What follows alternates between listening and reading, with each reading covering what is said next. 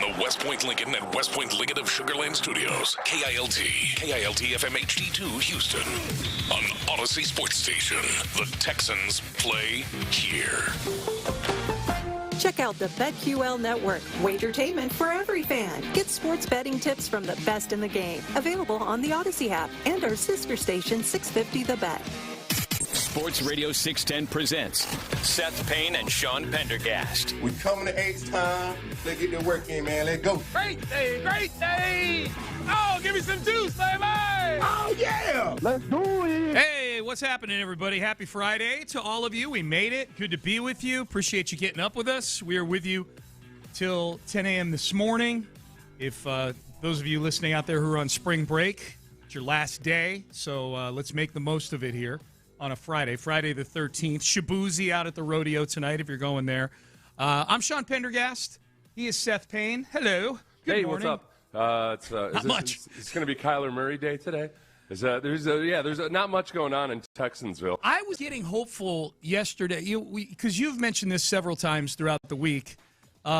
Mostly, and I think this is going to be a theme throughout free agency as long as you and I are doing the show and the Texans are a team that's kind of in the mix for things and needs upgrades here and there, is that there's always going to be that first day of free agency angst on Monday or first day of legal tampering. And you made a good point, of reminding people like, hey, man, when the Texans were last felt to be needing stuff, like making big moves in free agency, felt like a couple of years. Well, they probably should have made a couple more big moves last year and didn't. But like 2 years ago was when they had all that cap space and, oh, my God, they got to make this move or that move. And it wasn't until Thursday that they made the Danielle Hunter and Joe Mixon moves. I think there was even a third move they made that day. I can't remember what it might have been. But those were the two big ones, the big names. So I was kind of hoping yesterday for maybe a little something on a Thursday, and it never came. The one area that everybody's eager to see the Texans address is interior offensive line. Yeah. And the biggest news we've had really along those lines was that reportedly, according to Jonathan Alexander and I believe Aaron Wilson, the Texans did make an offer to Elton Jenkins, the interior offensive lineman for the Packers, who ended up going to the Browns. Browns just offered more money, reportedly, and at least it gives us a clue that the Texans are addressing that. They're just going to be careful about it, and the good news is that there's lots of guards still out there in free agency. I guess the bad news would be that not a single one of them is going to be coming and be all-pro or anything. No. But there's a boatload of just solid starters available in free agency, and it might be a matter of, like with a lot of these second-tier signings, guys want to actually talk to the team wants to talk to them, and they might end up I just need a veteran who can be a solid starter in there as perhaps the Texans end up drafting a bunch of offensive linemen. Yeah, the closest thing that we got yesterday was, which will carry over into today, I would imagine, until Wyatt Teller signs somewhere. But Wyatt Teller is officially on the street now. His contract voided yesterday. The guard, one of the two guards from Cleveland, Joel Bitonio and Wyatt Teller, are both now out on the marketplace. Wyatt Teller is the younger of the two players. Bitonio might retire. He's like 35 years old. He's going to wait to make a decision. But I saw a few people, including Aaron Wilson, saying that, and they've said that that's been the case for like a week, even when Teller was still on the roster with Cleveland, but the conjecture had already been out there that he was not going to be coming back to Cleveland, is that there would be mutual interest between the Texans and Wyatt Teller. So there was that bubbling up again yesterday. That's the closest thing I got, Seth.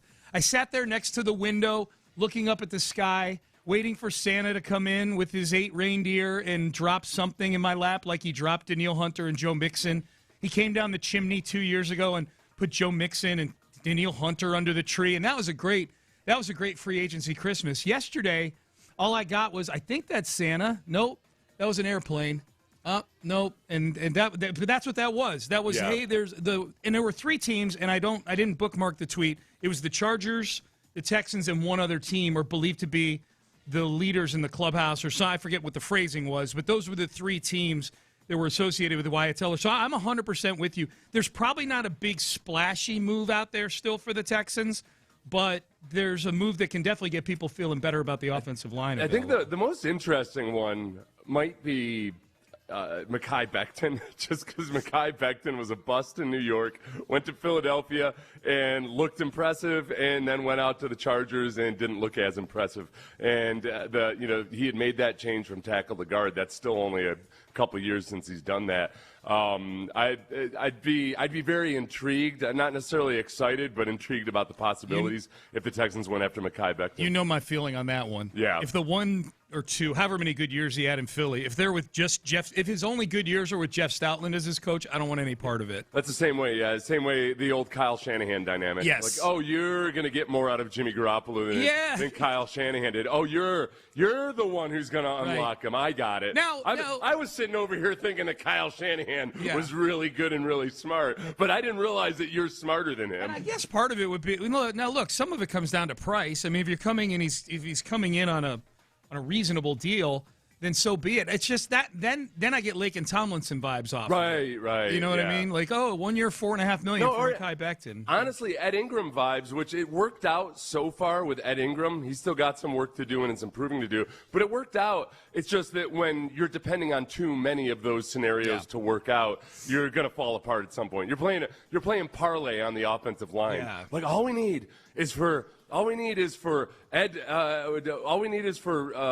Ingram to work out, and then all we need is for Lake and Tomlinson to work out, and all we need is for Cam Robinson to work out. Yeah. It's going to fall apart somewhere. Well, and at a position group that this team, I mean, we've talked about it. This team has had offensive line issues that predate Nick Caserio even. I mean, they've not had a good offensive line. A solid, good, really good, like a championship offensive line in a long, long time. Like going way back, relatively speaking, well, no, it's gotten to the to a point that we can play 6 degrees of separation with a lot of the O-line coaches around the league. Yeah. Like yesterday, I saw Titus Howard giving a pep talk to some of the linemen up in Cleveland about how George Warhop is going to turn it around for them because he really knows what he's doing. I'm like, oh, yeah, George Warhop was the offensive line coach for the Texans back in an era when I wasn't all that happy about the Texans' offensive line. It was funny you say that. 22. Well, I saw the same video. I had the sound down because Amy was watching something on TV, so I was just reading the captions. Yeah. And I saw what you're referencing, and I saw Titus go, "Oh yeah, George. He's the man. He was my coach in 2022." And anytime I see a year, and the Texans are on my mind, and that year is 2020, 2021, or especially 21 and 22, the first, the Cully and Lovie Smith years. I'm watching Titus. I'm like, man, I hope his new teammates aren't digging into what exactly was going on in 2022 with the Houston Texans. Well, no, and it goes further than that, too, because remember last year there were so many funny memes and everything about the Chargers' offensive line, and lo and behold, there we have it. Mike Devlin, offensive line coach for the Chargers. Dude. I remember him. I do, too. Yeah. Oh, God. Yeah, I remember being sold Mike Devlin. Bill O'Brien would die on a hill for Mike Devlin back in the day. So the good thing Mike Devlin ever did was during COVID, he explained on the new blocking rules about peel back blocks. Mm-hmm. He got up and started showing how guys have to box out. Oh, he has a butt right up against the camera. Yeah, I liked it. It was in response to a question I asked. I actually liked that. I also liked that he didn't know the term box out. He said, you got to basketball him. You got to basketball Did he really? Yeah. Oh, yeah, that thing most associated with basketball and nothing else. If I were going to call one move basketball, it wouldn't be dribbling or anything. It would be boxing it's out. A box out. When people are trying to explain to a deaf person that they're going to go watch a basketball game, they do the box out. They go like this. They don't dribble a ball or shoot. Yeah. They do a box out. The basketball. Yeah, basketball. Basketball is a verb. Oh, my God. Hey, you mentioned it off the top. The big news yesterday was Kyler Murray going to Minnesota on a one-year deal. And you could tell that's kind of the direction that was going. When the rumor mill started saying Minnesota's the leader in the clubhouse, and then as soon as Kyler Murray scheduled the meeting in Minnesota yesterday, you kind of felt like, all right, this is one where they're not going to let him leave the building. There's very interesting angles to this, and we know Kyler, between going to A&M and OU, there's a lot of people in our listening audience, and being from the state of Texas, Kyler Murray is arguably one of the greatest players, high school players in the history of this state. So there's a lot of intrigue with Kyler Murray. I know that. He signs a one-year deal with Minnesota. They only have to pay him the minimum because Arizona's paying him $36 million this year, and everything else. Any more Minnesota would have paid him would be less that Arizona would have to pay him. So the Minnesota Vikings essentially get a free roll for a year on Kyler Murray. Kyler Murray wisely had language put in the deal where he can't get franchise tagged. So this is truly like a one-year audition for not just Minnesota, but the rest of the league for Kyler Murray. He met with the media yesterday. I had no idea he was such a big Minnesota fan. He claims he shed real tears when Brett Favre threw the interception back in the 2009 NFC Championship game. How far back does your Vikings fandom or your knowledge or interest in this organization go? Thank you. Ever since I started playing tackle football, I was 7 years old. Genuine fandom. Ran deep, Vikings gear through and through. A lot of purple in my household. I don't want to bring it up right now, but maybe later, another day. It was a moment. I'll bring it up anyways. Whatever. I cried real tears whenever Brett threw that interception. I cried real tears that day. Okay. So that was the 2009 NFC title game, I believe. How old would Kyler Murray? Kyler's 28 years old. So that was 17 years ago. Okay, so he was 10, 11 years old. That's an age I think it's still acceptable to cry at the result of a sporting event. It's acceptable at any age. Is it? God, I'm jealous of people that can come to actual tears over something if they're when they're full-grown adults. No, I do. Like I've gotten worse. You know this, and I think you said the same thing about yourself. No. I mean tears about a sporting game.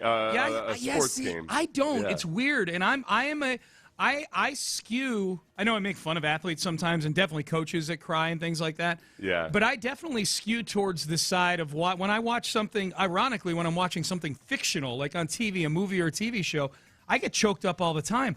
I can't remember the last time I cried at the result of a sporting event. I get frustrated and angry more than that. You know? I'm trying to think the last time the last time I cried on an athletic field as an actual athlete.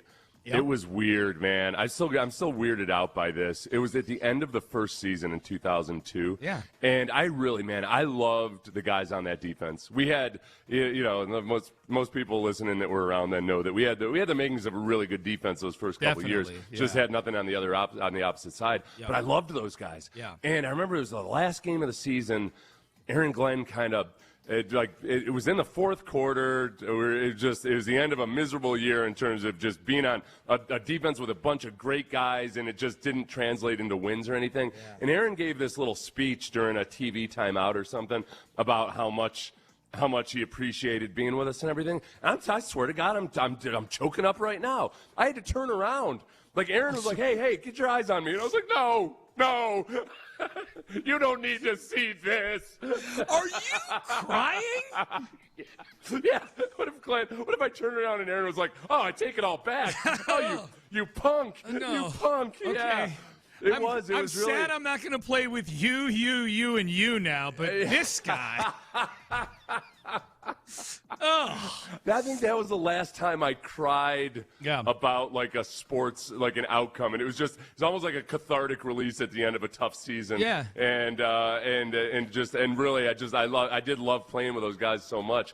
Yeah, that's true. I probably phrase that. I'm not saying it's wrong to do it or whatever. It's just like it's weird for me. Like sports isn't I'm super emotional about it, but I don't cry over it. But I do cry over things I see on TV that are not real. Like a fictional movie or a TV show. Yeah. It's weird. Oh, yeah. No, you know what else is weird about that? Like how you can totally just, I'm watching Boardwalk Empire, and it's easy for me to be like, well, they need to kill that guy. Yeah. And you just step into that world of morality and everything, and you don't shut it. You're like, good, I'm glad that guy died. His death wasn't miserable enough. But meanwhile, when I'm watching Friends, I'm never like, why don't they just kill Ross? Why doesn't somebody just cut his throat? That makes one of us. People would. I hate David Schwimmer. If I were to go on a website if I were to go in a chat room and be like, I really wish sometimes that Rachel would just take a butcher's knife and just cut his throat right in front of everybody. I get your People point. would frown on that. Somehow, it's okay for me to wish for death of this fictional character, but not that one. The vibe of the show matters. That's funny. Yeah. Speaking of killing things, I would imagine the signing of Kyler Murray at least puts 9 on life support here. Yeah. 9 is J.J. McCarthy. And don't come at me saying that we're giving him some janky nickname. This is a nickname that he gave himself. This is J.J. McCarthy, I believe after a win this year that he had very little to do with, I would imagine. But a reporter asked him, is there a place that you go mentally when you get into game mode. And this is what J.J. McCarthy said. Do you go to a different place in your mind, like on game day?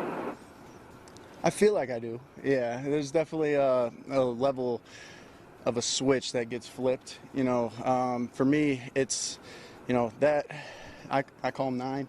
9 comes out, and I got to understand, okay, he can't be at his peak performance throughout 3.5 hours. So how do I find little ways, on the sideline, get back to my breath, get back to my visualization that could kind of maintain that intense, competitive stamina throughout the whole game.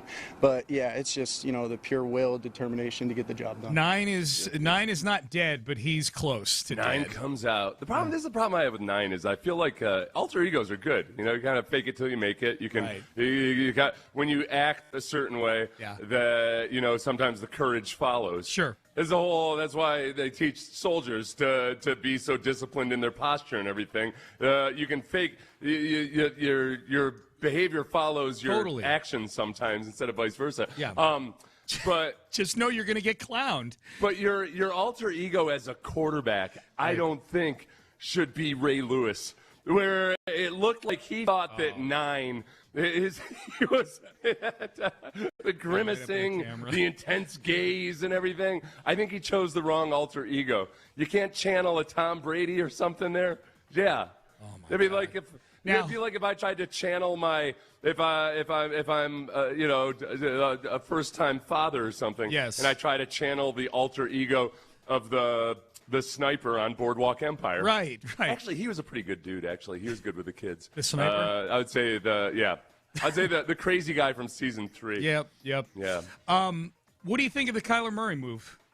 I think it's smart for Minnesota. I think it's always good when teams recognize that they probably made a mistake early on. And it's interesting, though, too, because a lot of the discussion yesterday is, well, what's 9 going to think? What's J.J. McCarthy going to do? Yeah. Look, do you need a better example of how twisted and curvy the road can be in the NFL than the fact that the guy you're going to be competing with is a former number 1 overall pick, rookie of the year, who's been discarded by his old team? Got a second contract. That you replaced the year before. You replaced Sam Darnold, a guy who had been buffeted about from team to team and now won the Super Bowl. If you can't recognize the environment of what it is to be a quarterback in the NFL, and that, man, it might not be. What's the stat from you? Is it the top 10 quarterback? Every top 10 quarterback in the draft from the year 2010 through 2019, only 3 of them are with the team that drafted. I think it was first round picks. I saw it was Albert Breer who tweeted it out. Only 3 of them are still with the teams that drafted. 3 of 59, I think the number was. And now what was weird with that? And I retweeted it was like, dude, I don't think any of the ones from 2010 through 2014 are still playing football. So, it's, that was it felt like he was inflating the stat. Well, that is, though, but if you hit on somebody in 2010, there's a good chance that guy still would be Stafford. playing. Stafford was drafted in 2009, and he's still around. That's a good point. That's a really good point. That as far as, you're taking a first-round quartaback, you'd think at least a couple of these guys would still be around in 2015, whether they're with their own team or not. No, you're now that we talked that through, you're absolutely right. But what this also, I just hope at some point, I want to get to a point where there's a transaction involving Kyler Murray where I don't see people saying, why doesn't he just go back and play for the A's? They still have his rights. Because he's making $36 million this year to play football. When was the last time he even put on a glove? Going to collect his $3 million signing bonus and go play in single A somewhere is probably not on his wish list right now. Do the A's even want it? The A's are the cheapest team in sports. Like, they want to pay Kyler Murray? Yeah, like the A's are going to pay his $3 million. Can you imagine if he showed it? He's like, I'm here to collect my signing bonus. Right. He shows up in Oakland. He's like, the people that drafted him may not even be there anymore. Like, who are you? Kyler Murray books a flight to Oakland. Yeah. And I'm like, hey, goes out to the old ballpark. What's going on here anyway? Sir, Kyler Murray is in the lobby. Why? Kyler Murray is at the demolition site. yeah, in Vegas. No, in Oakland. I'm saying he shows up in Oakland because he doesn't realize the team has moved. Yep. I was laying out a scenario there. I got you. All right. You thought thought I was mistakenly calling them the Oakland A's. No, I did not. I was looking at the clock saying we got to go to break. We got to go to break. All right, Payne and Pendergast with you on a Friday. Let's get to it. We got a lot of stuff to get to on the show. We heard from one of the newest Houston Texans yesterday. He did his podcast with his podcast buddy, the White Boy Wasted podcast, I think it's called, or something like that. Reed Blankenship and it's I know what it is. It's it's in Oakland. Yeah. No, it's Vegas. Come on, Sean. We got to get the break. No.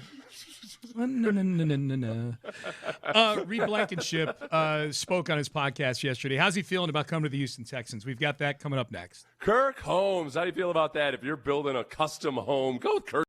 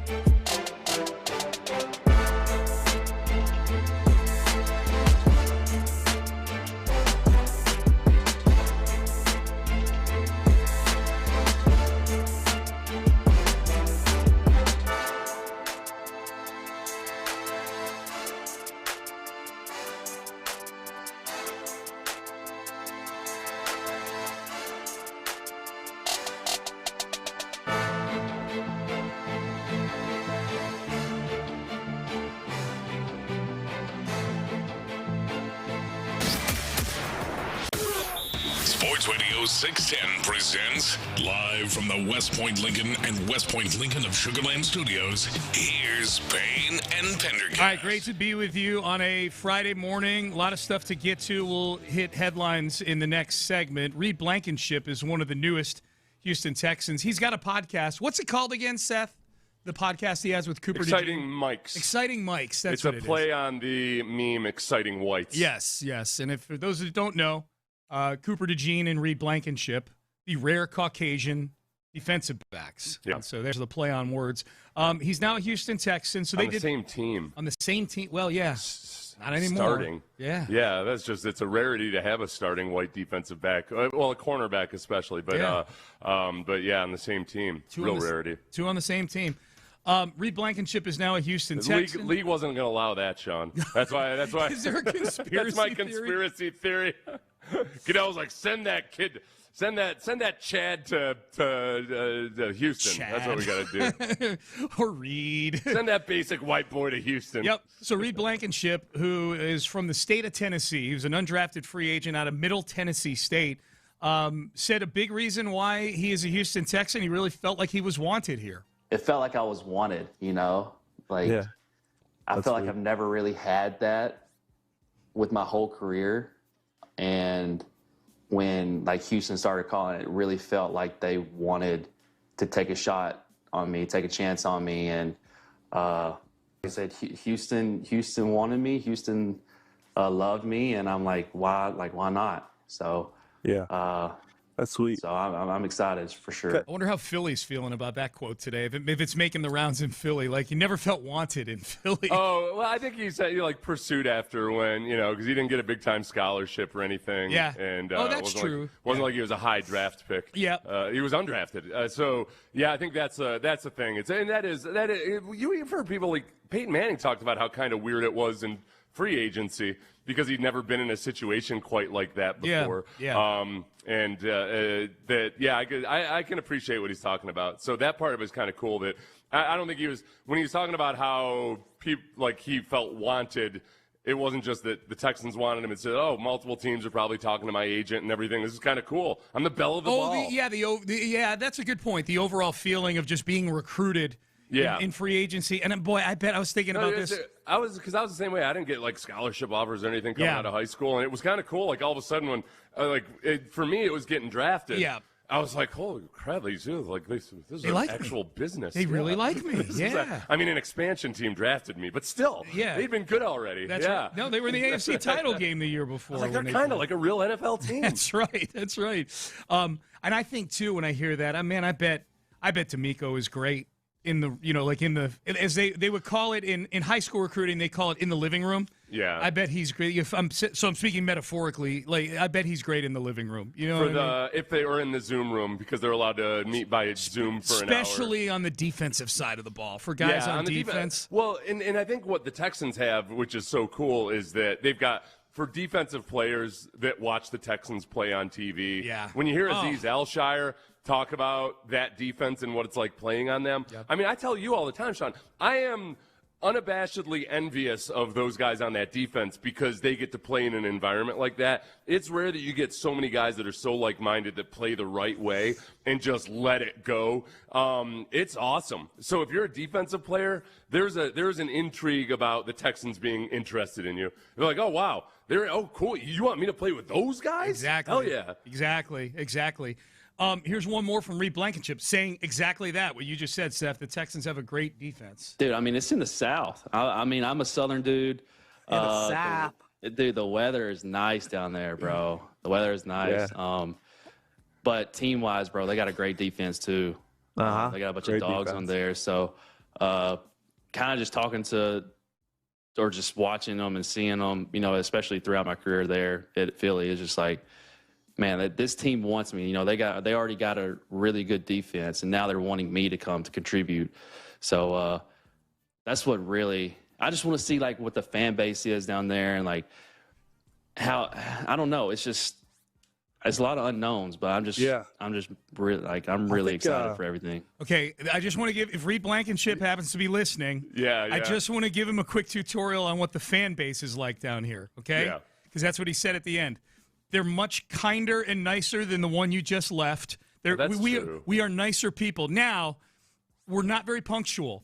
Mm-hmm. We're not going to show up as early for the games as they do in Philadelphia, where the stands are full at kickoff. Listen, Reed, just that so you know. That eagerness you felt from teams that were pursuing you, you're not going to get that in the first quarter of a fan base, okay? We want you to earn it. We're not all like, oh, Reed, look at me. I'm yelling at you. Exactly Reed. right. No. We're going to roll in midway through the first quarter, so we're going to have our nachos. Yeah. We're going to have a good buzz on, including Sean and I in the press box, that's kind of the way it is. Yeah. and just we ease into it up down here, man. The other part, it was funny. This is the dynamic that I like about Houston, where I don't know, but maybe Reed had already flown through Houston or something. I don't. The weather. Okay, so this is the advantage the Texans have for anybody that does actually want to visit the facility before they get drafted or before they sign in free agency. Yeah. It's like this all year, right? Yeah, high 70s maybe. The same thing. I'm like, you get a little bit of Old Reedster ain't gonna like training camp. Sometimes it gets a little bit more humid than this. A little bit. Just a tad. Not much. And, how much? I don't know. I don't want to quantify it. Yeah. I thought the same thing. When Mario Williams was a free agent, I happened to be up visiting my mom that weekend in upstate when he went New to York. Buffalo, you're saying. And he went to Buffalo in early March, and it was unseasonably beautiful out. It was... Never left the facility. It was like low 60s, sunny and everything. And, he never left the facility. They were probably telling him. Jim Kelly was probably like, oh, yeah, it's gorgeous. Bluebirds and happiness all year long. Nobody talks Hardly about ever this. a cloud in the sky. Nobody talks about this. Yeah, we're like Phoenix without all that oppressive heat. Right. Yeah, without the heat in the golf courses. Yes. Yeah, and he signed. Yeah, he did. Biggest contract ever at the time. Hey, you mentioned Aziz. He was on. I haven't watched the whole thing of this yet. I've only seen the posts that Houston Stressens that Garrett put up of this interview with Aziz and John Gruden. Yeah. But I also saw Garrett posted it was an amazing interview. So I'm very anxious to watch this today. But this was Aziz Al-Shaair. He was on John Gruden's podcast live with him, just sitting on a couch talking to John Gruden, saying keep in mind, this is a guy who played on the 49ers when they were going to Super Bowls a Super Bowl back in 2022, I believe, or 2019, whatever. This is the best defense he's ever played on. And honestly, hands down on all, levels, this is, the most complete defense I've ever played on. And, it sounds literally crazy to even say it. Even talking to the guys who I played with in San Fran, throughout the year will be texting me about it, bro, you guys look different. And mind you, that we come from the same DNA as far as the mentality. You talk about our D-line, it's just insane. Yeah. This is the thing. As he was talking about that, the common DNA and everything, I started thinking about, man, you got the Titans in the division now. And sometimes people worry that maybe the Texans play with such a style and practice so hard that maybe that's why they have so many injuries. Now, the defense was very healthy this year. Very, very healthy. Yeah. That was ridiculous how healthy the starters were for the most part during the season. But now the Texans are going to be facing a team in the division that, with Robert Saleh as their coach, that defense is going to start playing a lot more like the Texans do. Yeah. And there's going to be some violent, bloody Civil War battlefield type of games out there. But it just buckle up, offense. You got to get ready. I think there is. I went through this yesterday, Sean. There's a theme of physicality so far in all the free agency moves. The guys the Texans have picked up this year. Yeah. Braden Smith is a much more physical player than Titus Howard. I'm not going to say he's better than Titus Howard or anything. Different style of play. David Montgomery, very physical, break tackles, good short yardage. He is a physical player. I think on the defensive side, that's a given that they're going to be hiring physical players. Well, even Foster Moreau, the tight end they signed, he's is more a of a physical blocking tight end. Yeah. And he is, it's dicey. I went through and watched a little bit of him yesterday, and then I also, I like to look at what opposing fan bases do. Go to Reddit, where it seems to be a little bit more measured conversation, And it was that. And I think this matches the eyeball test. It's not like he's George Kittle as a blocker or anything, but he's a competent run blocker. But really in pass protection, I think that's where we might see a big difference. Is that you can, as George Kittle says, I think the art of pass blocking is how to get beat slowly. You're not gonna line up and handle Danielle Hunter, but if that's your job on that play, for whatever reason, figure out how to just get beat slowly. Right. Give him 4 seconds, I think he's going to be way more dependable as a pass protector than what we've had in the last few years. So the 1-2 combo potentially of Dalton Schultz and him is going to be nice. And then, as you pointed out yesterday, and I'm glad you pointed this out, this is the first thing you said, maybe the Texans won't be in so many 6-0 line formations anymore. Right. I got in a discussion with somebody about that yesterday. He said, hey, it worked. And look, until, they couldn't do it in the Patriots game, and that's where they really had trouble. And you know how I feel about this. It worked, but it wasn't ideal. Right. It was the least imperfect solution. Yep. The problem is when you have 6-0 linemen out there, you have one less viable receiver. So great, the pass protection's better, but it's harder to find open receivers. So it was a deal with the devil that they had to make in a certain degree to kind of give up some things to actually get some pass protection or to be able to get an extra yard or so. It wasn't ideal. It wasn't lethal. It wasn't like, oh no, the Texans have 6 offensive linemen on the field. Right. So hopefully this year they don't have to do that as much. All right, Payne and Pendergast with you on a Friday. Let's get to headlines. One of the newest Texans meets with the media today. Big signing in the NFL. Injury with the Rocket. I'm curious how Rocket fans feel about this injury report for tonight's game. We'll get to that and a whole lot more in headlines coming up next. Hey, we'll get to Trajan Wealth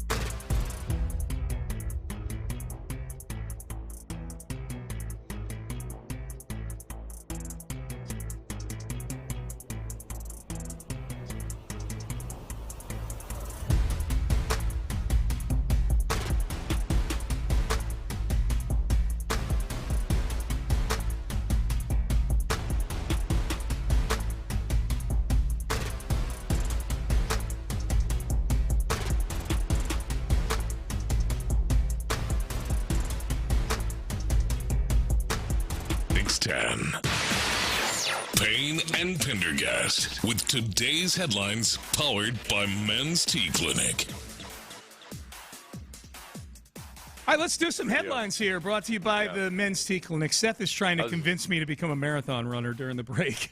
You have incredible endurance. It's just untapped. You're spending it in the wrong sport right now. It's channeled improperly, I would say. Your ability to diminish yourself physically and still persist and not get sick and everything is incredible. Thank you. For those of you who don't know, Sean's daughter, Judy, was a nationally ranked distance runner, and now she coaches cross country. And Sean always laughs about, like, how the hell did that happen? I'm like, dude, you go without sleep. You go out partying late at night, and at your age, you never get sick. You just it's an impressive endurance you have. Get up early to do this show, all those things. Like I go. You pretty can hard go out and just have a great old time. And you're well into your 50s, and you're still, and you just keep chugging. Just flip Seth the bird for those who didn't see. All right, let's get to headlines.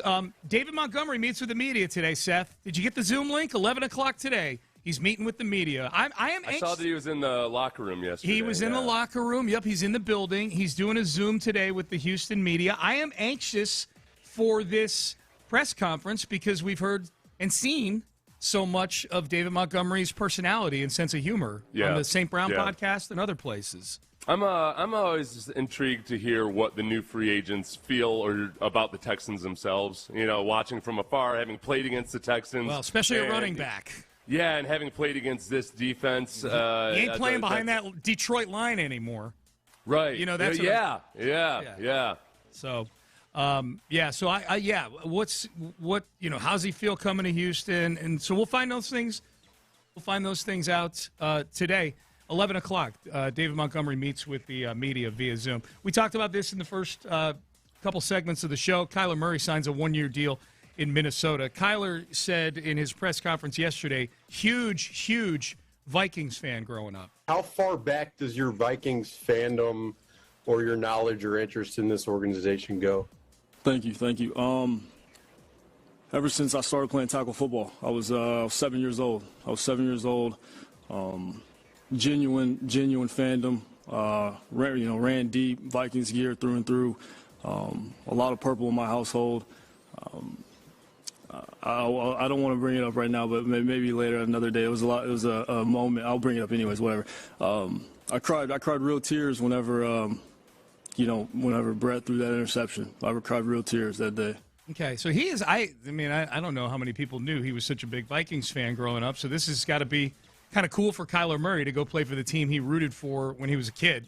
Yeah, probably a bonus for maybe in Minnesota they knew it already or anything, but maybe a bonus for a lot of those fans aside from feeling like they might have some hope. And that's where I think outside of Minnesota, people are probably going to be pretty cynical about this. They're going to wonder if Kyler Murray really has it in him or anything. I think in Minnesota, as well as outside of Minnesota, by some people, I think Kevin O'Connell has a way with quarterbacks, and I think he's regarded as a guy that really knows what he's doing in developing quarterbacks. He was part of Sam Darnold becoming the guy he is right now. With Kyler Murray, I think the untapped part of him just on the mental side of things, and I'm not talking about his film study or anything.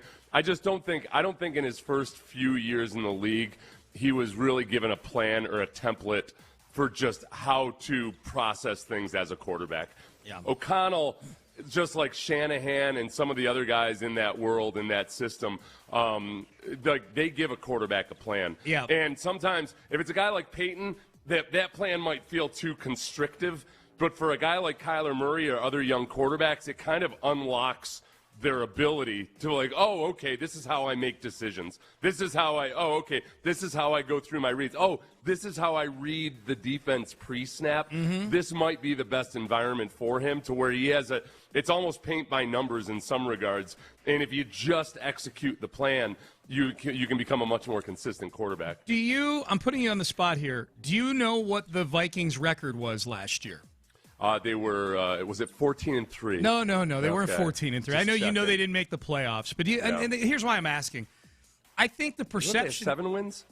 Okay, I'm glad you said so. You say 7 and 10. That's what pops into your head. Yeah. They were 9 and 8 last year. 9 and 8. Okay, they are the first team out in the draft. If you go to Tankathon, where it lists the draft order, they're the first team after all the playoff teams. They are the best of the 9 and 8 teams that didn't make the playoffs. So they were, and now they had huge cap issues this offseason, and they had to let some guys go. We know, Javon Hargrave gone and other guys gone. Ryan Kelly retired, all of those things. But Kevin O'Connell's a good coach. There's still a lot of talent on that roster. There sure as hell is a lot of talent on the offensive side at the skill positions on that roster. Yeah. I mean, Kyler Murray's going to a roster where his receivers are Justin Jefferson and Jordan Addison, and he's got T.J. Hawkinson at tight end. And they're bringing Aaron Jones back at running back. So there is material on that team. They were 9 and 8. The reason I couched it that way is I think there's a perception of the Vikings because J.J. McCarthy was such a meme machine last year, and because they're in a division with other teams like Chicago and Green Bay playoff teams and Detroit, who I think is viewed as a 9 and 8 team that probably didn't play to their talent level. Yeah. I think people think the Vikings are worse than they are. Kyler Murray there's a decent chance he's going to be on a playoff team next year. You know what? I realize this is why the perception of the Vikings was different. This always happens where they had a 4-game losing streak right up through week 13 or so. And you kind of write them off out of your mind. And then they go on like a 5-game win streak to close out the season, but they're set aside in your brain. Yep. Yeah. We've seen Texans seasons like this before. Yes. Where they start off really slow, and then all of a sudden they're a playoff contender, or they even make the playoffs. But just people kind of check out on some teams mentally. Yeah. They just look at them like, no, they're not a factor. Early impressions in the NFL are huge. And I succumbed to that with the Vikings last year. Yeah, no, well, I think it's human nature. So they were 9 and 8. He's going on to a team that's not a horrible football team. Rockets play the Pelicans tonight. Pelicans are they're record-wise a horrible basketball team, but they've won 7 of their last 10. Alperen Şengün questionable with lower back soreness, Seth. How do you think big man with back soreness? How do you think Rocket fans are feeling about the possibility of maybe Şengün getting a night off tonight? Because I know how I feel. I'm like, maybe tonight kind of change things up a little. But Şengün's getting heat right now from everybody. Like Şengün's getting a lot of heat. I feel like, I don't know, is it, do you get the tone of it as being more concern about Şengün or flat out anger at Şengün? I think it's a little of both. Yeah, I mean, and obviously there's the people on all parts of the spectrum on that. Yeah. I still feel like it's not like rage or anger completely at Şengün as much as, come on, Şengün, what the hell? Frustration and concern. Frustration. I would say animated frustration from people would be what that is. But they play the Pelicans tonight. There's a quick cut right here, but the Bam Adebayo 83-point game has still been a topic the last couple days. Eric Spoelstra actually spoke about this yesterday. And he said, I apologize. Eric Spoelstra, the coach of the Miami Heat, Bam Adebayo's coach, said, I am not sorry about anything. I apologize to absolutely no one. Period. And, going into the game, it's a Tuesday night game against a team where they're not playing for anything, where their organization is trying to lose. We've already lost a game. In that kind of situation. We have players that are sitting out, and I spoke to Bam about I want, as our best player and team captain, for him to be locked in and ready.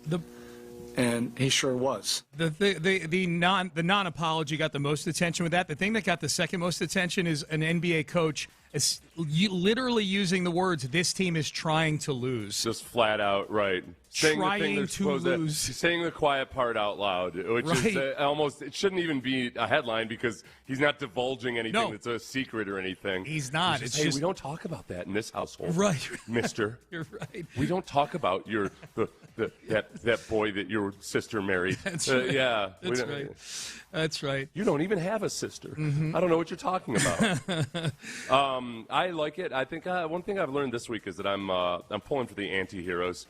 I like that the Ravens did whatever the hell they felt like doing to Max Crosby. I like that Spoelstra did whatever the hell he felt like doing. Yep. Yeah, you have. I've noticed that you Boardwalk Empire. That's got you in a mode. Boardwalk Empire. It's got you in a mode, man. And yet, as I watch Boardwalk Empire, as I do whenever I watch these crime series. Like, oh my God, that is not the life for me. No, I am not. Nope. I do not want to be a gangster. Oh God, no more. no. I do not have the stomach for that. All right, those are your headlines here, brought to you by the Men's Tea Clinic.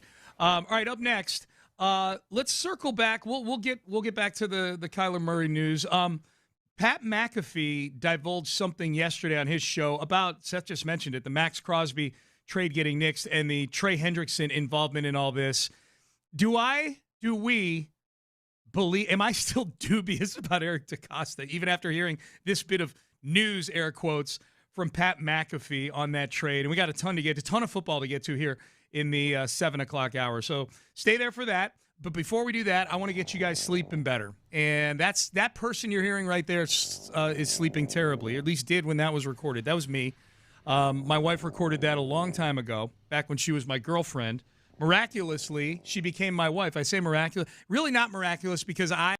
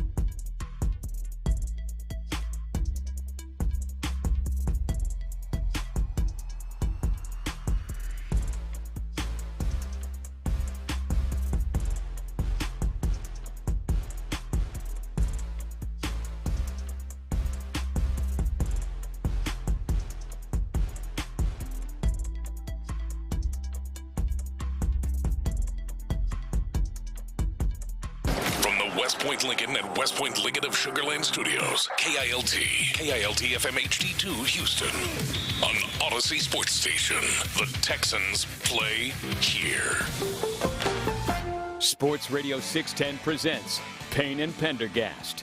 I would say the biggest story of this week in the NFL is the Max Crosby trade getting canceled, and Trey Hendrickson turning around and signing with the Ravens the very next morning. The trade getting nullified because the Ravens failed Max Crosby on his physical on Tuesday evening. Yeah. And then Wednesday morning, Trey Hendrickson, during our show, it was like 8 o'clock in the morning, signs a big deal, a 4-year, $112 million deal, plays the same position as Max Crosby. So the Ravens get to keep their 2 first-round picks. They get a cheaper alternative who's been, honestly, from a sack standpoint, just as productive as Max Crosby's been the last few years. Yeah, he's the difference there is really like Max Crosby's one of the best run defenders. He's a complete guy, yeah. And he makes and I know some people might say, okay, what's the big deal? Aside from actually stopping the run, helping stop the run as a defense, he makes a lot of tackles for a loss, which is like a sack. You know, it's not usually for as many yards, but it puts a team into 2nd and 15 or 2nd and 13. It's impactful, and I would rather have Max Crosby, but yeah, Trey Hendrickson is really good too. Yeah, and now there had been reports surfacing after the Hendrickson signing that Eric DeCosta, the GM of the Ravens, was actually toying with the idea of acquiring both of them. Max Crosby via trade and Trey Hendrickson in free agency, and that as far back as Monday when free agency began, the Ravens had at least started to sniff around on Trey Hendrickson and see what the market was like. He was still sitting out there on Wednesday morning. Several teams were negotiating with him on Tuesday, including reports of a mystery team coming in on Tuesday afternoon, which we now believe to be, and football now believes to be the Ravens who came in, and ultimately he winds up there. My personal feeling on this, which I said yesterday, I do not believe Eric DeCosta I believe that they watched Trey Hendrickson's market start to dip. They made the trade for Max Crosby, knowing full well that they could get out of it with a failed physical or before Wednesday's business league year began. So you almost had a placeholder on Max Crosby. Yeah. And then they start negotiating with Trey Hendrickson, or at least seeing what his market is. I think they did that with the idea that Trey Hendrickson's our plan B. If we're able to get him, if we get a feel like we're going to be able to get him, then we don't have to give up 2 first-round picks. I don't believe that there was a world where those two were going to play together. Others do. Others believe Eric DeCosta at face value on that. I don't believe anybody generally ever when they're speaking into him, like when they're at a press conference. But I'm skeptical of his claim. Yeah. This is the biggest thing to monitor and to wonder about right now is that, okay, well, the Raiders were certainly happy to let Max Crosby go for 2 first-round picks. Yeah. But he's healthy, right? I mean, or at least the physical shouldn't be a big deal. I'm just going to wait to see where this flood of offers for Max Crosby comes in now. Yeah. Because unless the Ravens were the only team that was willing to part with a couple of first-round picks or make an aggressive trade, maybe there is something to this smoke, and that maybe he isn't as far along in his therapy as, or the images show something that is concerning. There's plenty of time for that, but we just haven't seen it yet. The Raiders are acting like, oh, no, of course he's back, and well, all right. They're going to trade him again if somebody offers 2 first-round picks. Absolutely. Now, the Ravens are getting a ton of heat over this, and we'll get to that in a minute. The Athletic, Mike Sando, has a piece where he spoke to a bunch of executives and people around the league about this, and they are none too happy with the Ravens. And, in fact, the implication with a lot of it is that the Ravens have a history of doing things like this. Yeah. Here was Pat McAfee. Yes, I want to stick with the Hendrickson-Crosby potentially playing together dynamic, because according to Pat McAfee yesterday on his show, he says he has a source that says the Ravens told him that they were thinking of – because the Crosby trade had been done already when they're talking to Trey Hendrickson, that the Ravens were telling Trey Hendrickson, hey, we're thinking of getting both of you guys. Trey Hendrickson – I would like to say our sources are telling us that Trey Hendrickson genuinely thought he was going to play with Max Crosby. So now, was there a ploy behind the scenes to not tell Trey or not tell Max? And then once you get a deal done with one or the other, then we can kind of figure the whole thing out? Maybe. But like everybody's immediate response to Schefter saying like, hey, everybody was kind of thinking that they were going to be together. It's literally because of the scan that they saw. Maybe the Ravens and DaCosta was put up a front right there about the scans and how gutted he is. And maybe he was able to get through that. And people have lied on microphones before.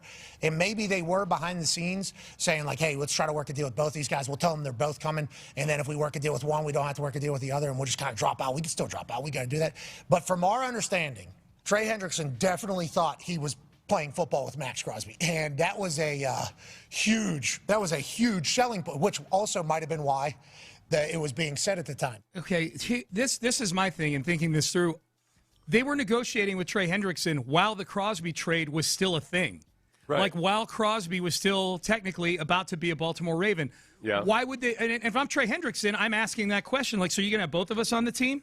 Yeah. And if I'm the Ravens, I'm not going to tell Trey Hendrickson, no, we're going to fail him on his physical. Yeah. Yeah, of course I'm going to tell Trey Hendrickson, yeah, we're going to play both of you together. Like, that's what else would you tell? If Trey Hendrickson's not a dummy, so he's going to say, you just made this Crosby trade. Why are you negotiating with me? I know, but like everything, yes, that's all true. But at the same time, everything that they were doing is also what they would do if they wanted to have both those guys on the team. Yeah. But then they got scared about the scan in the first-round picks. Like, every argument you're making for why this could be a diabolical scheme to screw a bunch of people over. Yep. It's still also exactly what they would be doing if they wanted to have both guys, but one of the scans. Totally didn't show agree. up. I'm just telling you what I believe. I think if Max Crosby, I think the thing that ends up settling this is that if Max Crosby doesn't get traded by the Raiders and nobody's willing to pony up serious capital to get him, that there's a really good chance that Costa's telling the truth. Then I will stand corrected, and I will say I was wrong. I'm just telling you, like, this was a very un-Raven-like sequence of things going on here. Yeah. You know, and that's my whole thing. And I don't know that it's a great use of resources either, to send 2 first-round picks and pay Max Crosby $35 million and then give $28 million to Trey Hendrickson when you had 9 free agents leave the door, go out the door the first day of free agency. And I don't think Eric DaCosta's a dummy. Like, I don't think that's a good... It's different than how he's typically operated. I just don't think it's a great strategy, and he's a good GM. That's all. That's why I'm saying, like, hey, look, is there if I feel like... I don't feel 100% that's... But if you have to ask me one way or the other... If I have to, be a sports talk radio host, what do you think is going on? And I have to say what I think is going on. I think that I think they were playing both sides. Yeah. I think they were playing both sides. I think they said, you know what, we'll make this Crosby trade, and probably made the Crosby trade with a little bit of agita in their stomach, because this isn't normally what they do, trading 2 first-round picks for a guy, especially a guy coming off a knee injury, and they go, okay, well, so we got the Crosby trade. Boy, Hendrickson's still out there. Let's just see. There's we lose nothing in negotiating with Trey Hendrickson. There's not a cost to negotiating with him. So tell me about the anonymous GMs and what they're saying. Okay, here we go. What's the fallout of this ultimately? Here we go. Because as you know, I'm kind of pulling for the anti-hero here. Yeah. I'll be disappointed if DaCosta wasn't playing shady pool. You're rooting for him too. Yeah. You root for the heels. I do. Yeah. I want to just screw everybody. We take care of us. Okay, here we go. I pulled the best ones here. A veteran agent, okay, so they have agents and executives they've been talking to. A veteran agent called the move a shock, the cancellation of the trade, that is. Mm-hmm. But, quote, not a surprise when you think of who is involved, end quote. Feels like an agent that maybe had some rough dealings with DaCosta over a contract at some point. Did we ever know or hear about DaCosta being a shady individual or anything before all of this? No, I don't recall. No, and Will Compton brought up that story. Will Compton from Bussin' with the Boys brought up that story from 2018, but I think Ozzie Newsome was still the GM back in 2018. So, but the organization, like that, I could see where you can talk about the Ravens as almost like one long stretch, like a lineage, the same guys in philosophy and everything, especially in the front office. I think that he brought up, that's the thing. Will Compton brought up that story about when they bailed on that Ryan Grant trade after a physical, but didn't bring up the fact that Ryan Grant only played 1 season after that and never again. He ended up having a 5-year career plus 2 games in his 6th season, that whatever the Ravens found in the physical might have actually been something. Maybe. If anything, I would give the Ravens credit for that because they bailed on a guy who would only play 1 more year of football. That's true. And that maybe there really was something physically going on with him. I would need to know what the injury was that ended his career. Like if he tore an ACL in that 2019 season or something like that. Because Compton's point was he had never missed a game up to that point when they failed him on his physical. He missed a lifetime of games 1 season later. 1 season later, he was done. Okay, here's the next one, Seth, that I pulled. These are anonymous executives talking about the Ravens canceling the Max Crosby trade. The not a surprise when you think of who is involved was consistent with what 2 executives said about the Ravens' reputation for, as one person put it, effing with people. They were effing with people. So the Ravens were, according to another organization. The nefarious DaCosta, who you like so much, effing with people. So there's that. This article by Sando, there's an executive that brought up the possibility of the 2 sides working something out after the physical. In other words, hey, we're going to flunk him on his physical. This is a lot of risk to take on for 2 first-round picks, but we might be willing to take on the risk if it's only a first-round pick and a conditional third or something like that. Like there'd be a renegotiation going on, and it's funny. Because I had forgotten about this. The article, that doesn't happen very often, but the article actually cited the trade of Dwayne Brown to Seattle in 2017. And Texan fans will remember that. At the trade deadline, the Texans traded Dwayne Brown to the Seahawks for a 2nd, a 5th, and cornerback Jeremy Lane. Lane flunks his physical, and so the 2 sides renegotiate, and it became just a 2nd and a 3rd. So for whatever reason, that didn't happen with this particular deal. Yeah. So so do you from here on out look at DaCosta as kind of a villainous character? Not villainous. When the Texans face the Ravens, that's going to be one of the things you bring up on 5 Reasons to Hate. Now that's different. When they play the Ravens, I will bring it up on 5 Reasons I Hate You, that Eric DaCosta is a nefarious turd. I need them to screw over the Texans at some point for me to really feel something about this, to stop admiring him as an anti-hero. Yeah. I need to actually be screwed by it, where I realize, I didn't realize he was a genuine villain. Yeah. I didn't realize his soul was black and dark, and that he's evil. Yeah. I didn't realize all this. I'm just telling you what I think happened. I'm not saying that he's a bad person or that Sounds he's like effing you are. with people. I know it does. That's why I need to clarify. I don't think he's awful for doing that. I think it was summed up best by DaCosta himself when he said, I got to do what's best for the Ravens. And that is his job. He's got to do what's best for the Ravens. Now, a veteran agent summed it up this way, and I think this is accurate as well. It's not a good look for the Ravens, but I don't think they care. And I would agree with that. I don't think they care. And DaCosta was actually asked about that. Do you worry that teams are not going to want to do business with you now? And he's like, my phone is still ringing today on other deals. He said no. Well, that's where, should the Raiders have, you could have done this, if you could have executed this a little bit more swiftly or gotten the physical done earlier or something. That was suggested in the article, too, by an executive. Yes. Yeah, it's interesting. So an actual executive said that, too. Yeah. That, you could have pushed the timeline up on this so it didn't coincide with free agency. They should have demanded, because this trade got done a few days before the legal tampering period began. For those of you who don't know, you can't actually consummate the deal until the league year begins. Right. But the physical part, you could have worked that into the deal that you got to have the physical out of the way before the league year begins. Send the jet. Yeah. Put Crosby on the Raider jet and send him to Baltimore the second the trade is made. That's what the executives. I mean, I'm bringing the part up about the jet, but the executive suggested that they should have demanded as part of the deal that the physical get done immediately. Yeah. Because once Monday hits, that's when the Trey Hendrickson solution becomes a real thing. Like the possibility of talking to another solution at that position that is cheaper on the cap and doesn't cost you 2 first-round picks. All of a sudden, now you have competition on a deal that you think is consummated. Yeah. And so, that was suggested by somebody in the article, too. Now, Crosby yesterday, Seth, tweeted, because we've heard all this talk that, he's still going to be on the move. He still could get, and he still could get traded. Everything is just smoke right now. But Crosby posted a meme of The Undertaker popping out of a flaming box on the stage on Monday Night Raw with a really nasty look on his face, as if to say, I'm back, baby. Crosby tweets, everything happens for a reason.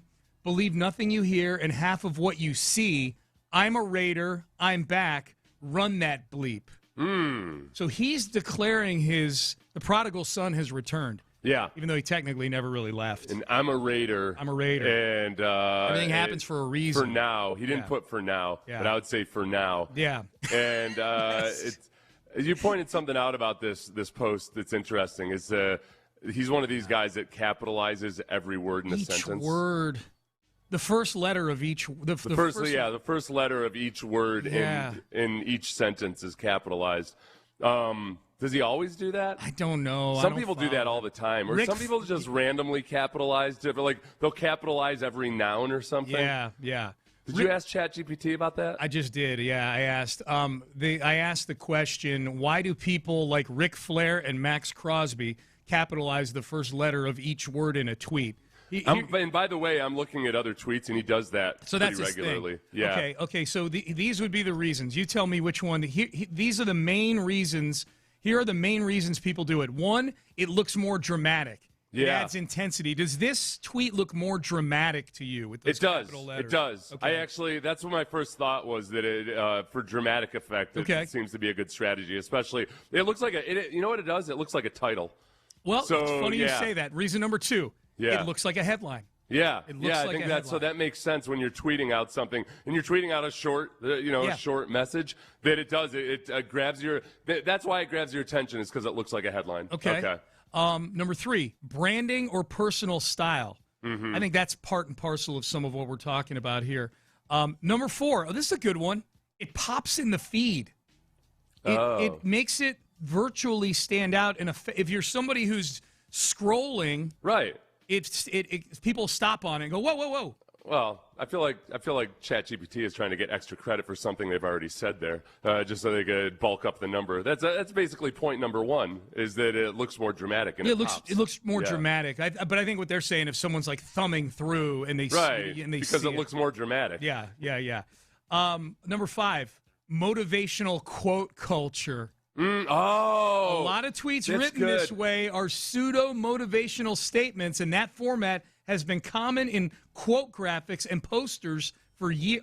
Like actual posters on the wall. There's a good chance that the only reading that Max Crosby has ever done in his life is motivational tweets and Instagram posts. Yeah. So he just thinks this is the way it's done. Do you want to hear what ChatGPT says is the sports radio angle for this capital letter thing here? All caps, yes. You could easily turn this into a quick bit, ChatGPT says. Why do all these guys tweet like they're writing the Declaration of Independence? Max Crosby tweets like every sentence is engraved on a stone tablet. That's a bit. Good job, ChatGPT. Was the Declaration of Independence written with every word? No, I think ChatGPT's got but just Moses, making it look more important. Got Moses confused with the founding forefathers. Old Jefferson looks like he was using proper grammar in this one. You've mentioned it before. ChatGPT does have a few glitches. Them confusing the founding forefathers with Moses in this one, the stone tablets. I didn't know. He was just giving you a couple different metaphors. I like that. Yeah, I got you. So Max Crosby saying he is back with the Las Vegas Raiders. If he were to get traded, where would be the landing spots? This is Dan Orlovsky. Let's look at this through a Texans fan prism. Dan Orlovsky rattles off a few teams. Is Max Crosby a level of player where you have any doom and gloom if he were to land with one of the handful of teams that Orlovsky says should be in on Max Crosby? If I'm Buffalo, who just restructured Josh's salary to get under the cap, I'm having that conversation. If I'm the Los Angeles Rams, I'm calling the Raiders. I think there's obviously a lot of teams that should be in that conversation, but I'm looking at teams that truthfully are, if I'm Kansas City, who has 2 first-round picks, and they just restructured, I believe, Patrick, to get under a salary cap situation, I'm making that conversation as well. So if I'm those annual Super Bowl contenders and you think that you can get him at a lesser value than he was a couple days ago, absolutely. Philly, Buffalo, the Rams, Kansas City, all should be making those calls. Okay, that's the key, the lesser value thing, because these are all teams that are going to have a really hard time either with draft capital or salary cap issues fitting Max Crosby in. And I would point out that cut we just played comes from a couple of days ago before the Buffalo Bills agreed to terms with Bradley Chubb. Right. Yeah, that was my first thought there was so I would cross them off. Which, look, if you do what a lot of those teams that already have one good defensive end do what the Ravens were going to do, allegedly. Or what the Texans have done. It's not, right. That's where, and one of our listeners brought that up yesterday. Yeah. Is it really all that aggressive if you consider what the Texans have done and how much they're going to be paying their defensive line very shortly here? Now, the Texans gave up multiple picks for Will Anderson. They pay a boatload of money to Danielle Hunter. There's some similarities there. The difference would be that Will Anderson at least is still very young, where the Ravens would have two veteran players, one of whom is coming off of a surgery still, and that he's 30 years old. Yeah, they're going to be paying list price for both of those guys. Whereas, and I know, look, Will Anderson could get an extension today.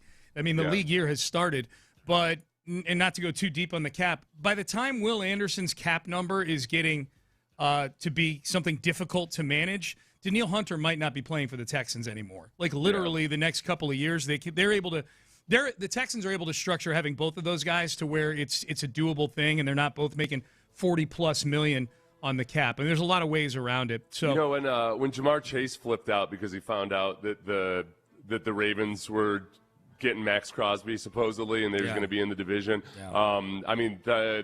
We are back now in that territory of he could actually end up in the AFC South. Yeah. There's a chance that somebody like Robert Saleh might be like, oh, yeah, give me Max Crosby. I like that. That's interesting, because I don't think they'd trade the 4th overall pick for him. That's the thing. They're picking really high. But they might trade a future first and a high second or something. Well, to the point that I think Orlovsky was making, like, look, we don't know. We don't know. It's all posturing right now after this thing. It's not unprecedented, but it's pretty damn close, and we haven't seen anything like it in recent years. There's probably a big part of the Raiders and the other suitors for Max Crosby that are just trying to wrap their heads around things right now. Yeah. It's not just that the trade got canceled. It's the trade got canceled for a medical issue that we don't know how real that is. And ultimately, if you make a trade for Max Crosby, you'll get the same crack at it that the Ravens did. But I would imagine there's still it's only been a couple of days. I would imagine there's still a lot of just kind of laying back and going, okay, we don't know what the market looks like right now. You know what I love about it? I love that even if another team agrees to a trade for Max Crosby and then that team fails him on the physical too, the immediate conspiracy theory is, well, that team was just trying to do DaCosta a favor. They're just trying to make DaCosta look better. That's all that is. There will be no placating the Sean T. Pendergast of this world. God no. And then like the next day, that team gets somebody on the cheap from the Ravens, like DaCosta's doing them a solid. I'm trying to figure out with McAfee. I feel like I've seen a couple different clips where it seems like at one point they're saying it's stupid and childish that people have these conspiracy theories, but then I'll see another clip where it sounds like they're adding fuel to the fire of the conspiracy theories. Yeah, I don't know. So where does McAfee actually stand on this? I couldn't. Does he know? I couldn't really tell. Like, he was just McAfee takes a side on very few things. He's got very few strong opinions. McAfee, if you ever listen to him, he doesn't have a ton. He gets the great. Strongest opinions are usually that, hey, something's nonsense that people are making a big deal out of this Aaron Rodgers thing. Or hey, it's nonsense that people are making a big deal out of something I said. Yeah, that's my strong take on that. No, most of think about the things that.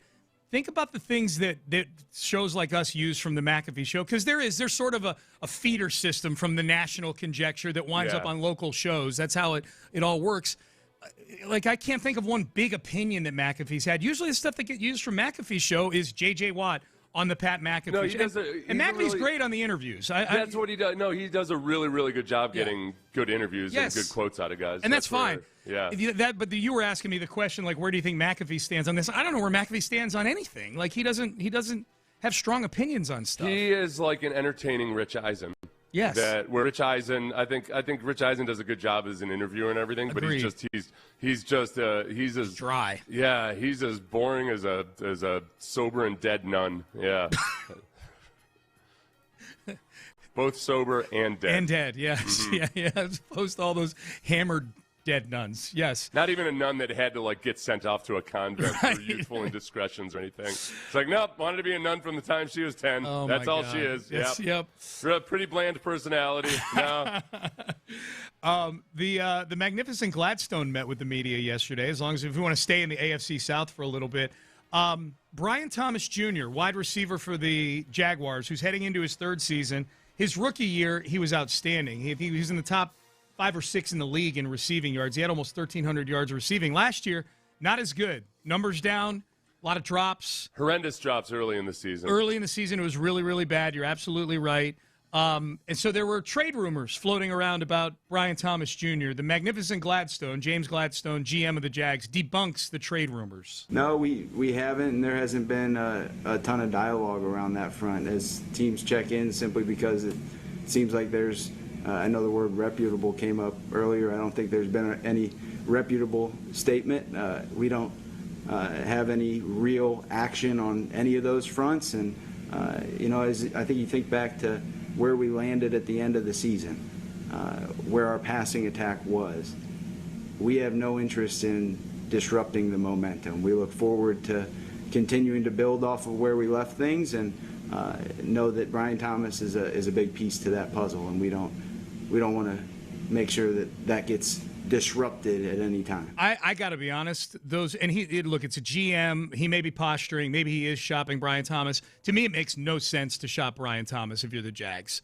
Yeah. Just because, unless someone's going to give you 2 first-round picks for him, but they're not going to. And I think they're totally going to look at it as, wait a second, his rookie year he had a 5.3% drop rate, which is maybe a little bit above league average or thereabouts. He made up for it. Yeah, last year was 11%. Yeah, over twice the drop rate, and he wasn't targeted as often. So his rookie year he had 7 drops.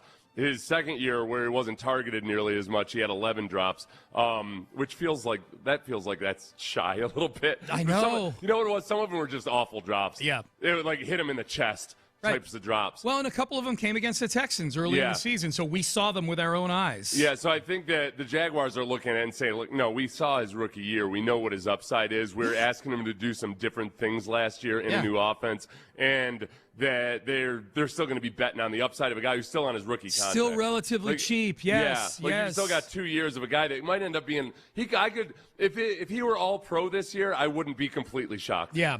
He was that good as a rookie.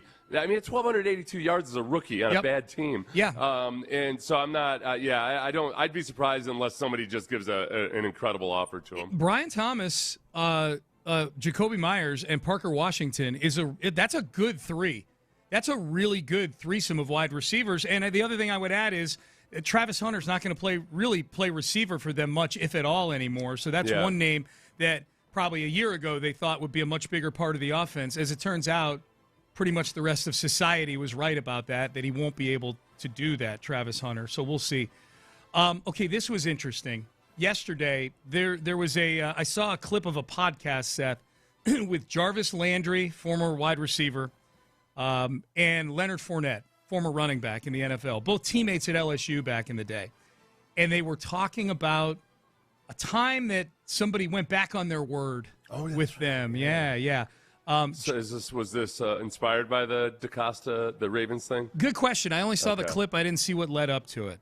But probably both of them brought up Deshaun Watson in 2022 when the Texans, when the criminal charges were not dropped. They were never, when it was determined by the grand jury there would be no criminal charges in the Watson case, and now all of a sudden, boom, Nick Caserio's got the auction going for Deshaun Watson. And the teams at the time were Carolina, New Orleans, Atlanta, and obviously Cleveland. And Debbie, Jarvis Landry would have been coming off his last year in Cleveland, and he was going to be a free agent. Yeah. Okay.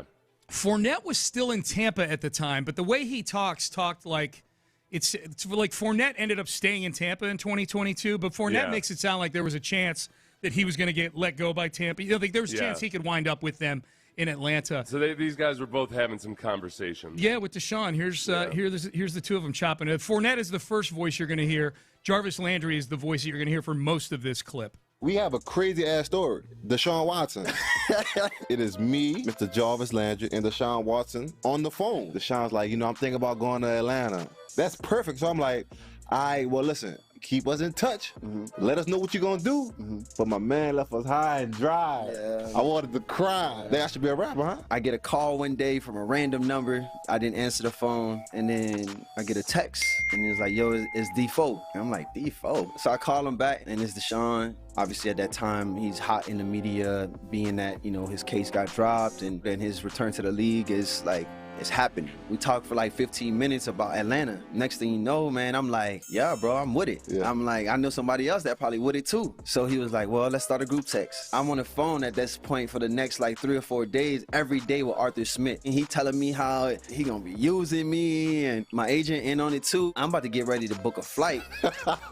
We even planned where we were gonna have dinner at. I wake up the next day, bags packed, driver coming through the gate. Breaking news, Deshaun Watson signing Cleveland Browns. I called ASAP. I said, what the f***?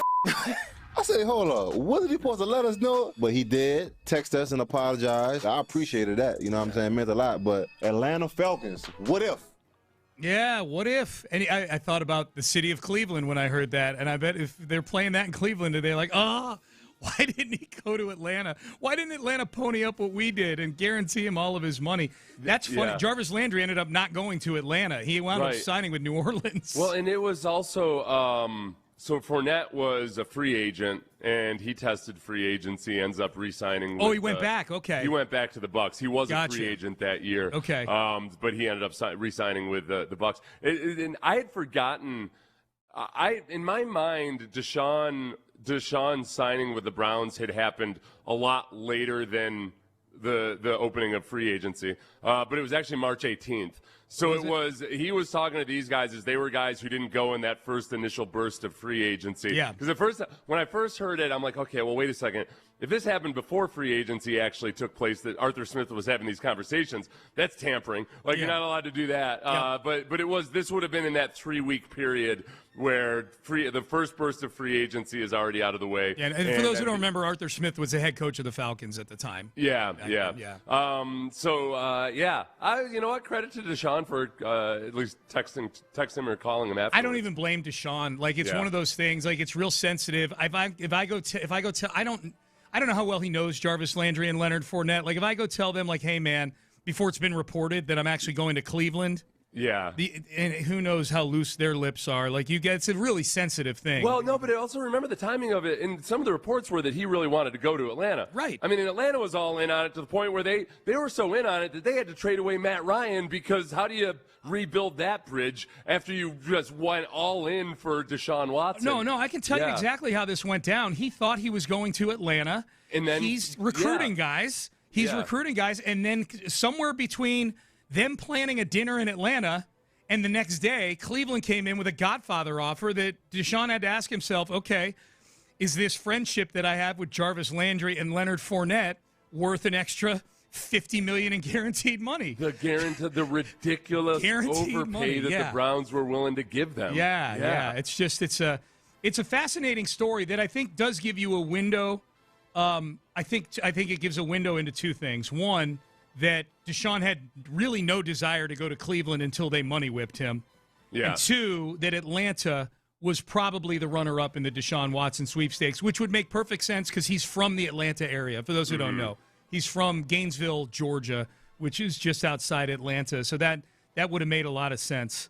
But Atlanta, remember, I think, wasn't Atlanta the story that they weren't even necessarily thinking about Deshaun until Deshaun made the overtures?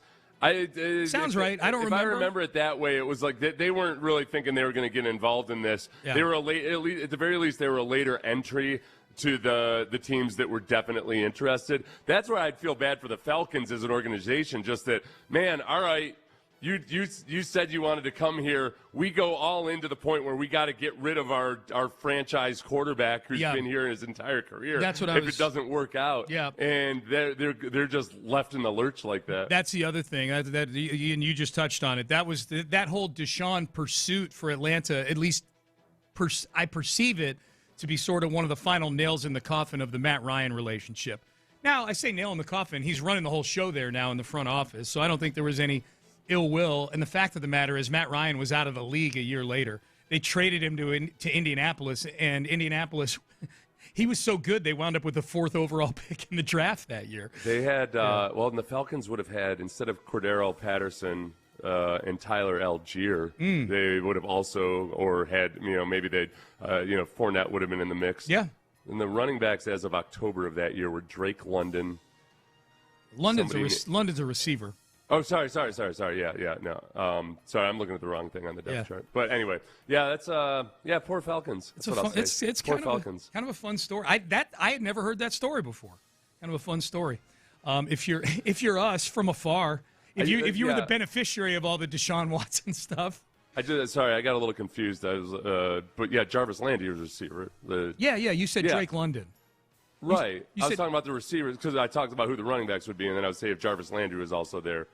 Right. No, I know. Yeah, but you said Drake London a running back is what you said. Sorry, receivers. Okay, sorry. That's what I was correcting. You freaked me out like I was talking about the wrong position in general or something. No, I knew what you meant. I was just you said. Yeah, but no, I was trying to figure out who the hell the other wide receivers were.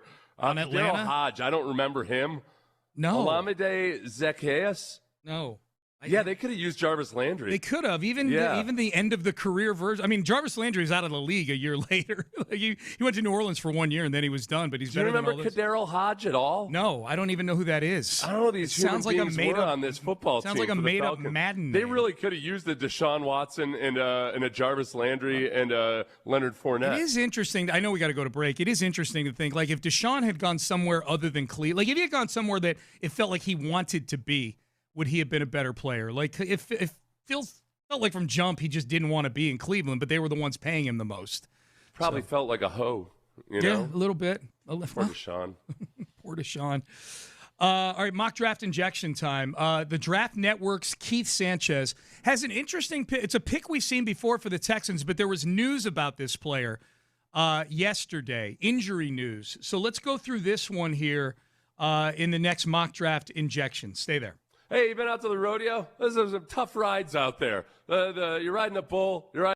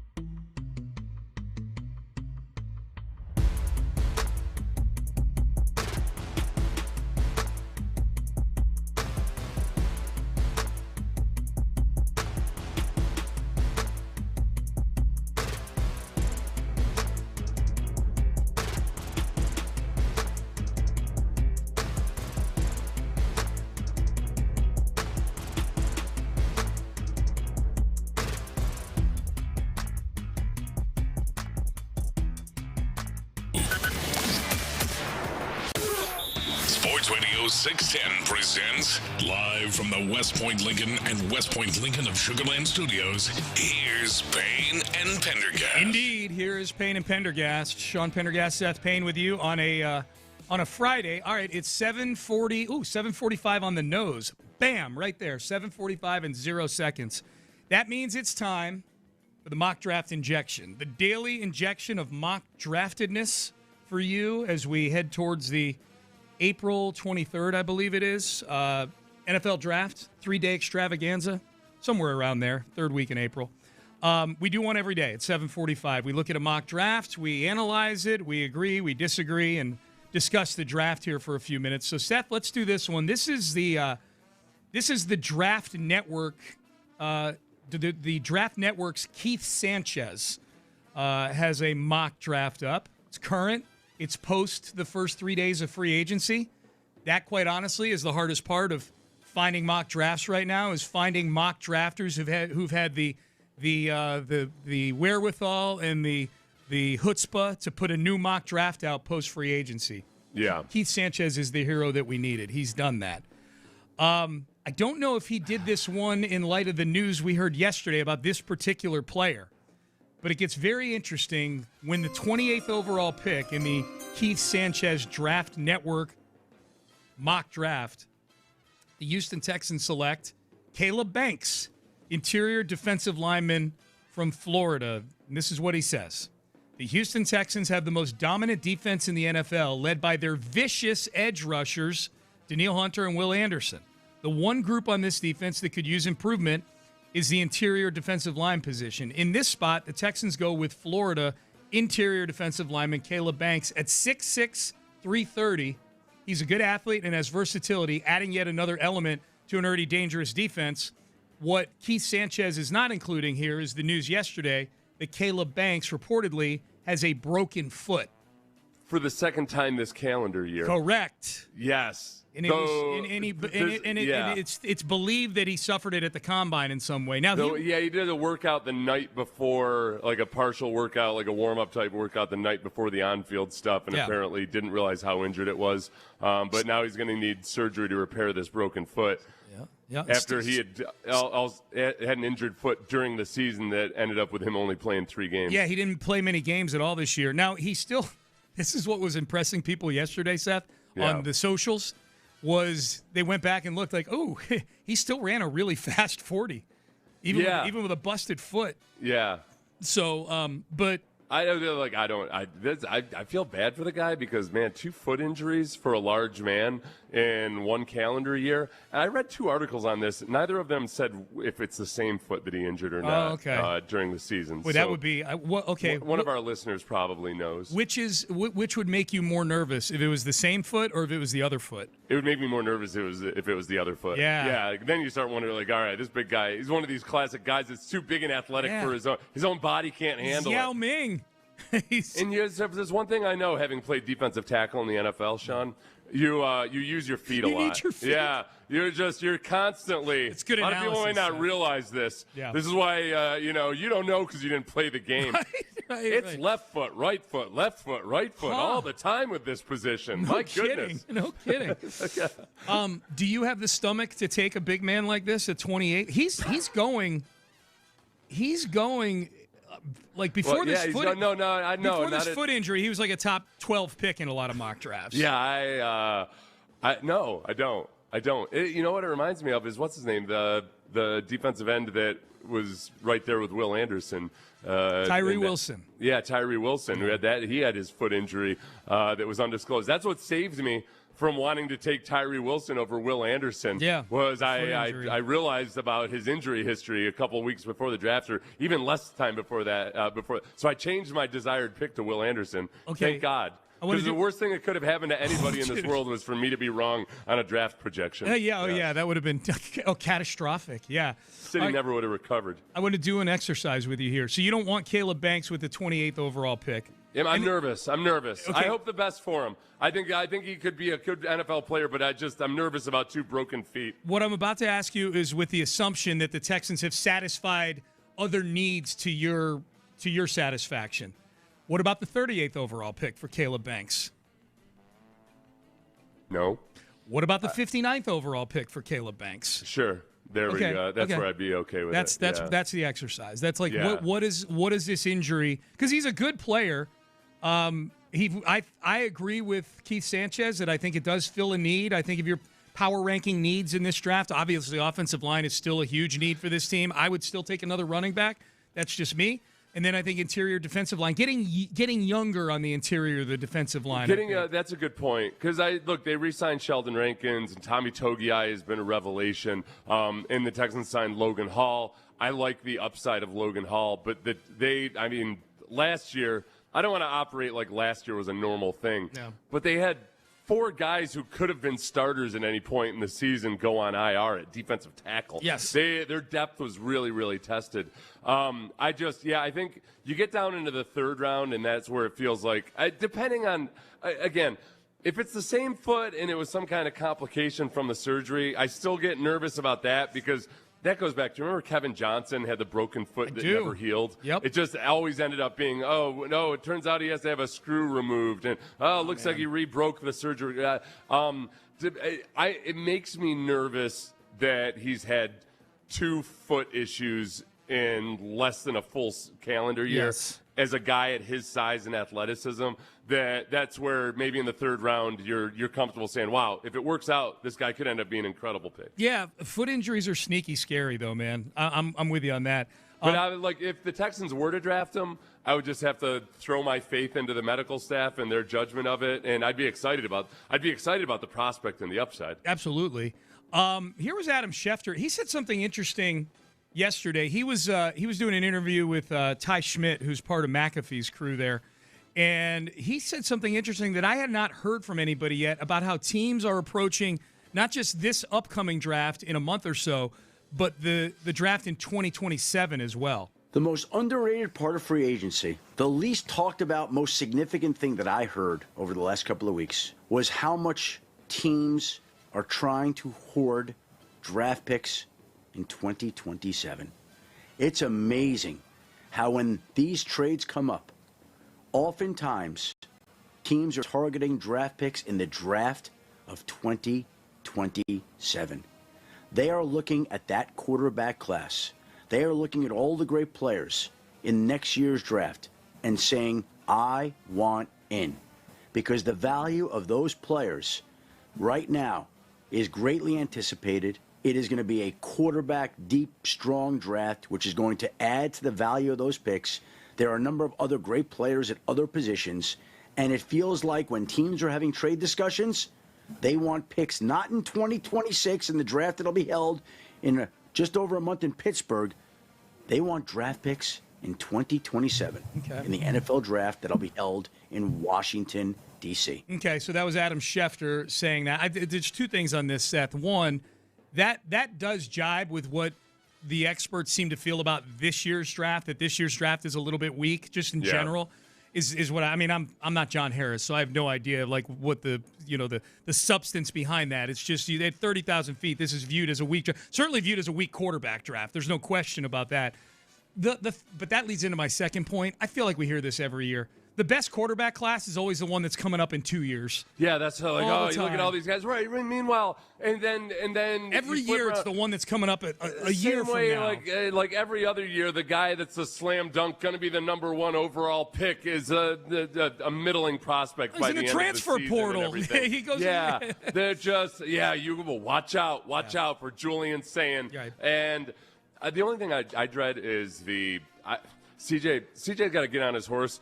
And have a really good year this year because I cannot handle another year of discussion about Ohio State quarterbacks. No. Being never drafting Ohio State quarterback. No. Do it for us, CJ. Do it for my sanity. Do it for the talk radio I've been trying hosts. to tear down the false narrative of never drafting Ohio State quarterback. Yeah. Please. Yeah. Could you please put that to rest this season? All right. Payne and Pendergast with you. That was our mock draft injection. I'd imagine we'll get a new flurry of mock drafts next week. And we'll see where they've got what they've got the Texans doing.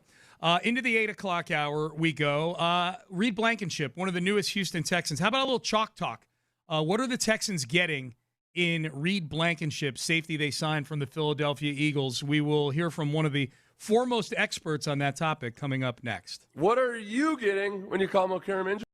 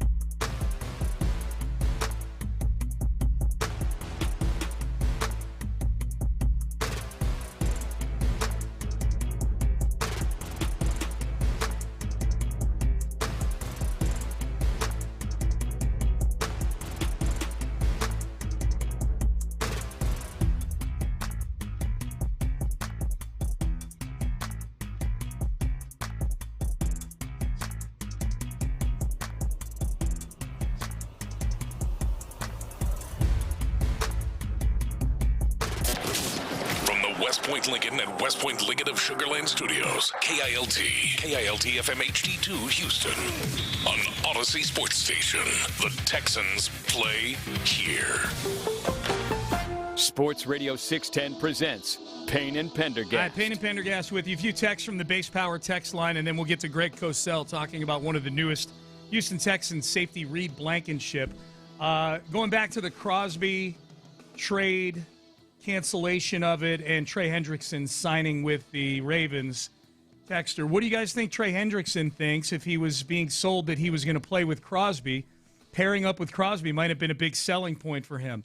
Yeah. I think he's really happy to get $28 million a year is what I would guess. And that if that was a big selling point for him, he should have known that the deal wasn't totally done yet. Well, and that's where, and he didn't, at least it wasn't announced that they were signing him until after they had also flunked Crosby, right? Flunked Crosby on Tuesday night. Yeah. Announcement of Hendrickson deal was 8 o'clock Wednesday morning. Yeah, so Trey Hendrickson himself, who can't sign that deal until Wednesday, could have easily said, oh, well, all right, well, that was cool and all. I think, look, he was being sold that. Yes, cool. Were the Ravens being honest? Who knows? Probably not. Sean's got me convinced. But at the end of the day, just like every player that says, it wasn't about the money, I just happened to go to the team that offered me the most money. Yeah. It was really about the public transit system.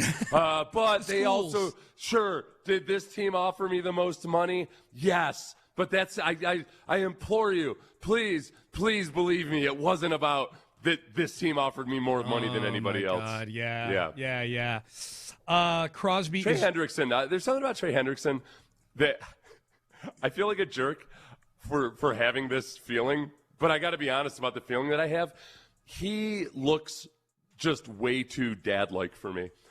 As a defensive end, there's something that he looks like he should be wearing ill-fitting khakis and a golf shirt. In uniform, out of uniform, yes, he does not look like somebody who should be getting 17 and a half sacks. He looks like he should be wearing frumpy office gear. Yeah, he's like like a blazer that doesn't even quite fit or anything. And yet he's a really, really good defensive end. He's a little chunky. No, he's no frills either. Like no gloves, no tape around he's just long sleeve t-shirt underneath the jersey, and that's it. And I don't know why. I guess what annoys me is that I don't know why it annoys me. Yeah. It shouldn't annoy me, but there's something about where I look at him and I'm like, man, I cannot take you seriously. If anything, it should make him more what Tom Brady likes to call, Seth, likability. He should be more likable. Tom Brady. That aspect of people liking you, something that Tom Brady likes to call likability. That I like to call likability. Thanks, Tom. Appreciate That's you. At least Tom Brady's AI service calls it. Oh, my God. Yeah, so, okay, I'm glad that you have that opinion, too. Yeah. Oh, yeah. It's just that he looks more like an offensive lineman. Yeah. It's not uncommon to see offensive linemen who look like that. It's rare to see white defensive linemen who look quite like he does. I'll take it a step further. I think that's one of the reasons why he's experienced so much contractual difficulty in his career.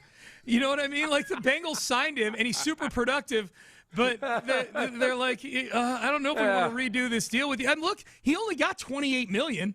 Yeah. And I say only the top of the market for his position. Now, keep in mind, he's a year removed from being the runner-up for Defensive Player of the Year. Yeah. The top of market for his position is $47 million. He got $20 million less than that. He looks like a guy who's destined to never rise above middle management. He's happy. The guy's pension is okay. He'll be happy. Don't offer him more than you need to. He ain't going nowhere. Are you telling me that if Trey Hendrickson had 17 and a half sacks 2 years ago, was runner-up for Defensive Player of the Year, and then he only played 7 games this year because of a hip injury, but he looked like Danielle Hunter?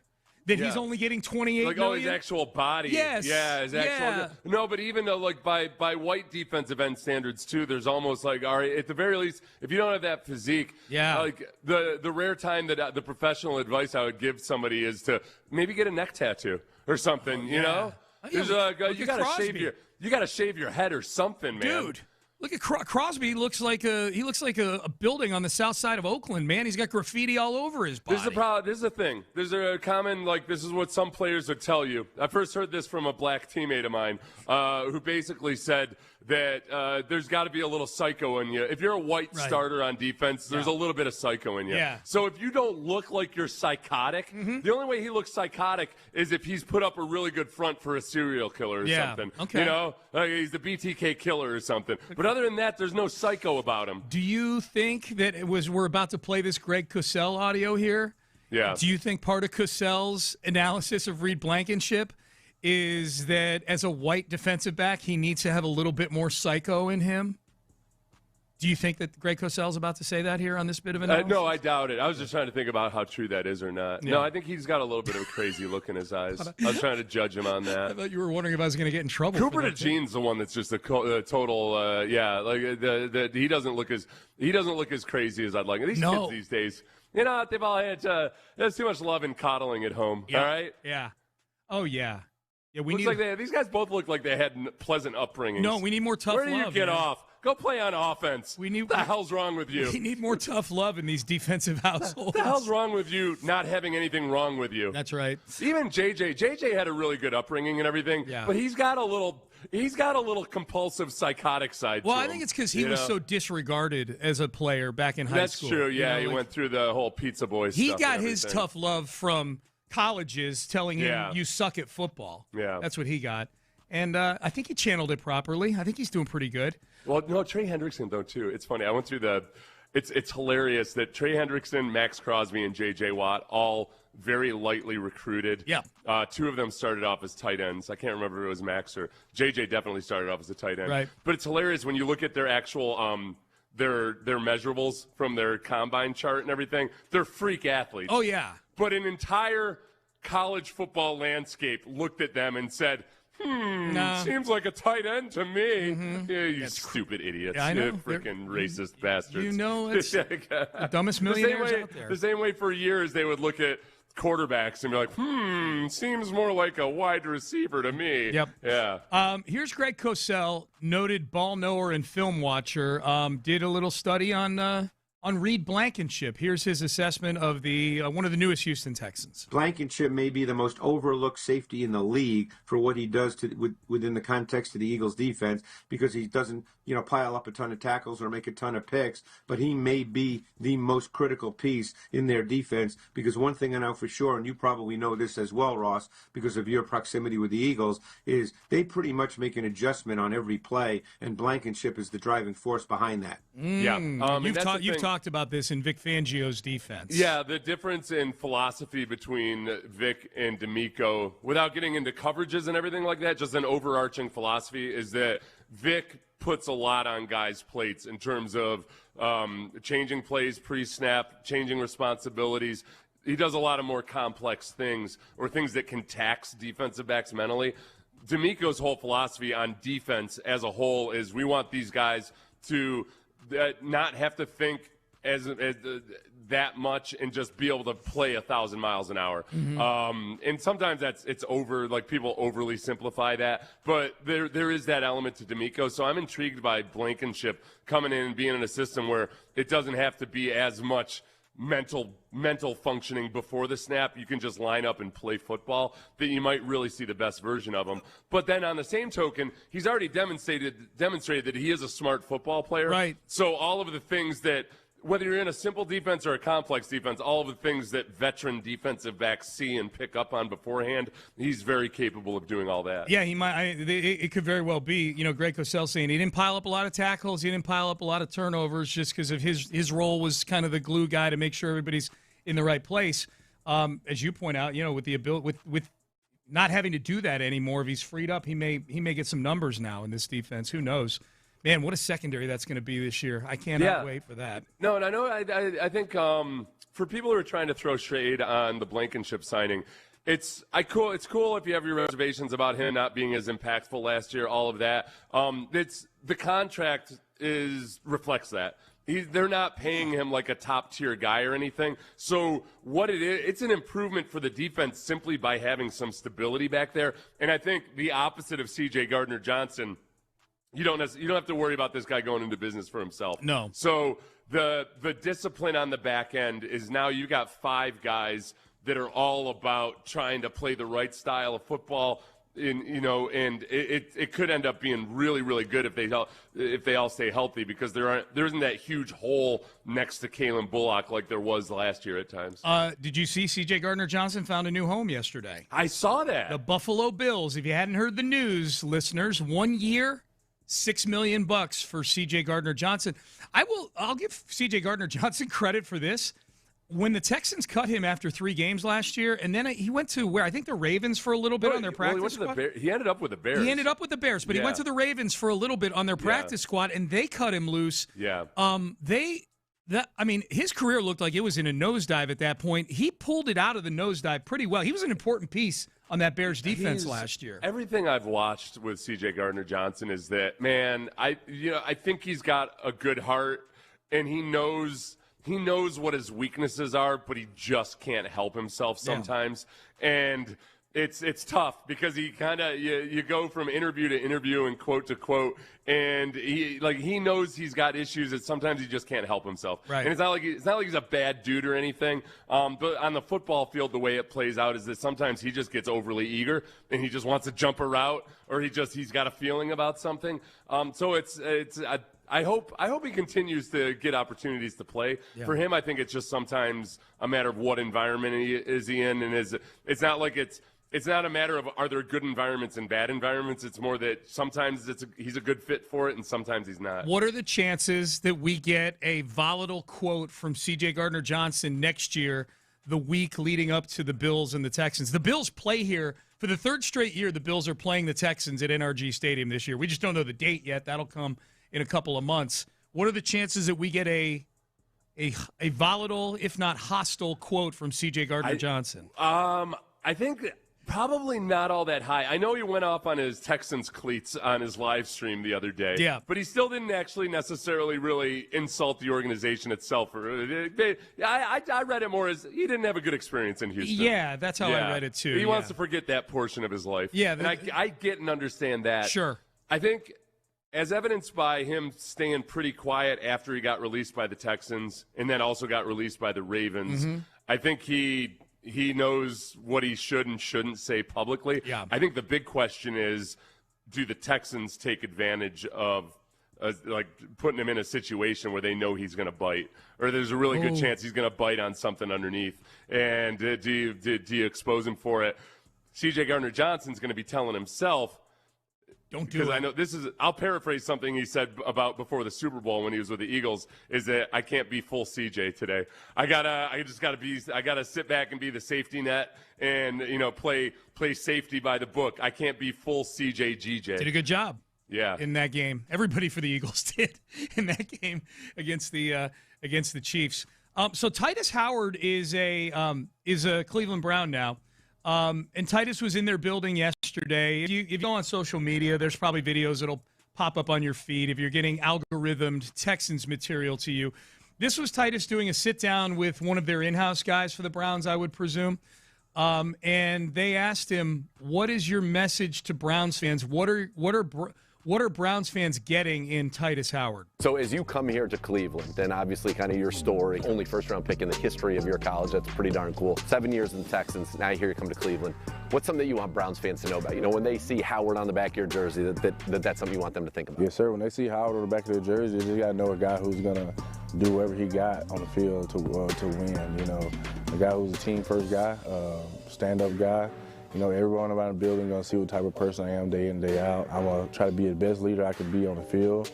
And off the field, if any guys need me, I'm always here for them. As far as fans, I'm going to try to be a positive role model outside of football in the community, help those less fortunate, because at the end of the day, I come from a background of being less fortunate. So whatever I can do to, reach out to people in the community and they see that side of me, I'm looking forward to that. I would say that Titus gave an accurate self-assessment there. Yeah, and I think Titus, to his credit, I think last year it seemed, at least publicly and just by watching guys interact and everything, like Titus was doing all the right things. No doubt. And kind of growing into that leadership role as one of the elder guys on the offensive line without Laramie there.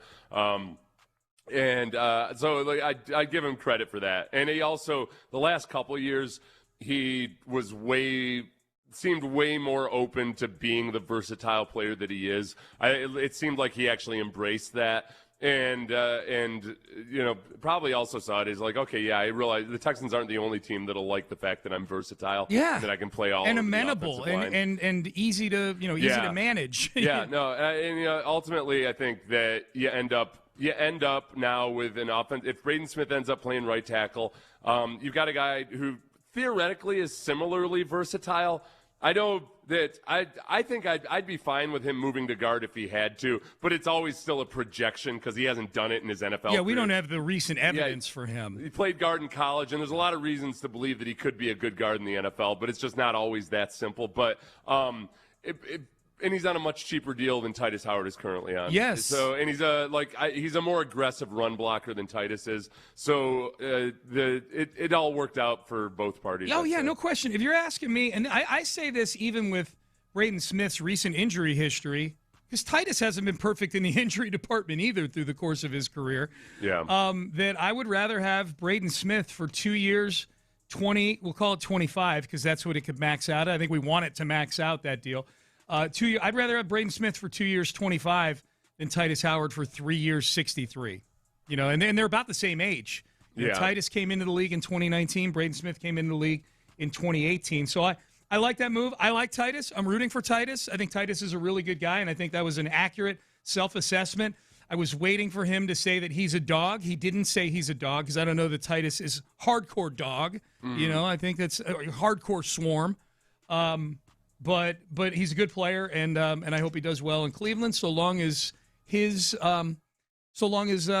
interests don't intersect with our interests here in Houston. Yeah, I won't root for him when the Cleveland Browns play the Texans. Right. Yeah. So for right now, I think in terms of everything that's happened so far, and there are about 16 transactions that have happened with the Texans since the beginning of. Since just before free agency. When we talk about the Dalton Schultz extension, the Daniil Hunter extension, all of that. Bringing back guys. 16 transactions, and they've addressed a lot of the areas of the teams and a lot of the sore spots. The interior offensive line remains the most conspicuously absent move. If this is it for them, and they're going to make other little moves. They'll definitely make some lower-level moves, but as far as moves that move the needle, if this is it before the draft, what's the crucial score on the draft in terms of filling those? Well, if they don't address the interior offensive line before the draft, then I'm gonna be forced to keep my C+ grade on what they did in free agency. Makes sense. And I think I said that yesterday on a live stream, and a couple of you had issues with it. I guess part of the difference is I don't look at a C+ or a B- in free agency as necessarily a bad thing or a less than average thing. I think an average effort in free agency from year to year is usually a pretty good way to go about it. Yes. Like if you try to make a splash every year in free agency, it's a sign that you don't have a very good football team and that you're not managing the cap very well. So if they address the interior offensive line, then I'll bump them up to a B-. And that's it for me. I'm cool with a B- in free agency. Yeah. I don't need fireworks. Well, especially if I grade somebody an A in free agency, I start to get nervous about it. Yeah, well, and especially a part of your grade is, look, I'm grading them this because I still think they need to do some things. Like if that's part of it, is they just it'd be worse if they go, okay, we're all done. Now here's a C+. If part of the grade is they just still need to fill this, then there's a chance for that grade to go up a little. But I get what you're saying. Let's go back and find all the people who got A's in free agency through the years, and how did that team do the next year? You get an A in free agency, and I start to think admissions scandal. Yeah, Yes. Wait a second. Yeah, this guy got a scholarship for squash. Yeah. What the hell's going on here? Lori Loughlin, their GM. Yeah. All right, Payne and Pendergast with you. Seth, I have a 5 Reasons I Hate You for 8:25 on a Friday. We haven't done one in a while. In light of the quarterfinals coming up for the World Baseball Classic. I might let you do this next one solo. It'll work fine. Don't worry. 5 Reasons I Hate You, USA baseball team in the World Baseball Classic. You commie bastard. That is coming up next. But first, Houston Powder Coaters. Speaking of the U.S., a good American company, Houston.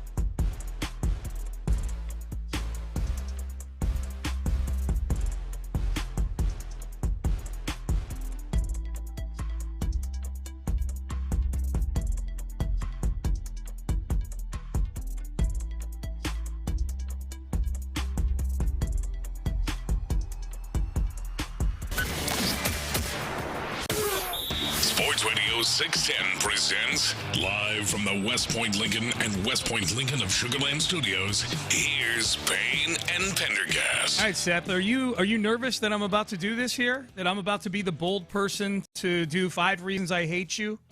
I'm worried that some people are going to perceive it as you just hating America. They don't normally listen to this segment during the football season and know that this is largely done tongue in cheek for some of it. Yeah, and you're not saying you hate America. You just hate certain members of Team USA in the World Baseball Classic. I'm not saying I hate America. I love America. I love our troops. What? I love everything about it. If we're going to do 5 reasons I hate you for anything involving the World Baseball Classic, I think the safest thing is to do America. Thank you. As opposed to us picking on some random 5 nation reasons somewhere. I hate the Dominican Republic.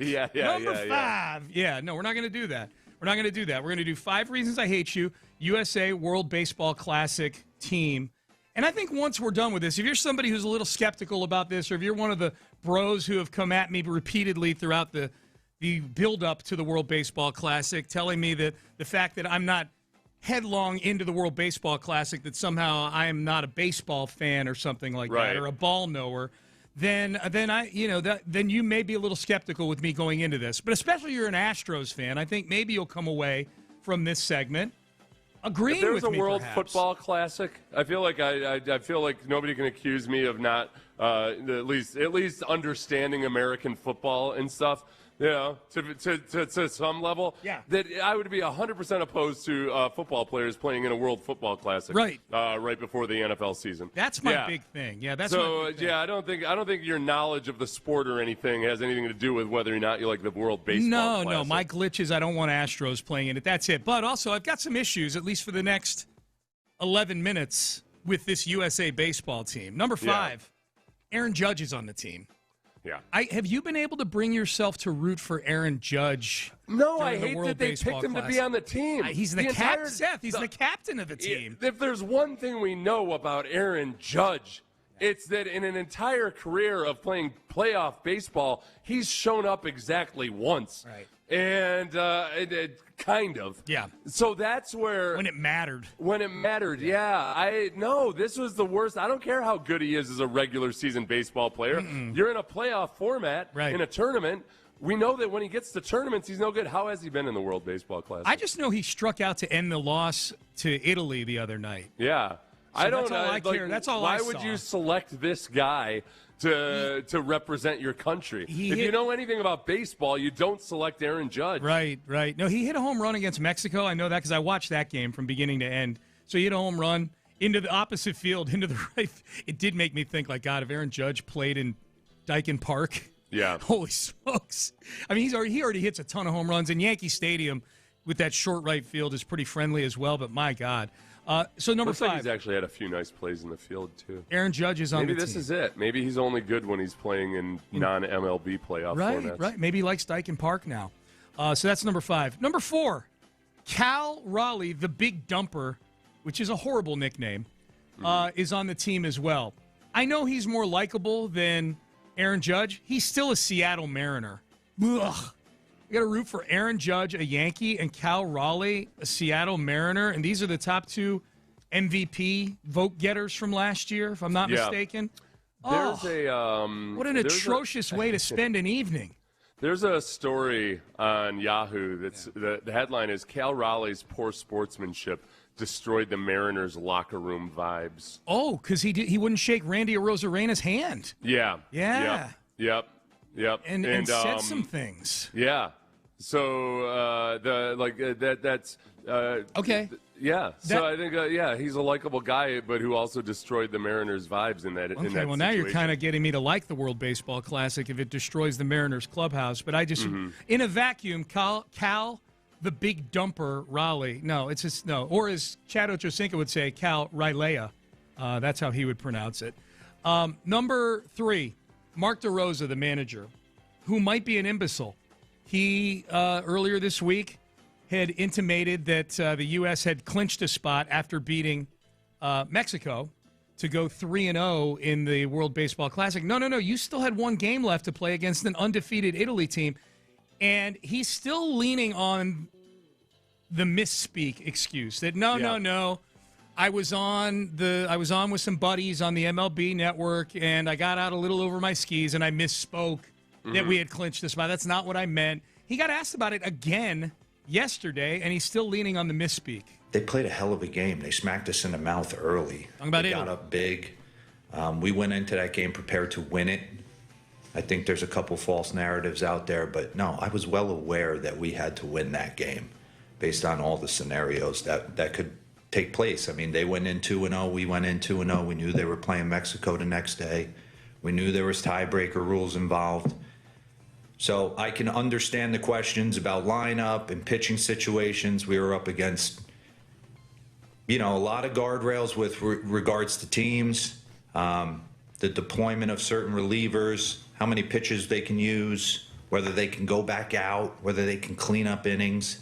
And you're just trying to piece it together in real time. Now, we should point out, there are rules on how the volume to which they can pitch guys. Because they know there are a lot of Sean T. Pendergasts out there. That's exactly right. That don't Watchdogs. want their players being overused in the World Baseball Ombudsman. Classic. Yes. Right. Yeah. Yeah. And so I'm inclined to believe him on that part of it. It's always interesting in situations like this where all of a sudden a major league manager becomes almost like a little league coach that's like monitoring, like, oh, wait, no, we got to get this guy out here. Yeah. Okay, wait, no, pull him. We got to get this guy. It's the rules. He's got to be able to play a couple innings. Yeah. Yeah.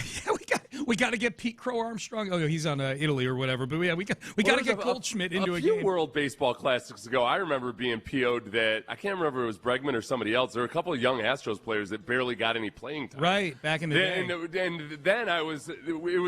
we had the opposite argument, which is these guys are missing spring training games, trying to get ready, and meanwhile, but they're also not facing live pitchers or live batters in game situations. There, yeah. So we're very Cinderella in this regard. Or not Cinderella. What's her name? Goldilocks. Goldilocks. Yeah, we want the porridge to be just right. So Mark DeRosa is reason number 3. I think I choose to believe he was committing malpractice when he removed half his lineup to get them off their feet to play against Italy, and then they lose to the game. They lose to Italy, which brings me to number 2. I hate the USA WBC team because they lost to Italy, which meant I had to get up to speed. They just beat Italy. They'd have been 4-0. We wouldn't have to worry about. I had to get up to speed on these stupid tiebreaker rules for this sham of a tournament. Oh, my God. Have you read, Seth, I read these rules. I read these tiebreaker rules, and I said, I am not bringing these up on the air because I think Seth's head will explode. I'll go you one further, Sean. Yeah. I don't care at any level of sport, high school, college, pros, World Baseball Classic, World Cup. Whenever there's any type of pool play involved, I ignore it. Oh. I refuse to participate. You just tell me after the hour. Tell me whether they need to win this or not, and what the situation. I refuse to learn how a pool works in any tournament format. Okay. I refuse. Don't even try to right now, Sean. No. No, I'm just issuing you a warning. You know the World Cup is coming here this summer. Yeah, I know. That's what I said. World Cup. I mentioned the World Cup. Okay. I don't. Nope. I reject your format. Seth is wake me up for the knockout round guy. Tell me when somebody has to win or else, okay? I love pool play BS. The tiebreakers, which they couldn't just do run differential. The tied teams would be ranked based on runs allowed divided by defensive outs recorded in the games between the 3 tied teams. Can't we just do run differential, man? Why are we dividing by outs? Why are we doing this?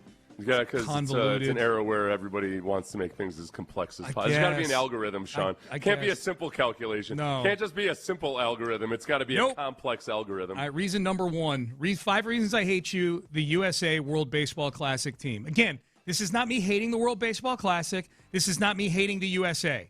This is me hating specifically, and not even the whole team, specific aspects. Number 1, Clayton Kershaw is on this team, and I will remind you that Clayton Kershaw went on a podcast after the Dodgers won the World Series in 7 games and was asked about winning the World Series in 7 games, and he threw shade at the Astros. Was that one of the best series that you've ever been a part of? Like 1 to 7? Yeah, I mean, I've been one other 7-game World Series and we lost that one. So this one is there's an asterisk on that one, but we won this one, and so this one was unbelievable, man.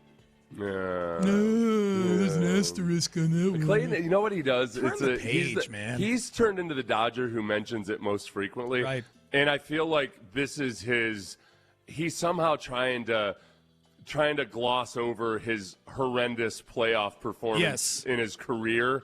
He got it figured out, and he started playing a lot better. But he went through a large portion of his career where he was just atrocious in the playoffs. I feel like as long as he keeps talking about the 2017 World Series, that somehow excuses how awful he was in the playoffs up to that point. Well, the 2000 that particular World Series hits home for him because he was the starting pitcher. If I'm not mistaken, he was the starting pitcher in what a lot of people think is one of the greatest games in the history of the postseason, which was the 13-12 win in Game 5. He pitched 4 2/3 innings and gave up 6 earned runs. So he didn't even make it to the 5th inning. Right. He made it to the 5th inning. He didn't make it out of the 5th inning of that game, and he got shellacked in that game. So I'm guessing that's part of what sticks in his craw. And that was a game at Minute Maid Park. So he's probably thinking, Seth, that they're banging trash cans in there during the World Series during his game. Yep. So there you go. 5 reasons. And nobody died. Look, 5 reasons I hate you, USA World Baseball Classic team. And I think they were all hateable reasons. Aaron Judge, big dumper, Mark DeRosa, incompetent manager, losing to Italy, so we had to learn stupid tiebreaker rules. And then Clayton Kershaw. Tell me that's not a good list. I think that's a good list, Sean. Yeah. I think you did a good job. Thank you. It was an heroic effort by you. Well, yeah. Let's see. When I leave the was building something today. your nation could be proud of. Thank you. Thank you so much. All right. Does America want this? Speaking of America, the NFL is floating an idea that I think illustrates how dominant they feel they are right now, the NFL, in terms of a TV commodity. Are you up for this? We'll tell you what it is coming up next. I'm up for going to the men's tea clinic because I'm going to be going there. What time is it? 8:38? I'll be there in less than 2 hours. I go after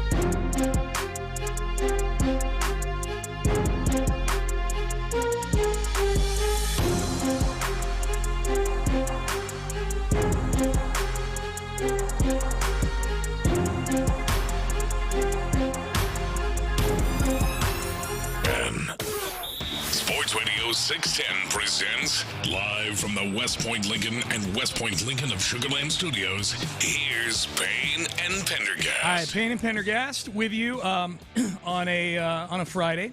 You guys got some nice plans for the weekend. The NFL, Seth, is reportedly looking to add a game on Thanksgiving Eve. Oh, are you ready?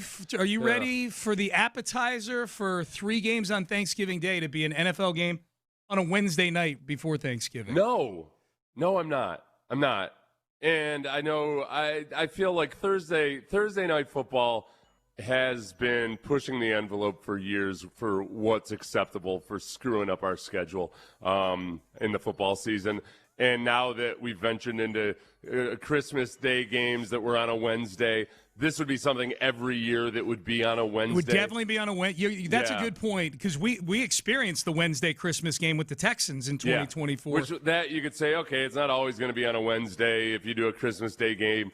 This would always be on a Wednesday night. Yep. And yet there's a part of me that's kind of into it. Just because now I'm playing out, if I'm not working on Thanksgiving and I've got the night off, who cares if it's even a good game or a bad game? This is what I know, though, is that I will be cool with it until the Texans play in it. And, your quarterback is dealing with a concussion. Yeah. Oh, your quarterback's in the concussion protocol? Good luck getting them healthy by Wednesday. Right. Well, no, but the way it would work, it would be 2 teams coming off a bye. Yeah, I know. So it would be, the audience but it's might still, not know. It's still, okay, let's say your quarterback gets a concussion the week before that bye week. Yeah. Yep. And then conceivably most quarterbacks get out of the concussion protocol after 2 weeks. There's very little chance he's going to be out of the concussion protocol for that Wednesday night 100%. game. No, we experienced. That's what we had this year. Yes, with CJ, on the Thursday game. And CJ himself said it. If that Buffalo game, now they ended up winning the game against Buffalo, so all's well that ends well.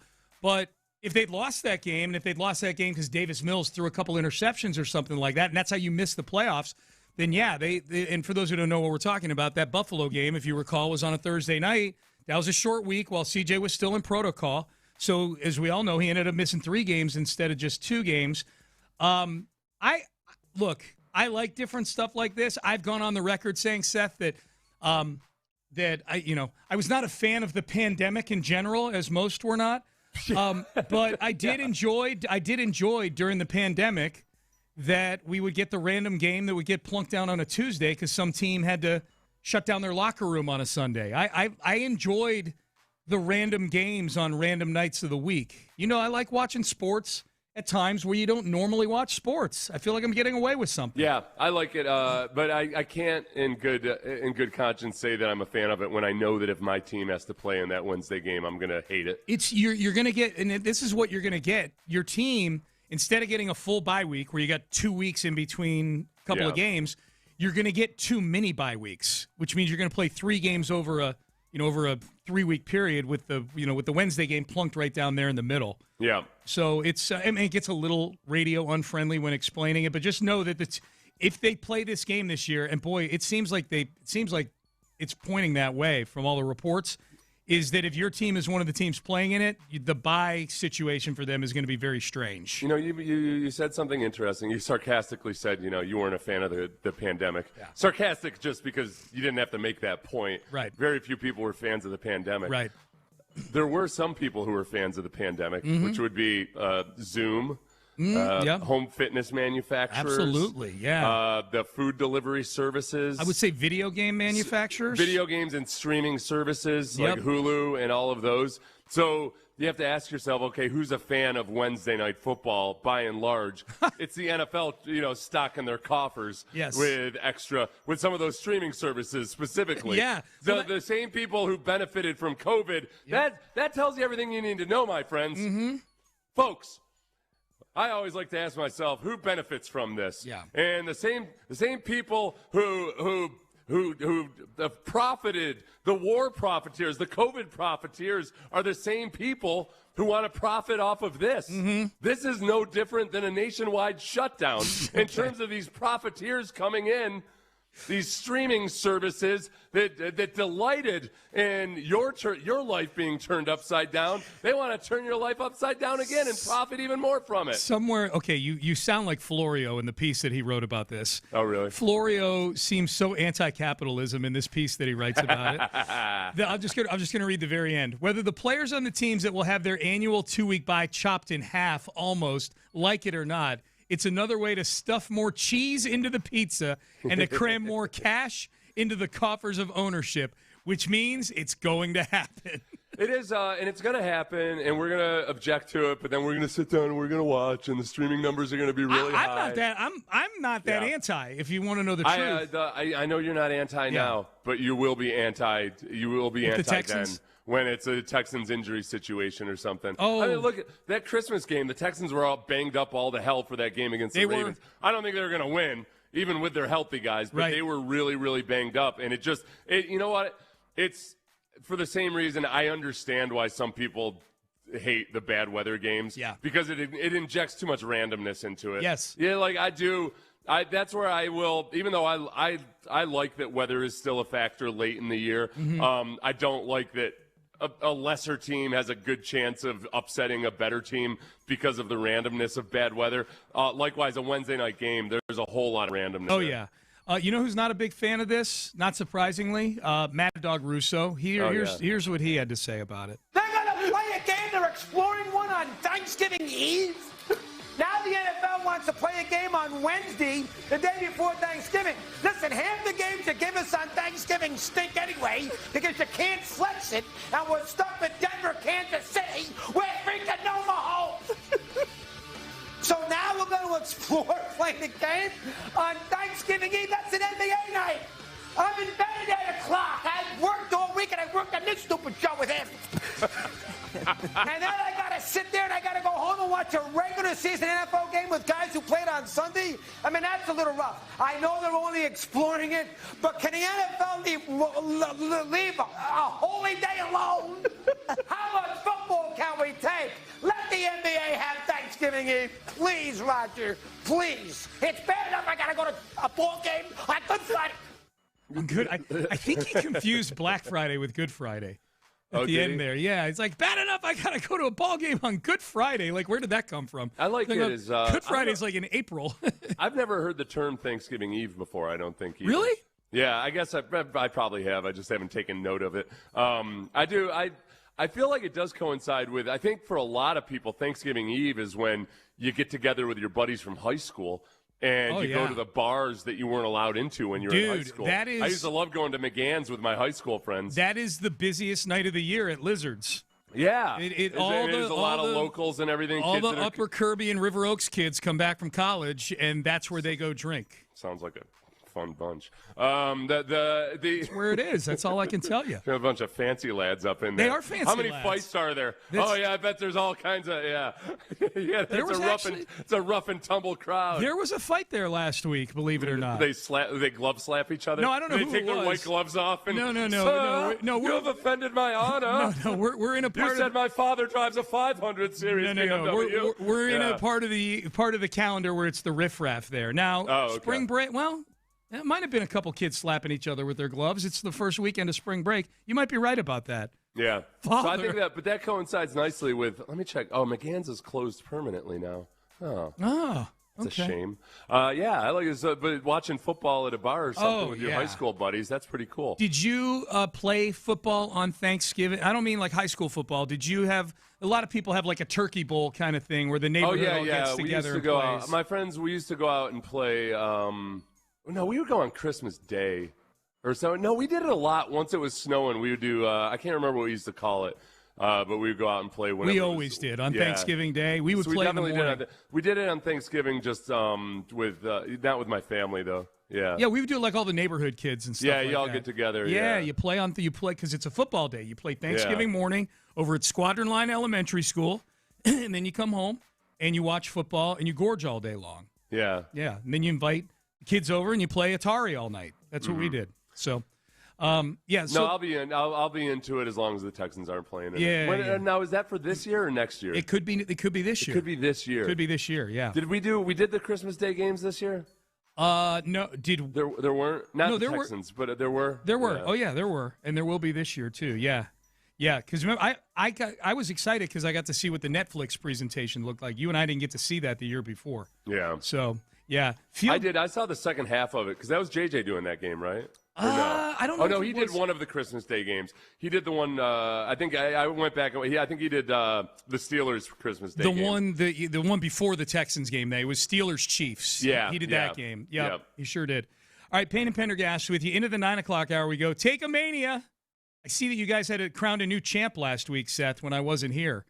That's right. Adam Shine. It's been. I'm looking forward to this week because I feel like it's been a rough few weeks with no true standalone bad takes that deserve to be multi-week takes. Yeah. So I hope somebody knocks Shine off. We'll see. Adam Shine. Knock the shine off of Shine. Knock the shine off of him. He said Texan fans should be pissed when the Montgomery and Titus Howard trades were made.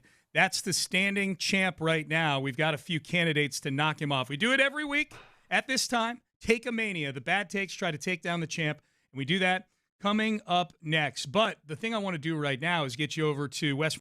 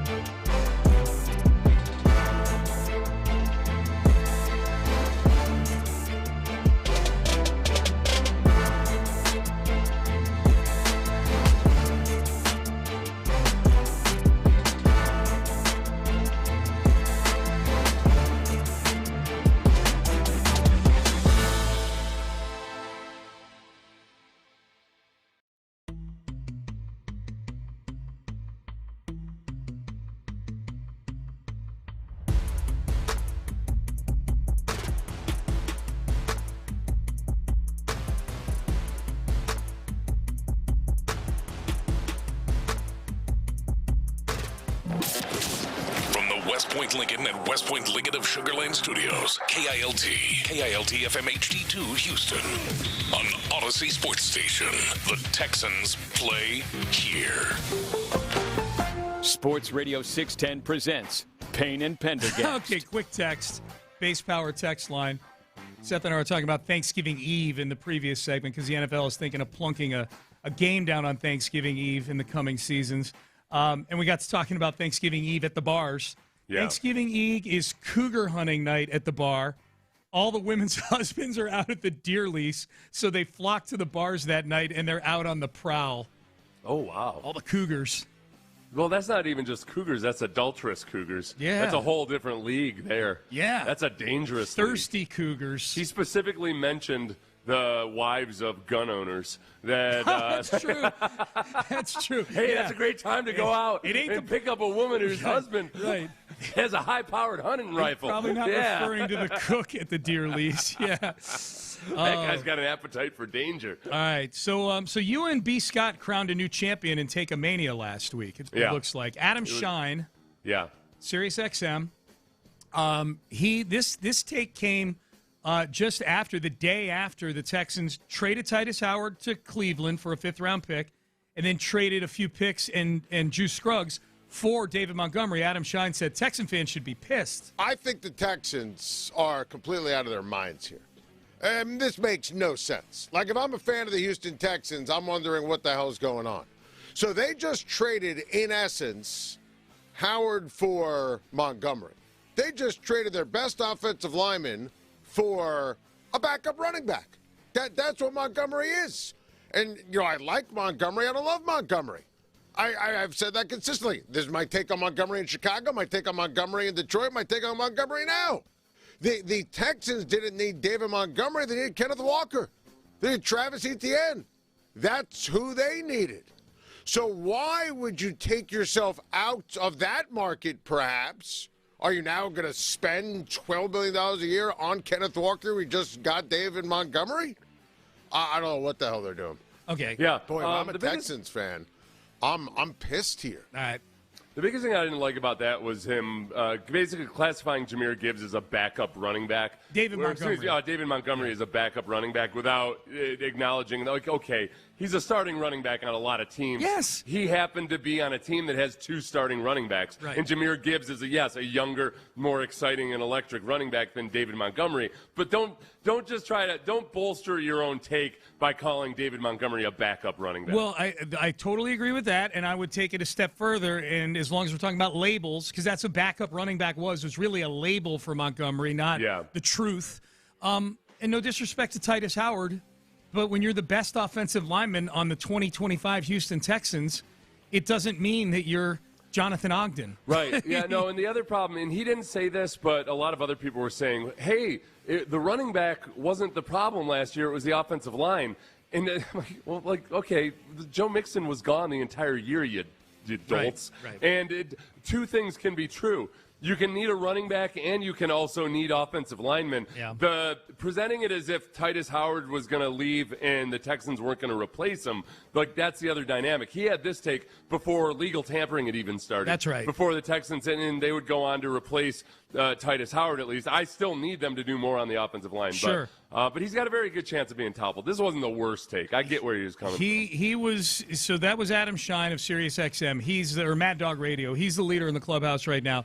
This is Tony Grossi, longtime reporter for the Cleveland Browns, beat reporter for the Cleveland Browns. I don't know what outlet Tony Grossi's on these days, but he was a guest on the ESPN radio affiliate in Cleveland after the Max Crosby trade was nullified. Mm-hmm. And Tony Grossi just goes playing the victim here, like the Cleveland Browns are a victim of the NFL. 2 aspects of this. Grossly overpay for Max Crosby, have buyer's remorse, and then pull off this deal with Trey Hendrickson. If the Browns had done something like this, the NFL would have said, nope, you got trade is valid. Furthermore, we're going to fine you a 2nd-round pick for reneging on the deal.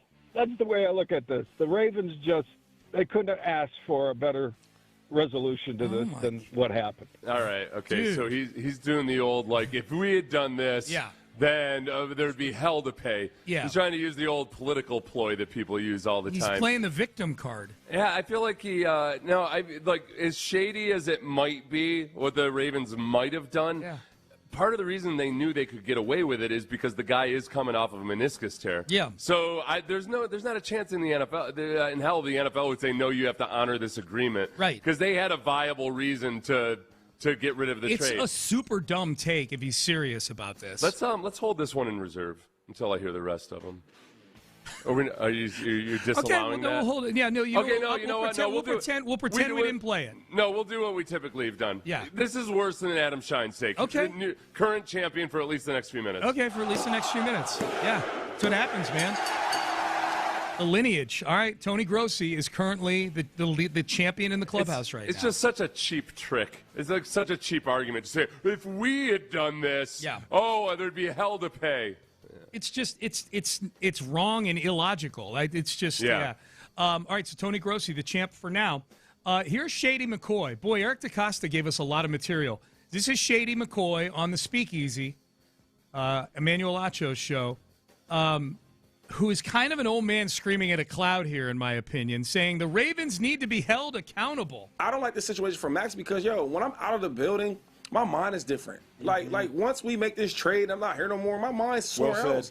Now you bringing me back. We've seen this happen with other players. Now, granted, Max Crosby is one of the best in the league, so he should be good. But I don't know if I want to be there for that. The second thing is I've been losing for all these years. I get to finally go to a winning organization, a playoff team that goes to the AFC Championship games. They play every single year. They're competing for the division, and now I can't go there because you said I failed my physical? Talk about it, 2-5. That's bad business. Something needs to happen to the Ravens because we don't want to start making this the new norm. Yeah, where, you know what, we agreed to a deal, but damn, we've realized that, maybe we gave too much, right? And now I want to back out of it, and I can't back out of it, so fail the physical. Yep. We can't do that. You are playing with real people.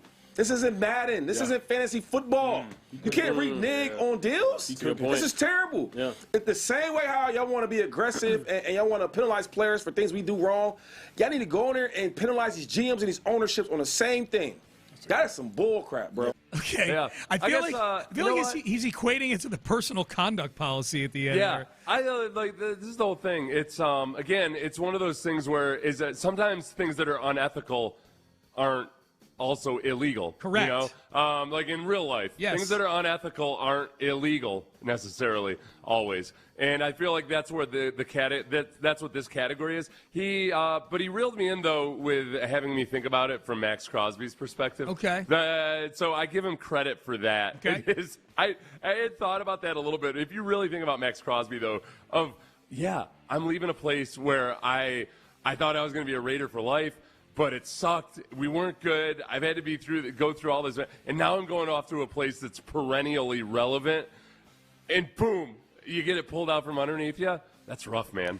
I just don't know exactly what. I'm going to give LaShawn McCoy the benefit of the doubt and just say, look, if there's some kind of rule change they can make to prevent situations like this from happening by the timing and everything, I get where he's coming from. Okay, so he does not. No. He made me practice empathy. And did you play the pinning combination on the first one there? You did? Okay, sorry about that. I give him credit for encouraging me to practice empathy. Okay. Look at that. I'm a better man because Shady of McCoy, it. therapist, yes. All right, here's the last one on the DaCosta front. This is Stephen A. Smith. This is his suggestion on how DaCosta should have handled the front-facing part of the Max Crosby bailout on the. This is what he should have told everybody publicly about bailing out on the Max Crosby trade. He did nothing wrong in terms of his decision as a GM to make the move. He had every right to make the move. Mm-hmm. But how you handle it matters. And if there is this suspicion, if not stronger than suspicion, leading towards evidence that he wasn't on the up and up as to why this change of heart has transpired, there would be different, because you could always sit up there and say, you literally could sit up there and say, we changed our mind. We reflected on this, and we don't want to do this because we want to keep these 2 first-round picks, and we had an opportunity to get Trey Hendrickson, and this is a business decision. Had you done it like that, it might not have been liked, but in the same breath, it's not necessarily considered corrupt and sleazy and shady. Because that's not how it was handled, that's why you have people using words like dishonorable and disgraceful when it comes to Eric DeCosta. Okay, I find myself too much. Maybe I'm just not smart enough. Sometimes I have a hard time following. So he's saying if he had just been completely transparent about how shady he had been, yes, then people wouldn't have been as upset with it. yes. That it's the cover-up, not the crime in this situation. Right. That the way to come across less shady is to tell everybody the shady thing that you just did. It's like if Epstein had just come right out and admitted everying. Yeah, people would be totally cool. You're with less it. shady. Yeah. Yeah. Maybe a bit of an extreme. Well, kudos to him. Boy, what a stand-up guy. I guess that's kind of what he's saying. But Yeah. I'm not buying that, man. No, you know what? No. Yeah, he's the new current champion for making me think too hard about what the hell he was trying to say. Oh, great. Okay. I kind of hope we don't have to do this for a few weeks with Stephen A., but let's see what happens here. Okay, so Stephen A. Smith, new champ, saying Eric DeCosta would have seemed less shady if he just came out and admitted how shady he is. Yeah, well, I mean, I think there's some validity to that there, but I think it's you know what annoys me about it is I think he sounds like he thinks he's making a really profound point. Yeah. And it annoys me. Yep. Yeah. And that is fair. All right, here is Colin Cowherd. Pops up frequently in Take-A-Mania, wagging his finger at the people who hate on things like Bam Adebayo's 83-point game the other night. So Bam scores 83 points last night. Everybody now is attacking Bam Adebayo. Everybody's ripping him. Well, I mean, come on. He got to the free throw line 43 times, and they were fouled. First of all, this is what we do in America. The minute there's success, we got to tear somebody down. 83 is 83, and he's an excellent basketball player. When Kobe scored 81 against an awful Raptors team, the Lakers led by 15 with 4.5 minutes left, and Kobe scored 11 points after that.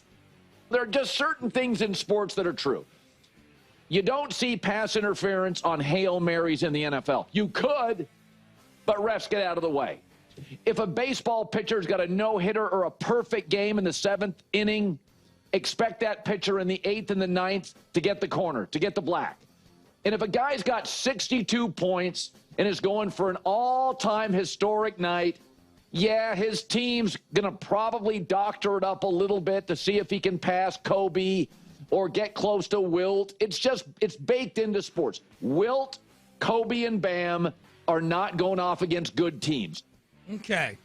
So let me just point out a couple of things. His big point is just don't be mean to Bam. Yeah, well, there's two things here. One, the part where he compares Kobe's game to Bam's game, they're up 15 with 4.5 minutes to go, and Kobe's still in the game. A lot of starters are still in the game with 4.5 minutes to go in 15-point games. That's not abnormal. Now, some teams take them out, some don't.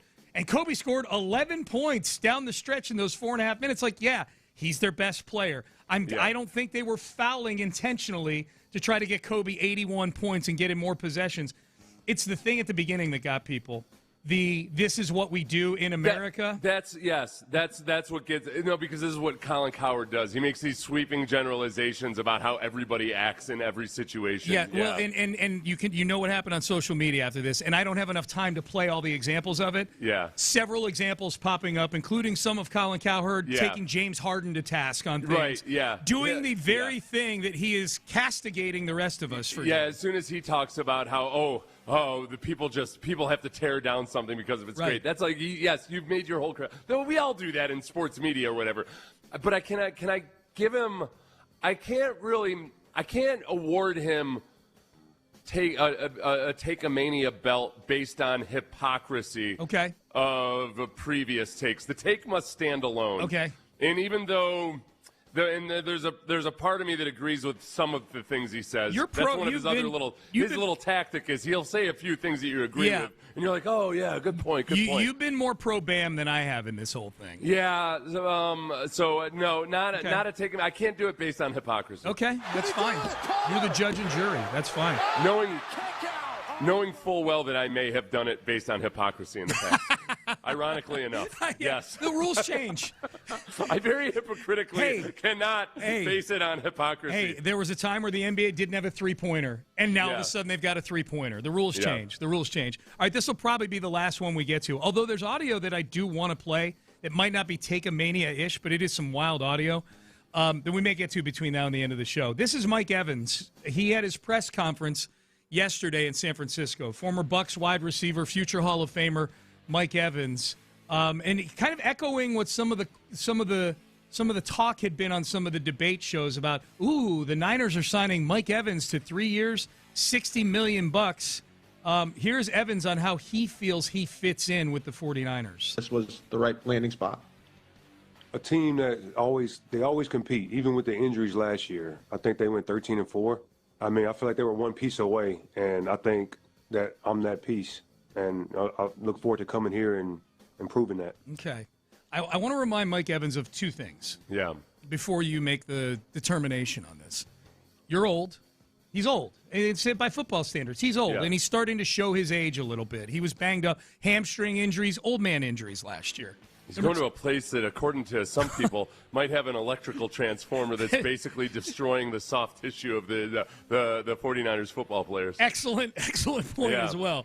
That's number one. Those two things pinch together. Number two, one piece away. They lost 41-6 in the divisional round of the playoffs last year. Yeah. They're not one piece away, man. Yeah. You know, I especially because he's Mike Evans, who's been a super stand-up guy throughout his career, and he's from Galveston. Yes. And it's tough for me. If somebody is propping themselves up or their teammates up or something, I give them a little bit of a pass. At a press conference, it's an intro, I'm gonna give him a pass on this one. Okay, all right. So it's not... It's not even really a take. It's a thing said at an introductory press conference. It might actually be just objectively the worst opinion of any of these opinions here. Yeah. But as far as Take-A-Mania style and caliber, I can't go there. Especially not with Mike Evans. If Mike Evans were some kind of a jerk or something, then I might do it. Yep. Yeah. There's a difference between merely an opinion and a take. I base this on a previous lack of hypocrisy. Yeah. Something I'm allowed to do. Yeah. We've been doing this for over a year now. I guarantee someone's won it because of hypocrisy. 100%. There's not a doubt in my mind. Oh, that's great. All right. And I'm guessing it was Colin Cowherd. Probably. Oh, my God. That's hilarious. All right. Payne and Pendergast with you.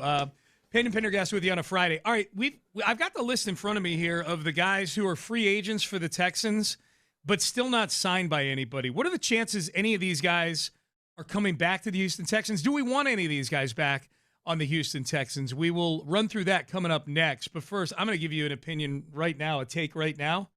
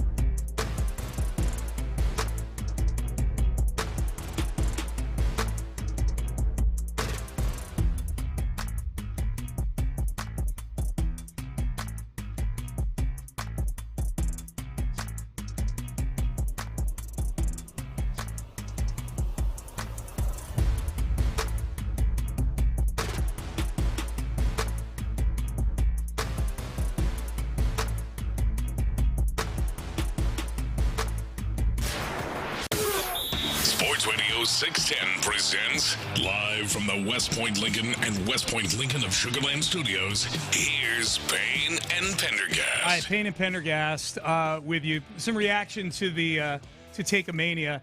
I knew that even including Mike Evans and Take-A-Mania would probably get under some people's skin just because he's from here, Aggies as well. I'm assuming that this texter is one of those two things, either a Houstonian / Galvestonian or an Aggie. So what else was Mike supposed to say, guys? Hey, why Take-A-Mania, man. And again, why am I getting rolled into this? Yeah. I specifically said no because Mike Evans is such a stand-up dude and everything. Should be coming after me. Yeah. Why do people do this way too routinely? Yeah. They'll disagree with something I say or something you say, but then they address us in the plural as if this is the standing opinion of Payne and Pendergast.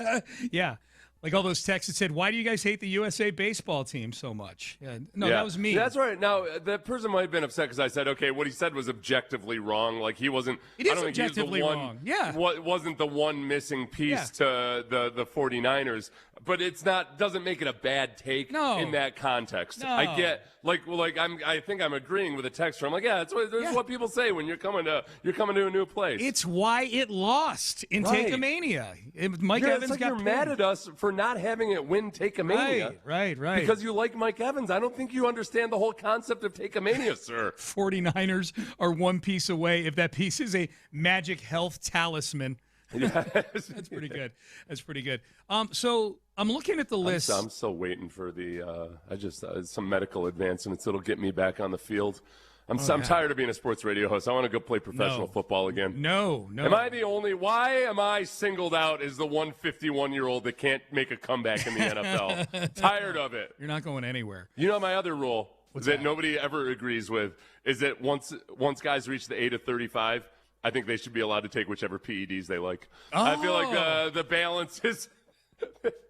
You've never expressed that before that I can remember. I have. It was a long time. I'm sure you thought I was joking, and I used to be joking about it. But I guess now, once I got older and older, I'm like, yeah, this is a good idea. Do you think you could PED your way back into the NFL for a stint? Well, I'd get injured real quick. Yeah. So one thing they haven't been able to figure out is how to not also actually end up more injury prone if you abuse PEDs. It's weird. It doesn't make your ligaments any stronger. Yeah. People. Now there's going to be the text line's going to be replete with people that are going to argue against me. Trust me, I've done the research. Oh yeah. Okay, so the list of Texans free agents. This is according to Over the Cap, that are still out there. Do we think that the Texans could bring any of these guys back? Do we want any of these guys back? I'm going to rapid fire this with you, Seth.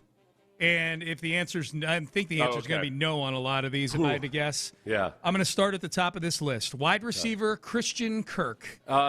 Nice knowing you. Good luck in your future endeavors. Are you surprised he's still out there? He hasn't signed like a lower level deal with some team? No, I think there's quite a, it's after the flurry, there's guys that are going to take their time and actually maybe take some meetings and visits and maybe needs a physical, all that kind of stuff. So not a complete surprise given, and he is one of those guys this year where you look at his stats and you're like, I didn't realize he was active for that many games, but it always felt like he was either working his way back from a hamstring injury or you weren't getting the full I feel like this year I would include in these last 3 years where he's had multiple injury concerns. Yeah. So teams are going to be careful with him, I think. He was huge in that Pittsburgh playoff game. Oh gosh, man. yeah. He was massive in that, but he got like half the amount of yards he got in the Pittsburgh game equated to like half of what he had the whole regular season. Production for the year. It was crazy. So it really led to me going, man, is $16 million worth a guy winning a playoff game for you? Which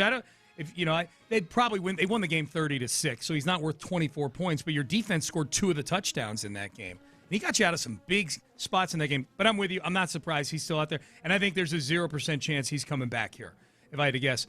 Danico Autry is out there.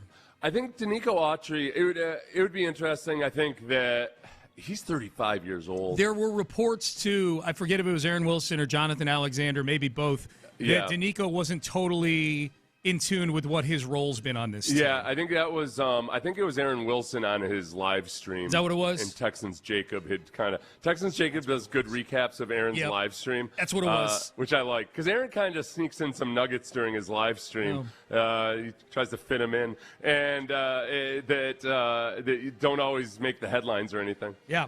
So Danico Autry, I doubt it. I'd like to have him back, but I don't know if he was happy with his role with the Texans. I think that might have been the Aaron Wilson or Jonathan Alexander nugget as well. Yep. Which I get. Remember, Danico Autry was supposed to be the Texans' big signing at defensive end a couple years ago. Bad MFR. Yeah. And then they went and they signed Danielle Hunter. Yep. And then Danielle Hunter and then Danico Autry ended up starting the season suspended and had some injury issues, but I'll be surprised if he's back. If he is, it's not going to be making as much money as Danico Autry. No, he was making $10 million a year. He ain't making that. He signed, I think it was 2 years, $20 million he signed here. And boy, and if you were to ask me, I don't want to go too deep on Danico Autry, but you're like, so was he worth it? I'm like, well, objectively, no, he didn't play enough games to be worth it. But man, when he was on the field, it felt like he showed up, man. Well, and part of that, too, is D'Amico credited Danico specifically for why so many kickers miss kicks versus the Texans. Yes. It's not just the blocked kicks. He's one of the all-time leaders in blocked kicks and PATs and all of that. And there's almost like a psychological warfare element to it, to where the kickers are aware that Danico Autry's out there. So it's not just the kicks he's blocked. This year, the Texans were the best in the league in terms of opponent field goal percentage. Those are the little things that don't pop up in the box score and everything. But he was a key element of a really good defense. No question. And those missed kicks in a few of those games came in handy when you play a lot of close games. Derek Barnett. I would love Derek Barnett to come back, and I don't know how much money he's going to command elsewhere. It's like when the Texans got him from Philadelphia, people were looking at him like, oh, boy, it's a shame. He was a promising player at one point in his career, but it looks like he's done. And he came here, and he's done nothing but show up in really huge moments. He for the produces, Texans. yes. He plays about a quarter of the snaps defensively. He played 387 snaps last year. Yep. So, like, between a quarter to a third of the defensive snaps, and he's made some big plays. And, yeah, I think that he's probably out there exploring his options. Maybe there's a better deal out there, but I would imagine if there isn't anything great out there that he'd like to come back. I'd love to have him back. He would like to be here. I know that. I've actually talked to him. I know he. Oh, that's right. Yeah. He's he my went neighbor. out and ran out and got your your food for you. That's how I worded the Super text Bowl. to you. Yeah. I texted Seth. I'm like, hey, just coming back. I just saw Derek Barnett in the elevator coming back from getting my food for the Super Bowl. And what I meant is, there should have been a comma or something in there. I read it as he was on his way back. Sounded like you were getting in the elevator because you were concerned that it was taking too long. Yeah, they hit You're my like, I'm going to go DoorDash find driver. where the hell's Derek with my food? My Uber Eats driver, Derek Barnett, is slow getting me my food. All right, so I would like Barnett back as well. That was a good pickup a couple years ago on the waiver wire. Foley Fatukasi. Fatukasi, who failed his physical with the Texans. I think maybe the signing of Logan Hall might make it more difficult for them to justify bringing Did back Fatukasi fail it, or are you thinking of Mario Edwards? Oh, sorry, I am 100% thinking of Mario Edwards. I apologize. That's okay, but Thank God Foley's this been isn't a solo show. Foley's been injured a lot, though. He has been bad. He missed a lot of last year. I'd be cool with it. I think he's in that category of player where I think there's a lot of guys out there like him that could come in and be good on the Texans' defensive line, but you don't have to break the bank to get him. All right, now we get into some names. Nick Chubb. Oh, you know what? Remember I was on in Cleveland and they asked me about Nick Chubb? I was listening, yes. Whether the Texans were going to have him back this year, and I had not considered it for even a second. Yeah. I thought you were being really nice in that moment. You thought, to a city that reveres Nick Chubb. Having not considered it for even a second, I considered it in that moment, and I thought, yeah, for the contract the Texans had him on last year, and for how he looked in the Steelers game, you know, a couple of the nice runs that he had later in the season.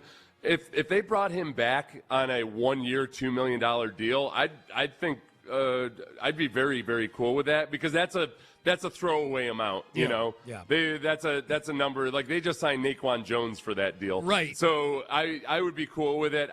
If I had to gamble whether or not it happens, I would guess it doesn't happen. Yeah, I would get. And honestly, if the money is at that level, Nick Chubb's a guy who's made a lot of money. Yeah. He may just not want to do it anymore for that amount of money. We'll see. Braxton Berrios. No. Yeah. Who had his heart broken while he was wasn't here. on the team at the end of the year either, right? Or I think he was. Okay. Yeah, no, I was just thinking about him getting dumped. I meant, like, I thought the Texans He wasn't on Alex Earl's inner circle team anymore at the end of the year. I thought they did some kind of transaction with him already, like at the end of the season or something. No, because he actually played in one of the games at the end of the year. Yeah, no, but I'm talking about between the end of the season and free agency. I thought there was some kind of but I'm mistaken on that. He's a free agent. So what about this will be an interesting one, because this guy was a captain on the team last year. Dare Ogunbowale. You think Dare is back? I think the biggest thing Texans fans fear about Dare Ogunbowale is that the team is going to value his contributions or his reliability more than they should, and that he's going to end up being your starting running back at some point. Or in the mix. Yeah. At any given time, yeah. They feel I would say, how old is he now? Dare is I'll tell you, he was in training camp with the Texans in West Virginia in 2017. Yeah. So he's in at least his 10th year in the league. I think, it'd be cool if he comes back, but I would a coin toss as to whether he does. Yeah. And I really like the career that he's made for himself after a previous Texans coach didn't think much of Dare Ogunbowale at all. No, he's lasted a lot longer than anybody thought he would. I like him. They just can't. He can't be as high up the options in the running back room as they've had him the last few years. Well, I think the other thing is that there's always going to be younger guys who can also contribute on special teams and do things that like you can't just keep carving out role. You can't have 10 guys on your team that are here because they're awesome dudes and special teams players. Right. I'm just going to read the last 3 names on the list, and if any of these interest you, Seth, you tell me. Tight end Harrison Bryant, cornerback Miles Bryant, linebacker Damone Clark. I suppose Miles Bryant just because of familiarity, et cetera. But also, I need them to upgrade to the point where there were times last year where it got really scary when all of a sudden Miles Bryant was playing. Yes. The depth in the secondary, as awesome as the secondary is, it feels like there's a bigger drop-off than there should be when any one of them gets injured. So that I'd like them to improve the depth of the secondary. I would submit cornerback is a position that has not been addressed in free agency to my satisfaction yet. I know we did a segment earlier in the year where I was doing the 5 things I want the Texans to really attack in the early part of the offseason, and I said shop around in that veteran, cheaper cornerback bin to get somebody that you feel a little bit better about if something happens to Lassiter or Stingley. If I were to do real quick, just the guys that give me the warm fuzzies, where I'm like, oh yeah, bring him back. Of that list of guys right now, Derek Barnett. Mm-hmm. There's your list. That reminds me of a scene from The Simpsons when the Germans bought the nuclear power plant back in the day, and they're like, we regret to inform you of the following layoffs. Homer Simpson. That is all. I know, if I'm being honest, that's the only one where I feel like, bring him back, man. He's part of the mojo. I would feel that way about... these guys are mojo guys. Derek Barnett, mojo guy. I would feel that way about Autry. It's just I'm buying into the reports that he may not want to be back. Yeah, Autry, it's a little bit more complicated because I don't know if I don't know if he was happy with his role and being like oh cool, Derek Barnett. Yeah. I don't know if he doesn't want to be a cool Danico Autry guy. Right. But he's also had a lot for a guy who's 35 years old and he's been banged up a lot. It might be time to just get a little. The Texans at any given point have a bunch of 30-year-olds in their defensive line room. They do. And he might have just finally eventually aged out of that. All right, let's get to know one of the newest Texans here. Reed Blankenship did his podcast with Cooper DeJean. And Aziz Al-Shaair had some stuff to say on John Gruden's podcast that I think will get you fired up as a Texan fan. We'll find out what the guys got going on In the Loop as well. We'll do all that coming up next. But first, Prize Picks. Look, the weekend is here. There is college basketball.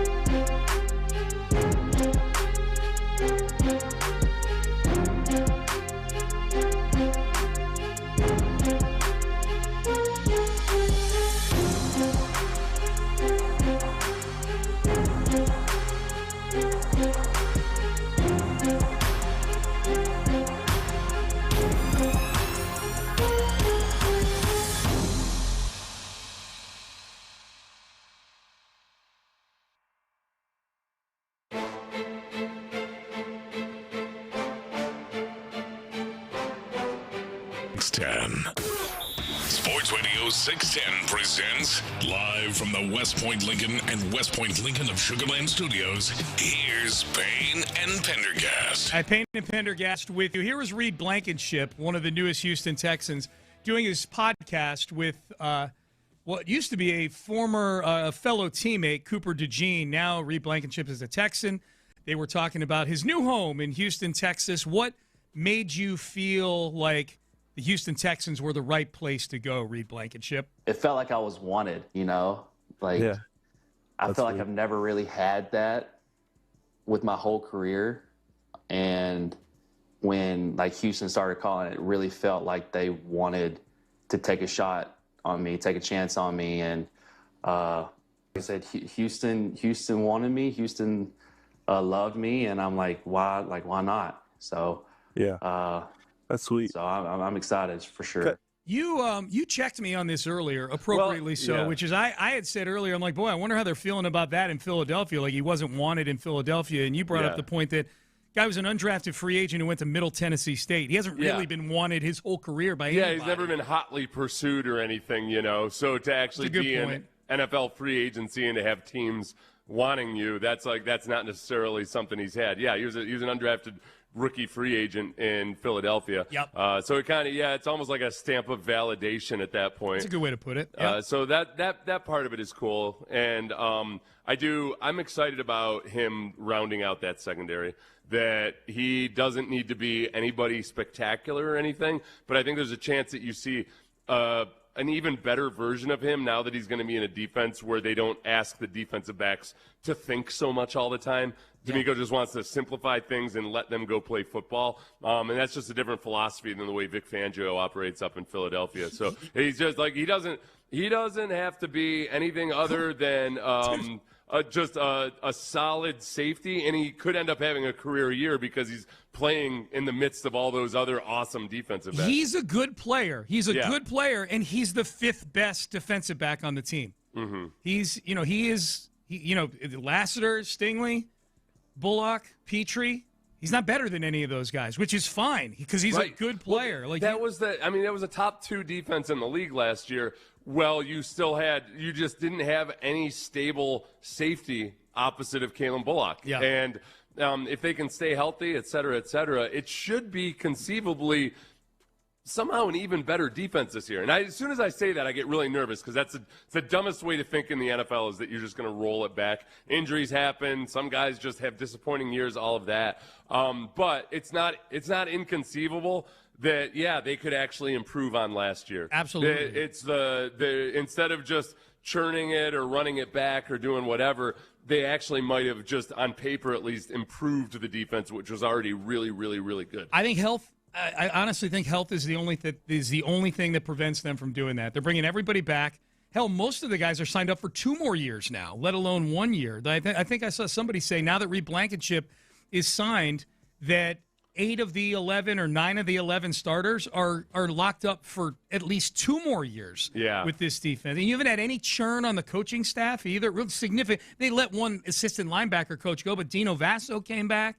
And Rod Wright is still here, and obviously you got Burke and D'Amico coordinating the thing. And it really, it sets everything up to the point where, as a fan, you're looking at the team and the roster and the weaknesses, and you're thinking, all right, well, let's just make this the second year in a row that your first 3 picks are offensive players. Mm-hmm. And I think there's been a concerted effort on the offensive side of the ball to get guys who are more swarmy in nature and character than perhaps previous versions of Texans offensive players. I'm going to be intrigued in the draft itself, is now that D'Amico has spent more time on the offensive side of the ball, and now that he's probably going elbow deep in a lot of the pre-draft on the offensive side of the ball. Cole Popovich has been the main offensive line coach now for a year. Yep. That maybe they do a better job of identifying swarm-type players, D'Amico Ryan-style players on offense. That would be nice. Blankenship is very excited to play with his new teammates. He says the Texans have a great defense. Dude, it's in the South. I'm a Southern dude. In the South. Dude, the weather is nice down there, bro. The weather is nice. Yeah. But team-wise, bro, they got a great defense, too. They got a bunch of dogs on there. So kind of just talking to or just watching them and seeing them, you know, especially throughout my career there at Philly, is just like, man, this team wants me. You know, they already got a really good defense, and now they're wanting me to come to contribute. So that's what really – I just want to see, like, what the fan base is down there and, like, how – I don't know. It's just – it's a lot of unknowns, but I'm just really, like, I'm really excited for everything. Seth, are you going to tell him about the weather, or do you want me to tell him about the weather? I think the weather will tell him about the weather. I think that's probably, you know, right. He's from the South, but he's Justin Stapleton will tell him about the weather. Yeah, yes. Tennessee's not quite the same type of heat as Houston. Yeah. So I don't know what time of year he's basing that weather assessment on, but he might be a little bit shocked there. Not July, I'll tell you that. that. As far as the fan base, I think that look, it's a late arriving crowd. It's different than it is in a lot of the northeastern places. Yes. But it's also not as vicious a fan base as the Eagles. I think he'll like the fan base. Yeah, I think he'll like that, especially if he's a Southern kid. Yep. You know? Yep. I think he'll like the fan base. So that's good. I know that Cooper DeJean's Southern accent needs some work too. Yeah, what was? Hey Ben, play the beginning of that cut again. What is he doing in the background here? The second cut. Dude, I mean, it's in the South. I mean, I'm a Southern dude. In the South. Dude, the weather. In the South. What is that? Ben started cracking up. I'm what like, region? Okay. You're a better accent guy than I. What region is that? I think he's I'm in the South. He's from I think he thinks that's how people talk down here. I don't know that there's any, because I think Cooper DeJean is actually from Iowa. I know he went to Iowa. I think he's actually from up there. So he may not even be from the South. So he thinks that's how people down here talk. In the South. Yeah. He's born in South Dakota. Okay, well, that's not the South. Well, it's no, the he South went to high of school in Iowa. He went to high school in the Iowa. South of the two Dakotas. He's from the South in the Dakotas. Yeah. But he, as you pointed out, he went to high school in He's from Iowa. Yeah, he's from Iowa. Hey, I'm going to play this Aziz clip here. I just want to ask you something. I'm pulling the curtain back here. Can we save this sports radio stereotype topic for Monday? Is that why you put it in there? Okay. Yeah. It needs way more time than we have right now. Yeah, we can do this in a long segment at 9 o'clock next. We need our listeners to help us figure out which annoying sports radio stereotype you and I are. I would say everybody at the station, too. I don't know if I want to go there. Well, the text line will. Yeah. But do we read them on the air? That's just for instance, there's one in there that, the former player authority. Sometimes insightful, but sometimes this move happens. Quote, you wouldn't understand unless you played. Which conveniently ends the discussion. Okay. I try real hard to never be that guy, so I hope our listeners don't feel that's I'll the way say this, and I don't think this is anything that's going to ruffle any feathers. Yeah. We have two former players in the everyday lineup here, right? Yeah. It's you and it's Clint. I don't think either of you, or you wouldn't understand unless you played, guy. Yeah. I think Clint's persona on the air is more of a former player persona than yours is. Yeah. And I don't think it's a good or a bad thing. I just think that's what it is, and I think the listeners would agree with me. I'm more like the guy that changed my name at Ellis Island from Payne-ski to Payne. Right, they made you change it. I'm a self-loathing former player. That's right. I just want to fit in. That's great. Yeah. Oh my God. Here's one more on the Texans, backing up what Reed Blankenship just says. This is Aziz Al-Shaair on John Gruden's podcast. I can't wait to go listen to this whole interview today. But Aziz saying that this, keep in mind, he played on some really good defenses in San Francisco. This is the best defense he's ever been on. And honestly, hands down on all, levels, this is, the most complete defense I've ever played on. And, it sounds literally crazy to even say. And even talking to the guys who I played with in San Fran, throughout the year will be texting me about it, bro, you guys look different. And mind you, that we come from the same DNA as far as the mentality. You talk about our D-line, it's just insane. Yeah, they've. I think the biggest thing is, if you think about San Francisco, he came from San Francisco. He's on some good defenses. They didn't have the type of secondary that the Texans do, for one. And then the combination of Danielle Hunter and Will Anderson, very few teams in the NFL ever have that. Right. They're usually, if you got a couple of high production sack guys, usually it's because there's one guy that's the straw that stirs the drink, and the other guy's a good player, but a lot of his production is based on just, getting the slough off or not getting as many double teams. It's rare. There's just not a lot of defenses that look like this on film. No. So, guys, it just jumps off the screen at you when you watch the way they play. It's really, really cool. Boy, that one year that Aziz played in Tennessee must feel like a fever dream to him. Plays 4 years in San Francisco with D'Amico there on teams that were going to the Super Bowl. And then he comes here for a couple years, and they haven't gone to the Super Bowl, but it's been 2 really good teams with D'Amico again. That 1 year where he was away from D'Amico in Tennessee, of all places. You know, he's almost like Owen Daniels with Gary Kubiak. Yes. But Owen never played anywhere without Gary Kubiak. That's correct. His entire career he was with Gary. And Aziz is close to that. Worked out well for that one little blemish from the year he was in Tennessee. Yeah, with the we'll Inbreds. forgive him. That's not his fault. That's, he had to go sign that 1 year prove-it deal, and it worked. Should I get on the Zoom call this afternoon and ask Reed Blankenship about all of the inbred people in Tennessee? Yes. The fact that they had a state legislator arguing that first cousin marriage should be legal. And it's Middle Tennessee State, like smack dab in the middle. Hey, I see that you're from smack dab in the middle of Inbredville. What's the deal with you? I don't know that he's doing. I think it's just David Montgomery today. I'm pretty sure. Oh, that's right. It's David Montgomery. I think it's just David Montgomery. So that's at 11 o'clock. So that'll be. There's plenty of people who aren't inbred in Tennessee. Yeah, I know right. that. Yeah. Just that there also are a lot who are inbred. Right. Like more so than in other states. And we need to know Reed Blankenship's take on them. Yeah. Yes. You're listening to KILT AM, KILT FM, HD2, Houston, an Odyssey sports station. Crosstalk brought to you by D&M Auto Leasing. If we're doing that, if we're saying these things, it means that John Lopez and Reggie Atatula are in the house. What's up, fellas? Hello, friends. How you doing? Howdy, fellers. Howdy. You doing good? Great. That's good. Yeah. I think you did not change the question of the day. We are going to potlick on your question later. I don't like the way that sounds. No. What? I'm learning so many new phrases from John Lopez, and all of them make me uncomfortable. Pot licking. Seth, What? have you Never heard that phrase? Pot licking? Pot licking, no. You've never heard pot licking? No. What are you talking about? What's the connotation there? When you're done cooking and you put the food from the pot onto the plate. Oh, and you got a little leftover on the side of the pot? Yeah. Oh, so you're kind of glomming onto it. Yeah, like dogs will pot lick. You know, some people will pot lick. Well, right. It's a common term in fishing. Like if I'm on some fish and I'm catching some fish and somebody drives by on their boat and they see me catching fish, and then they turn in and start fishing where I'm fishing. Oh. That's pot licking. That's pot licking. That's okay, pot licking. I'm going to use that. I like that. That's a good one. Yeah. Will you also say like it or lump it?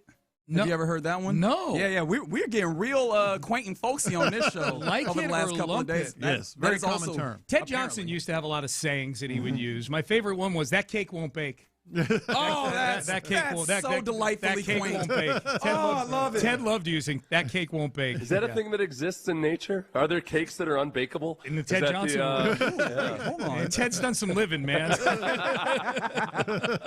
not always a cake of confectioners type. That's exactly right. Well, there's some like no-bake cheesecakes and stuff, right? Is that what we're talking about? It's just Is this something that I'm taking way too literally? You're taking that very literally. That black tar won't go far. That crack bites back. Oh my God. Yes. So that Ritallin's putting me in a fiddling. Oh, Lord. If I didn't know it was a Friday. Adderall and Adder now. Seth, this is the freestyle I didn't know Seth had it. Oh, man. Got to put that to a beat. Yes. Save all that, Figgy and Ben, in there. Oh, my God. Yeah. So what is the actual question of the day, then? Well, our county commissioner got into a bit of a pickle. Okay. Lena Hidalgo. Yes. Can I tell you that I have enjoyed following that story for the last time? And it's not even a politics thing. I'm one of the least political people. Yes. It's just hilarious. Yeah. At the rodeo, there's a "Do you know who I am" thing going on. And she'd been, we'll get into it. I know Figgy's going to hit it a little bit on the mixtape, but the question of the day is around it, too. When was the last time you were thrown out of a place? Okay. Do you need to reset for people the Hidalgo thing? Yeah, so Lena Hidalgo had been to multiple county judge, been to multiple events at the rodeo with the shoot pass, which is the most prestigious of all the passes. You get right down into the nitty-gritty there, and she ultimately, I forget which show it was, but had sweet tickets, tried to get into the It was Megan Maroney. That's who it was, yeah. Tried to get into the shoot again with like 4 or 5 people. I think maybe I saw 6 people. Anyway, with no passes. With no passes, do you know who I am kind of thing. They said, no, thank you, ma'am. And it turned into a kerfuffle Yes, it did. And audio available on the interwebs. Yes. That kerfuffle weren't muffled. And then they issued a statement. Their statement was strong, by the way. Dude. Wow. She issued a statement. Then she went to look at the video yesterday. Yeah. It was apparently too distant, so she didn't get anything out of that. And basically it said, ma'am, you don't have to stay here. I mean, you don't have to go home, but you can't stay here. They took her status away, right? They took her status away as well. Yeah. She got booted. When was the last time you were thrown out of a place? Okay. I was in a bar after a Tom Coughlin golf tournament in Florida. A few of my old teammates and I went to a bar, and Jeff Fisher was with us. And at the time, Jeff Fisher was still a coach in the NFL. Mm-hmm. I think he might have been a coach of the Rams at this point. And Jeff Fisher, through no wrongdoing of his own, but because he was in our party, and as my former teammate Don Davey and I were getting a little too rowdy and rambunctious, it got a little out of control, and our whole party got thrown out of the bar. But then because my friend Don was trying to get back into the bar, the cops were called, and as the cops were rolling up, I immediately went into like, Jeff Fisher can't go down because of us. Yeah. So What? Remember, and I hated Jeff Fisher when I was a player because we would always play, the Titans would beat us every time we were good. But I had a good time with him that night. So I ushered Jeff Fisher out. Like he was a foreign dignitary or something. And I got him into a cab. I threw him and his buddies into a cab, and then I banged the trunk of the cab like in the movie. And I was like, go. Okay. I have two questions. One, how excited were you to bang on the trunk like in the movies? So cool. Yeah, it was so cool. It was just He like turned in into the a movies. Secret Service. Yeah. That's number one. We gotta get the president out of here. Go. Number two, do you think Jeff Fisher remembers this story? I would imagine so. I haven't run into him at any point. If I do, I'll ask him. Yes. I think so. He was really. I don't know if he even realized like what was going on because he's very like what you would expect. He's very laid back. Sure. And he was just kind of sitting with one of his coaches at the time, just having a conversation, and all of a sudden, truth be told, now that I think about it, he probably wasn't getting kicked out of the bar. Donnie and I grabbed him because in our minds, it was like, oh, we're all out of here. They're kicking all of us out. These bastards. The look Jeff's like, I'm having a great time. What are you talking about? The look on Seth's face when he said, you're all out of here. That's why I got to watch on the YouTube and the Twitch. Oh my God. man. That's great. Okay, mine, I haven't been kicked out of anywhere as an adult. Mm-hmm. My two that I can think of, one was a bar, one was a party back in college. The bar one was my 21st birthday. I was just, I should not. Plastered. 21 shots. Yeah. I was a mess. Oh, God. That's what we did back then. We did 21 shots. And I've told the story. You know who gave me my 21st shot? Tony Rice. That's right. The quarterback of the national championship Notre Dame football team. We weren't friends or anything. I just said we were at the same bar. Yeah. Saw some idiot here just trash. He's Plastered. like, how many is he up to? 20. Okay, here we go. 21. Here's butterscotch or something like that. Yeah. The other one, I think you might have been. Were you at Catholics versus Convicts? Yes. You were? Yeah. Okay, so you were in South Bend that same night. Mm-hmm. We were at a party after the game, like a house party off campus, and one of my buddies got into a fight with somebody who owned the house at the party, and the fight spilled out onto the front lawn. Like in the movies. Yeah, like in the movies, the fight between the two of them spilled out onto the front lawn, and one of my other buddies, John, who I went to actually high school and college with, grabbed a hockey stick and broke it. He's a lawyer now, by the way, a really good lawyer. Broke a hockey stick over the back of the guy whose house it was. And that got us all kicked out. Who's in this group right here?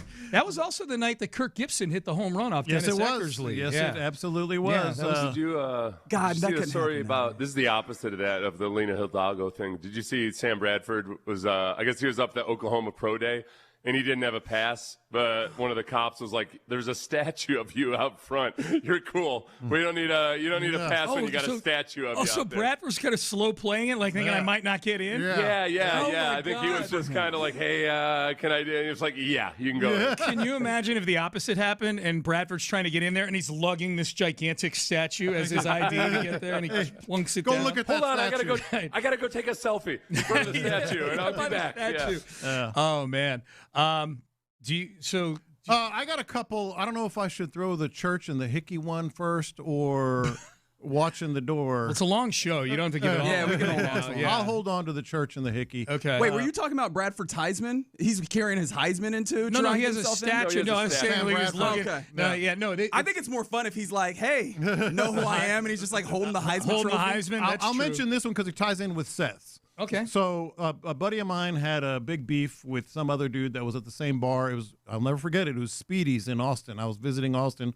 My buddy who went to UT and I went to A&M, and they went to the bathroom and got in a fight, like an actual fist fight. I walk in and I'm like, okay, I'm just gonna let it go. So Seth, tell me if this is good or bad. I closed the bathroom door and held it and let him fight it out. And I just kind of watched the door. Oh, yeah. And then I went in and got him out of there. But I got thrown out because I wouldn't let them go in there. Let other people go in there. I feel like that was that you're being a good friend there. You think so? Yeah. But I got thrown out. Let's let it all play out. Yeah, let it play out. They needed to do this for months. Yeah. But you were they were both friends also. No, one was not. But my buddy went in there to fight this other dude that he's had this beef with. Yeah. Okay. And I closed the door and watched it. Yeah, I think that's badass. That's like you closed the door and you were inside the bathroom? I was outside. You were outside. So you're holding the door. Speaking of like, all your boom, boom, boom. Yeah, that's all you're hearing. So you was a bouncer, pretty much. Pretty much. I let him look out. This had to happen. Did you know? Did your friend win the fight? I think it was kind of a wash. There was a lot of blood. They just got it out. They got it out of their system. This is like, this. If it was two friends of yours, I would have said, that's a good thing, because you don't have a dog in the fight. No, my view was... I feel like you would have kind of felt bad if your friend got his ass kicked. Yeah, you kicked, actually should have been inside. No, well, trust me, I didn't have to worry about him. Okay. I didn't have to worry about it. There's something I gotta complain about right now, just because I saw this yesterday on social media. It was a scene from A Bronx Tale. I hadn't watched this movie in over 20 years, but it's a scene where a bunch of bikers come into this mobster's bar. And like at one point, the mobster decides this is enough, so he closes the door and locks it. And the narrator says, at that point, you could see in their eyes that they'd messed up. And I'm like, all right, I guess. And in come like 6 fat mob guys in suits to start fighting these, and one of them's got a baseball bat or something. Okay. And one of the mobsters is like 370 pounds of nothing but blubber. Guns? Yeah. No And guns. I'm like, these guys would have gotten destroyed by these bikers. I don't know. It's a horrible movie. Yeah. I ended up watching 3 more clips, and I used to think that was a good movie. It's a bad movie. Okay. Yeah. That's good. I haven't seen, believe it or not, I haven't seen A Bronx Tale. But if it's a Now fun I'll never bad go see movie, it. then who cares? Yeah. You know? Right. Fun. Can't buy me No, love. the kid's Fun, annoying bad too. movie. Okay. The main character's annoying. I used to get in. I've told Sean this before. My brother and I have gotten, when we were younger, we got kicked out of bars for fighting each other at times, and every time we felt like we had to explain to the bouncers, no, it's cool, we're brothers. Yes. Like somehow 2 big guys brawling with each other in the middle of a bar is okay as long as they're brothers. We've been doing this for years. Yeah, they was like, no, we're brothers, it's cool. Meanwhile, the guy next to you is just like his beer's all over his shirt. Yeah. Can you imagine the bouncer's like, all right, hold up, and he cards both of you to make sure you have the same last name. Like, all right, go ahead. You got to resume. If we needed to let them know, you don't need to be concerned about whether we're going to make up afterwards or anything. This happens all the time. Yeah. Nobody's going to the trunk after. It's fine. We're good. Yes. All right, we are done. We are out of time. Crosstalk brought to you by D&M Auto Leasing. Seth, have a great weekend. Antibodies to you, my friend. Antibodies to you. And if it don't amphetamine, don't bother bringing it. You were doing so well. You were doing 5 stars up until then. You got amphetamine, then you better be bringing me in. Yeah. Okay. Good enough. We'll workshop it. Okay, very good.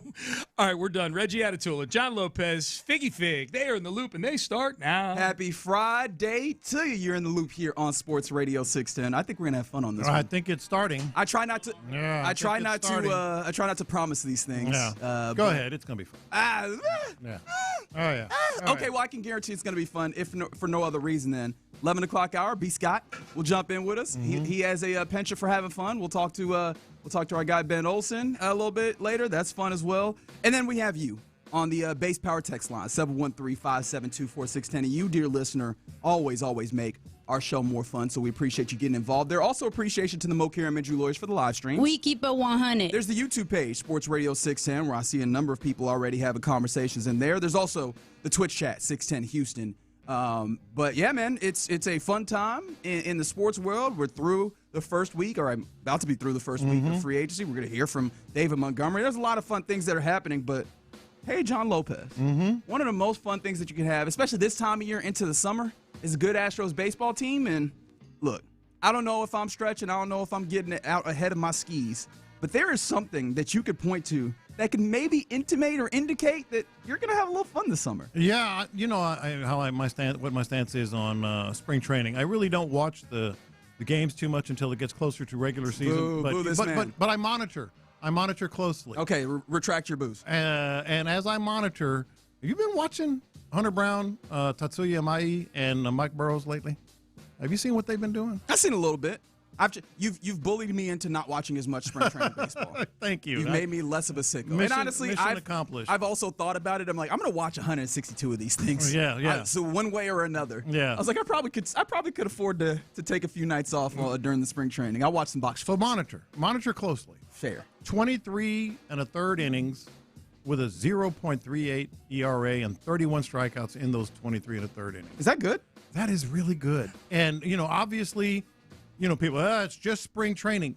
Well, yes, if you're talking about a guy that just popped up and is having an incredible year at the plate like Cam Smith did last year, yeah, you can kind of watch it with a raised eyebrow or whatever.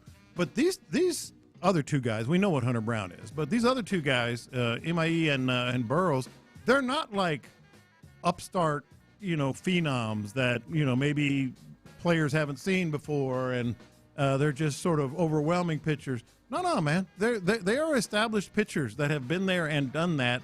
And that's why it's got me thinking, and I think the way I put it with you before the show is I think the Astros might be doing that thing again. Yeah. They might be. Yeah, because this is obviously your rotation is typically 5. They've talked about the possibility of using 6 a little bit more. Hunter Brown, given, right? You feel pretty comfortable not just calling him a number 1 starter, but calling him an ace. He's an ace. He was top 3 in AL Cy Young voting, right? Was he 3rd last year? Forget. In AL, was 2nd or 3rd? I think he was 3rd. So, yeah, man, that dude is bona fide at this point. Yeah. Imai has looked pretty good. Obviously, it's fair for you to reserve a little bit of judgment there as he's coming over from the NPB, right? That's not always the easiest transition for pitchers, but early on, good signs. The Mike Burrows is the one that has kind of warmed my torso a little bit as I've seen it. Mike Burrows has been absolutely dealing. Yes. And he's a dude who came in, and I had very little concerns about him anyways, because I was like, this is a guy who what you get from him. He throws his pitches, he throws strikes, he gets after people. Buddy, he's been doing that to the tune of, let me see if I can get my stat back up as I've lost it, but he has been absolutely dealing in this spring. And, of course, spring training, you have to be a little cautious when looking at statistics because you never know what the context is, whether one person or the other is working on something, right? What is the sequencing that they're ultimately going with? But he is just, there's just been a whole bunch of, scoreless innings, hitless innings. Like, he has been absolutely working whoever comes up to the plate. And I'm like, all right, if that translates over, which I think is a fair expectation because, as you mentioned, he's a known commodity. This isn't like a complete question. That's another dude where you go check. Yeah. Eric Getty has looked good. Even Lance McCullers Jr. has come out and been pretty solid early. So, I think you could get to 4 or 5 guys that you feel comfortable at, and that's, in a reasonable case, talk less of if you get the best case scenario where you go 4 or 5 guys that are knocked down, drag out, plus some possibilities on the back end in 6 man. That is what we talked about. We talked about yesterday, would you rather have a team that's kind of good at everything or has a superpower? When the Astros have been really good, their superpower is pitching. I said pitching, that has been it. And I'm really like, yes, you're right on the other guys, Arrighetti and maybe McCullers a little bit. But that's not talking about Christian Javier. Right. But I'm talking about the top 3 guys. The top 3 guys, if you have those guys nails, and they've been nails in spring training, and again, it's probably going to ramp up a little bit here in the next week or two as we get closer to the regular season. The thing I like about them is their different styles. You mentioned it. Hunter Brown, ace, can do it all, has that Verlander thing working, real dog, all that stuff. But then you combine it with the different styles that you're going to see in back-to-back-to-back games. Let's say these are the 1, 2, 3 guys, which it looks like they will be, to start a series and to start the season. Well, you got Hunter Brown. You know what you're getting there. Imai has that, and this is what I was focused on. You talk about, or I talked about, monitoring. One of us talked about it. Who knows? His slider apparently has just been like ridiculous. It looks good, like an old school slider too. It looks not good a as soon as he brought it sweeper. out. Yeah, it's not the side to side. It's the old school. Whoa, where'd that come from? Type of slider. Well, that comes at you at a lineup right after Hunter Brown. And then after you get, and he can throw 97, 98 too, but he's got that wicked are we slider. assuming what the rotation ends up looking like? Because I just said I think it's going to be that order. I think Imai could end up a little bit later in the rotation. Either way, they might. If those are your top 3, they might trust some of the guys that they've had, like Javier, a little bit more. Mm-hmm. But if those are your top 3, just the way it breaks the styles break down, then you've got Burrows, who's a real stuff guy. Throws 3 or 4 different pitches at a high level. That's exactly what you want from the top of your pitching staff. Different styles, still effective, all being able to do it. That's what I like about it. No, I'm with you there. By the way, just to make sure that I don't sound like I'm just pulling stuff out of my keister, Chandler Rome, as of yesterday, tweeted Mike Burrows has thrown 12 2/3 scoreless innings to open Grapefruit League play. Struck out 15, walked 6, surrendered 6 hits. He's been really good. Really good. He's been really good. And, I mean, he's already ramped up to throwing 77 pitches across 4. Mm-hmm. He's getting to a place where you feel comfortable, where he's going to be ready for opening day. As obviously is the expectation, but, man, I'm feeling a lot better about this rotation, and that's coming from someone who was fairly optimistic coming into this. So this is – now, again, I think that maybe I have a penchant, because I don't want to speak for you. I might have a penchant to get a little – hopped up on hopium, get over my skis a little bit. So tell me if I need to slow this down, but I'm excited. I'm excited for the prospect. I brought it up. I think this is a really strong 1, 2, 3. We can also mention 4, 5, but at the very top, you got these guys. And the other thing about Imai is he's got that 3/4 delivery. Yeah. So there's another arm angle Different type thing pitch, for opposing batters. It's that pixie dust, man. And if you do it in that location or in that order, as you've said, that's changing on everything. Let's say you have a Friday, Saturday, Sunday series. Friday, you're looking at the ball coming out at a different place from Saturday, from Sunday. And then Sunday's all the stuff from Burrows. So I like it. And, I mentioned the pixie dust. They've changed up a lot of things with the coaching staff, but the pitching coaching staff is still getting it done. Yeah, and a fair point made on the 936. Christian Javier hasn't been very good at this point in the spring. But I still wonder how much that they lean on the experience and the trust that they have in him. But it's fair, especially seeing as there's some new, pitching coaches and stuff that they might go with what they are seeing as opposed to what is in the past. Speaking of, yesterday, I got to imagine that our friends at Space City Home Network were a little peeved because, they're only broadcasting a selection of spring training or Grapefruit League games. And yesterday's matchup with the Washington Nationals was supposed to be one of them. Actually, it was one of them, except there was a rain delay. And I just in my mind pictured our Todd Collis and Blummer sitting in the studios just like, all right, we got 2 hours to wait for this thing to start. Yeah. And this didn't have to be one of the games that we called. It didn't have to be. It didn't have to be. But more than them waiting around is the news that we got about a particular player waiting around. Yordan Alvarez was supposed to play in left field yesterday, and because of the rain delay, they decided to DH him. And in my mind, I was like, is this the guy that we were hoping maybe could play something like possibly 100 games on the outfield? There's no way. There's no way in hell, right? That's fair because of what he's done. And, a rain delay makes you change where you're going to put him in the lineup. On the other hand, how much of that is caution? I'm going to give him the veteran experience thing. He warmed up. He was out there running around. They come in, they sit for 2 hours. They say, hey, don't worry about it. Maybe it's just because he's a veteran. Don't worry about it. We'll get you in the outfield tomorrow. In my head, it felt like, I get it. We were afraid that it's slick in the outfield, and we don't want him to do one of those things. I get it. It's fair. Absolutely fair. And it also speaks to And you won 150 games out of him? Well, I mean, just generally 150. Because I was like, yeah, but if they don't play him in the outfield, like that has stopped it at top. But yeah, I mean, forearm soreness. Somebody said forearm soreness. I sure hope not. But yeah, I'm gonna go ahead and knock on wood. I'm not even that superstitious, but there you go. All right, excited for Astros baseball. They're playing again this evening, if memory serves. They are playing. Who are they playing again? The Cardinals. 5:05. I don't know if this is on Space City. I'll have to go check it.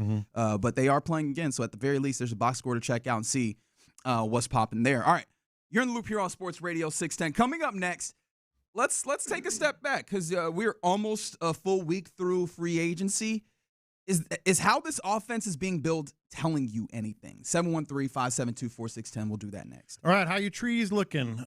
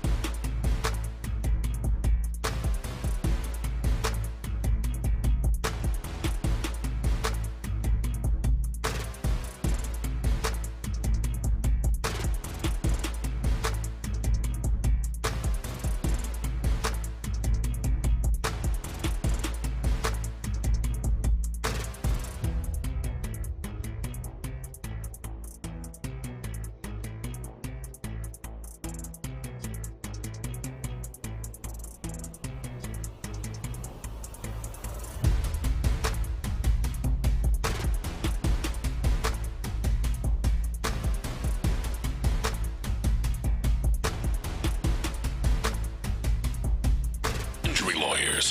Heard in an accident? Call Montgomery Injury Lawyers at 281-222-2222.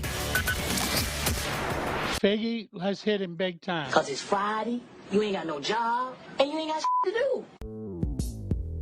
Houston, let's get in the loop. You better get ready because we're going to show up and show out. With John Lopez and Reggie Atatula. Always live, always local. Seemed like they got off the, what did he say? Off the slide? Oh, God, if you listen to Lil Kiki. I was cringing. Hey, no, Lil Kiki is a legend in these cities. No, if Lil Kiki said it's off the slide, then it's off the slide. You're in the loop on Houston Sports Leader, Sports Radio 610. Yeah, happy Friday. You're in the loop here on Sports Radio 610. That's John Lopez. I'm Reginald Atatula. Figgy Fig on the ones and twos, and you rolling with us on this Friday.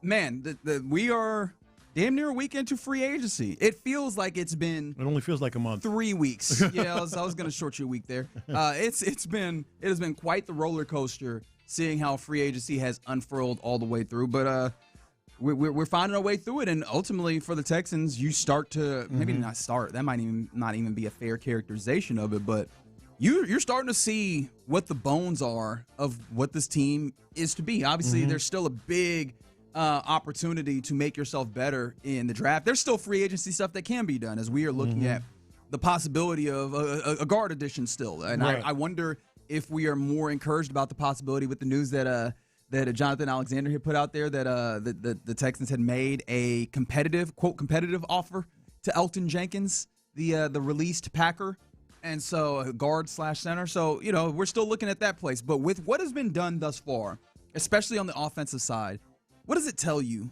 Or does it tell you anything? 713-572-4610. Because I'm guessing, John Lopez, that you have a few things that you're taking away from the early builds of what this line, or what this offense rather, is looking like. More so curious, and that's why we need to talk about this. I'm curious what you and Figgy and our listeners think. Oh, buddy, I got thoughts. You got thoughts. So when you start looking at how this team has been built, we know where how good the defense is. But if you looked at some of the contracts, like some of the extensions, some of the younger players, the ones that are going to be here, I hate to say like 6-7 years because you never know in the NFL, but let's say like 3-4 years down the road. Like they're pretty much locked in on the defensive side. Like, where is there like, ooh, could lose him, something like that soon. Yeah. I don't know. I mean, this team they're digging in on defense long term, right? Especially at their major points, right? You feel comfortable about 4 out of your 5, actually now 5 out of your 5 defensive backs. Yep. For the next handful defensive of years. line. Now, after the next handful of years, there is an interesting conversation that I think is going to be had. We don't have to have it now because why would we? When it comes to which cornerback are you going to keep? Yeah. That's the first thing I was thinking about. Kamari. That will be a conversation here. But again, like we're looking 3, 4 That's down. A couple. We got a little bit of time, but I'm like, if he's playing the way he's been playing, he's going to get paid a lot. Linebacker's an interesting place because I don't know that any of those you're talking about for the duration of 2-3 seasons. But defensive line, your edges, you're holding on for the next couple of years. Interior is where it feels like there could be some churn. Well, didn't they give Logan Hall a 3-year deal too? I'm not saying he's going to be your frontline player, but I mean I'll put it just in a broad sense. Defensively, they're built for the long term in NFL terms. Yeah, they have in NFL terms. They're built for the long term. Yeah. They have some stability. So why can't we say the same thing on offense outside of receivers? I think receivers, you got some good long term. Nico, Higgins, Noel. Heck, yeah. Tank, Tank Dell, maybe fits in there. Why aren't we seeing like, okay, this guy's going to be here for a while, including the quarterback? That's an interesting question. Yeah. I think on the offensive line, the easy answer is they are rehabilitating the offensive line would be the only one. Years. Ursery's the only one as of right now until they add some rookie talent in the draft. It'd be hard to imagine that there's not at least one offensive line rookie that is that they come out with, regardless of where they ultimately draft that player. But I think see where I'm going with this? I think that's why on the offensive line is there's probably an understanding or thought process for Nick Caseria that the right way, quote unquote, to build an offensive line is to have young talented players that you have controllable through the draft. So as opposed to doing a lot of signing through free agency, that they're doing it in a draft capacity. Outside of that, that's an interesting thought, right? I mean, Ed Ingram, Trent Brown, Jake Andrews, even Dalton Schultz, although they took care of him. But added an extra year, though.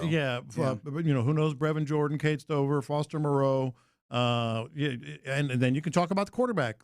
He's our quarterback. Not, you didn't talk about after this year. David Montgomery, there's sort of, you could argue Woody Marks. Well, you know what the easy answer is here, right? The defense is good, and if you have a good thing, you want to keep it together. You can't say that about the offense yet. Yeah. Right? So that's probably the easy answer is that you're not locked in, because why would you lock in on an offense that, as of right now, there's not a single argument to be made that it's fully formed. Even the arguments that you can make in some level of defense of the offense is that there are portions of it that work pretty well. Even the stated goal of the offense is not good yet. Yeah. Right? You hope to see it be good, but you would need to see that demonstrated, and that's running the football. So yeah, man, I could kind of understand the thought process of why would we have this locked up, and before we have an understanding really and truly that this is doing the thing that we want to do, right? I think obviously that would be the optimal circumstance, but I also think we should probably look around and ask how many. Why would you? How many teams do have that circumstance situated that way? Yeah, it seems like they just want their identity to be about the defense. To me, if they hit on some offensive players, that's cool, but it seems like their focus is on the defense right now. And if the offense is ran how they want it to be ran, then they can win the Super Bowl. I'm glad you said that, Figgy, because I think there might be something else at play here. Who does it like that? Build the defense long term. Let's establish ourselves. We might have a large number of interchangeable parts. Here we go again. We don't have to bar him from saying this name. Tell me I'm wrong. We don't have to bar. Well, I can tell you're wrong, because you talk about the Patriots. Is that what you were going to get to? The Patriots turn things over. They have historically turned things over on any portion of this team, right? They are very much, or at least their MO had been up until recently. But offensively, so many different sets of running backs. So many outside of Tom Brady. Receivers coming in and out. Offensive linemen coming in and out. Tight ends, they were set for a while until that murder thing. Murder thing, jeez. But it is the philosophy is so obvious to me. I think you're off on this one. Yeah, I'll let you rock on a lot of this. I think you're off on this one. I don't think that this is necessarily a Patriots thing, because the Patriots have let guys go and brought in newer guys depending on cost or whatever. I think that this probably speaks more to the circumstance where also you could take this up to the coaching level, right? There's stability on the coaching staff. We know who's going to be determining the defense. We know what the defense is going to look like, and it's easy to lock in on players because you know that they fit what your system is and what your scheme is. Do we have that consistency offensively? No. Even in just what the identity of the team is, or what the identity of the unit is, rather. Like, how do you lock in players for something that you're not even sure that you're locked in on schematically? On the other hand, I'm like, I hear you, but offensively, I think it's safe to say they were pretty much turning things over everywhere except Brady. Yeah. And I think the issue is you don't have Tom Brady, and you're not even sure what C.J. Stroud is. Right. So I think that's the tough part right there. Now, if you knew what he was, then that's probably a little easier to build around that. But you're not even sure if that's the guy. If that's the guy moving forward. Also, maybe another easy answer that we could throw in there is they've been really good at identifying talent on defense. I think that's part of it. It's the talent that you're willing to sign up long term are the ones that have demonstrated demonstrably that they're really good at this, and that's been largely the defensive side of things. Had some of these offensive linemen been hits, we maybe wouldn't have had this conversation. You sign your guys, right? Damian Pierce, some of these other guys, maybe we wouldn't be having this conversation. Cade Stover. Maybe we wouldn't be having this conversation. So I think it's just that's why I wanted. Why is it? I'm not saying it's definitely this or that, but there's clear, obvious things on the defensive side that they are built for the long haul, and offensively they're still trying to determine it. No, and that's kind of going to be, I think, a badge that they have to carry. Maybe not one of honor, but a reminder for them is like, hey, you need to be better at the identification portion of this and getting this together, because that's also an indication that they have not put together enough of a solid thing for the offensive side of the football, which is necessary if you want to win in this league in the modern era. All right, you're in the loop.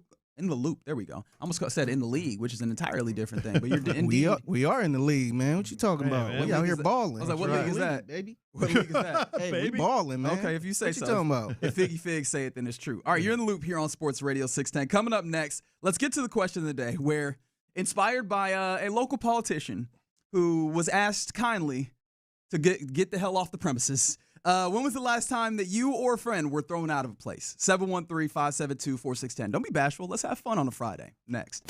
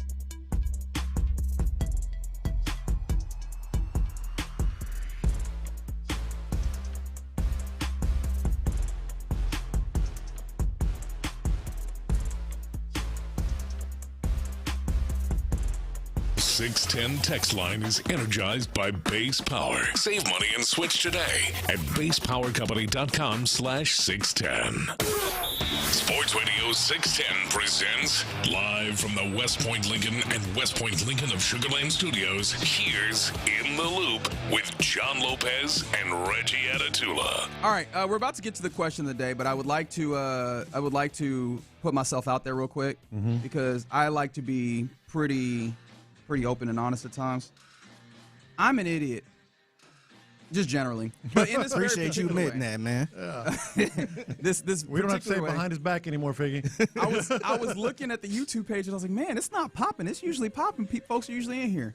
Man, I was looking at the wrong page. Yesterday? Yesterday. I was like, man, nobody's talking. Lo and behold, people been in here having a blast talking, and it's just... If you're in the YouTube chat right now, call Reggie an idiot. Go ahead, man. Myself, so everybody comment, Reggie is an idiot. Do it if you need to, man. At least I will see it this time. That is the beauty of it. Also, there's the Base Power text line, 713-572-4610. We appreciate you doing that. And if you're there, go ahead and text in your answer to the question of the day. When was the last time you, or maybe a friend of yours, was thrown out of a place? Because we had this week the Houston Livestock Show and Rodeo, an incident, one might say, with the Houston County, was it county judge? Harris County Judge, rather. Lena Hidalgo, who you have the story a little bit better than I do. I've kind of been keeping up with this from a distance. Yeah. But it seems like you've been a little more attuned to what's happening. So I guess as part of the the relationship between the county and NRG, et cetera, officials get tickets to events, and she has received, and most of them, in one of the stories I read, they get maybe one, 2 or 3 events that they can go to during the rodeo, but one set of shoot passes. And shoot passes, CHUTE. Yes. Okay. They go for like $600 a piece. Oh, okay. They're like right on the dirt, right behind, all the action and all that.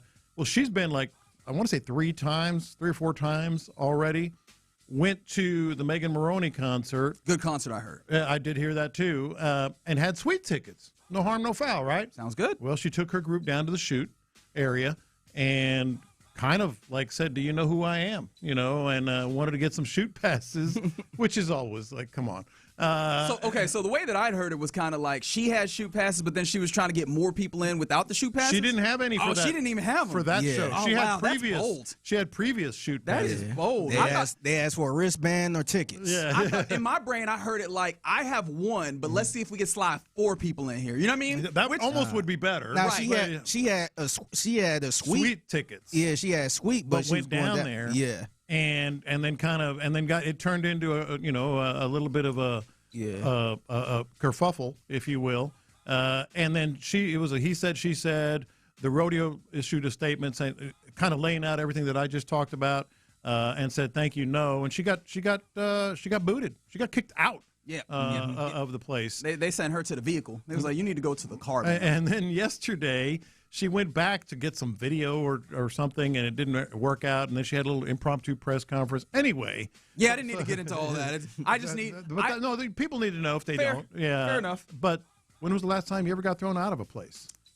This is a fun question where 504 has already answered, said, I've never been thrown out of a place, but I've been kicked out of my parents' house, which sounds even more fun. That might be more fun. Yeah, yes. I need the details on that. I love that when we were talking with Sean about it before the show, he said, I feel like you have to be a kind of a jerk to get thrown out of a place. And I was like, au contraire. Like, not so fast, my friend. Yes.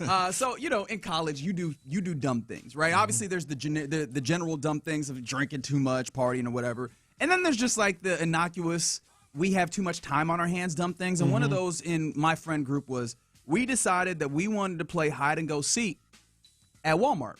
Because what a great place to just go. It's a big old warehouse. It's all behind the clothes and stuff. So we're in there, and of course, this is not during the daytime. This is when Walmart is still 24 hours. So we're doing this at like 2 in the morning, which is even better, right? Y'all the reason why Walmart ain't 24 hours. We are. Yeah. So there wasn't a global pandemic. All right. So we're doing this, and we're hiding. A friend of mine gets into like the paper aisle where there's like he makes a fort out of toilet paper, or like toilet paper rolls and stuff. So he's in there in the little stack. Ultimately, the thing that got us thrown out was one of my friends went to the garden and outdoors area, and you know how they'll have like grills and they'll have them on stacks, up like three aisles high or whatever. He jumped up and climbed up to I think the middle or the highest rung, hid behind a grill, and somebody came over here and was like, "Hey man, y'all got to go. We're not going to get out of here. You got to go." Right? That's a huge liability issue. It's huge on top liability of issue. These folks are like in here restocking the aisles for and employees stuff. too. Employees are stocking the aisles, and they just see dudes jumping in behind paper towel rolls. Yeah. Well, I mean, it wasn't that bad. We weren't stealing nothing. But we would have gotten arrested if we had come back, or if we had been like, no. Once they were like, all right, guys, y'all got to get out of here. We were like, okay. I have one from my youth and one from my not-so-youth. The one in college I talked about earlier, I had a buddy in Austin. He went to UT, I went to A&M. We'd visit each other. So we were at a bar called Speedy's in Austin, and this guy that he's had this beef with shows up, and they start eyeing each other and maybe even talking. I don't remember all the particulars. And I'm sitting there, and we've all known this. We've all been in this situation. It had to happen. It was going to happen. They were going to throw hands at some point. It was inevitable. Sure. It just inevitable. It had to happen. So they went into the bathroom. I think one followed the other, whatever, and they start getting in each other's faces. So they're going to start throwing and all that stuff. I walk in behind them, and they start. I close the door behind me, go back out into the little hallway there, and kind of hold the door and keep people out, let them hash it out. And I hear all these noises and stuff. Bodies thrown against the stalls and everything else. Oh, you were listening to that scene from James Bond, but from the outside. Yes. Like, was that a sink? Did I hear a sink break? Yes. And so people were trying to come in, and they complained to the bar and all that stuff. So I ultimately opened the door. This how fights are. This lasted like 30 seconds. Yeah. This was like nothing. But they threw us all out. I was just letting them hash it out, but I got thrown out. The funniest one for me was when I was in 8th grade, and this may come as a surprise to some of y'all, but I was an altar boy in my youth. Get out of town. I was an altar boy. I was an altar boy. So I was making out with this girl, and I show up. Go figure. I show up for a funeral. I was going to serve the funeral after, so I was kind of whatever. I walk in there, and I had this shirt up here. Well, when you put on the altar boy thing, your neck is showing. And I had a big old hickey on my neck. Yeah, you got it. They did the right thing. And they kicked you out? The priest. They sent you home? The priest kicked me out. Of course he did. No, what did he say?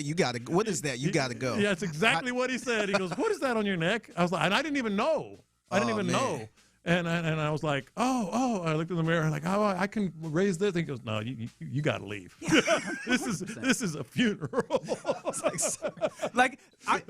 Maybe there was some level of church service that you might have been able to make. Yeah, it, right? A Maybe wedding, one wedding, maybe a mass, possibly a funeral. A funeral. There are people mourning here. Get the hell out of here. Some kid with a hickey on. It's funny you mentioned with the incense. When you mentioned the bathroom fight, that actually reminded me of one time where I might be stretching the definition on getting thrown out. However, there was one time that in middle school, just happened to be using the restroom, right? And all of a sudden, a whole bunch of kids just run in. Oh, yeah. And run in real quick. You know what's happening. What the hell is happening? Yeah. Oh, here comes an administrator. All y'all in here. Out of here. Into my office. And I'm just like, what happened? Apparently, there was a fight. Yeah. Everybody, here comes the authorities in this instance. A VP or assistant principal or something. And then boys decided to run into the restroom. So they go, everybody in the restroom clearly ran in. No, some of us were just in the passing We just needed to go to the bathroom. Use the restroom. I ended up in trouble for that. I think that was the other time that I got in trouble outside of trying to break up a fight. So that one very much annoyed me. Yeah, so mine is it wasn't similar to Lopez, but from my back in the day, me and my pretty much the hood I grew up in, we were beefing with another hood on the other side of town. For years, it's been years things going on, and somebody decided to piece it up. So they're like, oh, they having a party at a bowling alley across town in that hood. Yeah. So we like, all right, we go. It was only like 5 of us. Yeah. So we tried to get in the bowling alley, and the security like, no, y'all can't come in. And we were like, man, we ain't trying to. And so we broke in the back door. It's the back door. Oh, boy. We went in, and so we was in there. Little did we know that they didn't get the memo. And so they was like, so one of the dudes from the other hood like, hey, my homeboy want to fight you. So we like, all right, what's up? We here. So we said, what's up? I kid you not, probably like 5 seconds later, there was like 50 dudes that came across where the game area. I'm out of here. So we started taking off all our jewelry. We like, oh man, it's about to be rough. And then that same moment, it felt like it was a setup. That same moment, the security guard saw us. And he was like, oh, no, y'all got to go. Okay. So we tried to go back the way we came out because that's where I parked. Yeah. Otherwise, if I went out the front door, it would have been a long walk, and it would have been a long day for all of us, 5 versus 50. And so they pretty much kicked us out, and somebody that knew who we were, they caused the scene somewhere else, so everybody ran over there, and so we ended up sneaking to the car. Man, that was about to be a long night, man. Yeah, it would have been a long night. It was 5 of us. We like, oh, man, we started taking off our watches.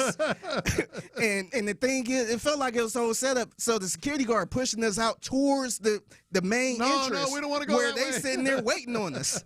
So it was kind of like a spirit tunnel a little bit. Yeah. Where we was about to go in, we was about to get. No, that was crazy. So That's funny. yeah, so we got kicked out from there. Some of the answers coming in on the various different platforms we have on the YouTube page. Got kicked out of HEB for doing whippets. Yep. that feels like you earned that one. From this one, let's see, from the 281, wasn't me, but a buddy got kicked out of an art museum for entering a room he wasn't supposed to. Was that one of those I knew I wasn't supposed to go to? Or some art museums aren't great about labeling things, and you go, is this a door I can go in or not? Yeah. And then you end up, and now they're mad at you as if they didn't label things incorrectly. I got kicked out of an art museum kind of by my wife when we were in New York for my son's wedding. She wanted to go to the modern art, and you know how that's so funky? There was a couple of, like one painting of like string. You know how it's so stupid. Oh, you were complaining, weren't you? And I was just like, that's string. What are we looking at? Why? Well, how is that art? How is that worth $8,000 or whatever? This man did not think about there was another like the meaning of the string and how it speaks to the lifeline of human beings. Modern. And I was like, I was just sarcastic, beyond sarcastic on everything. There was like there was a milk crate. side with Jan. Every story, I side with Jan every time. She goes, let's just go. Because there was a you would have pissed me off too. There was a milk crate and a milk bottle on top, and I'm like, I had that at my front porch when I was 12. That sat on my front porch when I was 12. And the funny thing is, there was a class of like college students like trying to interpret it. Oh, and they were all just, they could all hear me, and they were all looking just over judging their the hell out. shoulder. Who is this uncultured old man? What a From the rube. 979 got busted selling weed at school days after turning 17, just old enough to be considered an adult. Man. Yeah, apparently bonded out of county, came home, but mother was like, got to be out of here. Yeah. Have y'all been kicked out of class for anything stupid? I mean, it's usually something really stupid. Yeah. Man, I got kicked out of I think it was lunch. Everybody's supposed to be quiet, and I was laughing at something, and the teacher was like, Gilliard, something funny? And I'm like, Yes, actually. I was laughing. That's exactly what I'm like, yeah. And he was like, get out. So I had to spend recess all week. No, not the whole week of The whole recess. week in the teacher office. Oh, So I could boy. not go outside. They was having a bad day. And that's like a prison sentence. Yeah, they were- You they can't were go having a outside bad for 5 days. Oh yeah. You caught him on the wrong day. Yeah. Let's see. There's some other ones that have come in that were coming in. Actually, one that came in earlier. Somebody said went to a bar with the date, got kicked out because of some other bar patron who said that they were making their date uncomfortable. Supposedly, apparently, him and his date left together. Had more fun at the crib. So There we go. There are some There we instances go. where you get thrown out and it ends up going well for you. I imagine not the case with the other person on the text line who said they were at a concert in the Woodlands. Then them and a group of their friends were going to meet up at a bar. The 6 friends that were coming got kicked out before they, or you got thrown out of line before they even got in. They had already gotten the table and ordered the first round. So they had a tab full of drinks that nobody else is going to drink. Oh, man. You got to wait till everybody gets in here before we order the first round. I'm not having the beer ready and waiting for you. Come on now. All right, keep sending those in. I feel like we can have a lot of fun with this all day long. All right, you're in the loop here on Sports Radio 610. Coming up next, let's go around the NFL where do you think the Jets are headed the right way? Because Geno Smith seems to think that. We'll talk about that and more next. The Drive with Stoerner.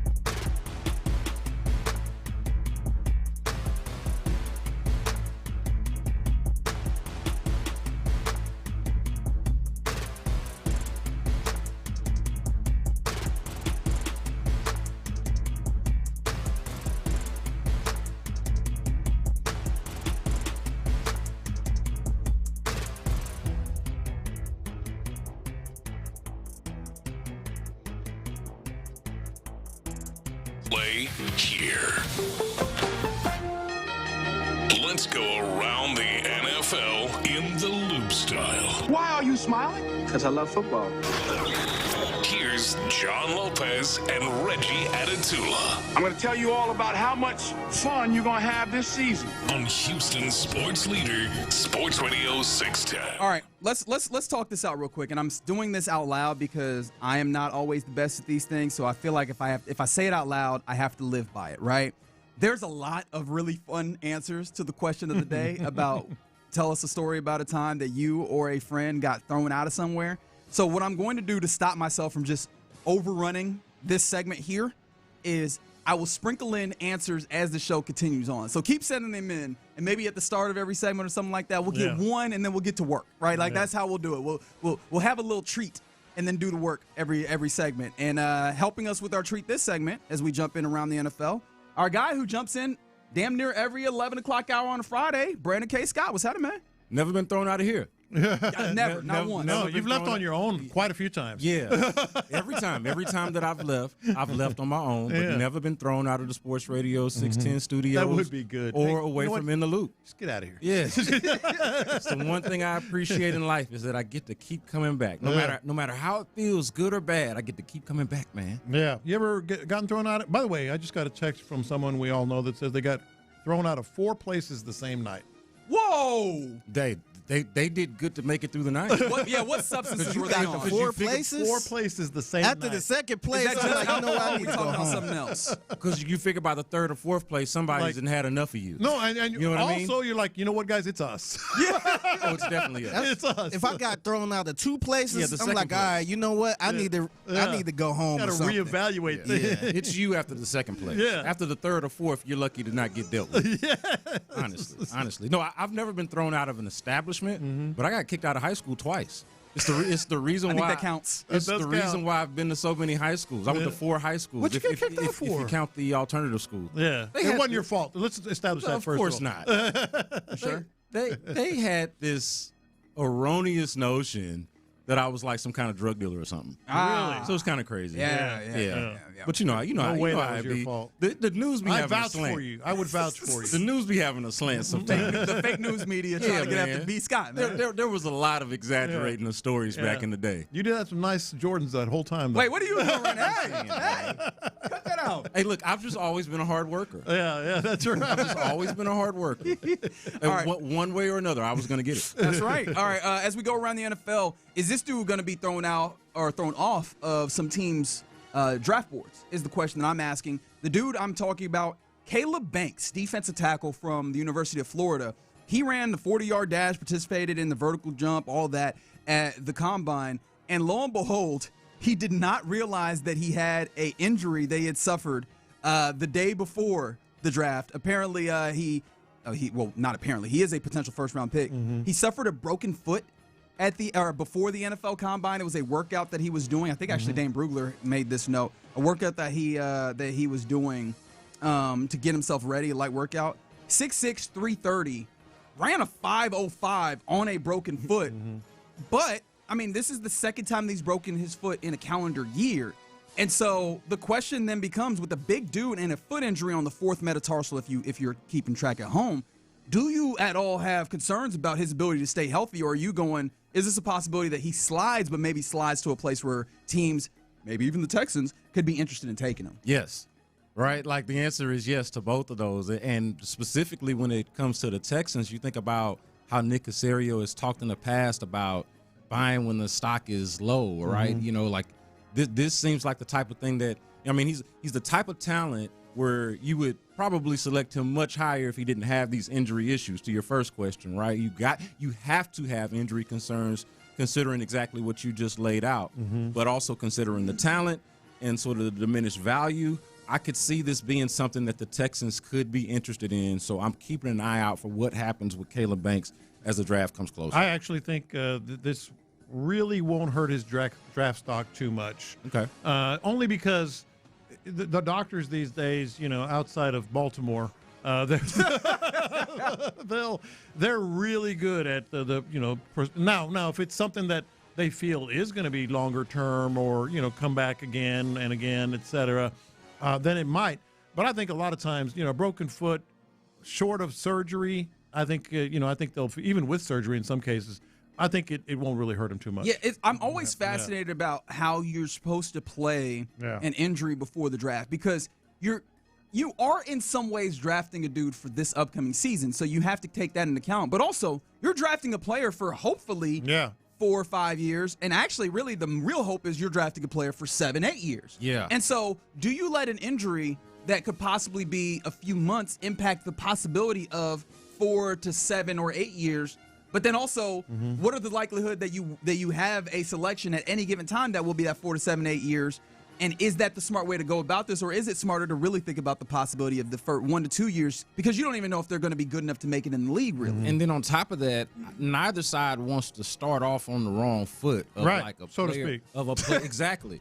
No pun. You're on it today. I don't know what. No Is it the pun Bird intended, shirt? but the exact pun intended, right? Yeah. Like, you don't want to be the player who comes into the league with an injury history or some kind of injury narrative, and you don't want to be the team that's drafting a player that's already got injury problems before you even play it down. Yeah. And so, all of that, I think, kind of culminates into this, you know, this weird sort of back and forth of, you know, do you buy low, or you know, kind of thing of like exactly what is the value of this player. Yeah, I was going to ask if the Texans in particular, the way they go about defensive line makes it more palatable, because it's not a team where you're slotting him in and we're expecting you to play 80% of the snaps. You'd be in a rotation, and we already have 3-4 dudes that we're hoping to roll in. So if you're injured, we would like you to be there, but also it's not like you have to be. But also how valuable is that role? Yeah. Is that role that you speak of worth, say, the 28th pick? Or God help me if they were to trade up. I mean, if you have to draft a player like that. For the Texans, you have options already. I think it might elevate his chances with the Texans. Yeah. Well, and especially since they already have a young core, they're already knocking on the door. Yeah. They're not the team of going into 2023 draft, right? Or even last year. Right. So, yeah, no, I mean, it makes an interesting dynamic considering where the Texans are specifically in their growth pattern or their trajectory, right? They're a young team that's feels like it's supposed to be ascending at the very least, and so you can maybe afford to overvalue a position or two. If he's maybe sliding, one of those second-round picks might be one of those things that becomes very, very palatable. Although the 832 again makes a point, especially if you're a Houston sports fan. Yeah, I might tell you it's a problem on that foot. Again, that's why I think you lean on the doctors and trust them, because if it's one of those things, then obviously he'll plummet. I would be shocked if something would have to be serious. But he ran a 40 on it. If he's all the way into the second round, I'd be surprised. Yeah. Right? I think he's that good. Yeah. So we'll see. Yeah. All right. As we continue around the NFL, did you see that Geno Smith, obviously he has been traded, to the Jets? Back where it all started, baby. You can always go home is what I like to say. Make it right. He has said that he's eager to make things right, and he also went as far as to say that he thinks the Jets are getting a better player than what he was probably towards the end of his Seattle tenure. And so your thoughts on that, but also, do you think the Jets are moving in the right direction? This is a question that I saw on one of these talk shows this morning, and it seems like a really easy question, but there's some depth in there as well. Yeah, I don't know exactly if I'm being honest, I don't know what direction the Jets are headed in. Geno Smith is, I think it's a better option than what they had going on last year with paying Justin Fields $40 million or whatever it was. And I'm hoping the best for Aaron Glenn, right? A former Aggie for you, a guy from Houston, a former Texan. And I want good things for him. But when I just look at what they've got going over there, I can't quite really figure it out. But as far as Geno Smith is concerned, he's definitely a better player than the one that left there. And so I think it's a step in the right direction, but I got a hard time really understanding what direction that team is going. I'm with you 100%. Reggie brought it up during the break, and I'm like, I don't know. It's almost – you can make the argument in some areas, but not in others. And then Aaron Glenn, Aggie or not, I was really, really hopeful that he would have an immediate impact. He did not, right? Because he's he's just such a good dude. I mean, he's just a great dude that I've been able to cover, and I was pulling for him. But I got to admit, I don't think he really showed a lot, last year. Maybe it wasn't his fault. Yeah. And I don't know if there's a lot there. Yeah. And in Geno Smith, the team that he revitalized his career with moved off of him, and then not long after that won the Super Bowl. With Sam Darnold. Right. So what are you doing there? Yeah, the thing honestly the biggest thing with the Jets question is Breece Hall, because that is a team that does not have expectation of being good, but also you are using one of the fastest depreciating assets in football in a running back. They are holding on to him in a way that doesn't quite make sense if you're in a value type of way. New York City. Yeah, is the answer. That's why I feel like, what am I missing when everybody's like, it was kind of a foregone conclusion that they were going to bring back Breece Hall, and I'm like, well, for what? New York City. What is the utility you are of a battling player? for headlines every single day. I think there's value in not just being atrocious in sports, because sometimes we've gotten to the place where we're all playing armchair GM and we're like, bottom out so you can bounce back up. It's still ostensibly an entertainment product, right? And so we got to have something entertaining. The most entertaining thing is Breece Hall. At the same time, would you not want to extract that value for the team? So when you ask the question, are the Jets moving in the right direction? I think you started in the right place. I have no earthly idea. Come watch Breece Hall and us lose 32-13. But so the thing is, and if you talk to people who cover these teams on a daily basis, and I have here and there over the years, you would be surprised how competitive just getting on the back page is. Just gotta be on the back page. The back page. You have to be on the back page. It's a wild Giants, way to live. Jets, Giants, Jets, and Breece Hall is a headliner. Fair enough. Yeah. All right, one more thing around the NFL here. The Jaguars in division, their general manager, what they call him on the morning show? The Magnificent Gladstone. That's right. I love that y'all did that in unison. It was very adorable. James Gladstone. There's been rumors going on that the Jaguars were maybe looking to trade Brian Thomas Jr., especially after they went and acquired Jacoby Myers last year and kind of had things come together, and Brian Thomas Jr. was not the same as his rookie year or whatever. Yep. This is him answering those criticisms, or those rumors rather, that are out there. No, we haven't, and there hasn't been a ton of dialogue around that front as teams check in, simply because it seems like there's another word, reputable, came up earlier. I don't think there's been any reputable statement. We don't have any real action on any of those fronts, and as I think you think back to where we landed at the end of the season, where our passing attack was, we have no interest in disrupting the momentum. We look forward to continuing to build off of where we left things, and know that Brian Thomas is a big piece to that puzzle, and we don't want to make sure that gets disrupted at any time. You don't got a lot of kick in, my boy. Was that convincing? Not at all. Especially when you remember the Jaguars were supposedly one of the teams that were in on Max Crosby. Max Crosby, who ultimately, when the trade was made, was supposed to go for 2 first-round picks. The Jaguars don't have a first-round pick this year. Yeah. Mm-hmm.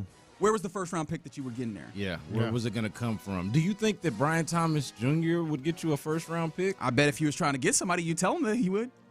I don't think he'd get you. They're like, this is a first-round pick value. Yeah. Man, we watched that guy drop the ball time and time again. But and when he caught it, though. And he would make plays, too. But he would give it, and he would take it away. Mm-hmm. Like that would be a tough ask for me. Yeah, like, I don't know about that. Maybe they get, like, a second or enough to package to kind of try to throw something at the Raiders to get Max Crosby. But I got a tough time thinking they're going to get much more than that. Yeah, I agree.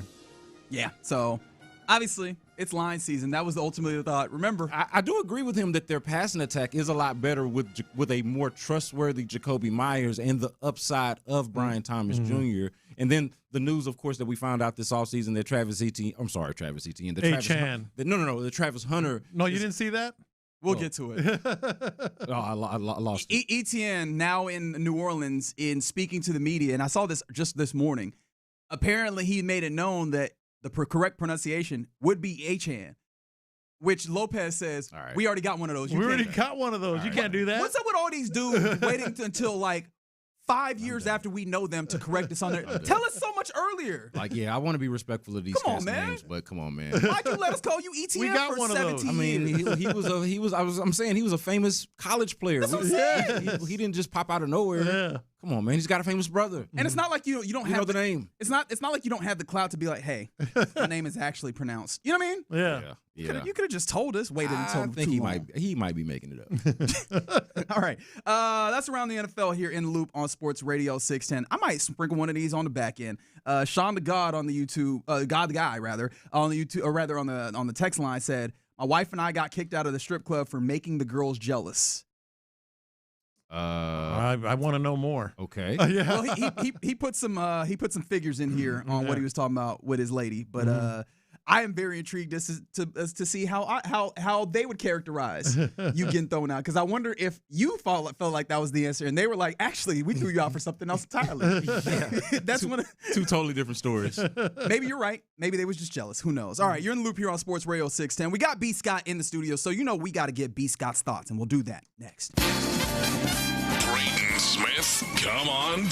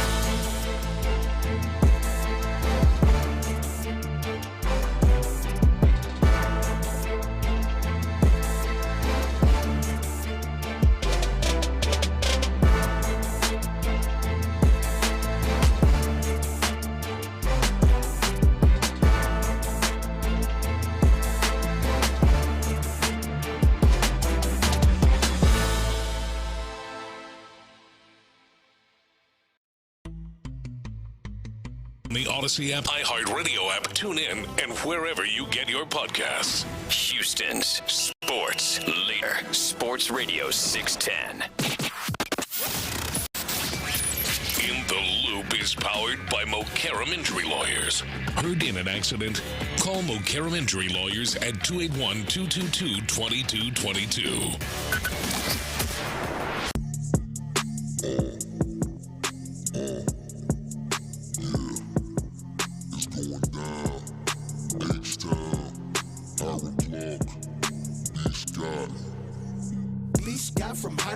Oh, you love when you hear it on a Friday. That means that Brandon Kyle Scott is in the building. I got to stop saying your whole government. That's so messed up. It's all good. B. Scott is in the building, I'm out here. I'm out here in the streets, man. Look, so the Braden Smith signing specifically has made the draft, at least for me, all the more interesting. It has put even more of a spotlight on what Nick Caserio and company are planning with that number 28 overall pick. If they pick there, whether they trade up or trade back, but what do they do essentially with their first pick in the draft is now, after the Braden Smith signing specifically, is even more intriguing for me because that is what's going to sort of tell me the tale. You were hitting on this earlier in the show, Reg, about, hey, what are you able to glean? Essentially, I'm paraphrasing what you were saying, but what are you able to glean from their moves so far? And early on it was, hey, I think based off of trading Titus Howard and bringing in David Montgomery, that tells me they're not spending a lot of money on running back. They're putting money into this offensive line. Well, they haven't put a ton of money into the offensive line. They've brought back Ed Ingram. They've signed, they brought back Trent Brown, and they're going to sign Braden Smith, or I guess they've signed Braden Smith. But none of that, like together, that's some investment, but they haven't taken that big swing at the offense with the offensive line.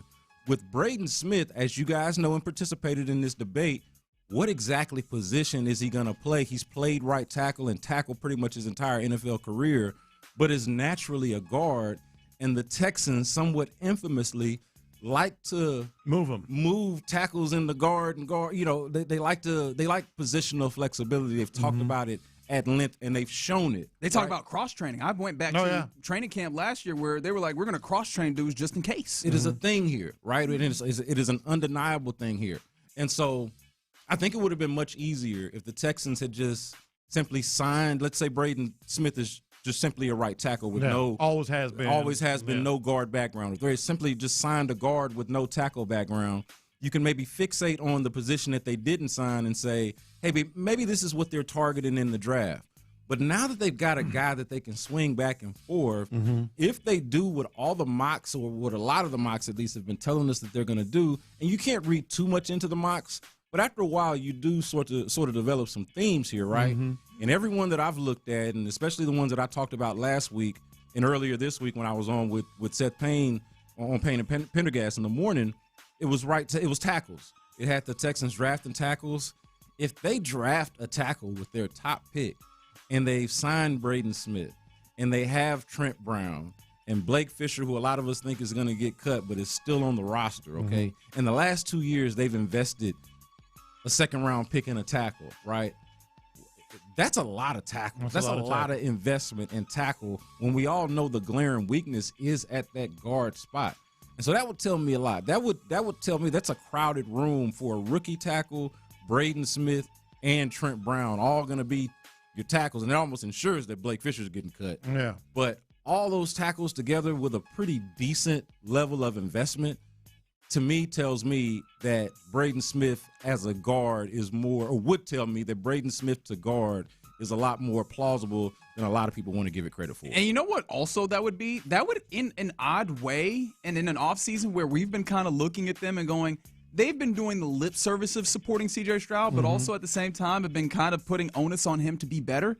That'd be an interesting kind of support of C.J. Stroud, because that would be prioritizing solidifying the edges of the offensive line. Admittedly, typically that is where you invest on the offensive line as the tackles, but that you do that to pass the football. You don't solidify the tackles to running the football unless you're an outside zone team, which they're not. So like that would be a little bit of a vote of confidence of sorts for C.J. Stroud in a roundabout way. I'm almost there with you. Almost, because it is, and you laid it out perfectly, and it makes a lot of sense, and it gives you a little bit of mystery about what you're going to draft. pack. Where am I going? You tell me. You going fishing this weekend? No. What you going to pack into the draft? But I keep going back to, yeah, it's a nice thing to say, but the dude has played tackle for 7 years in the NFL. 8 years in the NFL. He's a tackle. You know, I mean, he's a tackle. But again, the part that gets me sort of pausing is this is what the Texans do. They did it with another tackle that just left. But also, yeah. I do think it's important to point out, and I think some of the former players and, like, you know, heavy football people have pointed this out, that it's a lot easier to turn a tackle into a guard than a guard into a tackle, specifically if that tackle already has a guard background, right? Like if the tackle over the course of years is big and strong and nasty enough to play guard, but he loses a little bit of the athleticism, you laid it out. He's played tackle for 8 years. So this guy's got 8 years of NFL wear and tear and an injury history, right?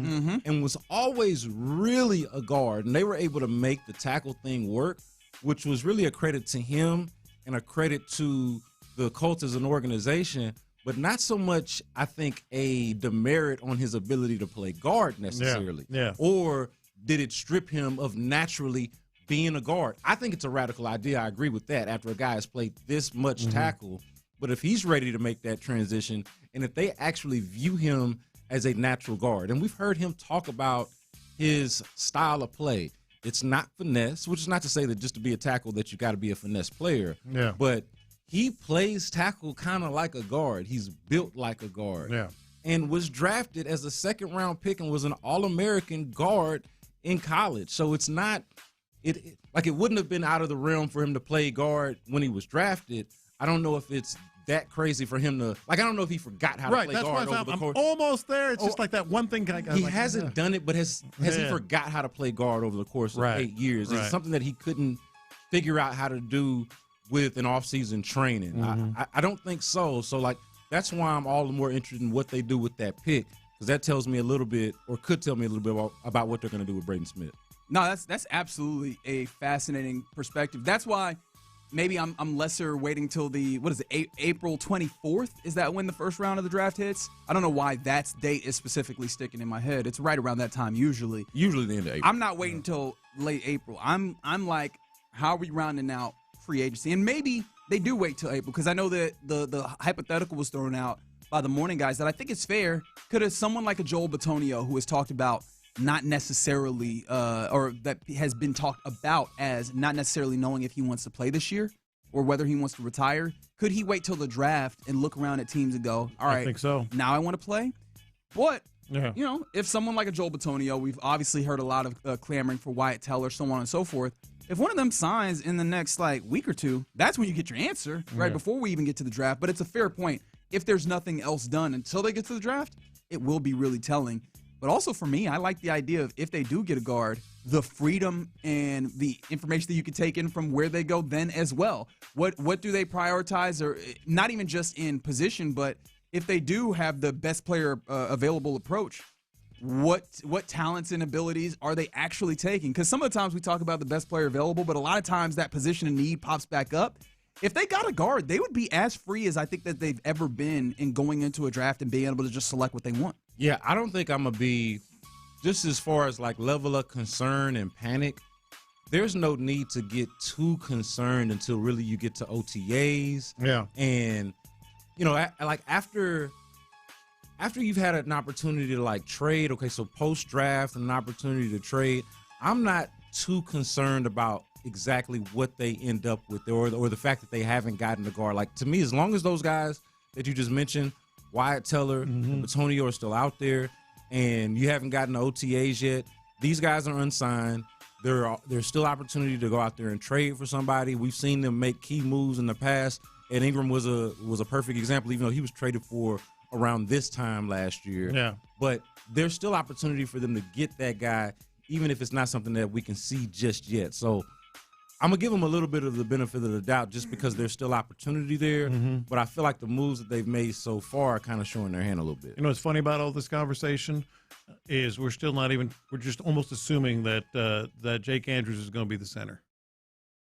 which we were not doing a week ago. Well, that's because a week ago there were still should not do. Right. No, I am. A week ago there were still viable free agent answers. Yeah. And if there's not viable free agent but there answers, is a draft. You look at the draft but we can also look at the profile of centers in the draft, and when you look at those, there aren't dudes that you go first round pick, you select him and he is definitely a starter day 1. There's guys that you go day 2, so whether it's second, third round or day 3, early on where you go, we can draft them. Maybe they're a starter at this point. Maybe they work their way to being starters. And in that but instance, it's just bizarre to me. Like in that he's instance, gonna be the center. You're talking about a circumstance where it's a competition as opposed to a definite replacement. Was it the Bears who traded for Garrett Bradbury last week from the New England Patriots? Yes. When I saw that, I was like, yo, Texans, what are you doing? I saw that, and I understand that response. I know who Garrett Bradbury is, and I'm not super excited about that as an upgrade from Jake Andrews. I'm just saying in general, in terms of being proactive, and I actually do think he would be an upgrade. I don't think it takes much or is saying much to be an upgrade from Jake Andrews, to be honest with you. To what degree, though? But how much of an upgrade are you getting for whatever you're giving up in that instance? I mean, what did they give up? A 6th-round pick? Yeah. Yeah, I mean, what is a 6th-round pick? Sure. So, I mean, I mean, you needed to – that just, to me, explains the urgency of the situation that I'm saying, hey, go get me Garrett Bradbury. The Bears themselves thought it urgent enough to do so after Drew Dalman retired. So. Yeah, I feel you. But that's because they had no answers. You have an answer. That's not the perfect one. Not even close to the first one, but it's not the perfect one. Sounds like the same y'all thing. got me out here defending Jake Andrews. Like the same thing. Can y'all let me live, okay? Jake Andrews Truther over here. I was going to say, the Jake Andrews bot was over here. All right. Is that Jake over there? You know what? Are you related to Jake? You're trying to work on your first throwing out of the in loop, aren't you? I see you Jake over there. from State Farm. Speaking of the time that you got thrown out from the 713, got kicked out of a bar because I kept falling asleep in the chair I was in due to working a 14-hour day. Security swore I was plastered and kicked me and my wife out. Ouch. If it was just you, I get it. Your wife couldn't say nothing? Yeah. She couldn't convince them. They thought they needed to cut you off. You was just tired. I feel like your queen should have been like, no, you don't understand. You worked a long day. Yeah. That's all. She knew the truth. Maybe that was it. All right, keep those coming in. There's a lot of really fun ones. I'll try and sprinkle them in as we go. But coming up next, let's get into what's popping, including the Big 12 is doing the right thing when it comes to the conference tournament, and that will impact the Houston Cougars as they move on. We'll talk about that and more next. Payne and Pendergast.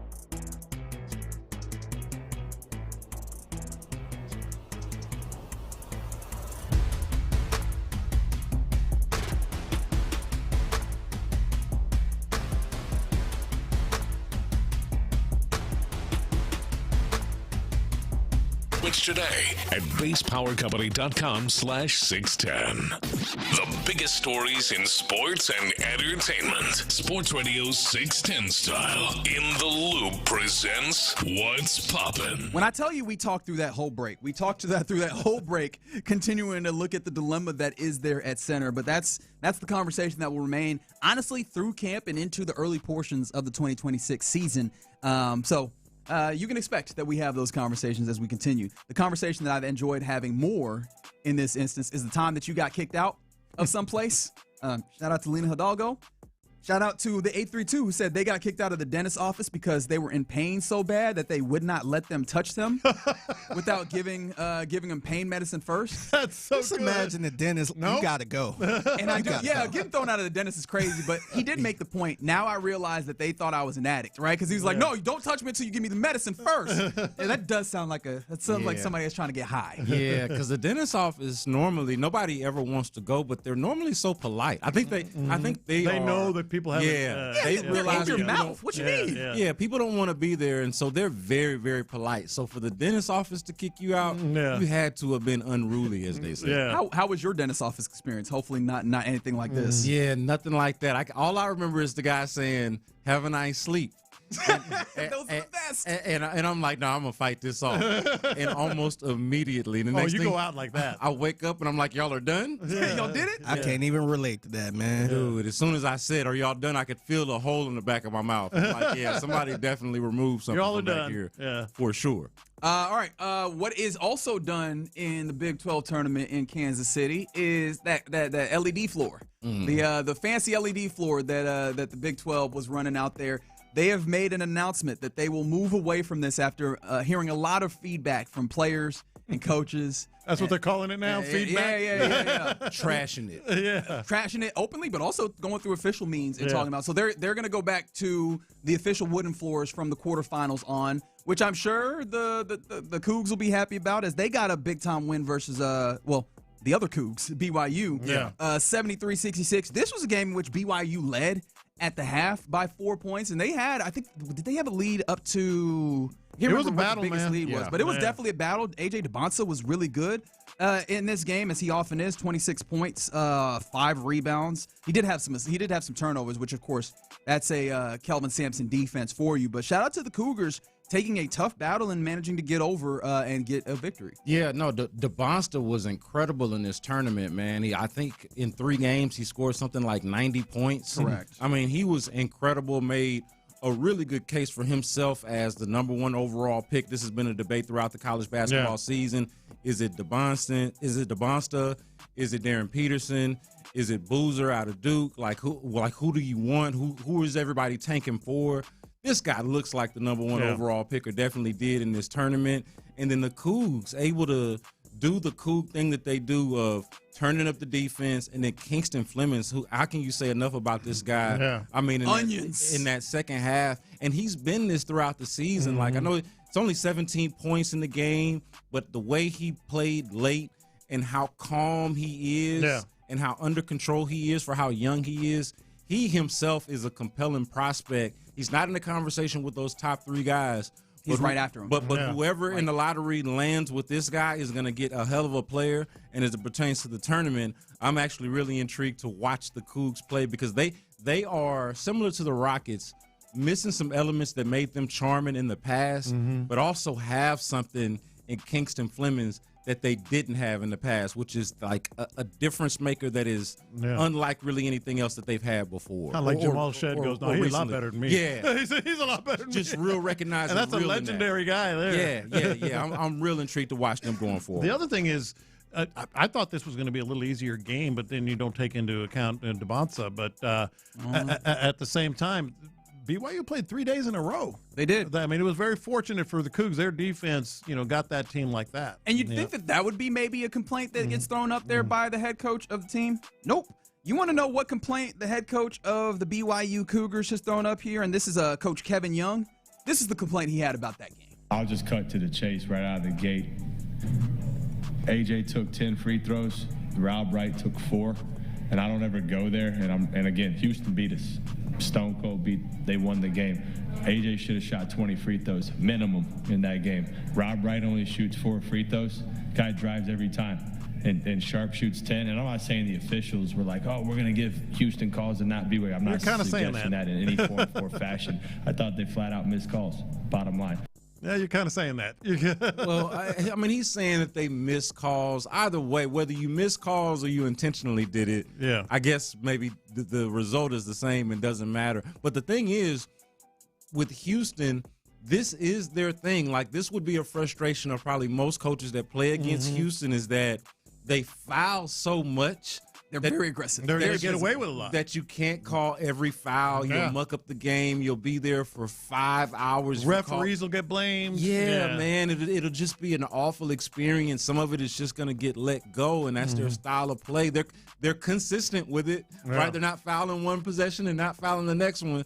This is how they play, and so that's the theme of the game, and you have to adjust to it. You've got to adjust to the physicality of playing against them, and it throws you off, and it's unlike anything else that you really play against. And so that is a special quality of this team and this program, and it has been for a while. And on the court thing, which we really never got back to, I think this is going to throw a wrench in its entire future. Oh, yeah. I mean, this is done. The LED over. court? Yeah, it's over. I mean, in theory, it's like, oh, this is cute. And really, it made sense when I really stopped and thought about it.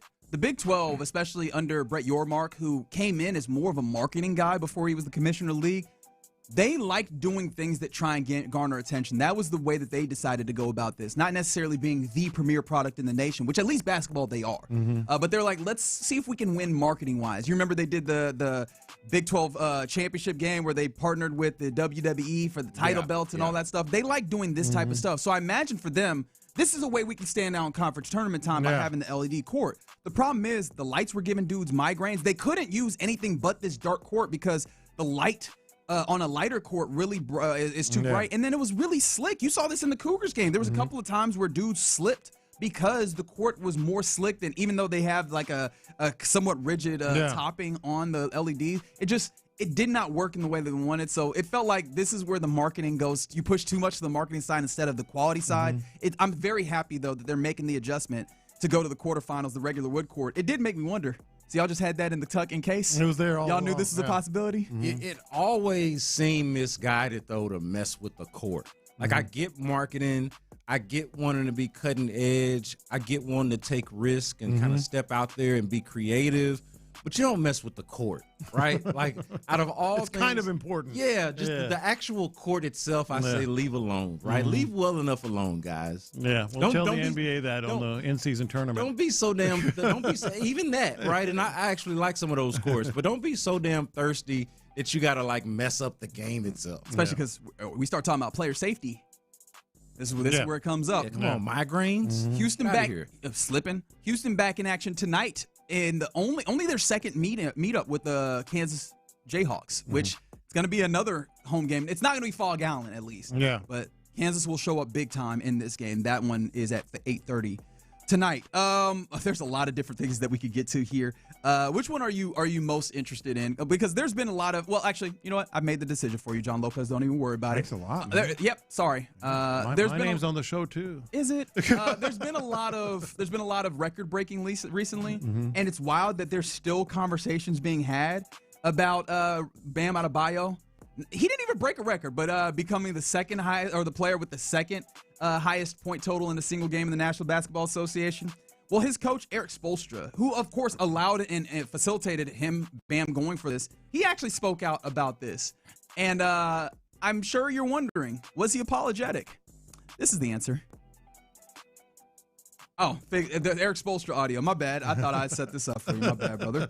This was Eric Spoelstra talking about, whether or not he's apologetic. I apologize to absolutely no one. Period. And going into the game, it's a Tuesday night game against a team where they're not playing for anything, where their organization is trying to lose. We've already lost a game, in that kind of situation. We have players that are sitting out, and I spoke to Bam about I want, as our best player and team captain, for him to be locked in and ready. And he sure was. Yeah. sorry to no one. And what would he be sorry for? And I would intentional fouling. To who's offending who? Mm-hmm. What's the big deal? The game. What's everyone mad about? Everyone relax. Yeah. Like, why are we so uptight and so weird about things that don't actually matter? I don't get this. And I would push back on something that you said. Okay. It's a lot of people that are only acknowledging this as the record, like the Wilt thing, since there's no video and not so many people were even alive for it. For a lot of people, John Lopez, the Kobe, and this is not me being disrespectful. Mm-hmm. I've seen actually people saying this type of stuff, even though it's ridiculous. No, I've seen it. But there are people who are only acknowledging Kobe's 81 as their record, their lifetime record, and this being the new one. So let it be significant to the people that wanted to be significant to them, and let the things be significant to you that are significant to you. And I'm going to push back. And I'm going to push back a little bit on that, because I think there is a place for some criticism of this, just particularly the way the game ended, the way it was in the fourth quarter, throwing the ball off the rim, all the fouls, all that. That's fair discussion. I think it's gone too far. It was a mockery of a game to begin with. The Wizards' but I'm existence. saying, but that was like a circus show. You know, it ended up looking like a circus show at the end. The point that is there to be made, though, is point me to the 70-plus point game that does not end up looking like a circus show at some point. Nah, but look, this team, I understand what Eric Spoelstra's saying. This team that we're playing against is making a mockery of the game. They're not even trying to win, and you want to criticize us for running up the score or for trying to chase a record? No, what I'm saying is I get the criticism, the raised eyebrows, whatever you want to call it. I get it. I think it's gone on too long. And just as a point of order, I actually know a person who was at the Wilt Chamberlain game. At the game, he was the ball boy, and the box score does not lie. I believe it. For the record. Yeah. And the box score does not lie. This isn't a moon landing thing for me. Yeah. I actually am with this one. Very good. All right, man, I want to get more stuff in. Well, you know what I can do for you? I can get you one more story of someone getting thrown out. How about that? From the 346, got kicked out of Sugar Mill basketball gym because we kept winning and someone told management we didn't live there. That's real hater stuff. Like, you was just dominating the court and they were like, hey, he don't even live here. Y'all get out of here. Y'all throw him out for not living here? All right. That's like cutting the game off. Oh, yeah. You know what I mean? Yeah. Unplugging the Nintendo. Unplugging the Nintendo, yeah. Or if you're losing too much and be like, you know what? Give me my basketball. I'm going home. The game cheating. All right. Y'all want to play basketball? How y'all going to do it without a ball? Look at you now. All right. B. Scott, always sitting in with us on a Friday. We greatly appreciate you hanging out with me, man. Yes, sir. Now get out of here. Yeah, get. Being kicked out for the first time. Get to getting. Rite of passage. Never. You always have free reign here. All right, John Lopez. Let's keep it rolling on a Friday here where we talked about it. Free agency week 1 in the books. Let's do some free agency week 1 superlatives. You sound good? We'll do that next on Sports Radio. Reed Blankenship, come on.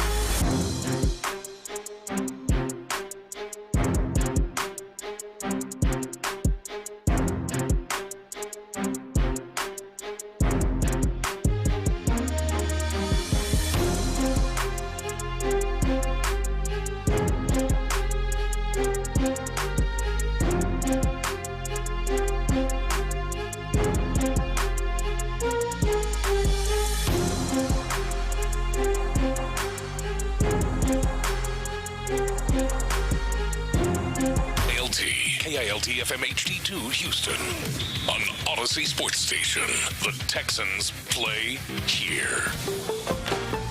Sports Radio 610 presents In the Loop with John Lopez and Reggie Atatula. Ladies and gentlemen, I have officially reached the point where I'm reading some of these texts, and I'm like, I don't even know if I can read this out loud. Y'all got kicked out for some stuff, gentlemen and ladies. Oh, boy. But, man, I'm enjoying reading those. Like, let's see, from 281, me and my friends were at a strip club, and one of my friends probably had a little too much to drink, and a larger stripper comes over to the stage. My friend decides he wants to go in his pockets and throw all his chains on the stage. Easy to say, we were escorted out of the building. Easy to say, yes. Didn't even have to say it. He threw metal at the stage. Why did he think that was going to work? Yeah. Question of the day that we're continuing to pepper in all day long. What is the time that you or a friend got thrown out of something? Because the stories have been great. They have been What'd great. you say you saw just a second ago? Dude, what are you even doing when you do this? Some guy was putting up a bunch of threes. You know, he fancied himself a shooter, and every time he shot a three, he yelled, "Active shooter!" And the gym threw him out. Yeah, man. I wonder why. I wonder why the gym threw you out every time you yelled that in a public place. Right, I have no idea what you were expecting to happen in that moment. All right, that's the old yelling fire in a crowded theater. Yes. Man. You got to take it outside. But worse. Right. All right. Like I said, keep those coming in on the Base Power text line 713-572-4610. All right, we're about a week through free agency. We have not seen any more signings here necessarily. We have seen some quotes come from David Montgomery, apparently talking about C.J. Stroud. David Montgomery said, quote, "He's a dog. He's cold." He also added that he was impressed on how Stroud has handled highs and lows. Said, "That's somebody I want to play with." He's a dog, Figgy. Just in case you were wondering if you were going to keep that parlance, that particular word in play with Titus Howard not here, Dave Montgomery got you. He's a dog. I thought that left when Laramie left because Laramie was the called king. everybody dog. Yeah, he was over there. Davis Mills, dog. I'm like, all right, man. New dog father, baby, is David Montgomery. Yeah. By the way, I would not tell him that to his face. All right. Let's get into some superlatives, though, with this. And so play along, 713-572-4610. Let's start with the Texans, and then we can widen this out to the league at large. How's that sound? Absolutely, 100%. All right, easy one. When it comes to the Texans and the moves that they've made, what is your favorite move of free agency? Actually, easy for me, and I think we might have three different answers. He's gonna do this. Are you being spicy right now? No. Okay. Easy for me. Foster Moreau. I knew he's going to do this. Yeah. I knew he was going to do this. Because, well, think about it. It's not just another tight end, which I've been advocating for and wondering about. But as we talked about this week, I think it helps their offense. I think it helps their offensive approach. You don't have to worry about number 57 is reporting as eligible again as much, in which case, okay, maybe he was okay on that particular play, him being Blake Fisher, but you knew they weren't going to throw the ball to him at all. Yeah. At all. Well, now you got a tight end that can play that role and also has been in the past a guy that I think it helps their offensive approach. We talked about this yesterday. I feel you on that. I'm excited to see what this does for Nick Caley to get another data point and evaluation of him. How much was he limited previously by the tight end situation, and does this help him use more 12 personnel? Do you see more aggressive tight end usage downfield because of the division of labor there? I'm not being I'm not leaning into the bit or whatever, because it wasn't a bit. First of all, I think it actually does help them. Yeah. No, I hear you. Yeah. At the same time, I'm going Braden Smith here. We were just having a rousing conversation still with B. Scott as he was walking out the building, and I mean, the point of anxiety that I had the most was the offensive line and whether they were going to treat it like last year. I don't think we're entirely out of the woods because I would still like to see a veteran guard end up on this roster, but seeing one of the better tackles, somebody that can get out here and do things and bring some nasty to the offensive line come in was huge. Because remember, we had conversations where I'd kind of lean into the idea that maybe they go with a rookie on the outside. Yeah. And I still would have been fine with that, and there's still a possibility that if you do musical chairs and end up drafting a tackle, that could still be the case. But the worry about starting another rookie and seeing what that looks like, that's still there. I like the idea of having a dude who's played really well, a dude that obviously has done this in this league and is proven on that offensive line, a dude who brings that nastiness, that swarm, all of that mentality more to the line, something that we've been clamoring for a long time. Yeah, man, that one makes me feel good, and seeing them do a good value, but also still just a good addition to this offensive line where it needs to be the center point of what you do. That is my favorite, without question. Yeah, my favorite is David Montgomery, because I was worried throughout this whole offseason that they're going to try to make Woody Martz the RB1 and all that stuff, and I really didn't want that. There's no disrespect to him. I think he's a good running back, but I still think you needed that running back one and not put all of that on him. I ain't want a whole Dameon Pierce type of situation again where they try to run it back with Dameon Pierce as RB1 and Devin Singletary played better than him and he ended up overlapping. I ain't want all of that. So I'm glad they actually got another running back and not just focus on Woody Martz as the running back, even though he played good last year. Yeah, no, that counts, even though it was a trade, but that definitely counts. What else you got? Just actually me. He sure did. I heard it. I said it counts. Yeah, it was technically a trade, but I guess that counts. And it technically happened last week. Not this week, so, yeah. I'll let you cook over here. Yeah. All right, one more here for the Texans before we go league-wide. What's the move that you're most concerned about? Move I'm most concerned about. I would have to be, when you repeat the question, you're kind of still thinking. I'm still thinking. Can I tell you one that oddly enough pops up for me? And I don't know if it's maybe the most concerned, but I do want to at least have an opportunity to talk about it. What up, Kai Kruger? Yeah, also technically a trade. And he had a well, actually, I said free agency week 1. Everything that they did still matters in this. No, and it might sound nonsensical to go the punter. Yeah, but as much as I can be critical of what Tommy Townsend had, where sometimes he would outkick the coverage, every once in a while he kind of had some shank punts. You had a lot of bearing teams deep inside of their 20. That plays into a defense-first approach for this team. Yeah. And Kai Kruger's coming off of a year, admittedly his rookie year, and with a bad New Orleans team where he had some issues, right? And how does that affect we're going to play defense, we're going to play maybe not field position intentionally, but we're going to run the football, we're going to take time off the clock. How does that affect it if you get a Kai Kruger who actually is not good in the special teams portion? No, that's a good one. That's a good one because I would never put concern on any of the signings or so far. I think I'm just and that's why I said concern. Curious. Okay, curious. Curious would be your favorite, and that is the tackle.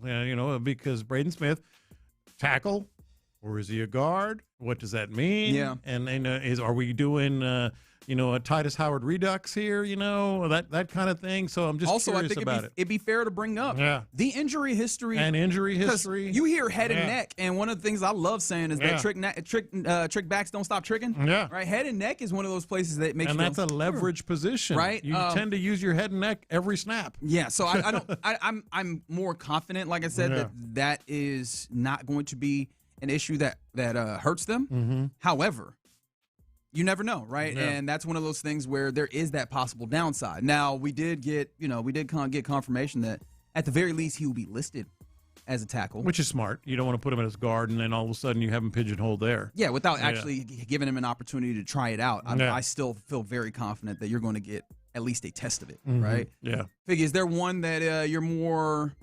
What was the word that you ultimately used instead of concern? Curious. Yeah, the one y'all are actually just talking about that, Braden Smith, and it's not the injury thing.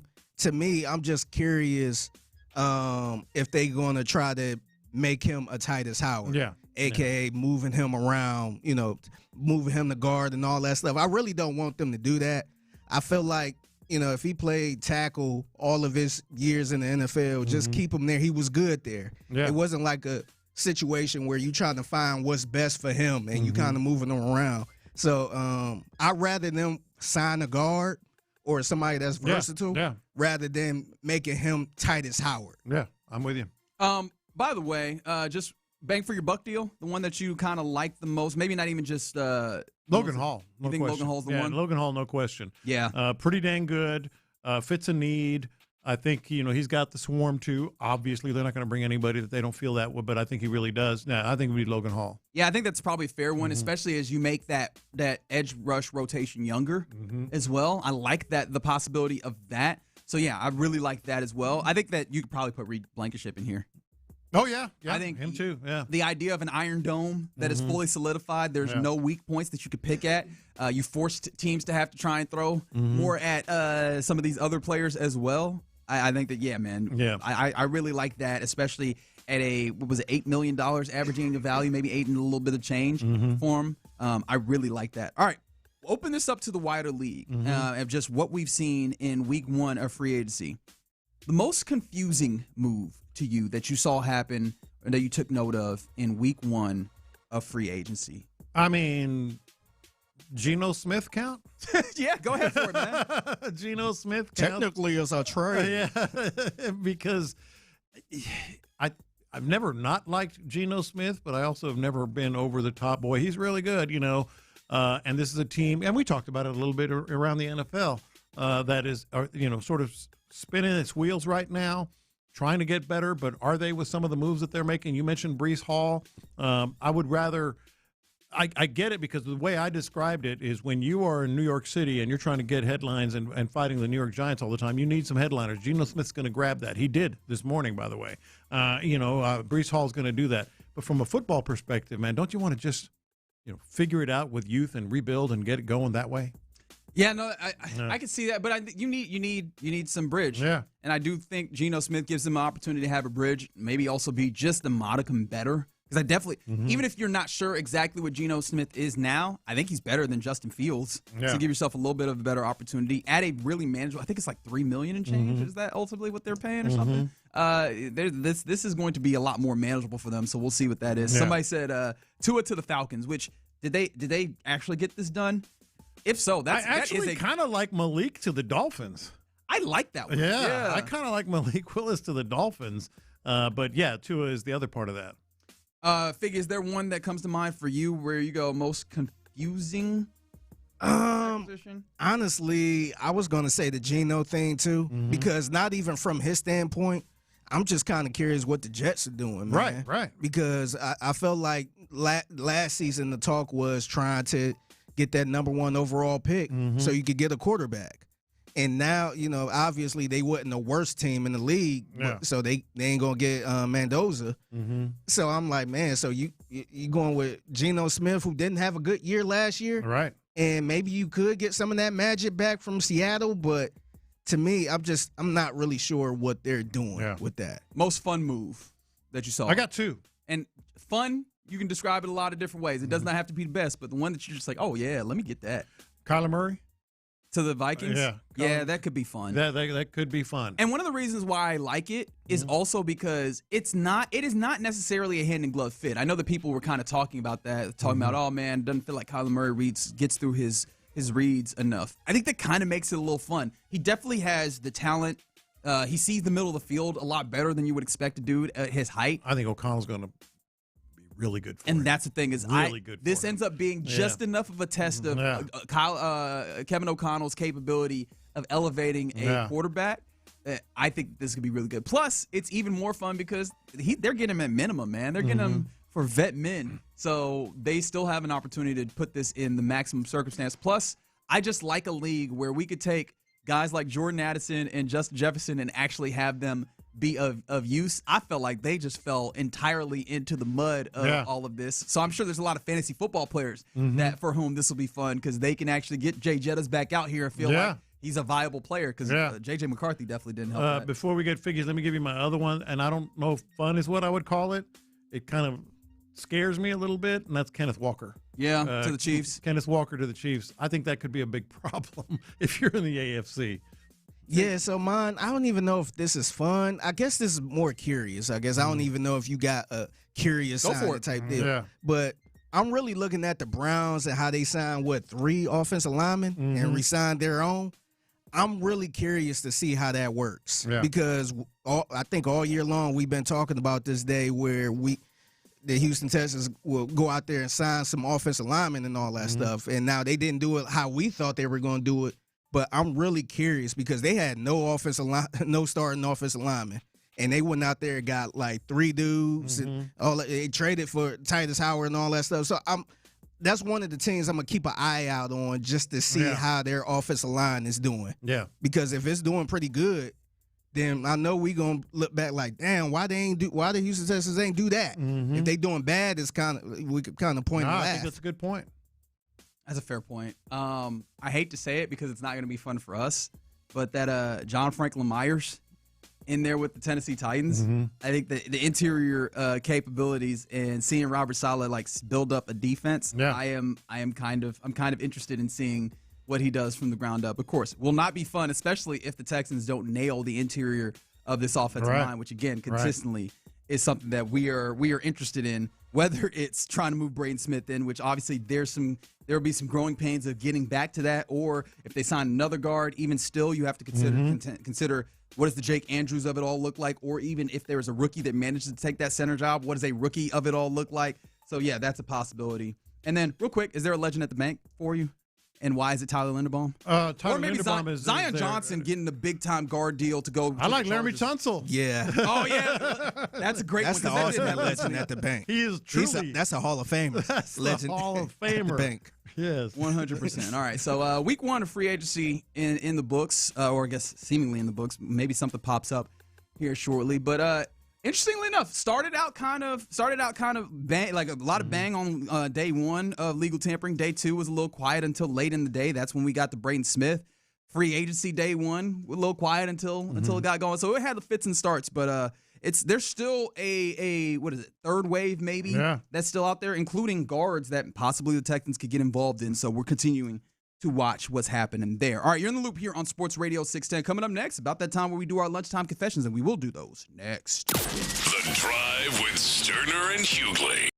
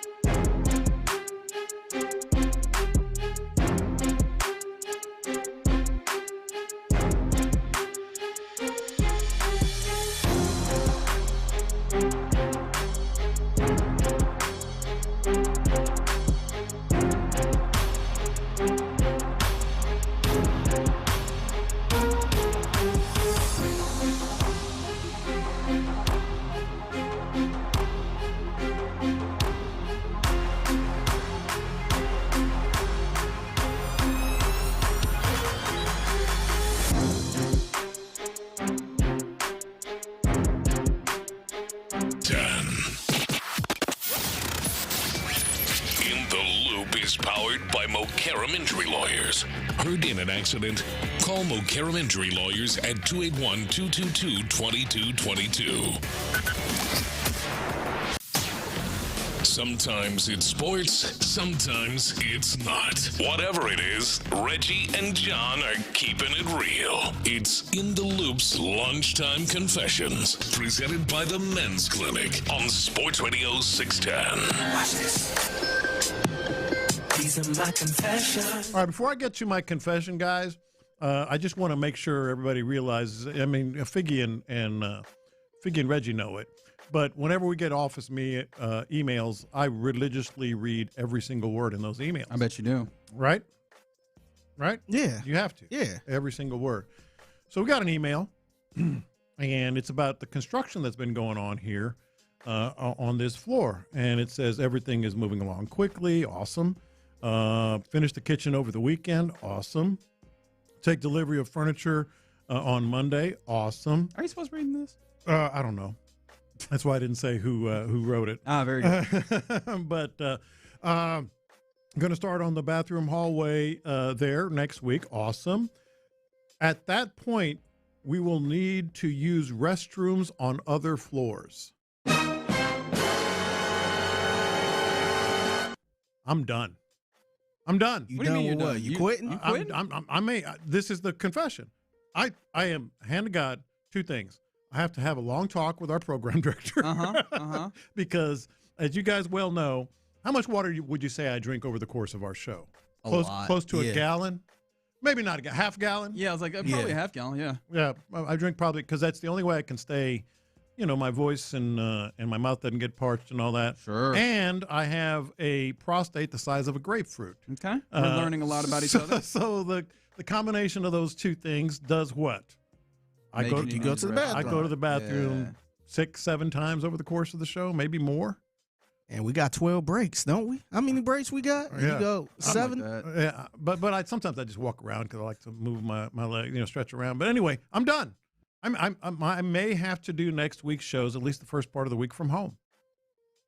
You'll be all right. We'll get you. Dude, how am I going to get through this? We'll get you a bottle or something. You know what I mean? Hey, that's a damn good excuse. Yeah, you have those. They have those medical grade like little urinals. Big tubes that looks like has that little like gooseneck on it. Yeah, they got that little urinal. Or we can fashion one. We can get you a funnel. Move you know up, what I mean? move up on the table and just. Well, I mean, you don't have to do it in here. You can go over to one of these other rooms. You don't have to do it in here. Dude, I'm done. We'll get you situated. I am DUN. We got you Done. Or we can get you one of those children's little potties. Just have you squat on that. We'll be all right, bro. We got you, fam. I do feel like this station is probably the one that's benefiting the least. Absolutely. Yeah, because we're their only and this person, live show. This guy with 2 thumbs, done. Imagine how I feel, brother. It's already a struggle for me to go to the bathroom just on a day-to-day basis, man. You're doing other stuff. I'm trying to make sure everything cool, and then I got about 3 minutes to hurry up and can't talk to nobody in the hallway or anything. Oh, man. I've personally been fine. Oh, you don't even go. It's kind of scary. It's like one of these days you're just going to explode. Yeah. Nah. But I saw that. I was like, this is so cool. Awesome. Yeah. Oh, wait. Wait a minute. But see, at least if you had to go on the second floor, you could probably do without. You could probably do it. Because the show's still going to go on. Figgy Fig cannot do that. I can't go to the second floor at all. Are y'all having a who has it harder off? Maybe, right now? but I'm just saying you'll be all right. No, my job is more difficult. No, I'm just saying is 100% right. It's more difficult for you to go to the bathroom. My thing is I go 6-7 times or more. And I'm gonna be popping up and down trying to get back to the floor, and then there's an elevator, 5 people on the elevator, and I'm like, we gotta go, people. We gotta get back to the floor. But it was a couple times you've been late coming back from the bathroom and all that stuff, so it won't be that big deal. Not as often as some people. Who? I have no idea. I wasn't paying attention. Why are you leaning over there, man? These are my confessions. So there's a journalist whose name is McKay Coppins, works for The Atlantic, and he wrote a really long-form piece where the magazine The Atlantic bankrolled him $10,000 to sports gamble. And I was absolutely fascinated. I wasn't. I picked for this. By this piece. But for the good and the bad reasons in it. Because, for one, he did this because he is a Mormon. He did not gamble at all. Oh, wow. And so this is an interesting piece, and I would encourage you to maybe at some point this weekend read it, and I can tell you don't have to read it. Mm-hmm. They got the audio read version portion of it, so you can just listen to it like a podcast if you so choose. It is fascinating in hearing some of the stories about the ways in which his brain, and he felt like he changed his relationship with his family, both his kids, his mother, some of his friends. I thought it was fascinating. That was some of the stuff that was, some of the good portions of it, obviously. Also, I found it very interesting. At one point, he's talking about the history in America with gambling, whether it was, regulation, the various different places where it regulated. And this particular piece hit me directly in the chest. He said, G.K. Chesterton once wrote about two people who encountered a fence erected across a road. One of them demands that it be torn down. The wiser of the two responds that they should find out why it was put there in the first place before deciding a course of action. And I was like, that was America when it came to gambling. Yeah. I was also fascinated because he ended up losing $10,000. Of course he did. But also amateur. he did some really cool interstitials where he talked to various different gambling experts and people in various different facets to obviously add a real journalistic flavor to it, so it's not just this weird thing where he got $10,000 from. I thought those were really cool. Except as a gambler, he ignored all of those things, and I was like, okay. Well, if you're going to ignore all the things, if you're not going to handle your bankroll the way that most gamblers would, how effective is that portion of it? So I was fascinated by that and the ways in which a lot of gamblers have reacted negatively to this piece. But in both sides, I think this is very much worth your time. I was up till 2 a.m. just reading this piece because it was that damn interesting. So I'd encourage you to do it. I would like to read it, and I'd like to see, especially because he was just sort of going in on cold. I'm with you. I like it. These are my confessions. So remember, I think it was last week I told y'all I got booked for double duty, jury duty. Yes. Yeah. So I went on, decided to sign up for one. I'm signed up for both of them. Yeah. I signed up for one, which is I want to say March 20th. Okay. I got the paperwork, got all that stuff, so I'm good to go. I got to be there at 8:00. Ooh. And I was debating if I should try to not take off and just go there. Should I see take if it's off? your lucky day? Yeah, yeah. And knowing that, it might not be lucky. Last time I had jury duty, I took off, and I think I was out of there by 10 o'clock. Yeah. And I'm just like, damn, I could have went to work. Or you could go home and take a nap. Yeah, that's what I ended up doing. But the second one I tried to sign up for, didn't realize it was yesterday.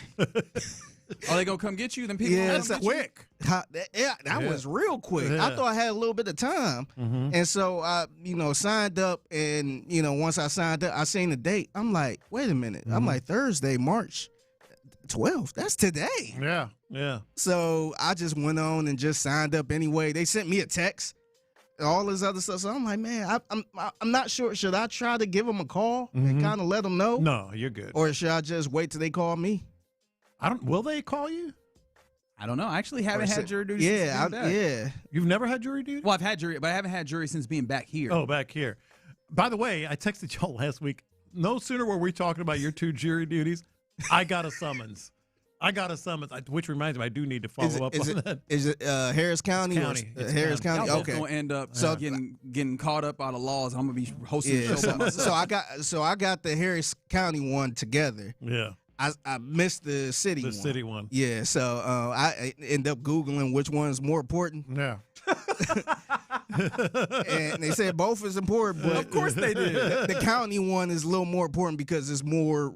I guess it's not like traffic violations and parking tickets and stuff. I love the idea that it's like, all right, but I'm gonna pick a side be here. serious. Which one do I really need to go to? Hey, I'm like, man, which one do I need to go to? Yeah. So I don't know if that's gonna work, and I think I might sit back and just wait for them to hit me up. Yeah. If I get a little too scary, I might just call them and explain the situation. They might, and they won't be jerks about it. You just say, okay, I'll do it this time or whatever. If anything, I'm going to just lie and say, oh, I didn't realize. I thought that was, I didn't even realize. What summons? And you sent a summons? Yeah, and then they have someone in the office that listens to Sports Radio 610. Like, no, I know who you are. Hey,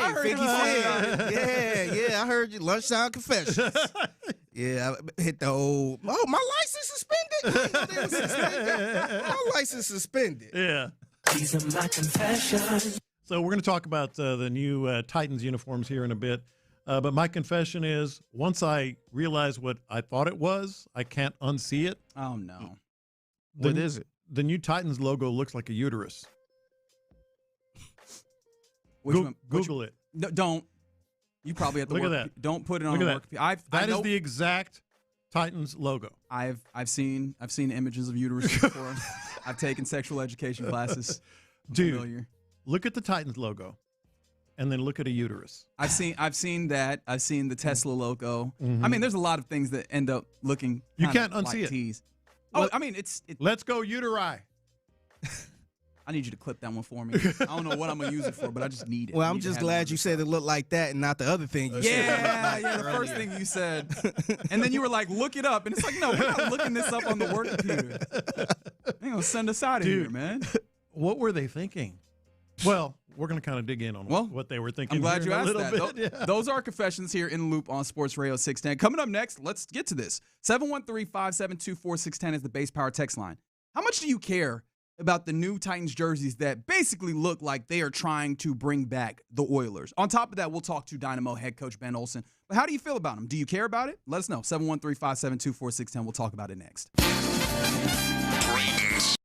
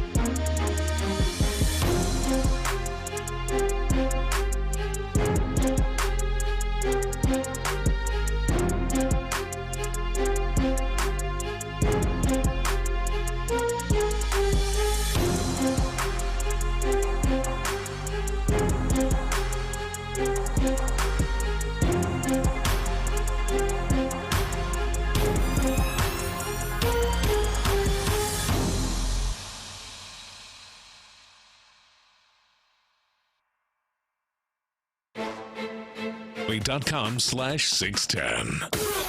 Sports Radio 610 presents live from the West Point Lincoln and West Point Lincoln of Sugar Land Studios. Here's In the Loop with John Lopez and Reggie Atatula.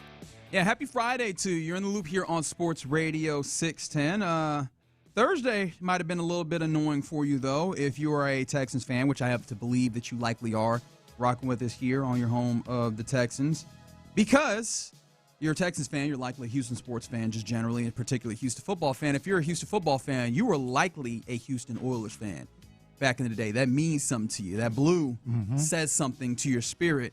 And you saw that blue pop up again in a place where it keeps trying to be popping up. What kind of blue is that? That is Columbia blue. The Columbia blue, that love your blue that you are used to seeing. The Titans are making not a secondary jersey. They're making their official jerseys look like these old-time Oilers jerseys. Like a lot. Yes. Like a lot. Like almost identical. And so, do you care about them? Do you care about the Titans doing it? Because I could easily hear some people going, all right, let it go, whatever. But I also know that there's a lot of people for whom it felt like a slap in the face. So, do you care, or how much, in fact, do you care about these Titans bringing out these jerseys like this? I care, but not necessarily because, hey, those are ours. That's part of it. You know, that's the Houston. That's Houston's history.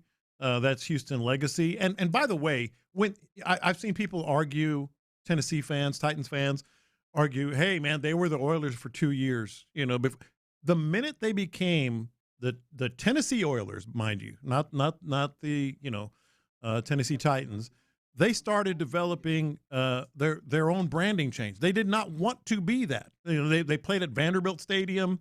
They were the Tennessee Oilers because it was transition. So that's garbage. Like, hey, they were here for 2 years. No, nobody wanted them. Starting with the owner, we need to get away from the Oilers color, and now all of a sudden you want them back? Yeah, I thought Paul Kaharski, who covers the Titans, does a pretty good job of doing that. This was him actually at the event where they unveiled it. This was him, stepping to the side, recording a video, and I thought what he laid out here was very interesting from that perspective. I like the Titans uniforms. I do. But I was here in 1997 when the team moved from Houston. And I saw this city revolt against the Houston Oilers and demand that Bud Adams change the uniforms and change the names. And there are small things on this uniform that make it Tennessee. The logo, for sure. Guitar strings, the state stars on the armpit and in the collar. But anybody watching this team from Nashville, from Tennessee, from the country, is going to turn on the TV or look at the stadium and say, those are the Houston Oilers uniforms. So if you like the Houston Oilers uniforms and you're fine with the Tennessee Titans looking like the Houston Oilers, home run. If you want some kind of Nashville or Tennessee identification on your team, this is not that. Sorry. And that's what I was saying about, like, yes, it does bother me because it's an Oilers, legacy. But what really is intriguing to me is this is Amy Adams Strunk. Yeah. This is her. Petty, vindictive, in some sort of, fight with Texans ownership. And it explains a lot to me, too. Remember that the Texans were, redoing their uniforms 2 years ago. And there was a big push, and I think there was probably a big push inside of NRG to make that the dominant color. Remember, Amy Adams Strunk went to the commissioner? Like, the commissioner himself had an audience with the commissioner and said, no way you can do this? Well, now we know. Not just like, don't let them have it. I'm gonna really double down and make it our whole uniform. Yeah, that's what I was curious about. I wonder if the Texans didn't even pay this color no attention and just kind of kept it normal. Will the Tennessee Titans did this? I don't think so. And you know what's funny? If in my answer to the question, you're not going to give me the lie. Them joints look pretty hard. They're great. They look really good. They're great. But the thing about it, though, is I understand the legal right that they have to them, right? The franchise as a whole, that is part of the identity. The thing that really makes me upset is you also are then being petty and then not allowing the Cougars to, the Houston Cougars to tap into the city history. And, you're keeping all these other teams, from being able to tap into that history that is part of the city because you want to be some jerks. You're trying to be petty about it. So you've got to appreciate when people from Houston for whom it feels like that is a Houston identity for you to get out here playing our face about it. That's the thing that gets me. Yeah, they get me too that, the Houston Texans not trying to be the Oilers at all. But they're embracing H-Town. They embracing the city of Houston, and you got the Titans that's trying to put a ban on anybody using that color. Yeah, which is kind of silly to me. Now, the other interesting thing, I believe this year, the NFL is going to allow the Texans to develop their quote rivalries uniform. Yeah. Man, I hope so. It feels like this move very much boxes them out of doing really. You think? Are we gonna have a game where they basically out here Columbia looking like Blue versus the Road Columbia Blue? They out here looking like the Spider-Man. H-Town Blue, my bad. Yeah. All right, you're in the loop here on Sports Radio 610, and right now we turn to the phone line. We're headed into a Dynamo home match. We get an opportunity to talk to the head coach of the Houston Dynamo, our guy Ben Olsen. Ben, what's happening, man? Reggie John, what's popping? Man, we're excited. Always a good time here in the great city of Houston. I was interested because y'all's match last week, which was supposed to be a road match, ended up getting canceled because of weather.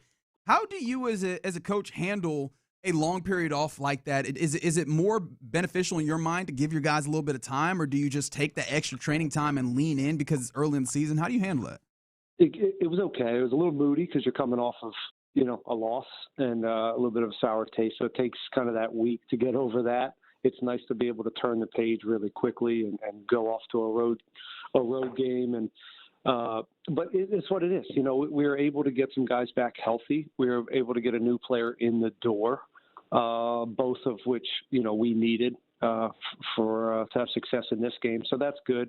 You're able to work on some things. You get more training sessions. We're still a new group. So we're still this work in progress, that those training sessions and furthering our identity it's important. But if you ask me, I would rather have the game for sure. It's not a lot of fun to sit on a bye week after a loss. But the good news is we're chomping at the bit. We're ready to roll. It's about time we kick somebody else rather than ourselves for 2 weeks. Well, and not to pick at a wound here, but that loss was wild, man. I don't have to tell you this. It was. Don't you get me started, John. I'm telling you, man. I was looking at this and I'm like, wait a minute, 9? They're down to 9. What? Just give us your whole just perspective on how wild that my thing is. My perspective is the ref had a really bad night, and I know let's say that it's just a bad call. And look, this stuff happens, right? And we don't remember the ones that go our way, right? Mm-hmm. But you really, really remember the ones that go against you. And this was one of those where, good crowd.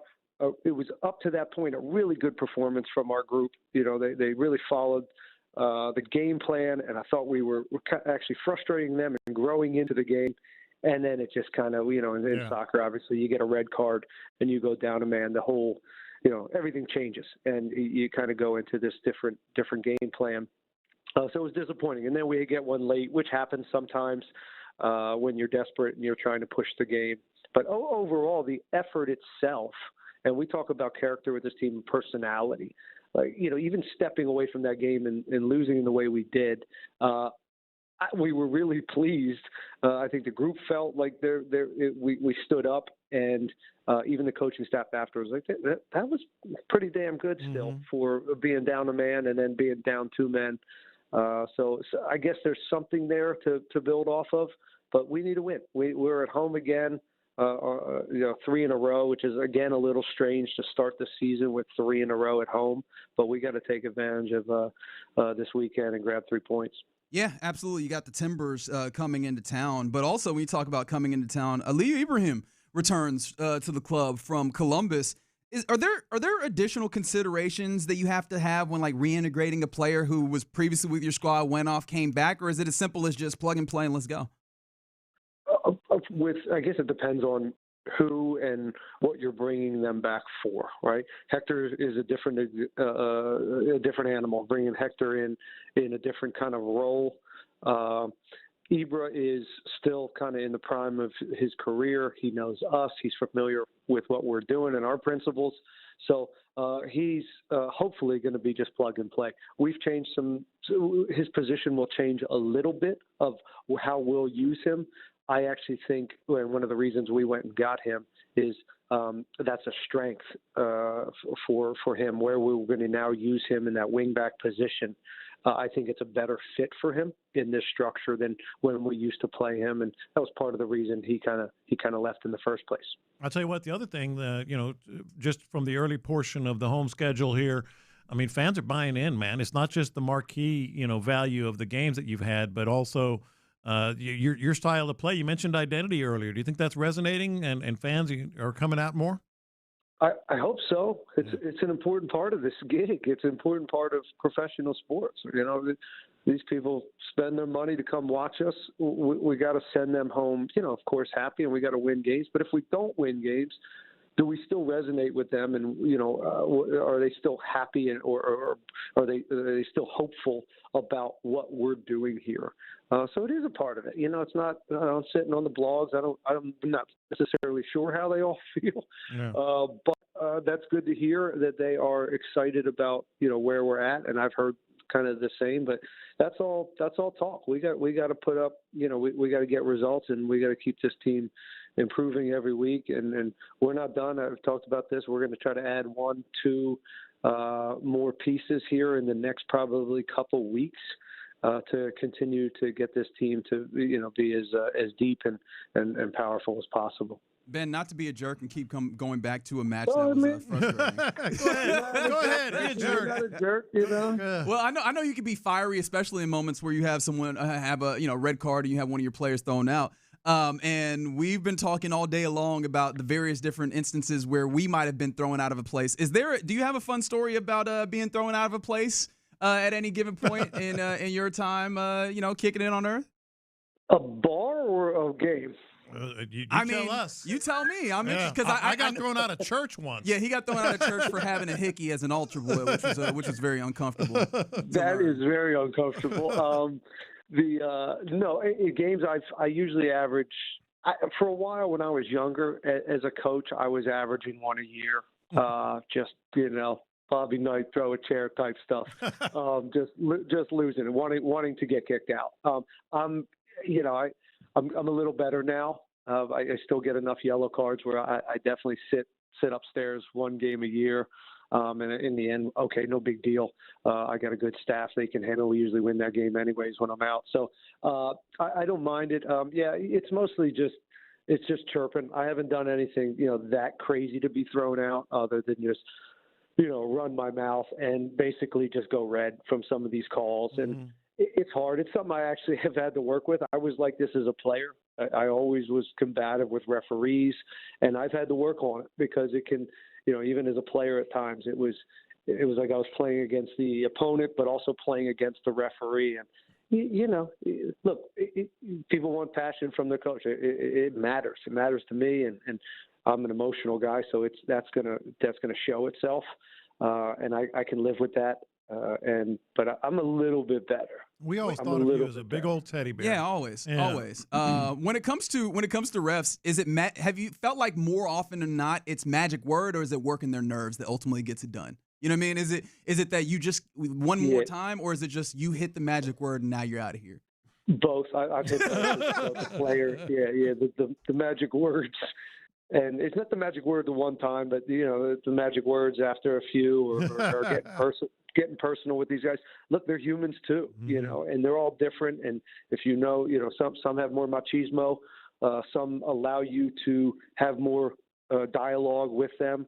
When we go against Central American, South American refs, sometimes they have a lower threshold for the talking, and I've certainly been thrown out down in South America and Central America too with some of the refs there.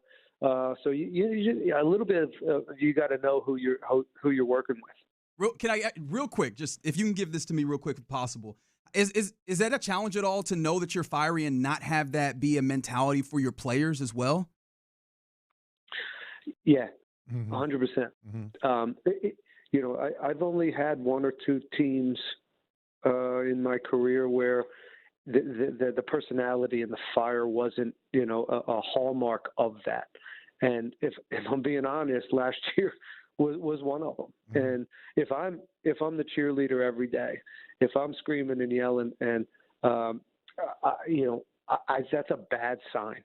all the time. Of course, you have to be fired. They got to know it matters, and you got to get into some people, that does. I do believe it's contagious. But if it's just you, you're in trouble. You're in trouble if you don't have personality. And we talked about that a lot in the offseason, making sure we got guys here that, I don't want to say they have guys with some screw looses, but you need a little bit of that. Yeah. You need some guys on edge and highly, highly competitive. Because usually when the lights come on, those are the guys you want to go to war with. Yeah. All right, Ben. Well, let's keep 11 on the pitch. Let's keep you on the touchline, and let's get 3 points versus the Portland Timbers tomorrow. How's that sound? All right, guys. Thanks for having me on. All right, Ben. Talk to you later. There you go. That's the head coach of the Houston Dynamo, Ben Olsen, ahead of their match tomorrow. Shell Energy Stadium, 7:30 is when that one kicks off. Like I said, in Edo. All right, you're in the loop here on Sports Radio 610. Coming up next, Lopez, you've been big on when talking about the Rockets. Sometimes it feels like they don't have as much energy or not as much effort as maybe you would like. Mm-hmm. How much should we talk about KD holding responsibility for that? I want to dig into that next. Payne and Pendergast. If you want to be in a good position going into the draft,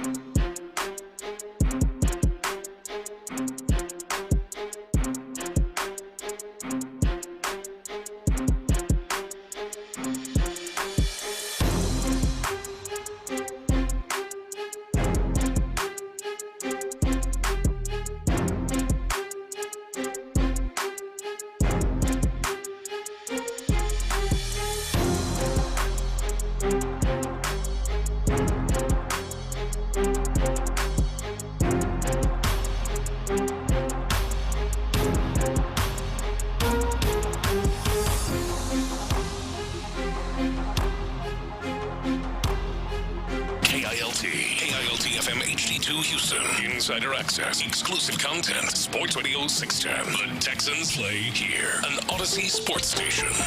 Sports Radio 610 presents In the Loop with John Lopez and Reggie Atatula. Yeah, it's been fun this Friday here in the Loop on Sports Radio 610, and we continue the fun as we rock on. And we appreciate you on the Base Power text line getting involved in the various different ways of the show, especially those of you that have told us your stories of the time that you or somebody that you knew got kicked out of somewhere, akin to how Lena Hidalgo got kicked out of Rodeo Houston, and there have been fascinating stories up and down. Goodness. Shout out to the 979 who said they got kicked out of a casino for doing a backflip after winning. Hey, man, if you won enough, it was worth it. Also, if you won enough, I feel like they might have kicked you out anyways. But apparently they said that the person was drunk. The person said, I just landed a backflip. How drunk could I possibly be? Yeah. Which, good point. It's a good point. I can't really fight with that too much. So keep those coming in on the text line, 713-572-4610. Okay, so that was Rob. Okay, with the got kicked out of the Y. Okay. Every time yelling an active shooter. Yeah. You should have gotten kicked out. I side with the man in this one. Yeah. I don't know what you thought you were doing. All right. We've speaking of siding with the man, we've kind of been a little bit of siding with the man when it comes to the Rockets, and that man being Kevin Durant. Mm-hmm. Because the Rockets, they're not. I don't want to go too far and make them into a bad team, which I think is easy to do if you just go binary, good, bad. I don't think they're that, but they're somewhere in between in a way that is deeply frustrating, and definitely they're not living up to the potential of what we thought them capable of and what I actually think they are still capable of.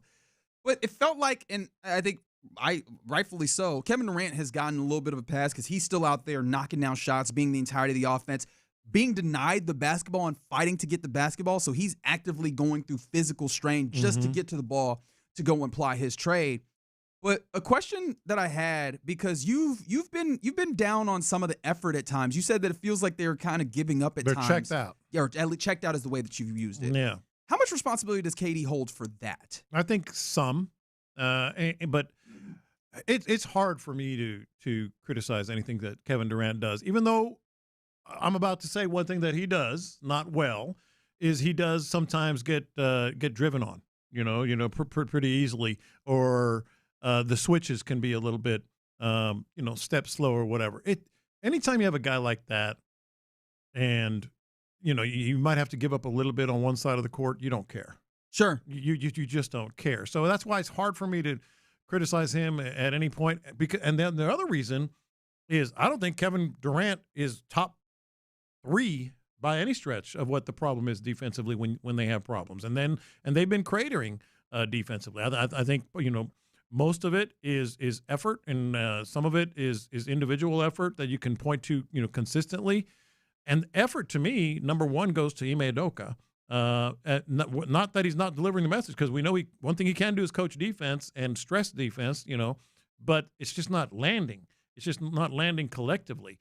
So yes, I mean, absolutely, Kevin Durant could do some other things, as I just mentioned, specifically those things better. But it's hard to put a big responsibility on him. Yeah, and that's kind of the thought process I've had. But in trying to be fair and really consider this, I wonder how much you look at. You talk about effort. Your best player kind of setting the tone at times, and for the most part, Kevin Durant. We've talked about it early on in the season, especially how he seemed to be just a good elder statesman, bringing Jabari under his wing, things of that nature, and being encouraging towards Reed and Tari and other guys, sometimes admonishing them if necessary. One of the things you talk about when you effort, KD can at times be caught kind of standing and ball watching at times, or the help defense being a little slow, or the making the first move on the rotation but not making that secondary and tertiary move that you need to make. And that, especially when you talk about the defense and being slow in rotations, that is one of those things that I could easily see him. You don't separate him out. He very much fits in that as a conversation. And those are the things that also trickle on. And I think that's specifically one of the things you talk about where you say, a little bit of the lackadaisical nature, or some level of not necessarily putting maximum effort at times in the game. And he's a part of that. He is, and I never would want anybody to believe otherwise. That I think I've seen it. You've seen it. You just talked about it. But that to me is not the big issue with this defense. I think it's the messaging that's bad. I think the closeouts on some of these shots, getting to the spot before the ball does. When you're trying to beat a drive, to stop a drive, that's not Kevin Durant. That's guys like Şengün. It's Jabari. I mean, sometimes I've seen him.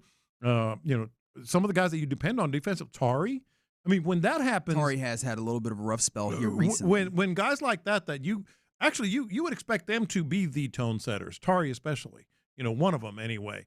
And then for them not to get to the spots, for them not to be able to close out, that's not their abilities. That's either checking out or the message not arriving, one of the two. But, again, tone setter. But yes, tone setter Kevin is the best Durant player. is part of it. Now, the big one that I wanted to get to here is the possibility of, you remember that one thing that happened at the All-Star break?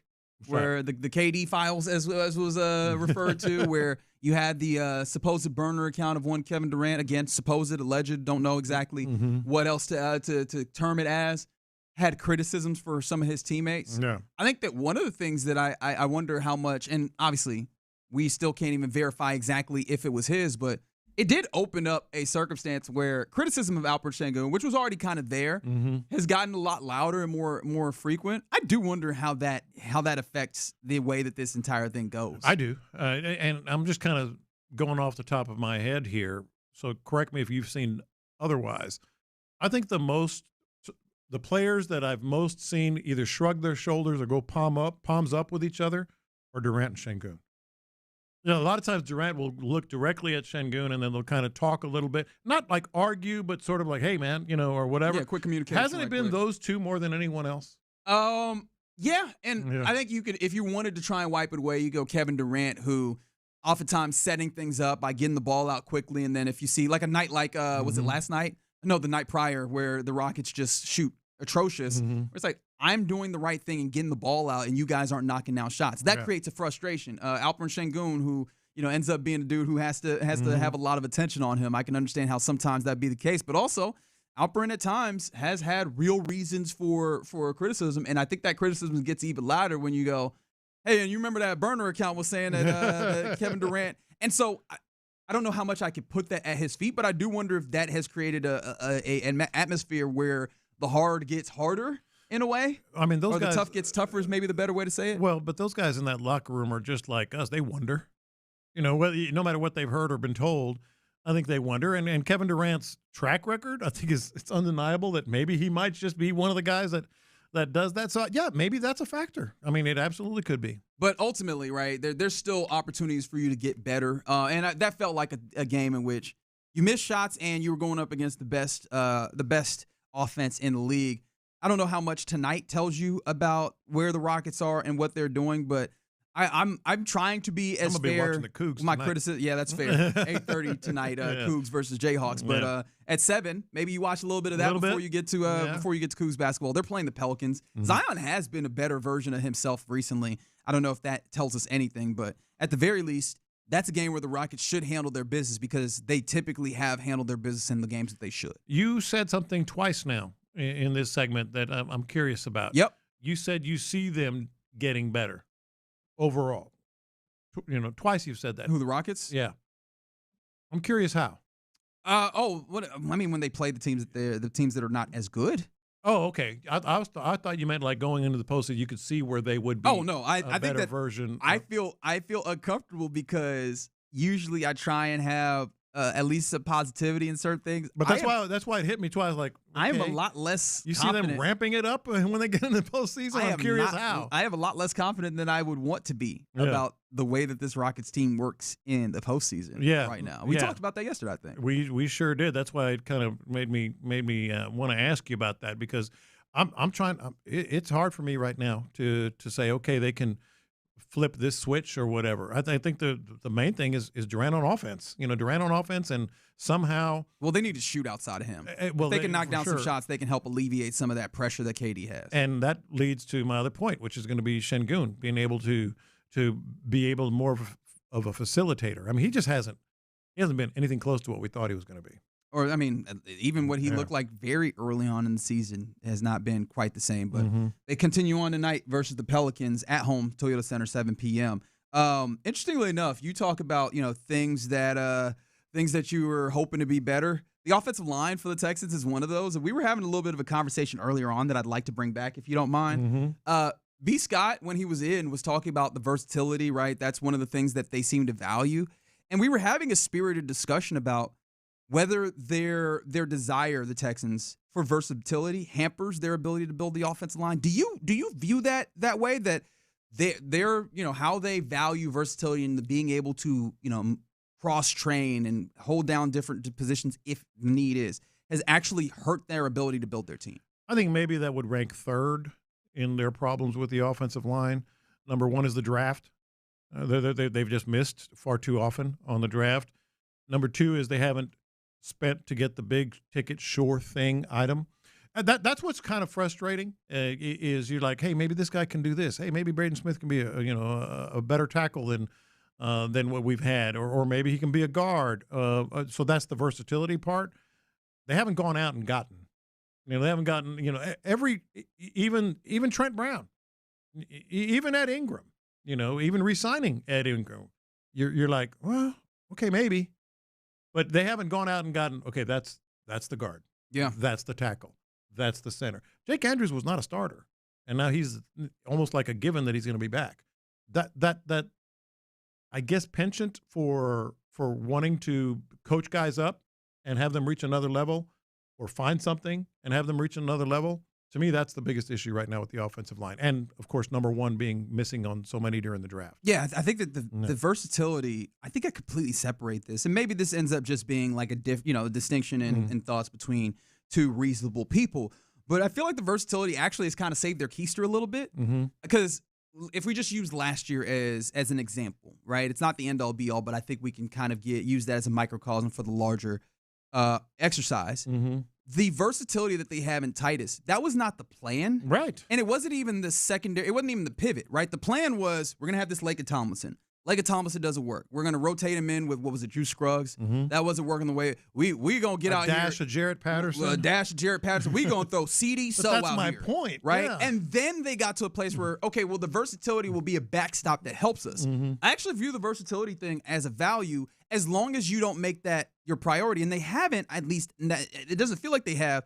The problem that I still will get to is the valuing of the talent on the front end. Right. Because I think, and that's why what's interesting in the Braden Smith thing is if they are going into this going, the versatility is the point, and we're going to either play him at guard or tackle depending on who. I think that's where it gets uncomfortable. I like the idea of let's see him at guard, and if we feel like that's something that's available to us, it gives us something just in case. Like a break in case of emergency is where I think the versatility should be. And for the most part, that's where it seems like it has been. It's where it comes out of the case of break in case of emergency and becomes a plan. I think that it becomes an issue. And I don't think that has been the case when it comes to the building. But I think it goes back to what you also mentioned there, just the prioritizing of the line and getting it right, before you get to all these things. You shouldn't have to have had Titus Howard go to guard.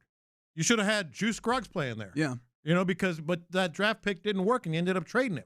You shouldn't have had to, bench Laken Tomlinson. You should have gotten someone else. Yeah. Or cut or whatever they did with him. But I think the priority on the offensive line, it's like we can fix him or they'll be good here, and that's the one thing that's been the issue. Yeah, and so when it comes to making sure that this offensive line is cool, I think that versatility is cool. But ultimately, this is why I still very much want to see a guard. And even on top of that, it's why it's very important that they have to nail the draft. They have to nail the draft this time. Right, you have to get guys that you feel comfortable developing into guys that even take over those spots, right? That make those acquisitions that you had obsolete, and the sooner the better in my mind. Well, actually, maybe not, because that might mean that you missed on your signings. But the idea being guys that could take over those spots so that you get to a point where you go, we know what this offensive line is in going into the 2027 season, going into the 2028 season, because you have guys that are so established, even if you have some versatility in there in case of an injury, in case of needing to move some things around or suspension or something like that. But you should have guys that are solid enough that you go, I know what this line is, and you haven't quite gotten to that yet. Haven't been there. So you need to make sure that you lock those down. All right, you're in the loop here on Sports Radio 610. Appreciate you rocking with us on this Friday. Coming up next, it's one of our favorite times on a Friday, 1:20 p.m., where we hand things over to Figgy Fig for the mixtape. What you got, man? Yeah, man, we're going to talk about it, man. We got to talk about the Lena Hidalgo versus the Houston Livestock and Show and Rodeo, the beef that's been going on the past couple days. I see what you did there. Nice to get it because livestock. Yeah, see what you did there. Very good. Let's talk about it next. Yeah, and I got to tell you, ain't no beef with Metro. If you the cashless type like me, the type that uses debit and credit, Apple Pay, Google Pay, Metro won't kick you out. They will actually make it more convenient for you with the new Ride Metro fare system. All you got to do is just tap your Ride Metro card, or you can scan the mobile app before you board. It works with Metro Rail, local buses, or park and ride routes. So don't stress yourself out maneuvering through that Houston traffic. Take Metro. The Ride Metro app is free, and you can learn more at ridemetro.org/fare system. That's ridemetro.org/fare system. Ride smart, Ride Metro. Reed Blankenship, come on.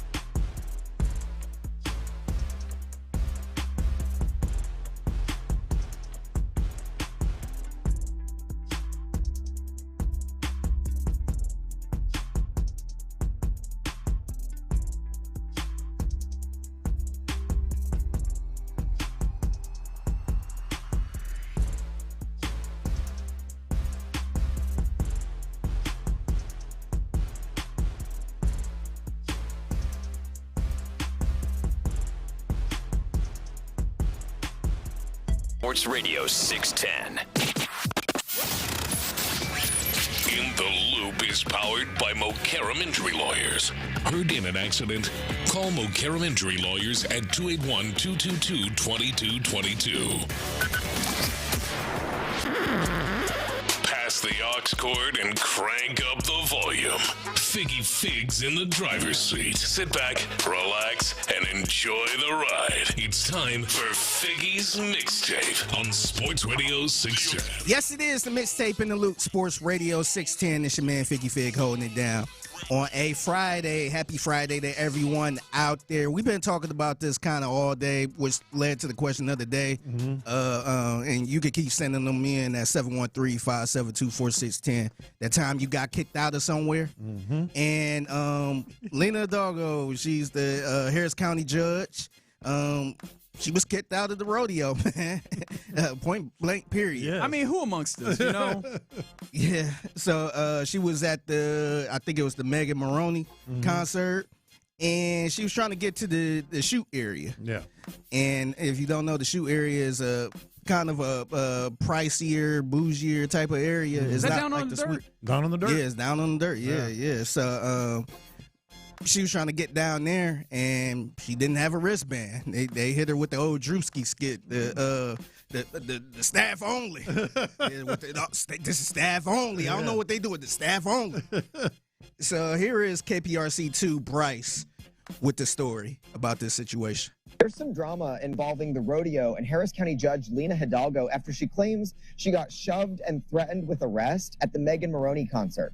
That's what the county executive shared in a Facebook post before it got deleted. Hidalgo says she was at that sold-out concert on Tuesday night at NRG with guests and kids. She tried to go to the dirt area, and security blocked her. She says she waited to speak to a director, then was grabbed, pushed, and threatened with arrest.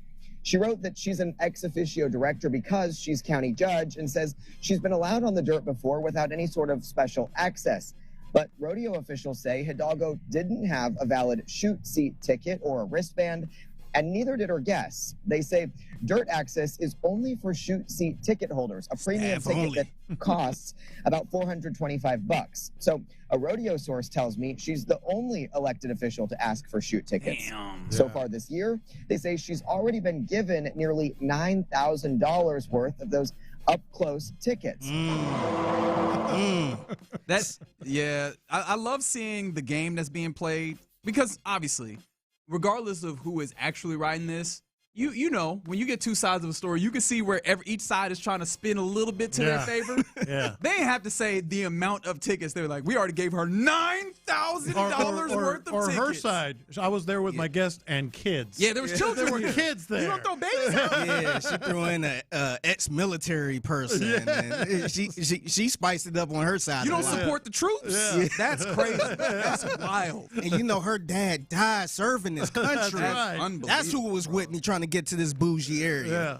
So she went on. She was doing a lot of Facebook posting and deleting and all that stuff. But if you know her, she ain't going out without a fight. No, she's not. Yeah, she gonna go out loud and wrong or right, however you want to put it. So she wanted to get the footage from the actual situation from NRG. And she actually went back the next day, and ABC 13 caught up with her. And this is a story from ABC 13. Just our cameras there as Harris County Judge Lena Hidalgo made her first return to the rodeo after being booted from a Megan Maroney concert Tuesday night.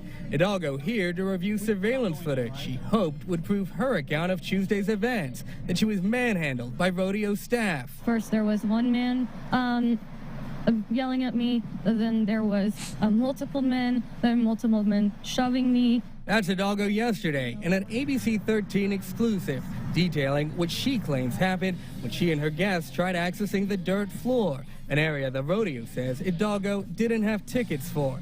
At Hidalgo's request, surveillance footage from multiple camera angles was delivered to her office this afternoon. Unsatisfied with what she saw, she arranged to meet with stadium security and arrived just after 5 for a closed-door meeting. Hidalgo emerging about an hour later. but without the vindication she'd been seeking. I mean, you can't really make things out because it's very dark and it's from a distance. So when you zoom in, it's just really grainy. This was the only camera trained on the chute Hidalgo said she was standing in when the dust-up allegedly occurred. Other video we've reviewed but weren't provided shows her entering the chute area, escorting her guests back out, and then speaking with multiple rodeo officials.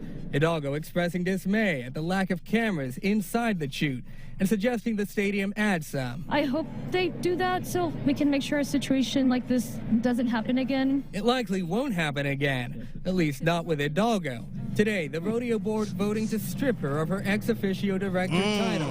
Hidalgo has already said she has no plans to attend future rodeo shows. I bet you don't. I bet she does. This is so funny, just beginning to end.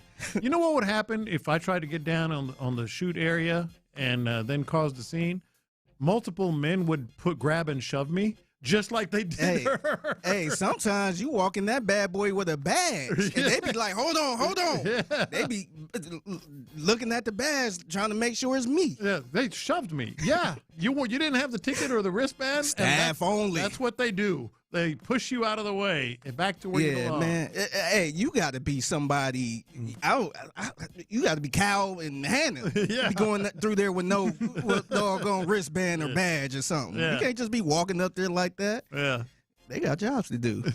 But yeah, I'm curious to see where this is going to go. I wish this could be a situation where they on Judge Judy or something and just kind of going back and forth. Because these are two totally different type of stories. I just hope we get the county judge right for a change. The last county judge, had his issues and didn't blow up the dome. This county judge has her issues and didn't blow up the dome. How did this get back just to blow up the dome? She was about to blow up NRG. She was. Okay. She like, I'm trying to get on this dirt. I got my people right here. See, that's it. She's willing to blow up NRG, but not the dome. All right. Yeah. You think that she blew up the Astrodome? She'd have been down on the dirt? Is that everybody would have been buying her tickets. I bet. Yeah. It's the mixtape and the Loop Sports Radio 610. So, like I said, I was following that story, and that kind of jacked up my whole algorithm. Mm-hmm. Oh, really? Yeah, so now I see nothing but that. And then I'm also seeing just random-ass crash outs from different folks, including a few throwbacks as far as, like, media blow-ups and politician blow-ups. So I'm going to go through them just a little kind of, I guess, a flashback Friday type of deal. So let's go to Bill O'Reilly way back in the day when he was hosting Inside Edition. And he was trying to do a sign-off from the teleprompter. Mm-hmm. And he got a little irritated trying to read what they wrote. Tomorrow, and that is it for us today. And we will leave you with I can't do it. Okay. We'll do it live. Okay. We'll do it live. Okay. Do it live. I'll write it and we'll do it live. Thing sucks. In 5, 4, 3. That's tomorrow, and that is it for us today. I'm Bill O'Reilly. Thanks again for watching. We'll leave you with Sting and a cut off his new album. Take it away. Oh man, he got it. And then when they panned to the overhead of him, he pulled the old Mark Vandermeer when he threw that pin when he was mad at you, Lopez. Hey, he got mad at you for something. He was just mad in general. Then went to break and he just tossed that pin across the room. He tossed the pin and he took off his jacket. Mm-hmm. So he was really upset with that. Boy, he made his point. Look, without saying nothing about Bill O'Reilly, he really nailed that live though. He did. He did. He nailed it. He was like, "Man, I can't record. We'll just do it live." And then 5, 4, 3, and he hit that thing. He nailed it. And then once they cut that camera on, man, he tossed that pin, did a little curveball to that pin. I like how he got progressively louder and angrier. We'll do it live. We'll do it live. We'll do it live. Well, you've done TV. Like have you ever had the earpiece when people are talking to you? Oh yeah. Yeah.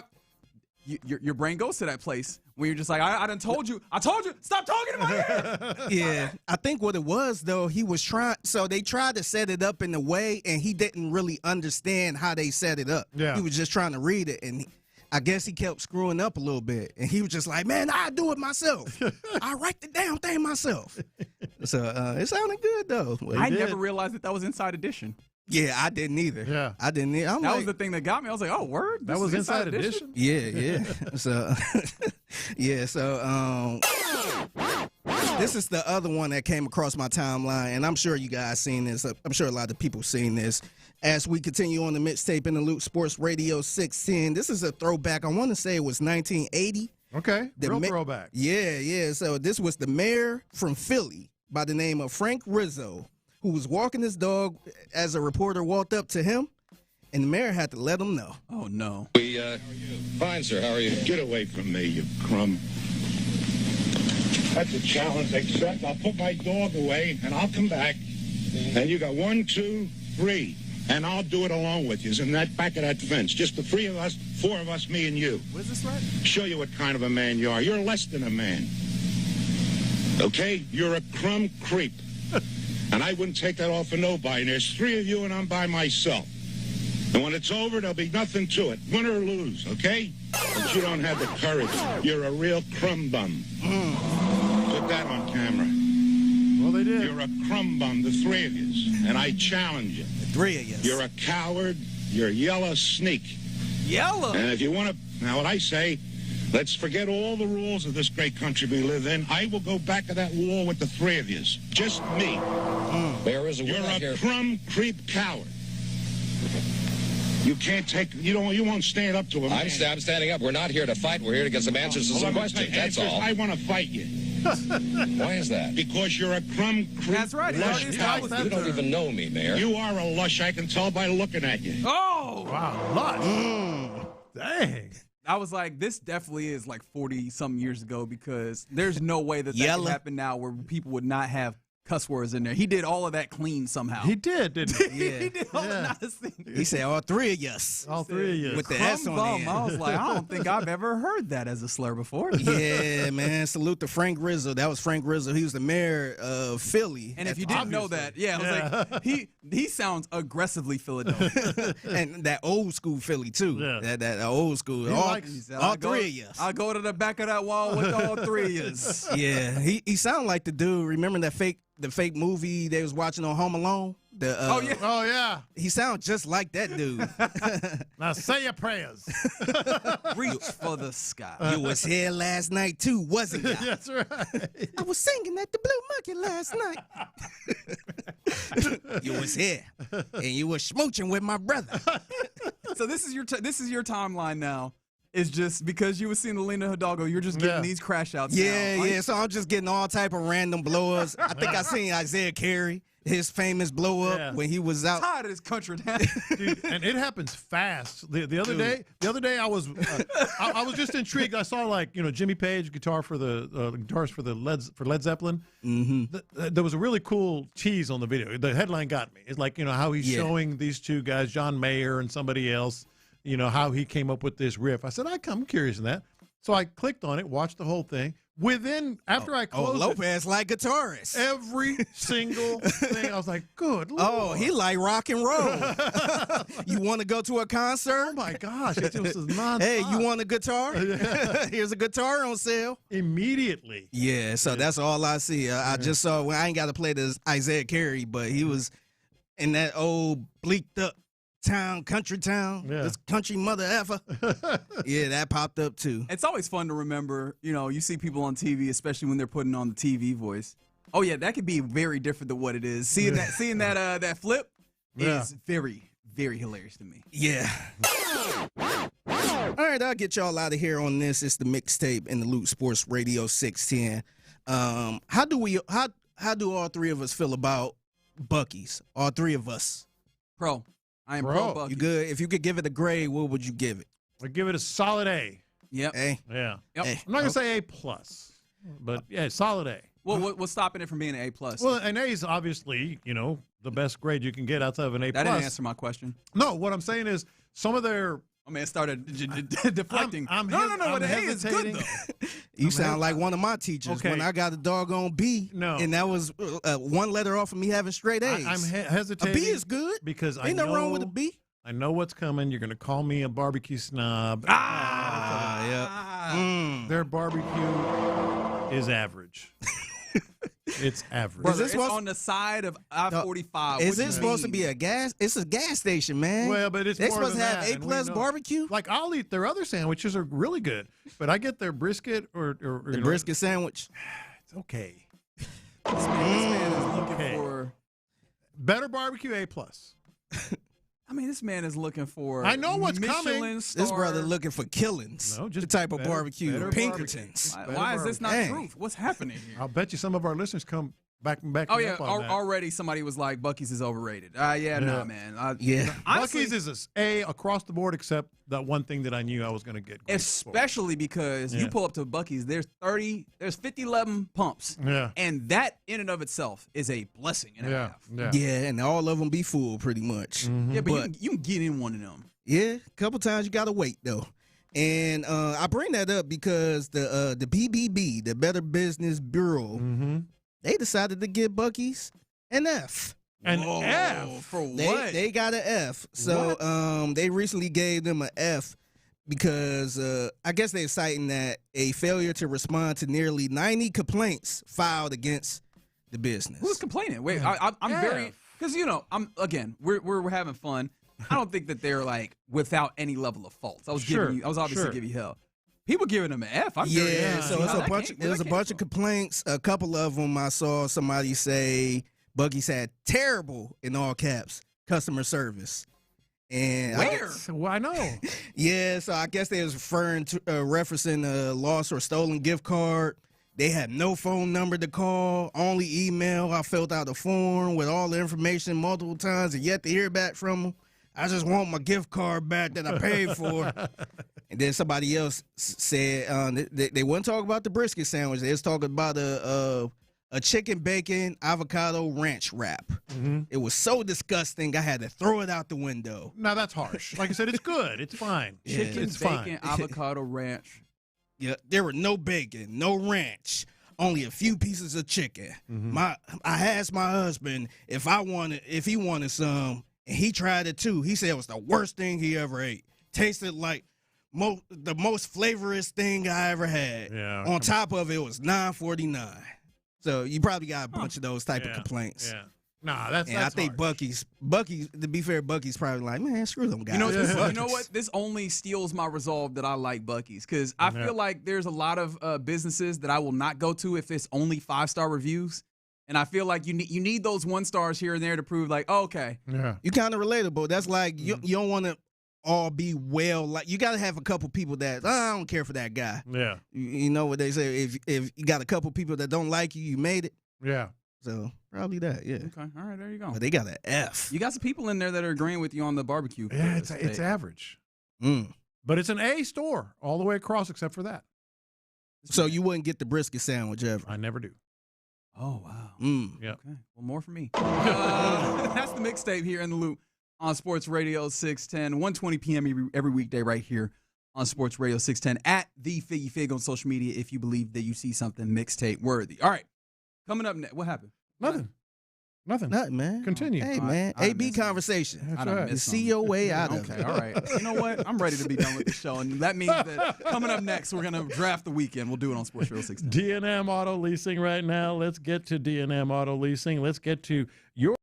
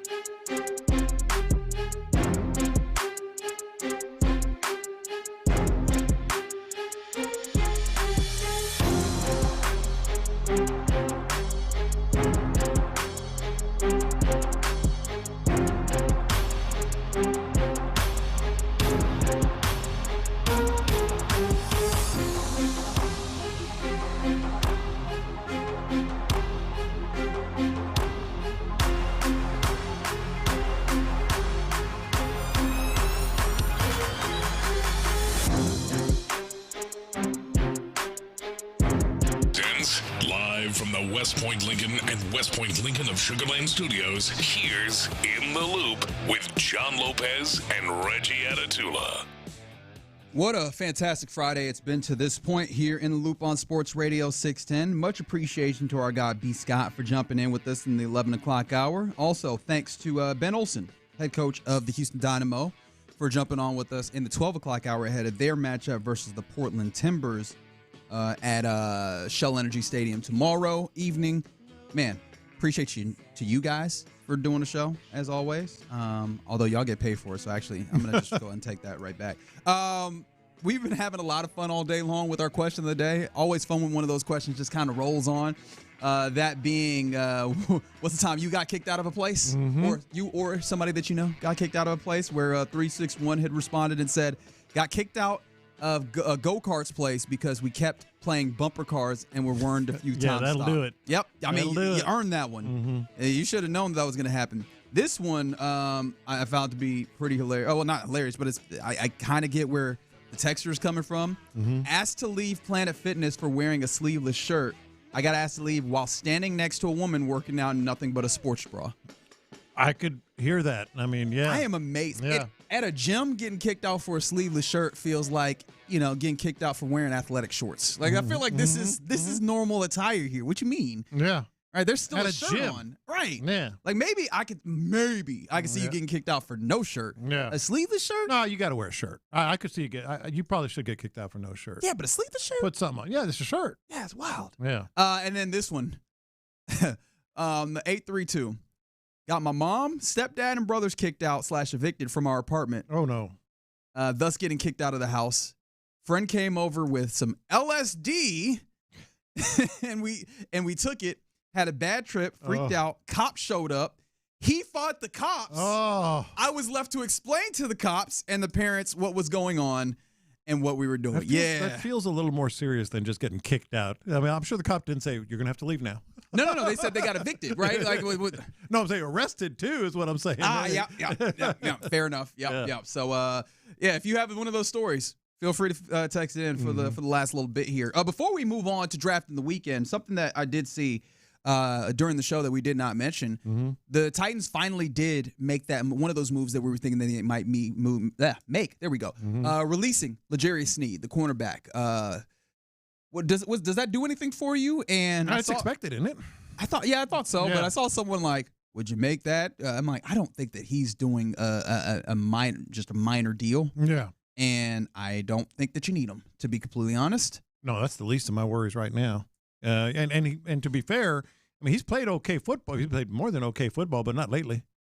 He hadn't been real good lately. I could see him going back to the Chiefs somehow. Yeah. I mean, they do need cornerbacks, but at least it feels like they like going to younger pieces. But hey, if he comes back, especially at a good deal, cost, that you're right. That's probably one that you always say. You could go back home. You can always go back home is the way that I feel, and that feels like that could be one of those things that would be a possibility. Good shout. Yeah. All right, you want to draft the weekend? I do. All right, I think that I actually have the first pick today. Okay, go for it. So I will take the very obvious number 1 overall pick on the weekend, which is tonight, University of Houston versus Kansas in the quarterfinal. This is a rematch of that match that happened at Fall Gallen Fieldhouse where Houston did lose. Unfortunately, we don't have like the double round robin as much with conferences expanding so much. Yeah. Where you could see this kind of continue to play out where you have the home and home. So this is only the second time that they get an opportunity to play. So I'm excited to see what it looks like. I'm also very terrified because I don't know exactly, you know, when you get 2 games between teams, you have a better idea of what's happening there. I have no idea what this ends up looking like. So, I mean, I really do believe that Houston should be able to get a victory here against KU. That being said, I'm not sure. Tough game, man. It'll also be nice to have this on wooden floors, so you don't have the slipping and sliding that seemed to happen a little bit in that last game versus BYU. But should be a big one, 8:30 tonight on ESPN. Yeah. Figgy or me? I go? I mean, yes. Go ahead, Figgy. I could go. I think I'm gonna punish myself tonight, and I guess I'll watch the Pelicans and Rockets game. You know what? This is an underrated value pick, I think, because you would. Alperen Sengun is questionable. If Sengun doesn't play, I think that this could be a very intriguing ankle watch. Right? No, back. Back. Yeah. Which Also, if we're going to talk about Reggieisms, Trick back, so on and so forth. But that one is at 7 on Space City Home Network versus Zion Williamson and the Pels. Do you have concerns? No. Okay. No, I don't have any concerns in tonight's game. I'm glad Figgy picked it because I get to pick USA. Yeah. USA. One more time. USA. Very good. Versus Canada. Good rivalry on the baseball diamond. You wouldn't think. No, you would think it would be Japan, Mexico, all that. USA and Canada has traditionally played some pretty heated ball games. So that's 7 p.m. tonight, and be a nice little run into that Cougs game that you picked. They got Logan Webb on the bump, and I mean he's just been nice pitching. I was thinking about that one, but I will actually go with another World Baseball Classic game. Give me, let me get Japan versus Venezuela. Did you see all the highlights from Venezuela and Dominican? And all? Oh man, they was having a ball. Goodness, that was fun. I'm not gonna lie. I was, as much as we had a lot of fun with a lot of the matches, a lot of the games that we had here at Dyke Park. I was jealous of Miami for getting some of these games. Oh yeah, no question. They were having so much fun, and videos from the home countries and all that stuff. No, it's gonna be good. But yeah, give me Venezuela, Japan, because one, Japan's a little bit more restrained in the way they go about things, but that quarterfinal should be fun, if for no other reason than the pitching matchup is Ranger Suarez versus Yoshinobu Yamamoto. And yeah, I'll do that any day in MLB. And so to get it in the World Baseball Classic dynamic, yeah, sign me up. Yeah. Yep, and I ended with mine with the I'm gonna take the home. What happened? No, I'm talking to Ron. Oh, okay. He's changing it away from golf. Oh, he ain't watching that. Yeah. Honestly, we were barely watching that.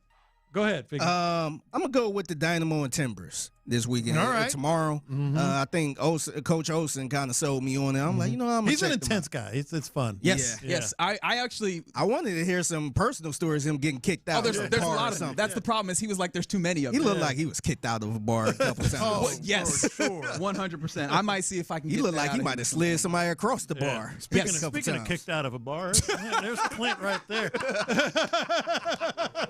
I've been drug out of a couple of them now. Your timing could not have been better. I've been drug out a couple of them, man. I mean, unwillingly. The key is, hey, go wet noodle. Dead weight? Just dead weight, let them drag. The more you fight, the more likely it is your ass is going to black out, and ain't no telling what they're going to do with you and where they're going to leave you. Had a partner of mine get kicked out of one in Nashville. Got kicked out in the alley, in the back alley of Nashville. Nasty. Hey man, they went out there and damn near killed him. No, it was the old tin roof. Remember tin roof right there? And they took him out back. He blacked out. He fought him. He's a big old dude. So about 3 or 4 of them. So he fought back until he blacked out. He woke up. Somebody found him in the alley, knocked out. Eyeball hanging out of his head. All kinds. Hey, God. Your ass better go limp and make them know when you get outside. The funniest part. Yeah, the funniest part about Clint is he actually knows how you should get thrown out of. I'm telling you, that's it.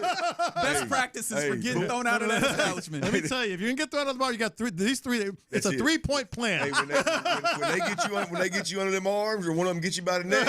Hey, either way, baby, it's just, hey, you got me. Go ahead and slump for me right quick. Yeah. Hey, weekend at Bernie's that piece. Hey, if you don't, your ass gonna get tore up outside. You're gonna tear a rotator cuff. You're gonna mess around. I'm telling you. Hey man, get roughed up. Not the first injury I thought you was getting Tommy John off of getting thrown out of a bar is insane. I ain't kidding you. We was in this old country bar one night, and I knew you got to know your surroundings too. It was an after hours joint, so it was about 3:30 in the morning. Rough. Little Rock start with rough. Yeah. And hey man, I was sober actually, and I was with some people, so I was driving. I mean, I was sober, and I'm standing in the well, where the waiters, where they get the bar, where you ain't supposed to be. Yeah. Sure. So I knew, and he say, "Hey, I need you to move out of there." All right, I got it. My little drunk buddy kept sliding back over in that spot, and I said, "Hey man, Chase, you got to get your ass out of that spot right there. You're gonna get us kicked out of here." Well, here comes the security guard. And I said, "Hey, I got him. I'm leaving." As soon as I put my hands up, I said, "I got him, and I'm leaving." That sucker put me in a chokehold. Wow. What? When they're that serious, I said, "Boop." Hey, I'm not resisting. Don't call your friends. You got me, man. Just walk me on up out of there. I am not resisting. Man, I talked about it on the radio the next day. I never paid for another drink in that bar, bro. Oh man. I had an old boy at a Joe Nichols concert one time. I showed up early at Joe Nichols, and I know Joe real well. I've known him since long time. He's an Arkansas boy. And I was at this country bar in Cowboy Red River in Dallas. Mhm. I was standing at the bar. I'm at the stage talking to Joe, and this boy walks and says, hey, you're too close. Uh-oh. I said, man, ain't nobody in the place. Hell, ain't nobody here. Yeah. What you mean I'm too close? Like, Joe was still sound checking. Yeah. And Joe's like, hey, no, he's good. He's like, no, you're too close. Oh. I said, damn, man, what's going on here? So I'm confused. The musician. And my man grabs me by the neck. From behind, right? Yeah. He grabs me by the neck, and he starts hitting that old walkie-talkie, that old CB speaker on his shoulder. Bull doors, open the bull doors. I said, what in the hell? I'm going, what? This buck dragged. Luckily, the owner of the bar stopped him right before he threw me out. The bull doors is that big door on the side that they usually kick open to get the bulls out. That he was trying to open that, throw my ass outside. Hopefully not with the So wolves. how did that go afterwards? After he? You were still in the establishment, right? Well, I knew this is the deal. Hidalgo, Miss Hidalgo. I don't know if this is what y'all were talking about, but this is the deal. 100%. This is the deal. I mean, when you're in the wrong, like I knew I was in a place I should not, even though it was uncalled for. Yeah. I knew I was in a place I should not be. That could very likely happen. Yeah. So I knew I was in the wrong of being there. And then when he told me once or twice, hey, man, you got to get your ass back, I put my hands up and did the whole blah, blah, blah, blah. Yeah. Hey, man, I was in his territory. I was in the wrong. I was not mouthing off, but I should have walked my ass back behind that rope and said, hey, Joe, holler at me when you get to the bus. Yeah. But instead, I got my ass in them bulls. Another place I didn't pay for another drink. Not lifetime, but I didn't pay for another drink for about 6 months. I would have acted like I just received my first technical. You know, when you get the first tech, that's when they really go off. Yep. No, hell, what the hell? Hey, you'd have woke up outside like my boy Joe Minucci. My boy Joe Minucci went in the emergency room for about 2 days. At that point, the owner had stopped him. The owner had stopped him, and then You think you're going to keep getting that stop from the owner? That point, he'd been like, "Oh, my fault. He's got the musician. Man, put your hands on me, man." My man was like he was warming up to play. He was warming up to play the Seahawks in the Super Bowl or something. The concert, the lights were still on in the place. It had to be. I bet it was 5:30. I bet it was 5:30, 6 o'clock in the afternoon. Those bouncers, the security guards, they're always clearly a lot ready. Mm-hmm. Yeah, ready and prepared than you are. Well, you got to get ready you got to make sure that you are ready because you never know what kind of foolishness comes at you. No, but I'm just saying, like when you going to I got one security guard sober me up real quick with it. When I say he was just ready, and I wasn't as ready and prepared. He was practicing. Long story, man. This dude was messing with one of my homeboy's girls in the club. The security guard was? No, this dude, random dude, just walked by and just tried to put it. Was her friend tried to put? He's a real loser. Tried to put his hand up her skirt. Oh hell no! And so his girl went off on him, and then so we're about 8 deep. Yeah. And so I just saw my boy walk up on him, and they're swinging, and so then we all going together, and the security guard he got me. He's like, "Hey, back up, stop." And I'm again. He was ready. Yeah. And I tried to hit him with a swing move, and I don't know. He just I don't know if he got that good technique. Hey man, he got you right up under that. It was the knee. Armpit. He got you under that armpit. Drove me down the field. He took me right off my feet. He came it was like a shot to the legs and right off my feet. And he said, "You good?" I'm down the town. I said, "Help me up." He said, "You good?" He said, "Man, you got a cop?" I said, "Okay, good." Now I am. I was split. I tried to hit him with a swim move. He came under. Boom. He played O-line. He played O-line back in the day when you could still cut folks. Yeah. Leg whip. That's right. It was so quick. I don't know. I'm guessing. I don't know what he did.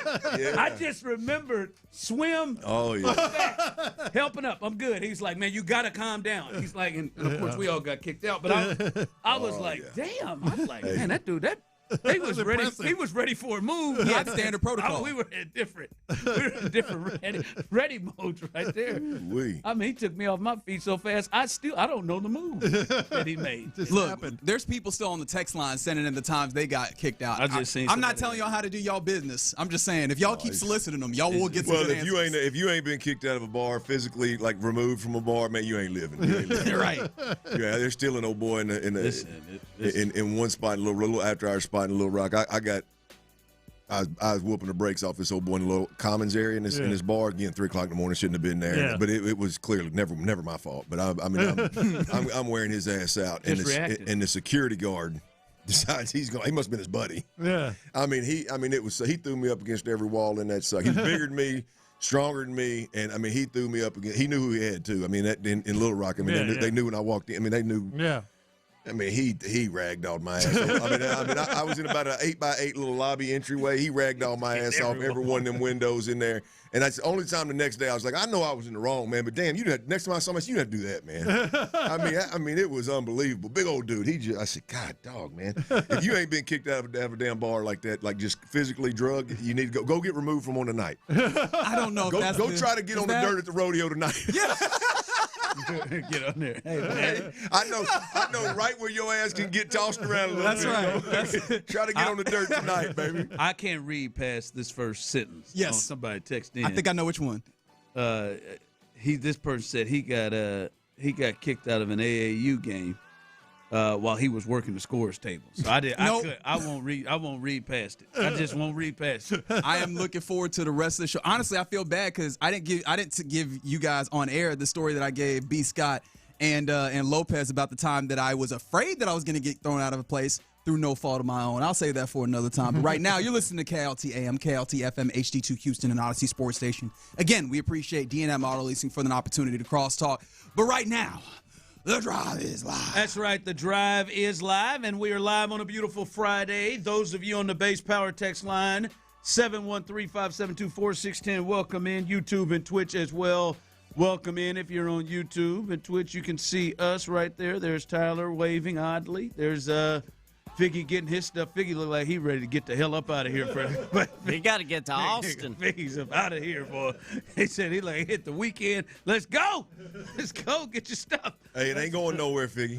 That city ain't going nowhere, man. Hey, I done busted ass to the hill country many times now. Austin's going to be there when you get there now. Yeah, baby. There you go, man. Hey, well, you're going to the right spot. They got a bunch of over-anxious security guards in Austin. Get your ass in one of them little 6th Street bars and act up.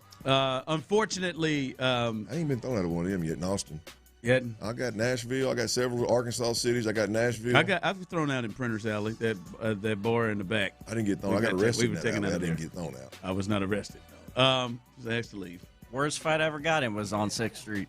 That shocks nobody. Your Aggie ass down there on 6th Street got in a fight. In all seriousness, I was not the instigator. I'm sure. Yeah. I was the finisher. You were just a reactor. He said I was the finisher. I was the finisher, but I swear to you, I did not instigate anything. Hey, did she press charges?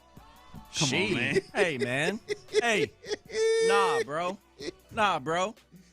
Hey, mess with that, man. What happened, man? Oh, just 3 young bucks running their mouth to me and my boys for no reason because they were too drunk, couldn't handle their alcohol, so we had to shut them up. Were you a little tipsy to help that? Not really. It was pretty early in the evening.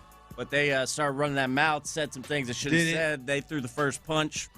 Well, we let them know. Did it end your evening? Did the fight end your evening? Like, were you forced to have your evening ended with that fight? Oh no, I got torn up after that. Yeah. Oh, I didn't know if somebody stopped you, somebody made you had to go to jail or nothing. You had this fight, thankfully this type not. of fight. You said no, we whooped their ass and we had a great evening. Yeah, I'm. East Side.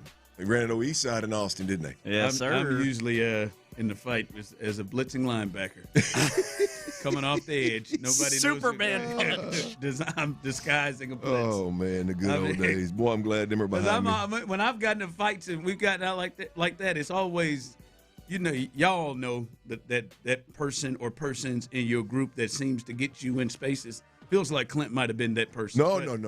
That seems to get you in spaces. We all have that friend. Everybody's got it, and stuff happens, and I'd just be in the cut, usually with some sort of a bottle.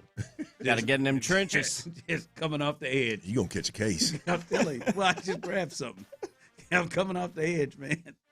I'm telling you. Hell yeah! At Gentleman Jim's, that was my best one. They never saw me coming. Came out the middle with a jump. By the way, big show today, and Tyler, you let me off the hook. Your boys let me off the hook last night.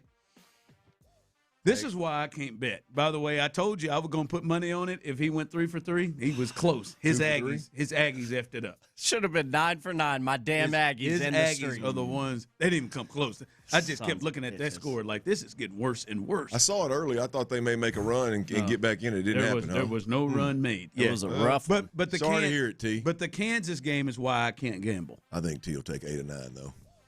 9 of 11 on the week. The Kansas game is why I can't gamble. I don't know if you were watching it. I didn't have any money on it, but I knew what Tyler had, which was at -4. Yes, sir. -4. So this is why I can't do it. Kansas liked it. They got up 9 with like a minute something left. All right, here we go. the bag, and baby. At that point, I knew like the game was over. They got up 9, and then all hell broke loose to get this thing to about 3. Right, like Kansas hit some free throws, and then they hit a 3, and then you look up it's down to 6. And Tyler, I know Tyler has to have this. He's got 4. He's got 4. Needed that one for it to be a successful night. I know he's got to have this, and I'm watching his score, and then them dumbasses from Kansas got a 5-second count out of nowhere, and I'm like, oh man, this thing is 3. And then this big ass joker hits a 3 to take the lead to 3. Son of a Again, bitch. it's like 7 seconds left, and then Kansas comes back. All right, they come back down. Okay, cool. They hit their free throws, and then it's like 9 seconds left. I'm like, all right, Kansas up 6. They're in good shape. They threw a Leitner pass, and to their center. Their center catches it and goes up and bam hits a 3 to get it to 3 with 3 seconds left. I said, damn, man, this is like Tyler needs this inbound to go in and Kansas to make both of these free throws to get this thing to 5. I'd be nervous. And have a miss on the other end. And have a miss on the other end. They got it in. They made the 2 free throws, and then they got another long pass, and the guy shot a 3 off the glass, and it hit the glass and hit the rim. That's why you bet. What are you talking about? I knew pretty good that Kansas was going to win the game, but I'm sweating it out for Tyler because this thing. I'm looking at this score and I'm like, damn, man, they about to get this thing down into 3. Like, I'm like, Jayhawks get it. No, it is not why you bet. Oh hell, that's exactly why I don't bet. T was sitting over there with old Woody. Yeah, had some palpitations and a Woody. No doubt. Man, I said the hell with that, dog. Would have been a bad beat. No, man, the hell with that, man. Yeah, I was like, whew. I looked at when he made that Christian Leitner 3. I said, "Oh hell, this thing is a 3." Marco Jackson, he had to go 10 for 10 from the line for your ass to get that thing to happen. One guy, money, baby, money. But because you're Aggies, I don't have to put $50 down. So annoying, man. The maroon and white ends my streak. Later on in the show, Clinton Tyler, I will tell you in the 3 o'clock hour, I had another moment that I think will really embarrass. You'll be embarrassed to call me a friend. It's another one of those moments dealing with money that that you're going to be disappointed. That you're going to be disappointed. It ain't going to take much. That you're going to be disappointed in later on in the 3 o'clock hour. But we heard from David Montgomery. I would say arguably the big free agent or the big offseason move they've made in terms of an addition to this team. And Clint, he described why the Houston Texans were his preferred destination.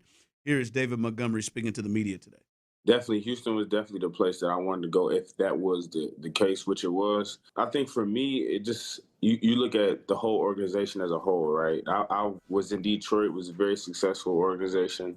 And I practiced against Houston a couple of times. And they've always been like the hardest team to practice against. And you can kind of tell like the morale, the kind of mentality that both sides of the ball and that Coach Ryan brings to the table too. You also get to look at yourself like, dang, if I ever had an opportunity, I would love to play for a guy like that. And look, I'm here now getting to play under a guy like that. And I want to kind of come in and show these guys that, I could kind of hang with the big dog. All right, that was him talking about up close, watching him, seeing it, and the D'Amico factor too. And I think that's one of the big advantages the Texans have is players know D'Amico, relate to D'Amico, and want to play for D'Amico.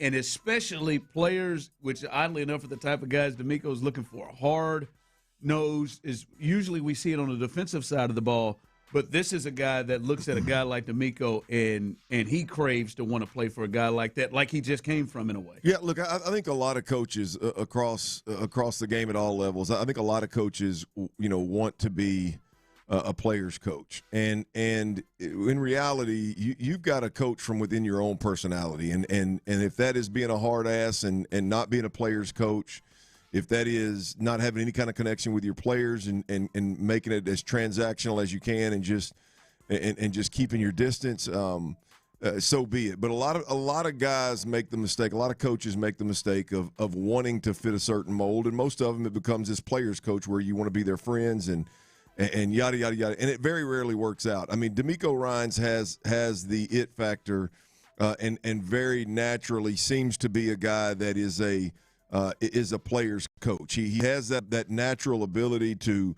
hold guys accountable, to tear into that ass when he needs to, but also naturally be a guy that they when he does those things, they don't take it personal. It's when you have the ability, which I think D'Amico does, to be yourself and coach a guy, coach them really hard, love them really hard, and they don't take the love for weakness, and they don't take the dog cussing personally, and you stay in that mode of a player's coach, and you do it with your own instincts and from within your own personality. I think it's super, super powerful. I think Dan Campbell has it in Detroit, talking about David Montgomery, where he just came from. I think D'Amico obviously has it here. A lot of coaches search for it. A lot of coaches want to be that kind of coach. Very few do it naturally, and I think D'Amico does. And when you do, when you capture that lightning in a bottle, it's powerful, man.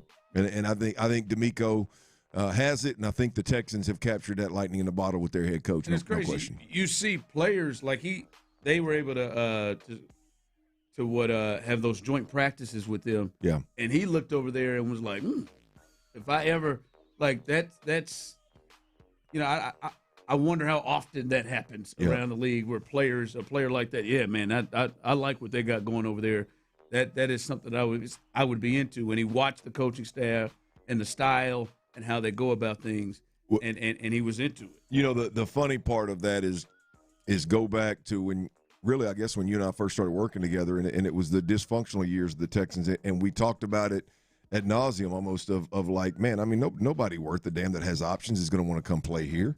And we get hit on the text line, and we, whatever, it's NFL, whatever. I'm telling you, man, this is the reality of it. And then, unfortunately, I think it was obviously working against us. Now, with D'Amico, it is a huge plus, and you hear David Montgomery talking about it. I mean, I think players, I think a huge chunk of the league, even some that are winning and just don't like where they're at, I think a huge chunk of the league looks at what's going on, the city of Houston, the head coach D'Amico Ryans, the health of the organization overall, and says, hey, man, that's a place that I would love to if the opportunity presents itself, I'd love to play there. I think there's a big chunk of the league that would say that. Yeah.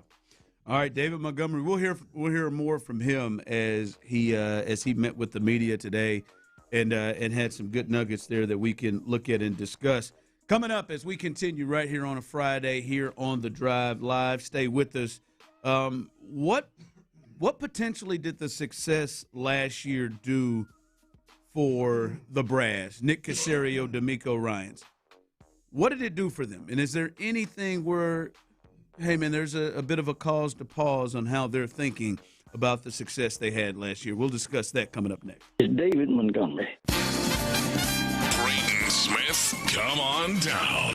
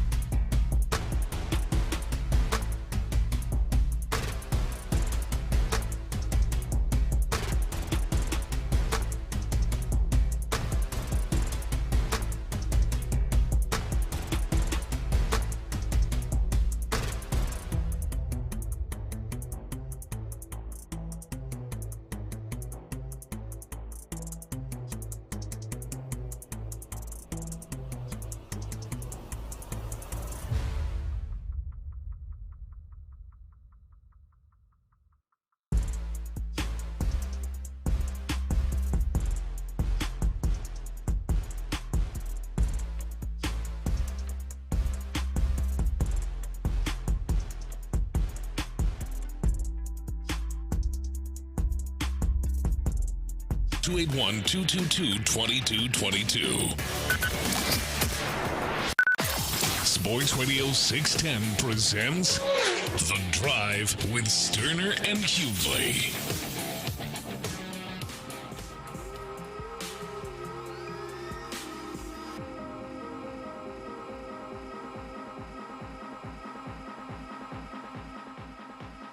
All right, welcome back in as we're live here on The Drive.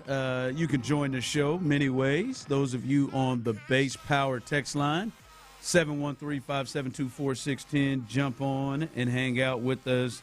And you can also participate. I see Isaiah over there, Rob in the building, Brian.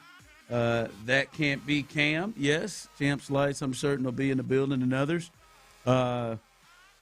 On YouTube, hanging out with us, and Joel's in the building as well. And old High Rise is in the building as well, so hang out with us, those of you on Twitch also. So, Clint, man, the Texans, 12-5 last year, won their first road playoff game. A sexy pick. In fact, a lot of people thought with their defense and the way they were playing, they had a chance to get to the Super Bowl, and we looked at it, and it seemed like they did. Arguably the best season they've had in the franchise's history almost. I think there's at least a conversation to that. And with that success, Clint, I don't know, it seems like they're operating in a space of which they are close. Like they feel like they may be close, maybe almost like a false security, sense of security of where they actually are in the league. And it's going to be interesting to see coming into next season if they feel like, hey, we just need to keep doing what we were doing last year, or if they feel like, no, we've got to kind of revamp this thing and do more things with this team to get us closer to the spot we want to get to. Yeah, look, I mean, I think the team is close. I think the organization and the powers that be have done a tremendous job building this organization and getting them to a point where they're going to be a playoff team every year. My hope and my fear is that the success that they were able to have last year, really solely based on your defense and your kicker. My concern is that is leaned into when they're making decisions right now of trying to figure out how to kick in the door on an AFC championship or a Super Bowl. My fear is that you look at last year when the top seeds in the AFC were the Denver Broncos, the New England Patriots, the Jacksonville Jaguars, the Pittsburgh Steelers. Those were your division winners. Yes, but those are your teams that hosted playoff games last year in the AFC. Literally, Bo Nix, Trevor Lawrence, Aaron Rodgers, and Drake May. Literally, those were your top four seeds in the AFC. And I just hope that that's not leaned into when you're deciding what caliber moves you need to make this offseason to be competitive. Right, I think everybody can look look at the standings and say, look, man, last year the AFC was down because Josh damn near didn't get in. You look at Pat didn't get in, Joe Burrow didn't get in, Lamar didn't get in. You look up, and Indianapolis was one of the best teams in football for a good 2/3 of the season, and their starting quarterback gets hurt. Half of the Los Angeles Chargers offensive line was hurt, so they went in there, and that really hurt them in the playoffs. And so I just think last year's path, if you will, was significantly less difficult. Not saying it was easy, but it was less difficult than I think what a typical AFC year is going to look like. And so not only are all those teams that you competed with last year going to be better, but you're also going to get those three big quarterbacks that we mentioned probably in the mix, if not at the top of the AFC again for a couple of them. And so I just hope, Ron, that they're not sitting there going, like Nick Caserio said, boy, we could have beat any team in the NFL. Like, I hope offensively you don't feel like you could essentially run it back, and that's going to be enough on the offensive side of the ball. You have a fear that they are approaching the season as if they are running into the AFC that they ran into last year. Absolutely. And the biggest one, it doesn't – like, I don't think Nick Caserio and Nick Caley are going to stray. I think they are cut from the cloth of trying to do more with less and all the stuff that we've talked about on the offensive side of the football. The one that I'm hoping steps in and says, no, we've got to have a playmaker somewhere on the offensive side of the football outside of Nico Collins, like a hit your head on a goalpost type of offensive weapon. And I hope D'Amico steps in and says, look, this is a move that we've got to make. This is a guy this is a dynamic that we have to add to this offense because I think you're going to need that. D'Amico's the one that kind of, I think, took the step back and kind of just, to me, clearly let Nick Caserio handle the offense. And so, it could be very easy for a defensive-minded head coach who had already taken a step back, who is basically giving the reins to somebody else and letting them make the decisions on the offensive side of the football to look up and be talked into, hey, man, we're good. Hey, man, we're solid on the offensive side. Don't worry about it. We're solid on the offensive side of the football. I just hope that the amount of success and really the amount of success versus a very abnormal AFC playoff picture, I hope that's not blinding to this team to where they just kind of damn near run it back offensively without some major moves. I hope that's not the case. You know what? Because I think it's a problem. You've said something a couple of times this week where you said, and tell me or help me if I'm repeating this incorrectly, but that the Texans, of all the contenders, and let's even just keep it to the AFC, of all the contenders, have the easiest offense to defend. Right? Is that's I believe that's what 100% have the easiest offense to defend. Yes. Are you saying that even with the additions that they have made, adding David Montgomery, changing up the line the way they have, even with that, you think it's because when you say it out loud, now some people may disagree with and mince things, but they've got, to me, depending on what you look at, a top 15, top half of the league quarterback. They've got a elite receiver, a top 10 receiver. They've got an above-average tight end who had a really good season last year. This is the second year in the system. And, I mean, you can look at David Montgomery as a real back in this league. And then Woody Marks showed some things last year as a 1-2 punch. When I say that out loud, like, I'm thinking about contenders. If Pittsburgh is a contender, that feels like, they should, like, when you say some of the stuff out loud, it feels like, and I'm not saying that you're wrong, but you say that out loud, it should not, that doesn't sound like it should equal up to the potentially the worst or the easiest contending offense to defend. Yeah, look, I think it's the reality of the situation. I think it's twofold. I think it has a lot to do with the offense itself schematically. I think they leave a lot to be desired, and from a movement standpoint, from a scheme standpoint, from a creativity standpoint, from a using my game-changing players in a way that I'm definitely going to get them touches. I think they leave a lot to be desired there. And then I think if you just look at the roster in general, I think beyond Nico, you don't have a soul on this offense that scares anybody. Beyond Nico Collins, you don't have a soul on this offense that scares anybody. You think about it. You've got Nico Collins, one of the best receivers in football, and you don't take this from me. They have literally said it themselves of if Nico's not open, we're going to throw the football to whoever is open. Right? They have literally said themselves that they're not going to move Nico to try to get Nico touches creatively and things of that nature. They're going to throw the ball to whoever's open. And so you've got one of the best receivers in football, and you do very little to make sure he gets touches. Much less you should be doing things to make sure he gets targets, touches, and easy touches, like for sure touches throughout a game, and they do none of that. Right? You got a quarterback that is proven to be one of the talent-wise one of the best quarterbacks in football, and you're asking him to fit inside the box and really to operate left-handed as a right-handed quarterback. That's what you're asking this guy to do. You got Woody Marks, who really is. I mean, coming into this thing, everybody talked about if the first thing that you did wasn't mentioned, it was a second. Woody Marks is great catching the football out of the backfield. How many designed routes did Woody Marks catch in his first year with the Texans? That's what my thing is. That's why I said when I say it out loud. Now the offensive line is a different part of it, right? But it doesn't seem like a player thing. Like I think they could have some. I think there can have some more talent. I think I can't let the players off. I can't the lack of explosiveness. I can't let that off the hook. I think it's both. I agree. I agree with that. But when you say it out loud, like what they have.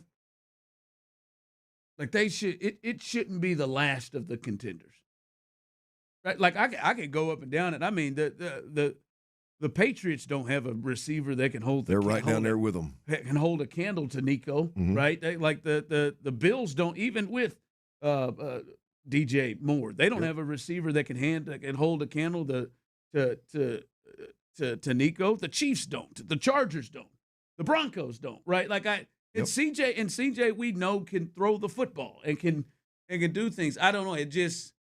It seems as much of, for me, I'm not going to let the players off the hook, but it feels like a system coaching thing.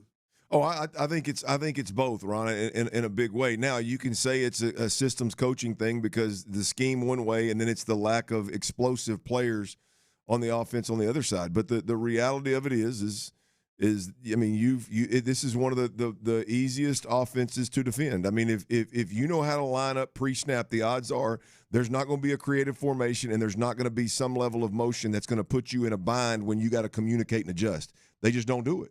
They just flat out don't do it, right? When you look at when you're defending this team, there's not one player that when he goes in motion and you snap the football when he's in the backfield that you worry about a jet sweep. There's not one. Right? So whether you're talking about a line and a sign, simple versus the Texans. If you talk about reacting to motions and movements pre-snap, very simple. They jog across the football half the time. They're not even running full speed the majority of the time. Right? And so when you talk about how easy they are to defend, I mean, it's several layers of ease, relatively speaking. And again, the pressure's on the quarterback and the pressure's on the play caller to be right. We'll see. We'll see if it works. I'm not a big fan. All right, coming up, see some people here on the Base Power text line and YouTube and Twitch having some thoughts. We'll look at some of the things you had to say. And think about this over the break. We'll discuss on the other side. Did the Tennessee Titans piss you off last night with what they did, or are you over that and move past that? We'll discuss that coming up next. But before we get there, guys, I'm going to be honest with you. You've been there just as much as I have and understand this Texas weather can be a doozy. Hell, this week we just watched storms and the wind and people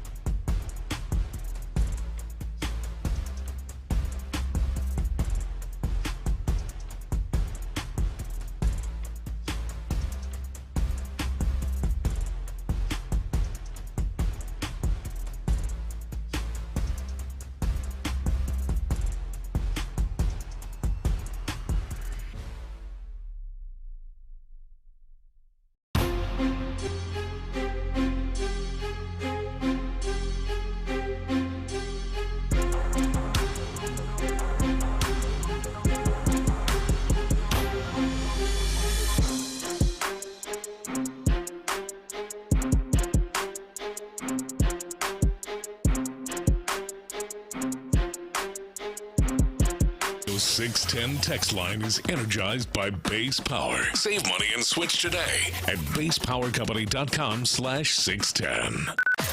Sports Radio 610 presents The Drive with Stoerner and Hughley.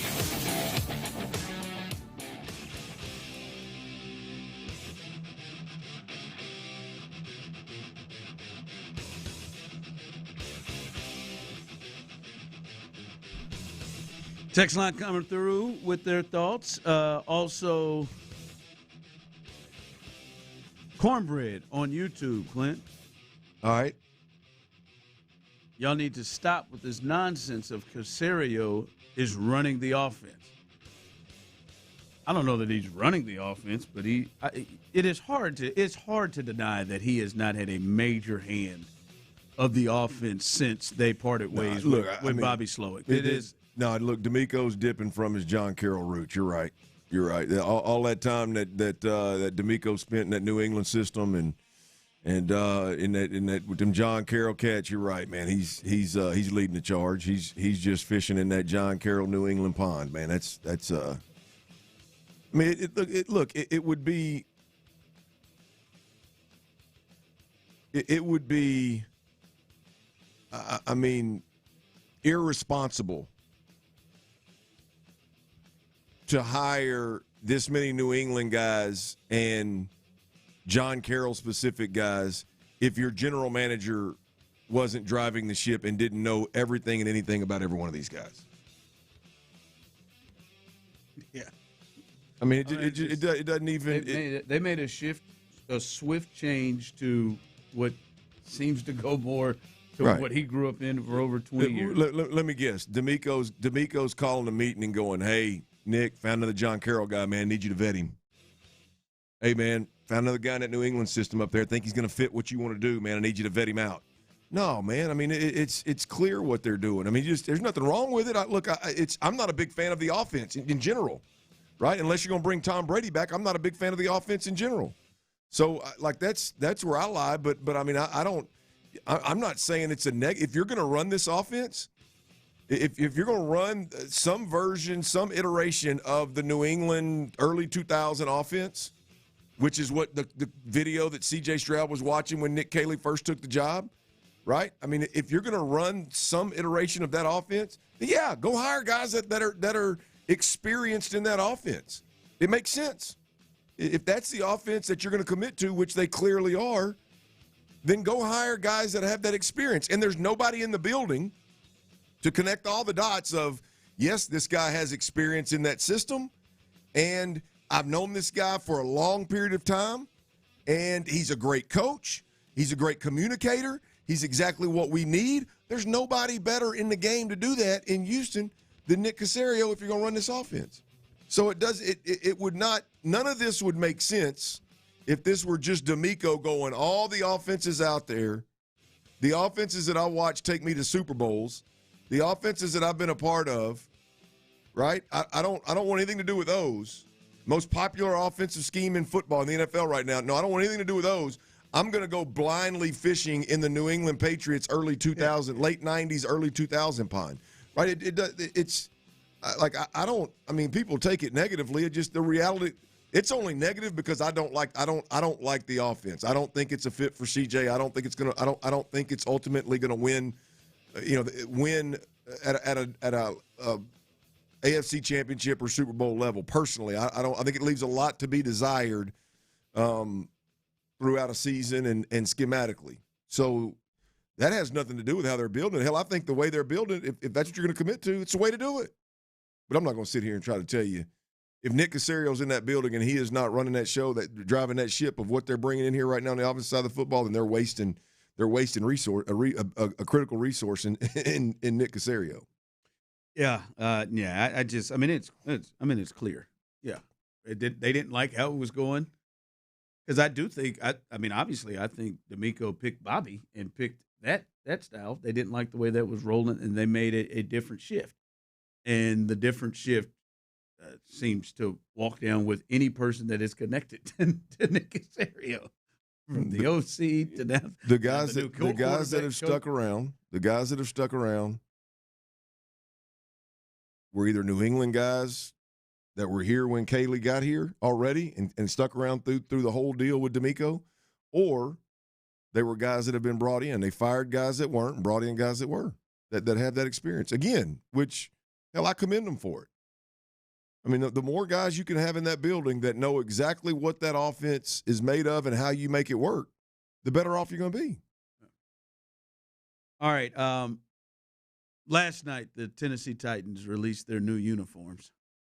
And did you see them, Clint? I did. Not a fan. Tyler, not a fan at all. Yeah, so. You're not? I like them.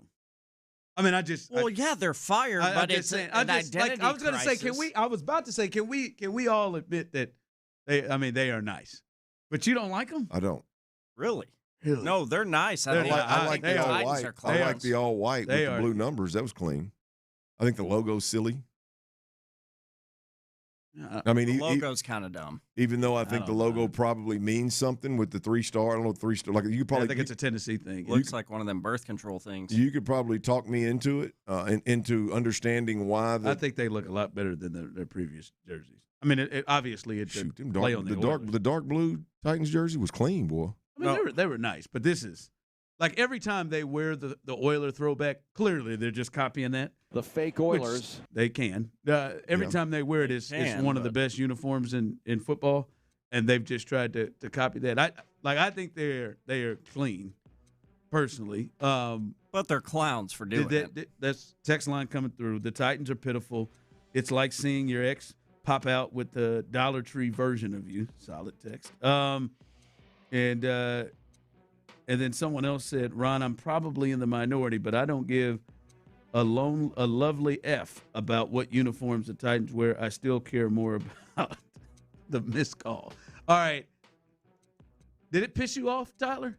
Is it still eating you up? Like when they came out, because clearly they just copied the Oiler look. Clearly. Which to me, man, if you have the ability, I would do that over what they were doing. But did it piss you off? Did it eat you up? Just like anything with this stuff, with the Titans trying to own the history that was found in our city of Houston, anytime this kind of stuff happens with clown-ass Amy Adams and the Tennessee Titans, it's not necessarily that it's pissing me off, I wouldn't say. Because I wasn't an Oilers fan. I was in my diapers, dude. Like, I wasn't an Oiler fan, but I know how much that logo, those colors, everything the Oilers were meant to the city of Houston. It doesn't piss me off. It's just kind of like, what are you doing? Like, it's petty at this point.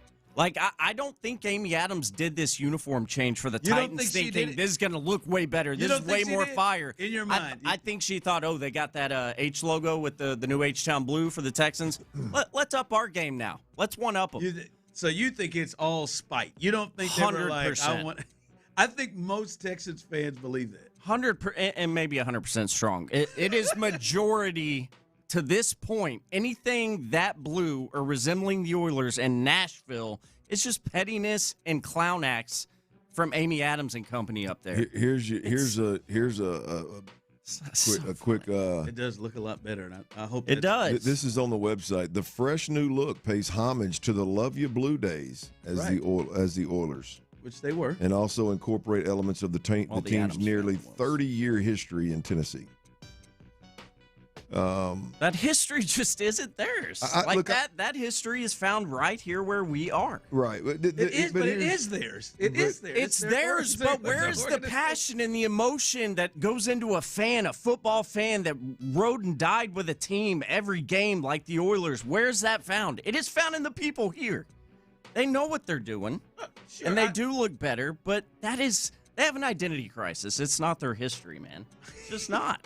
It is their history. It's not. It is their team's history. Where did the Oilers play football? I know where they played. It's their team's history. Just like the Lakers' history is not just Los Angeles. It's in Minneapolis. I understand that, but the ideologies here, they can be very exclusive to each other.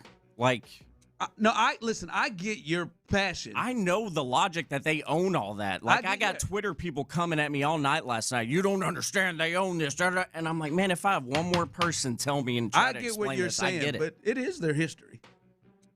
The Adams family history, yes. It's their history. And the Adams family owns it. But the fact that you have Tennessee fans leaning into this, like arguing with people like me on Twitter, like, oh, calling you a clown, all the names in the book, whenever they have no emotion or fandom or anything tied to that era of football, it's laughable. They're clowns.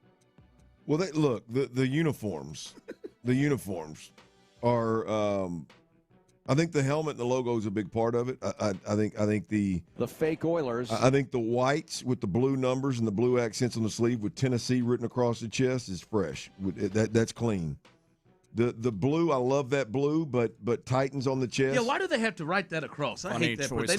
They didn't have to write that across. Titans on the chest, and then when you get to the helmet, the logo is just doo-doo. I just don't like. I don't mind the Texans alternate H is okay. That's cool. I get the history there. And what you're trying to accomplish, but ultimately the logo is sick with the bull, right? I mean, I don't know. I like the color combo, no doubt. The baby blue, powder blue, whatever you want to call it, love you blue, whatever you want to call it. Red and white, I love it. But this didn't do much for me. I'll be completely honest with you. Not sure who 17 is in the who's 17 by the way. Oh, it's their like receiver. He's got he was like top 10 in yards from scrimmage. Rookie? The receiver and punt returner. Yeah. There aren't many notable Titans, Clint. It's all good. Yeah. I mean, I don't know his name, but I do remember. It's a weird name. I remember. Yeah, it's a weird name. Yeah, Deaky or something like that. Yeah. No. That's another one of That's not who I'm thinking of. That's not who you're thinking of. Yeah. I don't think so. Text line coming in. I'm 60 years old. Huge Oiler fan from those days. Amy Adams is a C. Okay. And you know what? See, almost got me. And can go F herself. Tyler, you're dead on. Okay. Listen, I understand the passion from it. Right. I'm just – someone else texted in and said, Ron, you've been wrong about many things. This is another. I understand the passion of it. They do own it. They not just do own it. It is a part of their history. And I think everyone that's passionate knows that. Like, the logic is sound. I get it. But it's clown work. I just think they can look within their history and say, man, like this is the best look. Let's bring this look back and really combine them both, because it looks like they're trying to combine both Tennessee and Houston with their look. All them oil fields up there in Nashville. Now I can see why Houston fans are pissed about it. Yeah, it's their history. I'm sorry. Texans might have a rivalry new uniform coming out in a few years. Who knows? We'll see. They should. Well, you're on the committee. You would know. That's true. You'll know before them. Mm-hmm. Coming up, David Montgomery spoke to the media today and talked about his role, because that's a big talking point about what his role is going to be. How many touches is he going to get? He feels like he may get a bigger role here. We'll discuss that coming up next. Whoever in your family has the role of getting the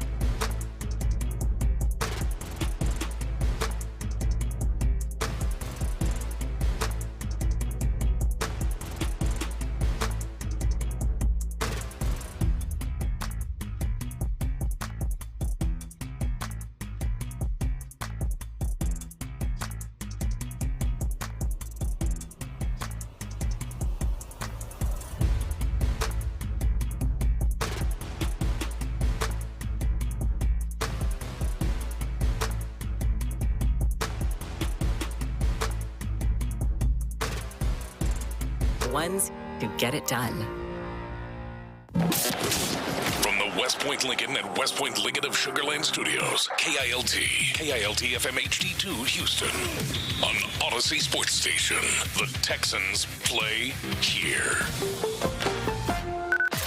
Sports Radio 610 presents The Drive with Stoerner and Hughley.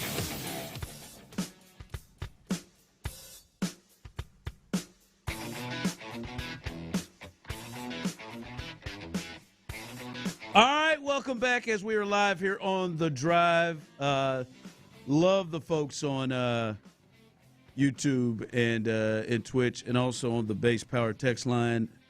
Boy, that Tennessee, that Jersey thing, that always stirs them up. Them damn Adams. And listen, I'm not going to try to change nobody's mind at all or change anything. Just try to point out the factual stuff. That's it. And the emotion, you deserve it. I told you the first thing I've said, Tyler, since I walked in here and got here is I don't understand how come there is not pure hatred for the Tennessee Titans. You did say that. And they're not the number one rival as they took your team and left. I know the people are the comparisons with the Ravens and the Browns. I mean, Art Modell struck a different type of deal than Bud Adams did. The fake Oilers.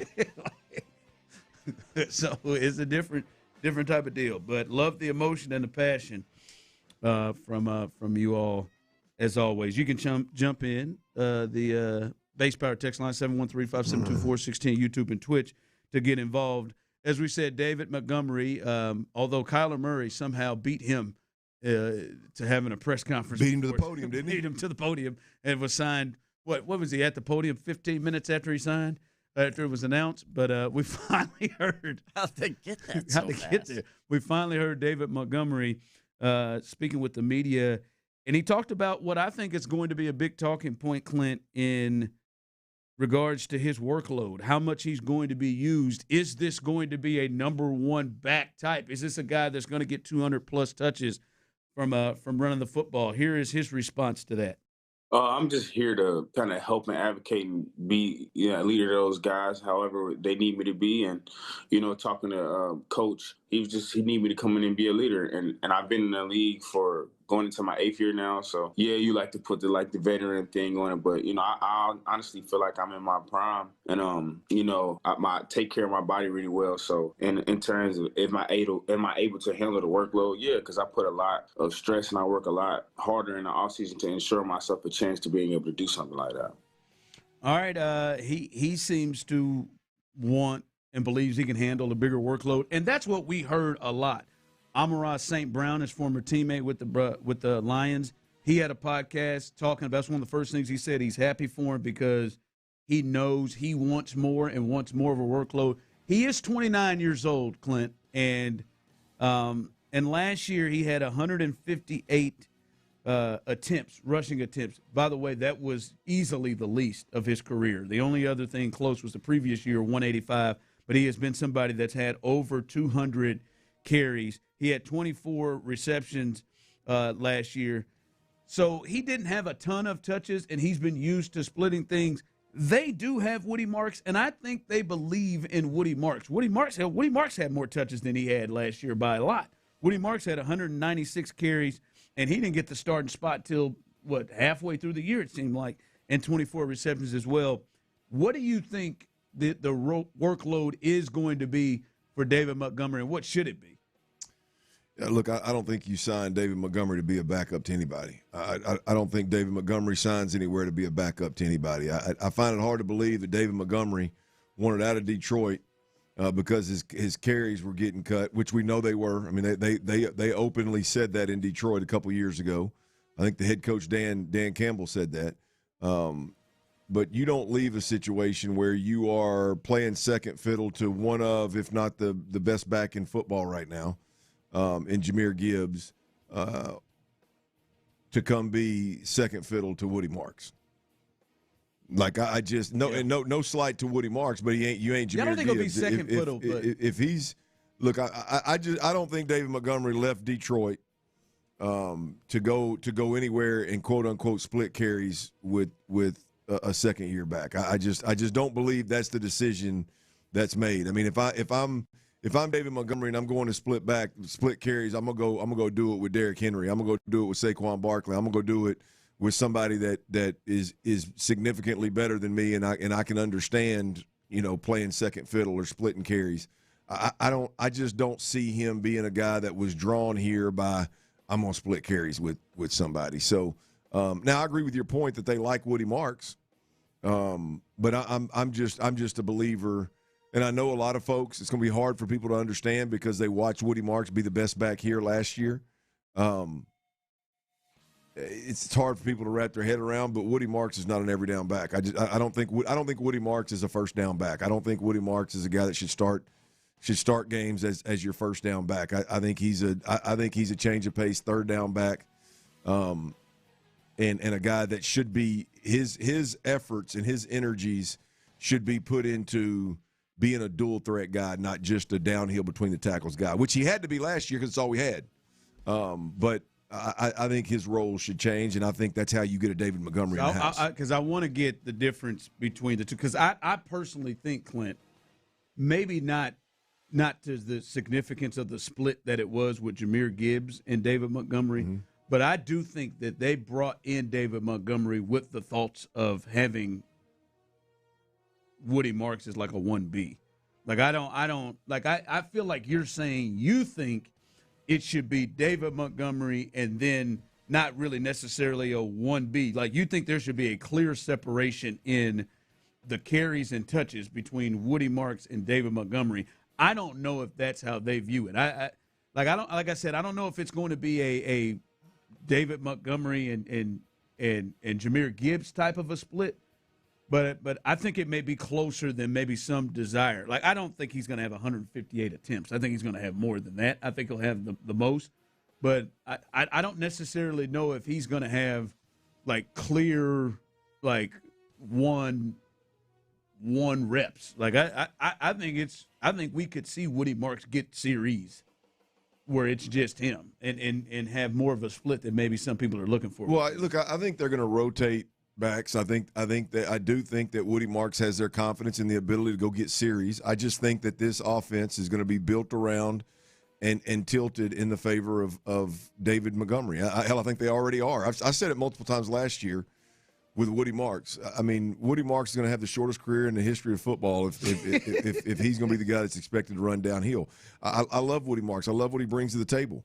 I don't believe Woody Marks is I don't think stylistically he's not a guy that's going to run between, that you want to ideally run between the tackles consistently by choice, especially when you got a guy like David Montgomery who's been one of the best in the league doing it. So I think this team is a much better offense if you've got a Woody Marks that specializes in certain things and not just being all things running back. Personally, I believe that. I believe you've got David Montgomery, who you heard him say he's a power back. I believe that's exactly what this team wants to highlight on their offense is a power back. And I believe that just by nature, I mean, stylistically, Woody Marks' best fit is a change of pace, dual threat type of back, and I think they need to use him. So if they let's say, because I think they want to run the ball a lot. If they run the ball, and we're talking about from running backs, not CJ, they run the ball 25 times in a game.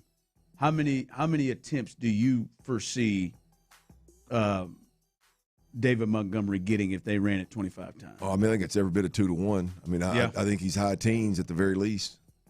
I mean, obviously that kind of conversation depends on how the game goes. Yeah. But I mean, if the game gets out of hand and you're playing catch up, and then Woody Marks becomes the guy that can do more and run more routes and do more things. If the game stays close, like D'Amico wants the game to stay, then I think that you get a heavy dose of David Montgomery. I think David Montgomery was brought in here to be the power back that the Texans didn't have. I think he was brought in here to improve the spots where they struggled last year, which was short yardage and really red zone goal line type situations. And I think he gets a heavy dose of one RB duties on this team. which I don't know if this is accurate. Isaiah, unless you're Saquon Barkley or Adrian Peterson, you are splitting carries. He's not that kind of back. Listen, he split carries with Jahmyr Gibbs in a major way. I think we're going to see him get the majority of the carries, but I don't know that I agree with that. I think there are a lot of backs that aren't named Saquon Barkley and Adrian Peterson don't do that. But I do think it's closer. It's closer than maybe some would want because I think they really like Woody Marks, and I think they view Woody Marks as more than just a third down change of pace back. Yeah, look, I don't know what they do or don't like. I just know watching these guys play, I think that's the way, that would be the best case scenario for this offense to approach football with those two backs as in those positions. Look, I think that's a broad statement, whatever. I don't know if that was which text line or Jonathan or Taylor. Jonathan Taylor, I think, can get his own. But that's not. But you're not. That's those guys. Those are. I mean, Christian McCaffrey gets most of the touches in an offense, and that has no. He has no place in this conversation. I'm just telling you, this is an offense that is okay. They're clearly going to go out there and say, hey, we got to need. D'Amico said we got to get better at the running back position. They went out and paid $6-7 million for David Montgomery, and they're not looking for a hit your head on the goalpost back. They're not. They're looking for a guy that can get downhill and keep you ahead of the chains. They're looking for a guy that can be right more times than he's wrong. They're looking for a guy that can be a leader, that's seen it all, that can direct the troops. I mean, it's not a. I think offensive scheme matters. And in this situation, I think we're going to get ahead. It's going to be expected that in a perfect game where the game's tight or you're leading, I think you're going to get a heavy dose of David Montgomery. Again, I think it's probably 2-1, whatever that works out to be. I think it's probably 2-1. I think it's closer to 2-1 than it is 50%. We'll see. I wonder what David Montgomery sounds like it. He sounds like he's, and I think that's a good point that you made. Of he wouldn't come here if he had other options to come here to do exactly what he did with Jahmyr Gibbs. Yeah. So we'll see. I do think they'll probably protect him a little bit with his age and his legs, a little bit to try to get through the season at 29 years old. But I do think he is hopeful that he gets more of a bigger role than he had in Detroit the last couple of years. Well, I hope that in my opinion, Ron, what I would like to see happen is, the emphasis needs to be put on guys. What are their roles? What are they going to be? I mean, there's too much of all things to everybody in this offense, from the scheme, from the game plan to the way they use their receivers. To everybody plays every position, and there has to be some kind of specialty items on this offense. It's just. I think it can start at the running back position. I think it's obviously going to bleed into the tight end position. We like the thought of every receiver. The way we're going to grade our receivers and judge our receivers is if you can motion to the backfield and lead up on a safety that's come down or a backer, then you can play in this offense and you can get running this offense. Like there has to be some level of specialty players throughout this offense, and I think the running back position, I think they've got the guys in place to play to their strengths and show that there's a little bit of specialty to these guys. Yep. All right, that's David Montgomery talking about that workload. I am really intrigued to see what that looks like because he sounds like he is ready to take on a major workload. By the way, something else he said today. Can we play? He was supposed to be talking about the conversations he's had with Nick Caley and his offensive identity. But he said something that stopped him in his tracks. You will hear this, you will not, and I'll probably tell Tyler to stop because I don't need to hear anything else after that. But he cracks me up because I want to know what he was thinking when he saw this person for the first time. I talked to Coach Cayley a little bit. We really weren't talking much about like X's and O's. It's more of him just trying to learn who I was and learn about my family, like, just real surface level stuff. But when that time comes, we'll get to it and we'll be prepared for however we need to. I talked to CJ briefly. He just fired up, ready to go. I seen Trent. He's a big human. Trent that's a giant. I've never seen like somebody like with pads that big outside of Skippy, but he's huge. And then you got Big Ang. All right, man. Hey, man, he stopped in his tracks. I want to know what David Montgomery, what he said to himself the first time he laid eyes on him in person. I wanted, like, he had to walk up to him and just said, "Damn," like to himself, "Damn." Like I think I've said it to myself when Trent has walked past us in like OTAs or training camp, like, damn, like and I feel bad for Trent because I feel like the first time you meet Trent, any person in the world, that they're just staring and just looking at this massive individual and shocked by it, and I think he knows it, they know it, but nobody says it. I bet just like the first couple of times, just like, that is a big person. 6'8", 380 will do that. That is about as big as they come right there. I need to look up the numbers on Big Boy. What was the Big Boy I always talk about that came from Wisconsin? Aaron Gibson. He was four spins. I need to look at. I need to look up that. That's the largest. That's the largest human being that I've ever been around. Trent's pretty big, man. That's tall. But Trent, the thing with Trent is from about mid quad down, it's normal. Yeah. I mean, he's got a smaller lower half, which allows him to move as best as he can at 6'8", 380, obviously. Quads up. But, yeah, man, from about quads up. Hell, that quads ain't that impressive. We'll probably go with the waist up. Waist up. on big Trent. But yeah, Aaron Gibson was the biggest. Let me see how big Aaron Gibson was. I mean, that sucker had that head on that there crawfish. Oh. You can't even send him that hat. No, he has no hat. Yeah, just no hats. Just that he doesn't get to wear hats. Yeah, man. That man just said that. He stopped. He said, "Man, that is a big joker." I mean, his shoes and everything. He completely stopped what he was talking about. Dude, that's a unit. That is a big man. All right, coming up, this is going to embarrass you. You're going to be annoyed by this. This is yet another. I'm not proud of it either. It's not. I don't think it's as bad as some of the other frugal things I've done, but you're gonna be annoyed what happened with me with a money situation. We'll discuss that coming up next. Hughley has came in the game.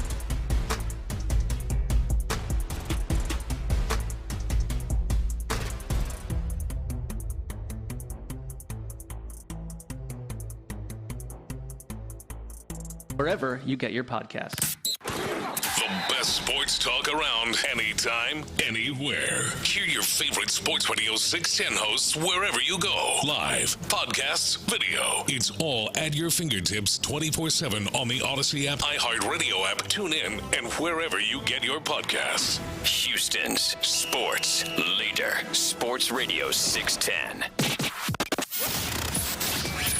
The Drive is powered by Mokaram Injury Lawyers. Heard in an accident? Call Mokaram Injury Lawyers at 281-222-2222. Sports Radio 610 presents The Drive with Stoerner and Hughley.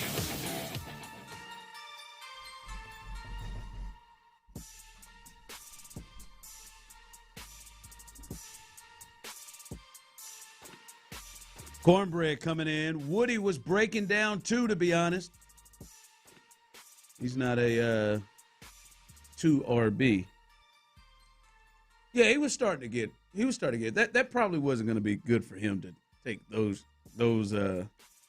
hits that he was taking, because he runs hard. That's the good thing about Woody. Runs hard, and then at some point they just the problem was they just stopped with Nick Chubb, and so Woody just became, every down, which, hopefully this helps him too with that. I don't think they should just run it down and overdo it with Montgomery either. But yeah, that was another part I think why Woody broke down, because we would just start seeing games where Nick Chubb, he'd have one carry, two carries. Well, you just got to a point where you couldn't afford to take Woody off the field, even in third and short situations. He's the only guy you had that could make somebody miss until Jawar Jordan became something, and all of a sudden he made it happen a couple of times. Then he got hurt. And then he got hurt. Yeah, so, I mean, it's like the one thing I think we can all agree on is last year Woody Marks having damn near 200 carries. That can't happen. I just don't think. To me, I mean, let me rephrase it, because I think some people believe it can happen. The workload that he had down the stretch just can't be the answer for Woody. I mean, the Texans' offense having a fresh Woody Marks in the fourth quarter is going to be a big plus for them. And however they're going to use it. Yeah, however. But, I mean, if you get into a shootout, if you get into a game where, hey, you got to have it, that's when you pull out your exotics, your creatives. That's when you need your back catching the ball in the backfield. That's when you're looking for matchups and all that kind of thing. And, one drive to go, clock doesn't matter. You got to score. All of a sudden we're less worried about, falling forward for a yard. We're less worried about, some of the things that maybe a power back brings to the table, and more about, hey, man, we got to get first downs. We got to move the chains. We got to make sure we're getting the matchups that we want. Then that's when you need Woody Marks at his finest. I just don't believe Woody Marks. I mean, I watched him play enough last year. Woody Marks is not the hammer. No. And I'm not saying he can't. He's not. I mean, that's no slight to him. It's just, that's not his deal. I mean, you got guys that may be the same size, same weight, and when they drop the hammer on somebody, that the other person feels it more than they do. I think Woody took the brunt of a lot of hits last year that if you're a power back, you actually win those hits. And so I just don't think he's built or stylistically the guy. Now, he was willing to go do those things and did them in impressive fashion, although I would argue that, look, if Woody Marks didn't make a couple of guys miss on third and fourth down and show that he was the only guy on the damn team that could do it, I don't think the Woody Marks conversation would be as big. That Buffalo game, he made a couple of plays on fourth downs too. Yeah. Well, he did it several times. He did it several times on third and fourth and short, where we had watched backs for years get hit in the back, 2 yards deep in the backfield, not be able to get it. Makes a guy miss and goes and gets it, plus 3 or 4. Like, Woody can do those things. And again, that's why I think he'd be a great third down back. I mean, I think there's a lot to Woody Marks that I believe we've yet to see. And I think David Montgomery being here could possibly bring some of that out. Maybe unlock that. Last night, and I don't think this is going to rank at the top, Clint. But I know you'll be disappointed. You won't be surprised, but you'll be disappointed. You too. I don't know if Tyler is. I don't think Tyler gets this. No, he does. We've talked behind your back. He does. Okay. What, the bargain hunting, I assume? Oh, no doubt. Everybody you're closest to is annoyed with it. Last night, it was at a Lauren softball game. She had a double hitter, 2 homers yesterday. Shout out to Lauren. Went straight away center field. Just kept on rolling. Just drilled it right up the middle. And came around. Caught a pop-up, too. Good for her. So Lo had a big game, a couple of big games yesterday. And was there. And the lady there, she's a fan of Team Puerto Rico. And was talking about she went and got tickets for both Friday and Saturday for WBC because she just didn't know which day that Puerto Rico was going to play on. So they just bought them up. And so Puerto Rico's playing on Saturday. So she just got a bunch of tickets for Friday. She was like, Tonight, as U.S. plays Canada. Like, oh, you guys want to go to – I got tickets to the game. If you guys want to go to WBC, USA plays Canada at night. I was like, oh, really? I was like – he thought he was going to get them free. Nice. She was like – I was like, well, I mean, you got 5? She's like, yeah, I love them. And so it's like – I was like, bet, yeah. That sounds like a good time. They're playing. And Tyler, she said they were 80 a pop. And you backed out. Absolutely. With ease. I was honest. She's somewhere telling a story about you right now. I was like, it's like a natural reflex. I was like, oh. In my mind, I'm thinking, wow, 80. I imagine you physically pulling back. Not just one. Like this. That's 80 for 5. I was like, oh. I said, oh, Kansas. So you were embarrassed. Kansas so you were embarrassed. Oh, I wasn't embarrassed. You gotta think on your feet here. All right, 80. First off, I'm thinking 80. Me and Tyler have had this conversation. Where do you think 80 puts us for USA WBC, Tyler? Where do you think 80 puts us in the stadium? Oh man, that's probably high, right? Yeah, I'm guessing. I would 80, guess, yeah. 80 for that. But that's the normal human being. That's the next question, and that's the bailout. Is I ain't paying $80 to sit in the nosebleeds. Yeah, where are these at? That was immediately went to 80 times 5 is 400. No chance. Yeah. Oh yeah. No chance. No chance. Well, I mean, what if they were right behind the dugout? What if you could put your drink on the dugout? Would you have done it? I would have got a sitter. Oh, you'd have bought fewer and got a sitter. Okay. I would have picked one of the kids who really wants to go to this. So you'd have bought 2 tickets and then spent $100 on a sitter. Yes, still come out winning. I got you. If we eat and drink before we go, but that's right. I listen. I can't. The worst part about it is I said Kansas, and I did not know at that time. I did not know at that time if they were going to play because they had to win. They had to beat TCU to get to that game. Now they did, so it didn't work out for me. But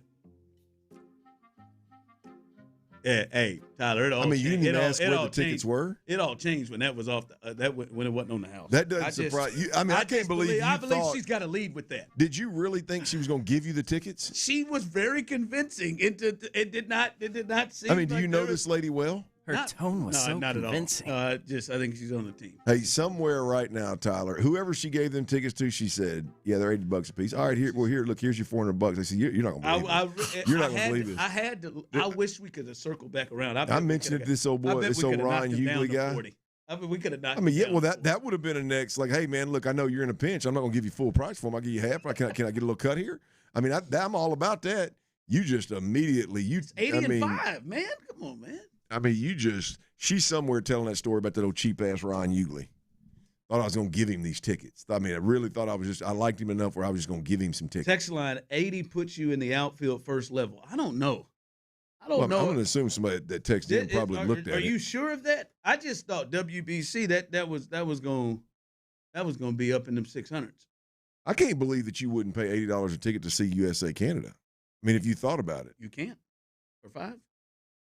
I said $80 a ticket. Yeah. Let me see here. I don't know, man. I don't know. Listen, I know. I just, as soon as it was happening, I thought Clint would love this. It did. There's no question. It did. It swung as soon as that, because I thought, I felt bad because there was a level of excitement in my eyes about this, and then I went into talking about like how much I've enjoyed the WBC, how much I've enjoyed everything. Bobby Witt is my guy. I love watching Bobby Witt. USA Canada, $85 a ticket gets you eighth row behind first base dugout. Man, that's pretty good. I mean, shoot. I mean, them right field tickets are $40. No, the $80 tickets, especially if it's face, $80 ticket's a good seat, man. I don't know if she got them as good. What are you on the Game Time? I'm on a Game Time app, baby. I don't know if she would have got it best price. I don't know if she got it as good as Game Time. Best seats available, low price guarantee. You know where I'm at. Yeah. I didn't feel good. I didn't feel good that I got her hopes up. But I didn't feel bad enough to change my mind. Ooh, 80.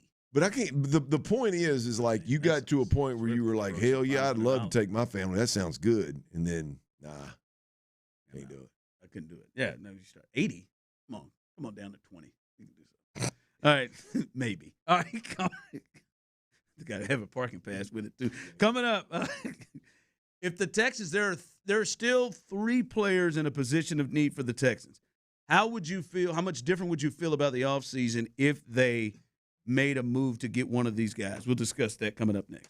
Ready? How does Seth feel about what's left for the Texans to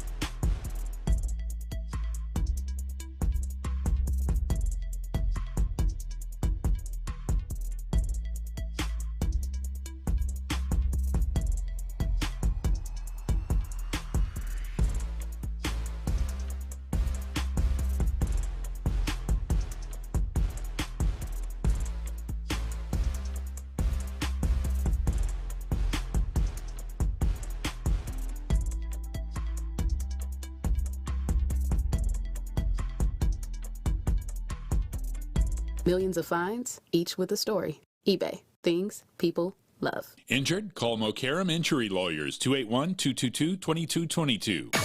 The Sports Radio 610 text line is energized by Base Power. Save money and switch today at basepowercompany.com/610. Sports Radio 610 presents The Drive with Stoerner and Hughley.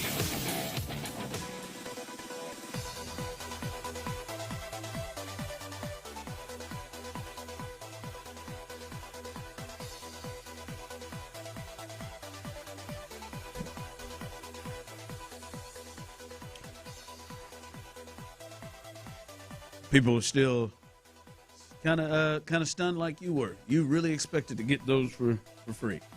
I thought maybe so.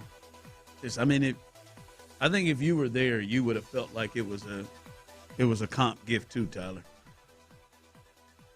Depends on how convincing she sounded. She was very convincing, man. I believe you, dude. But the thing is, he didn't know her well. If it was a close like friends that y'all hang all the time, it'd be one thing to think that they may be doing a solid, but you don't like somebody to eat $400 worth of tickets just because they think you're a nice guy after meeting you twice. I mean, that's a little aggressive. I'm a star. That's a good point. Good point. You are. I mean, you are on radio. That is a good point, man. No. Yeah, man. Did you really think she was going to eat $400 worth of tickets for you?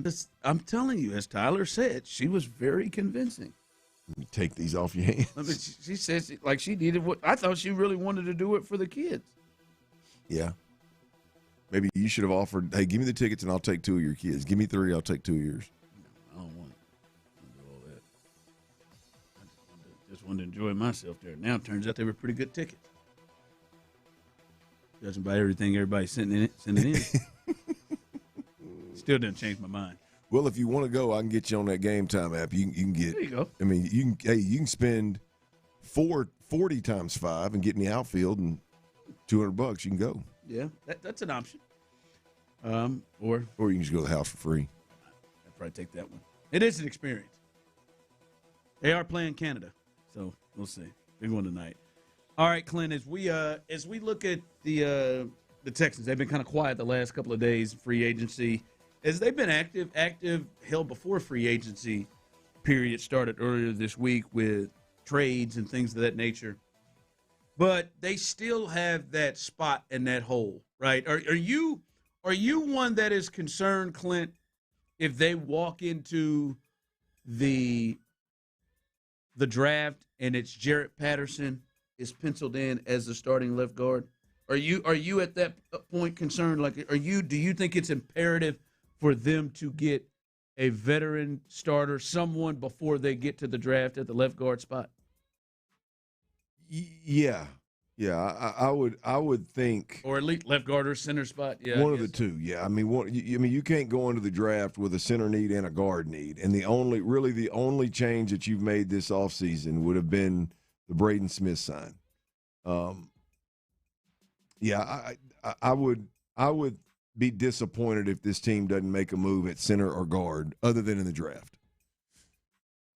Yeah. So you think it isn't, because we know they at least have a left guard opening. They may think they are fine at center with Andrews, but they at least have a left guard opening. And I wonder if they believe they're fine when we start to see them in on the Jenkins thing, as they said, reports that they made a competitive offer on that. So, yeah, I'm with you.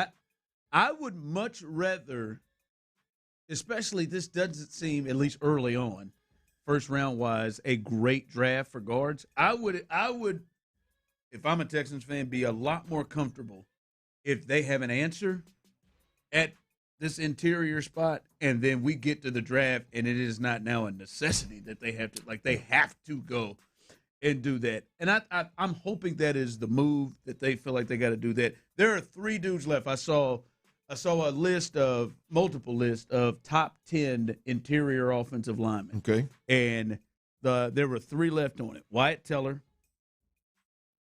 Kevin Zeitler, we were talking about him last year, and then Joel Benito, who was with the Browns as well. Benito and Wyatt Teller were with the Browns. Kevin Zeitler, he's the older of the 3. And there is some thoughts that Benito may retire, but still right now it's a thought that he would likely potentially play If they were to add any of those three guys, Clint, with that, I don't know if that would blow your skirt up, but is that something that you would feel a lot more comfortable about if they added any of those three guys? Yeah, absolutely. A veteran guard that may not be as good as he once was, but is. I would argue that these guys are all pretty good in the run game. So what you're trying to get accomplished, at least the mentality's there. Even if the know-how is, even if the ability to just punish folks isn't there, these guys have all been, in the league long enough and parts of offensive that have been road grader offenses. And so if you get that in the building, I would be A-okay if what happened last year at left tackle happened at left guard. I mean, you go and you sign one of these older heads, give them a little bit of money, and all of a sudden you draft a guy and you realize 2 weeks into camp, like, boy, this draft pick is ready. And it becomes, either a trade or a, hey, man, we cut. We don't need this guy. But I would prefer that route rather than just draft and hope it works out. So, yeah, any of these guys I think would be really good fits for the Texans at that left guard position. Yeah, Wyatt Teller seems to be the one that is higher rated. Because I do think if it's Wyatt Teller, I think he is going to be the starter.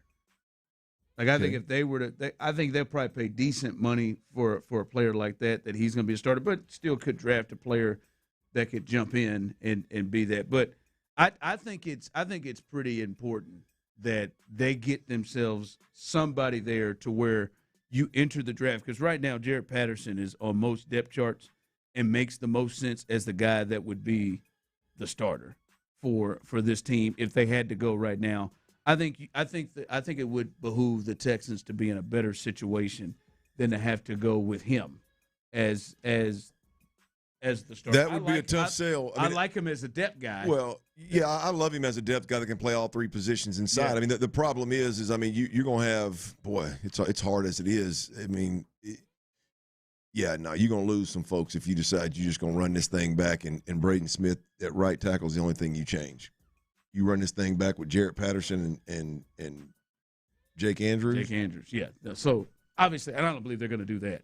Right? They've been too involved in those two guys. There's some dudes out there. I mean, but that's why the report that you gave yesterday of them being in on the Green Bay center that was released that had played 5 positions that immediately got sucked up by who was it? Cleveland again. Cleveland, yep. Yeah, I mean the fact that the Texans were even in on it. I hate to think that the Texans would lose out to the Cleveland Browns on a guard that they really wanted and needed.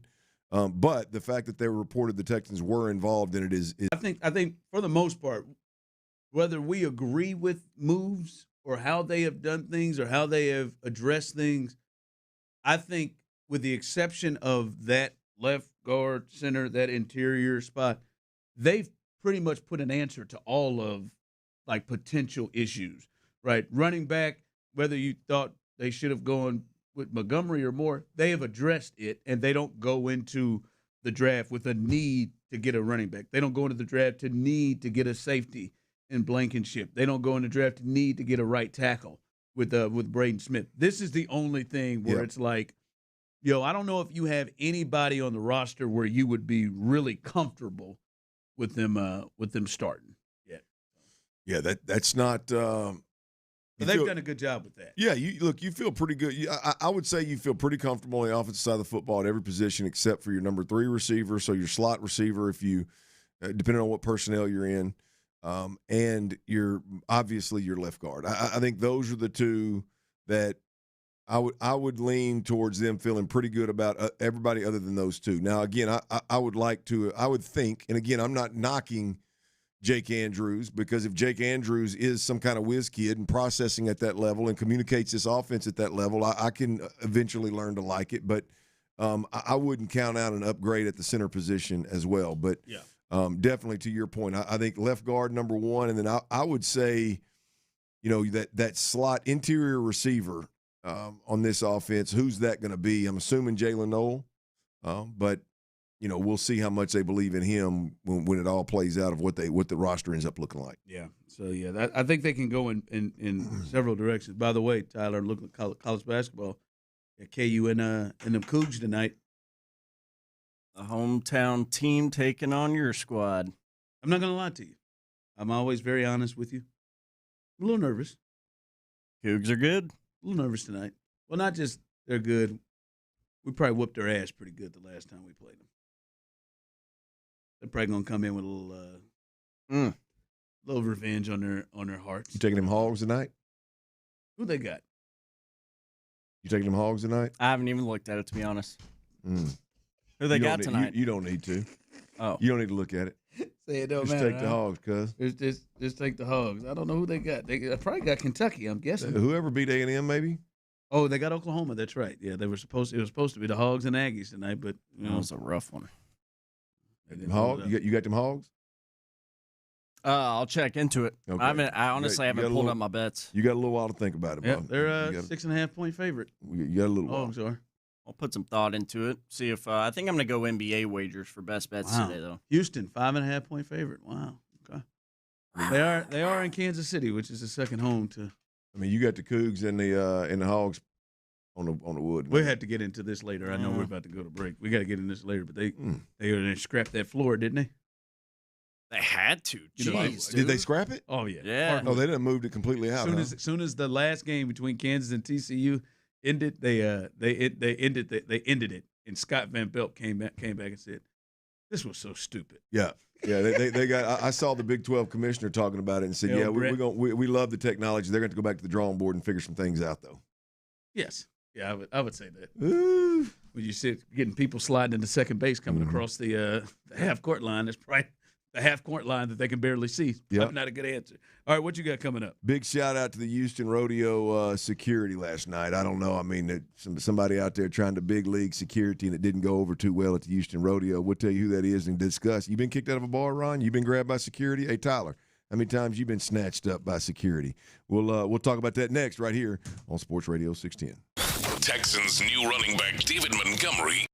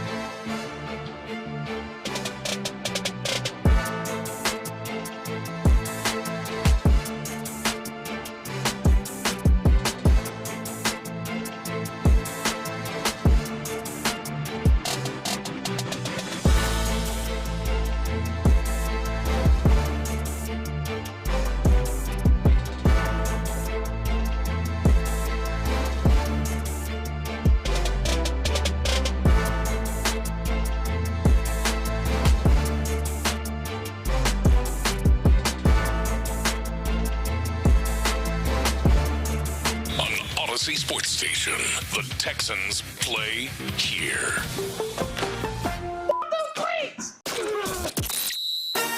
Dive into the mind of former NFL quarterback Clint Stoerner. I was thinking about coming out of the chute here and telling y'all about my new boots that I got on, but y'all want to talk about puppy chow? What is that, ostrich? Hell no, that's python. It's Sturdy's Daily. Before we get to that boner. On The Drive with Stoerner and Hughley. Well, boys, I got to give a quick shout-out, man. The Dirty's Daily powered by the Houston Rodeo Security. That's a little security team over there. I don't know if y'all have heard about the little incident, but, I've been stuck in these situations before, and I give a little advice here. Once I tell the story, I'll give a little advice. Harris County Judge Lena Hidalgo, who has apparently in the past been associated with the Houston Rodeo in some capacity. She was at the rodeo the night that I believe it was Monday night. That Meg Maroney, one of Liv and Laney's favorites, Megan Maroney was at the concert and was at the rodeo. And apparently there's a Harris County suite, which it doesn't I think there's one at every single venue that we have here. There's a Harris County suite where they smooze, they do their thing up there. I'm sure they got some a full bar service and some great menu items as well. But Hidalgo, she thought she was going to ease on down to the dirt, Ron. She thought she was going to ease on down to the dirt at the rodeo when the concert started, and didn't have tickets. Had a little crew with her. Didn't have tickets. Was going to ease on down there, and security decided otherwise. Security said, no. If you don't have what I believe is over a $400 valued ticket for each individual, if you don't have that, you can't. You're not going to be able to ease on down in the dirt. And so security stopped her, sent her the other direction, and apparently she's allegedly security got a little rough with her, maybe pushed her around a little bit, maybe snatched her arm a little bit, and the judge has decided there's some viral audio out there. She was going to talk to one of the higher ups and tell them what had happened and go ask for video footage from the people that were right around there, and it didn't go real well for her. And she went back. She went back with her security team a day or a couple days later and over to NRG and reviewed security footage that they have in the stadium and didn't find what she was looking for and criticized the video that they do have there. Don't have enough video now at the rodeo apparently. And I've been in this situation before, Ryan. You been there? Oh, I've been there. I got a feeling there is there's a lot being made out of nothing on both sides here. But first, shout out to the Houston Livestock Show and Rodeo for the security standing their ground and not being a pushover. I believe the Houston Livestock Show and Rodeo has since stripped Lena Hidalgo of her whatever title or whatever she had with the rodeo. There was some kind of upstanding status, I think it was, with the rodeo. I think they stripped her of that. They weren't real happy with this and the fallout. But, it's easy. This was one of those where you look at your homeboys and you say, hey, man, let's go on down here to the VIP. And your homeboy says, well, man, we ain't got no don't worry about that, man. You know who you with? I got this handled, man. You know who you with? I got you. Come on down. We don't need tickets, man. I got it. And then when you get down there, the security says, no, it's not going to happen. Don't care who you are. It ain't going to happen. Right? At that point in time, Judge had a decision to make, and I believe she made the wrong one. Ron, I believe she made the wrong one. All right, well, talk me through it. Well, at that point in time, you got to realize, hey, I'm in the wrong. Hey, thought I could get us on the dirt down there, get us a little closer view of the concert. Take my L. Thought I could throw my weight around a little bit. Exactly. I'm going to take my L and take my crew that may be laughing at me a little bit, maybe a little bit embarrassed. I'm going to take my crew back to the suite, and we're going to finish the show up there in fashion that many folks wish they had the ability to do. You can either do that, or you can all of a sudden throw that fit. You can throw a fit. You can say they roughed you around. You can go to the higher-ups, and you can complain. You can go back the next couple of days and catch the video. And you got those two options, Ron. And I'm just going to encourage everybody, and Miss Hidalgo, Judge Hidalgo, for moving forward. If you are in this situation, I'm going to encourage you to just ease on back up to your suite, man. Just ease on back up to your suite and enjoy the perks that you do have. Yeah, but she got embarrassed at that perk that she couldn't get all the way. She thought she had it. She had it. Other people. I've been there. I mean, made it to the shoot. I've been there, Ron, many times. I've been there, hey, boots are on the dirt. When you get into the chute, your boots are on the dirt. You're there. You can smell it. You can smell the horse crap. When you didn't have to promise to a whole bunch of people. You promised people, no, I got it. I got it. Come on, man. Don't make eye contact. Hey, do you know who I am? Yeah. I got it. Hey, man, you just turn your ass around. No, you ain't got it. Just turn your ass around and go right back up to that suite, baby. We don't have to do this whole cameras and he roughed me up and he this happened and that happened, and if I wouldn't have been a woman, if I'd have been a man, this that, and take your security team back up there and review. We don't need to do all that. Now it's just petty, and now you're embarrassing yourself more than you already should have. I mean, it just take the L, like you said, right? You immediately said, just take the L and move on. I mean, to be completely honest with you, and this has happened to me, as we discussed in the crosstalk, a lot of times you get snatched up in the old chicken wing, double chicken wing or headlock or something, and you get thrown out in the damn parking lot. Yeah, that full Nelson. I mean, so let's keep it 100 here. I mean, I have been snatched, not at the rodeo, to be clear. Rodeo security, I love you. Please don't snatch me up. But I have been snatched up plenty of time at concerts and in venues and shown the damn door, much less just said, hey, you can't go in here, and then upper management comes down and has a conversation with me. So, I mean, it appears that she caught a little bit of a break here. So, I don't know, man. Don't throw your weight around. And when you do, just take the L if it doesn't work out for you. I mean, so big shout out. That's a tough one. Here, no, man, I'll get y'all in. Don't worry. I'll get y'all in. It is. You get up there and the guy at the door acts like, I don't know who this is. It's bad. And I mean, it was so bad a couple of times for me. The couple of times that I've tried it, it's been so bad that I miss opportunities. I mean, there's times now I know this will work. I mean, I know the guy at the door or the guy at the VIP. I mean, it's my boy. Like, I know it's going. I'm like, nah, man, I ain't gonna do it. But I'm gonna tell you, apparently the Houston Livestock Show and Rodeo is a place you don't want to try it either. I'm gonna keep my little girls when we go to see Laney Wilson. We're gonna keep our ass right up there in that suite. Unless somebody comes up with some wristbands, I am not getting Hidalgo'd at that damn chute at the gate down there. Laney on the dirt. Wilson gonna have to come up there and get That's it. I would love to be down there on the dirt with my little girls and all that, but I am not getting Hidalgo'd, so y'all can forget about that. I'm gonna give today's sponsorship of Dirty's Daily to the Houston Livestock Show and Rodeo. Hey man, stand behind you guys. Stand behind you guys. Now, something that happened today, or maybe was it today when David Montgomery talked, or was that yesterday? Today, 11 o'clock today. Today, David Montgomery, the new Texans running back, he spoke to the media for the first time, and he said several things, but he said something within it that I really like to hear. You got to kind of read between the lines a little bit on this one, but there's something in there that I really liked that David Montgomery mentioned. Tyler, let me get that clip we played earlier on David Montgomery, if you don't mind. Let's take a shot at it here, Chief. The one on the offensive identity? Ooh, Ron, which one did you play earlier? No, I think his preferred destination. Why he wanted. That is exactly it. Why he wanted to come to Houston. Definitely, Houston was definitely the place that I wanted to go if that was the case, which it was. I think for me, it just you look at the whole organization as a whole, right? I was in Detroit, it was a very successful organization, and I practiced against Houston a couple of times, and they've always been like the hardest team to practice against. And you can kind of tell like the morale, the kind of mentality that both sides of the ball and that Coach Ryan brings to the table too. You also get to look at yourself like, dang, if I ever had an opportunity, I would love to play for a guy like that. And look, I'm here now getting to play under a guy like that, and I want to kind of come in and show these guys that, I could kind of hang with the big dog.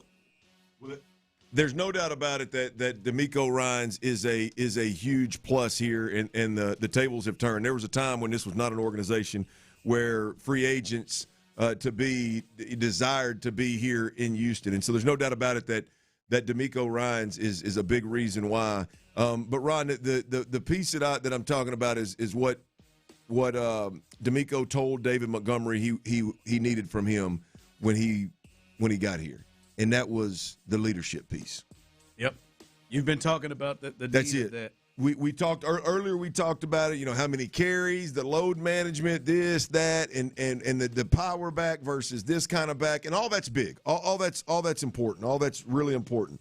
But the music to my ears when I heard David Montgomery say within the first couple of things that D'Amico wants him to be when he's here, Ron. Within the first couple of things, he said he wants me to come in and be a leader. He wants me to come in and be the leader that I know I can be. And to me, that is, I've said it a million different times, that is precisely what this offense needs, is that guy in the huddle. Now, I think if Trent Brown's in the huddle and he's your right tackle, then you got it. But if he's not going to be there and it's Braden Smith, I don't know enough about Braden Smith to know yet whether he's going to bring that Joe Mixon attitude to the huddle or not, right? But now if you've got Braden Smith, potentially Trent Brown or Braden Smith, one of those two, now you got David Montgomery who is they are leading with, I just need you to be a leader on this team. No surprise that they're leading with that. But if you've got two new guys and both of those guys have some level of maybe alpha leader in them, I think that's best case scenario for this football team. Yeah, this is something you've been talking about big time on that side of the ball. And he does have a feel. Hell, his nickname was Knuckles over there. He does have a feel of a more edgier player that may fit in. Like, he may go sit down. He may be in the car with Azeez, Kamari Lassiter. Yes. I don't know. Hey, you got to have four in that car. Yeah. Of those type nuts. That's a good point. I feel like he might be in it. Like, I feel like he's or at least he's got that type. Yeah. That he gets in it. We know Azeez and Kamari are and Will are probably the three riding in that bad boy. It feels like he fits the mold of riding. Yeah, it's got to be a bourbon because you got to get Trent Brown in there. I know he may not be an everyday starter, everyday player, but he's definitely in that mix. But yeah, can he get in that truck with those guys? Can he get in that category with those guys and be now? What I hope you get from David Montgomery, in the same vein of what we're talking about, I don't know if you guys ever saw it, but there was a video that surfaced right after Dan Campbell took the job in Detroit, like during training camp, and it was Dan Campbell saying, "Look, if I didn't feel like I had to do it, I would never put pads on you guys. But we've got to put pads on you. We got to be physical at practice. We've got to do it to get your body right, to get you used to it, to get ahead of it. It's going to be a huge advantage for us. Y'all got to trust me.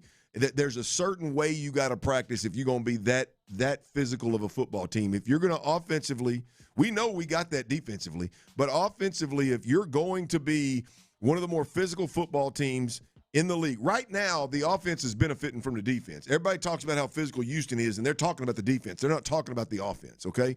And so if you've got David Montgomery in a spot where he's been 3 years – maybe even more, but I know 3 years with Dan Campbell of one of the more physical teams in the league. Even when they're not winning, they're still one of the more physical teams. And the everyday approach that it takes to be one of those more physical teams, David Montgomery knows.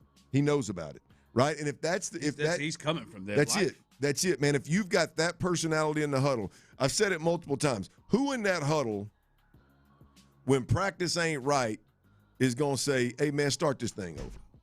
What the hell is this? What are we doing? This ain't it." Right? Is Nick Caley going to do that? I don't know. CJ ain't going to do it. Nico ain't going to do it. Right? Is one of the young guys going to do it? I don't know. If David Montgomery can be a guy that is cut from that cloth, which I got to believe there's something in there, having been in Detroit and being a power back in Detroit in that run game, I got to believe that there's some of that in there. So I know I was happy to hear D'Amico Ryans has led with what I need you to do, David Montgomery in Houston, is I need you to be a leader. Yeah. Now, because what did Nick talked about his elite.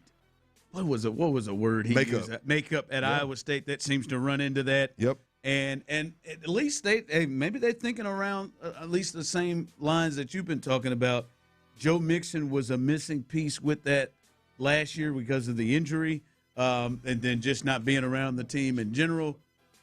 And yeah, that has lacked. And he looks like, and when you listen to him today, he sounds like he has no problem coming in and embracing that role. Yeah. He seems like he actually is into it. Right? Well, I think the head coach has to enable that, right? I mean, I think he doesn't have to. I mean, I don't think Joe Mixon asked permission. I doubt Trent Brown asked permission. Well, I don't think anybody on the offense is going to get in his way to do it. I agree, but the point of what excites me is the head coach leading with that. When the head coach leads with it, when he talks to you, like, and it's public knowledge, and then you feel like clearly. I imagine D'Amico Ryans is probably in some way, shape, or form relaying that message to his team, and the message is, hey man, David Montgomery's a big ad for us, and David's he's going to lead some of what we do around here. So in some way, shape, or form, I would imagine D'Amico Ryans is going to assist David Montgomery in becoming one of the bigger voices on this offense. In my opinion, you have to. I love to hear D'Amico leading with the leadership part. Yep, and with the Texans, that part probably runs up the makeup part.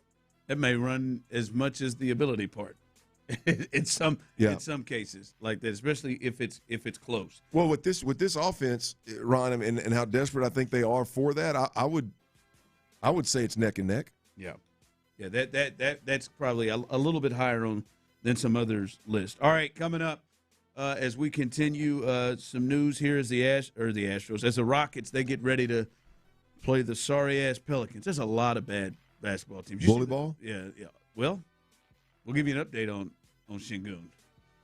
Might not go tonight. I feel like he's going to do whatever he can to get himself on that floor against the New Orleans Pelicans. It's about bow out, and I've had an injury time for him, isn't it? Oh, God, I knew you were going to say that. We'll give you the latest update on wings. that. Little wings. And we talked about it a little bit. The Big 12 made a decision. They finally pulled the plug on that slippery-ass LED court. We'll give you the latest and what the commissioner had to say coming up next. Hey, y'all, power outage can happen at any time, man. Around these parts, we understand it. Heat, extreme cold, hurricanes. We've had power outages many a times. I'm telling you, I was born and raised around here. It's not out of the norm. Here's what you got to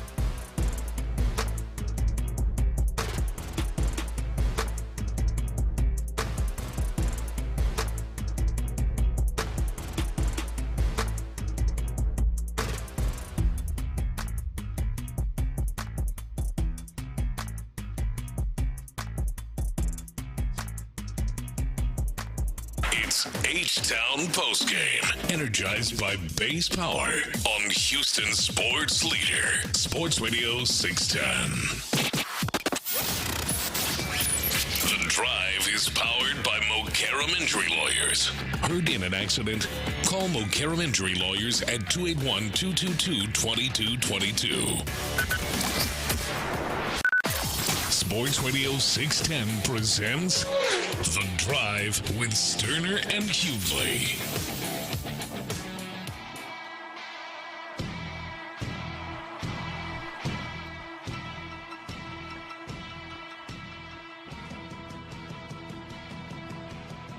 All right, welcome back to The Drive. Hopefully you're enjoying your Friday going into the weekend. Maybe a frozen margarita. Maybe you're doing maybe one on the rocks. Maybe, I don't know, whatever it is Tyler would be drinking right now if he was out.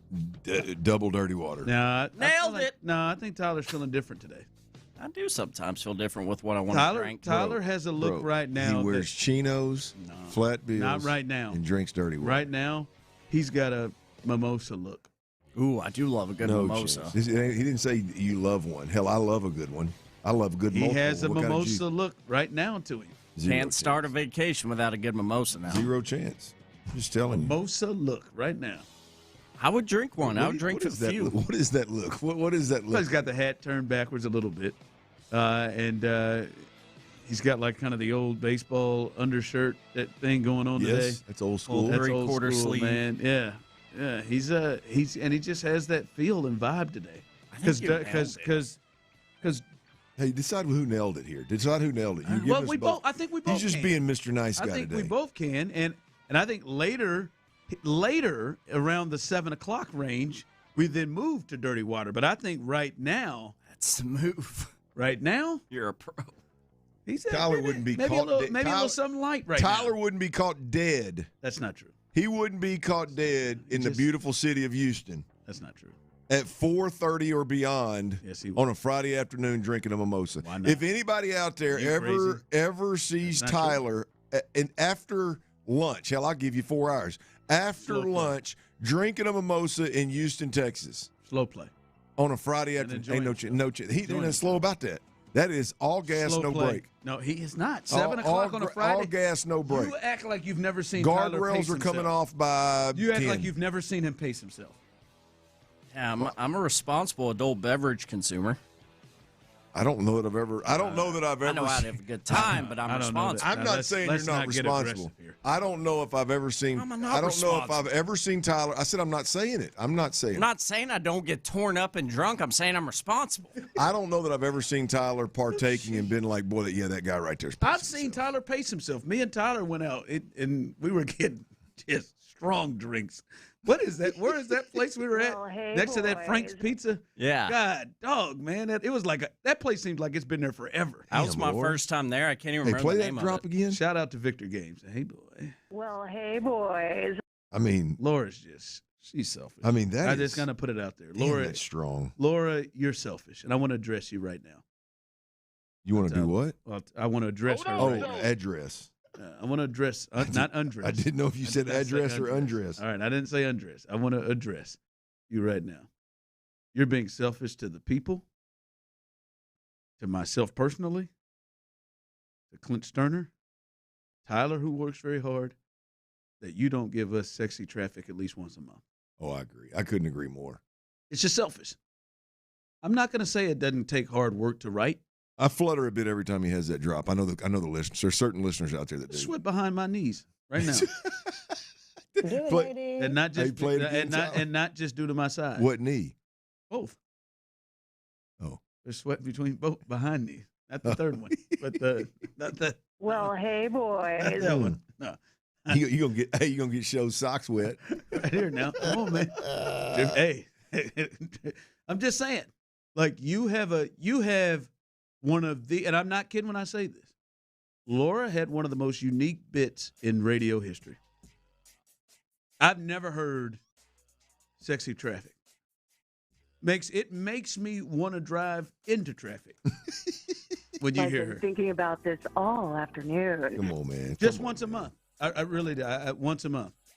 and twice in February for Black History Month. But I just once a month. I'm so excited that we can be together again. I think it's selfish. I mean, I gotta get my wife to listen to that and kind of get used to it.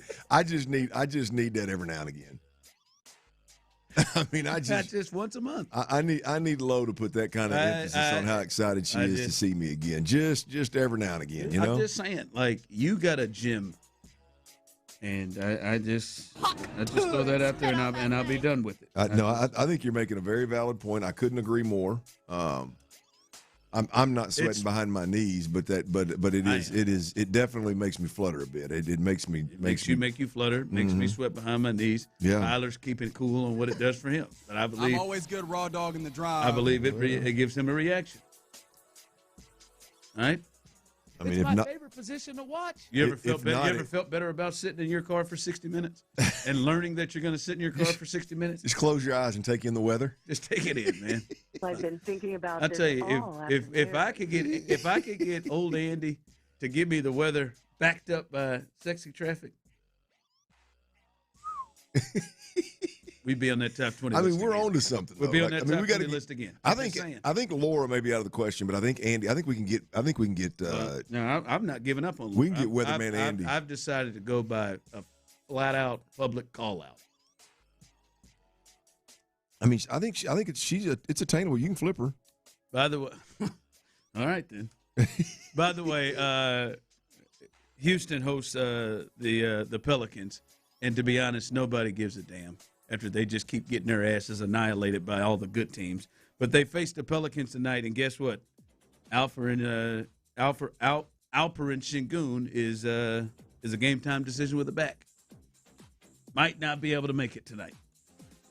And I believe Clint, he knows this is how he salvages his average in scoring to get into the 20s like it is by going off and beating the brakes off of teams like this.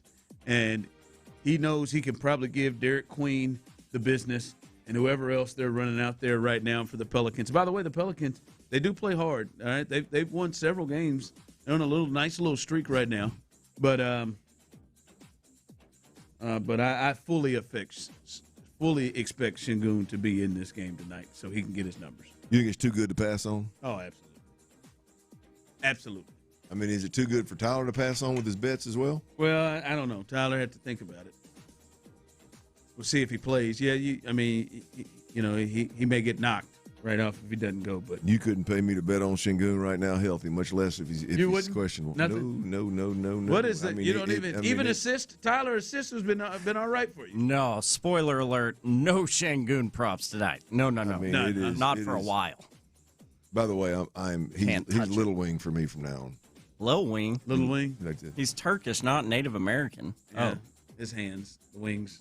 Oh, when he complains. I thought you were giving him a Cherokee name. No, not a Native American name. Yeah, you know what? Şengün American Indian? What is that? What would that be? Native American. Şengün, he is the worst. Like, when he starts playing like hell, he just does so many things that can quickly get on your nerves. Oh, so fast. You know what I mean? He stays on my nerves. Like Draymond.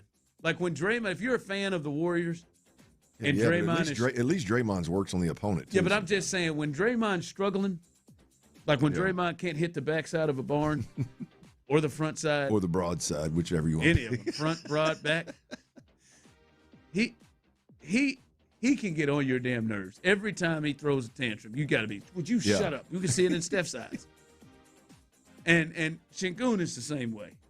Like, I feel like I'm not alone with people with people watching their TV when he starts to complain and when he hangs back on defense and runs up defense, runs back slow and is creating a 4-on-5 right there for the defense because he's decided to complain. And then after he's given up the 4-on-5 and somebody's got to take a foul because they got to, slow it down, he's still complaining. I feel like a lot of people also want to go out there and just push him. What I want to do is I want to go and get together with Tyler, and I would like to get on my knees behind him, and I would like Tyler to push him. I'd get your assist. That's a bully move, y'all. That's one to get hurt. Listen, I'm not proud of where I am and where my mind goes at the time, but I want to. Like, I want to get Tyler the assist. I'll get down behind him. Hell yeah. Just a quick push. and he flips and he falls on his not much. I'm down. Not much. Y'all stop. See, that's bully. No, it's not bullying, and he wouldn't get hurt. Ganging up on, actually. It sends the message. I was inspired. 2-on-1 is always an advantage. I was inspired by Tyler Lindenbaum's face. I mean, it takes a lot for me to talk out loud to players. Like it takes a lot when I'm watching any sport. You like it don't takes hit me a lot of what are you doing? He makes me want to my wife's like, Clint, what are you mad about? I'm like, watch this guy. He pisses me off. Is there anybody on the team that pisses you off more than Sengun? Not even close. There's nobody that's even remotely close.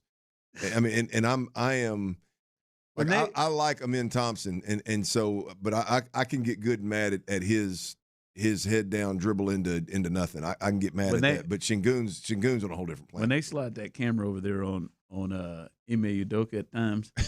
After a really looks disgusting. After a bad possession offensively, yeah. And he looks like somebody else has done it. That can get me. That can get me. All right. Is there a potential false sense of security rolling with the brass of the Texans? We'll discuss that coming up next. All right, look here. If you have been injured in an accident or one of your loved ones, doesn't matter. If somebody out there has been injured in an accident, you need to pick the phone up right now. Call Mokaram Injury Lawyers, 281-222-2222. If not, what I need you to do is, one, I hope you never need this information I'm fixing to give you. But if you or a loved one's ever injured in an accident, you will need this information. No doubt about it, right? Mokaram Injury Lawyers is who you need to call. 281-222-2222 is their number. For 30-plus years.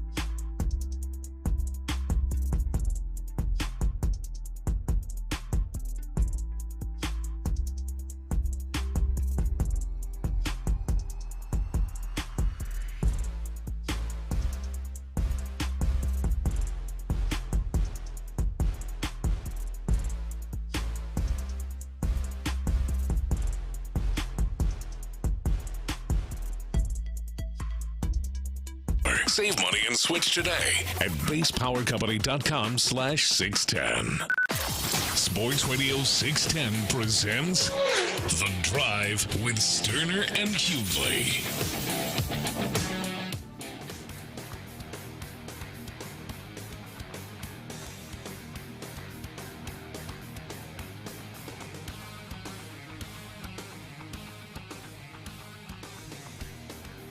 All right, Clint.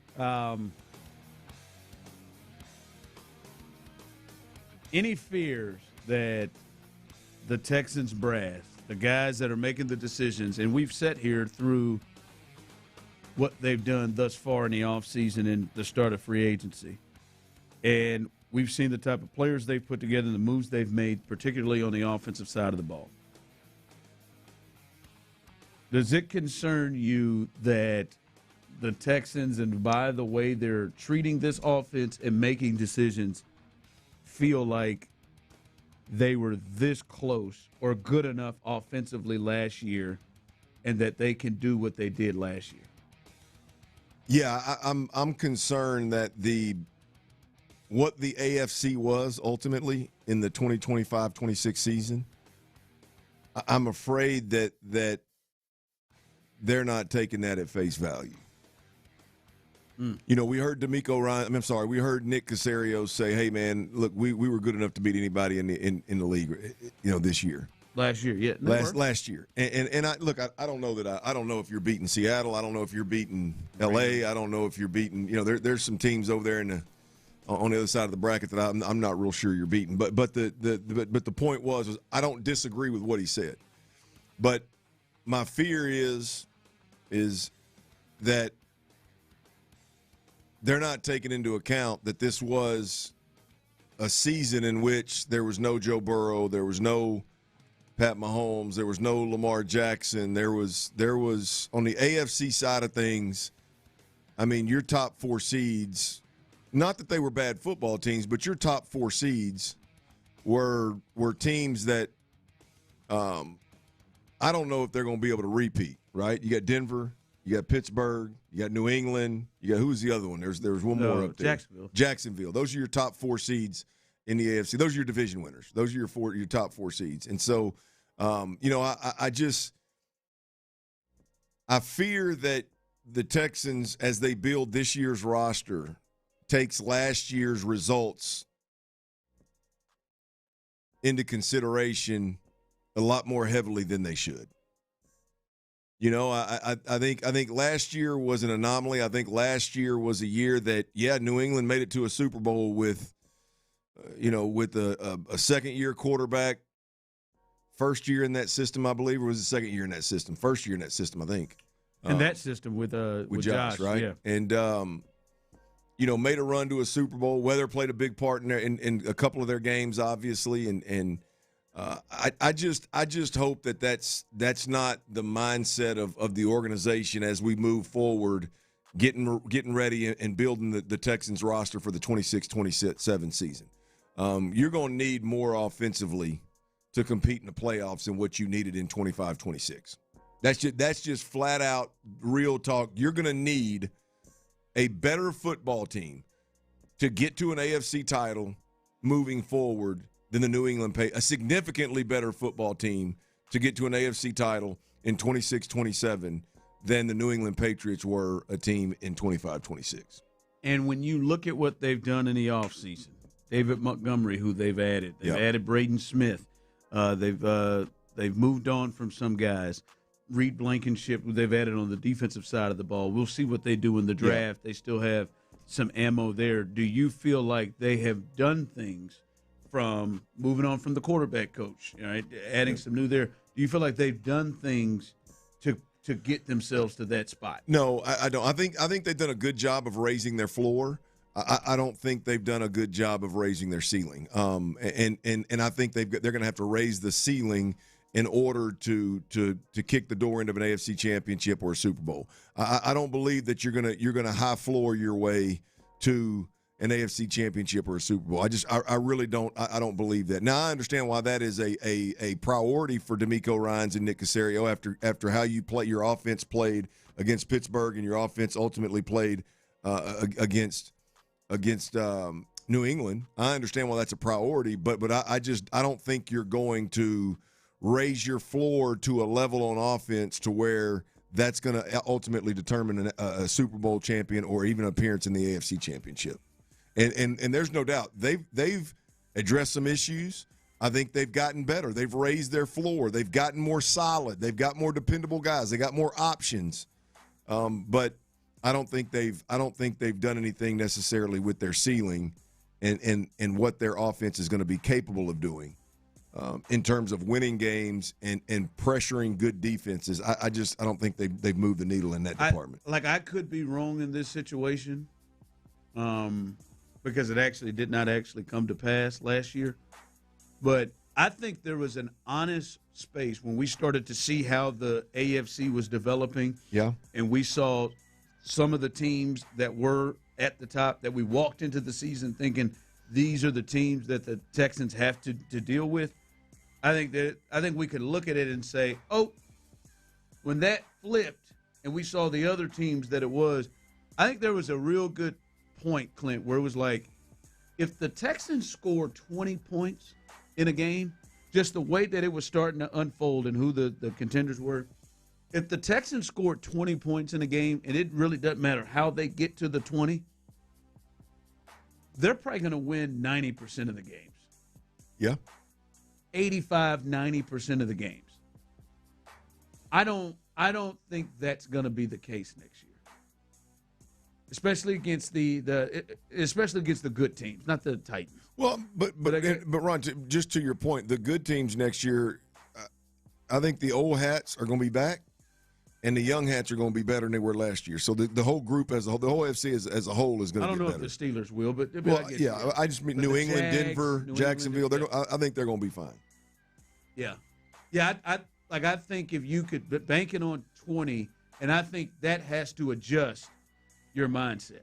I think it's probably closer to 24, 25 with this defense, because the defense is amazing, and if they stay healthy, they're probably going to be what they were, if not better, when you add in the pieces that they have. But still, with that, with the teams that come back, like even against New England, you played terribly offensively from the turnover perspective. When you take away the pick six, which their offense didn't do, 21 points, like 21 points, that seemed to be around what you had to do. I don't know if that is going to be the case next year. Yeah. And I think you've got to operate with the thought process of we got to get more out of our offense. And maybe the more out of their offense, because the way they have gone about business to me seems to fit this, the more out of their offense, it seems to me, is growth. It seems to me that's what they're banking on. We're going to grow at left tackle. We're going to grow with our young receiving core.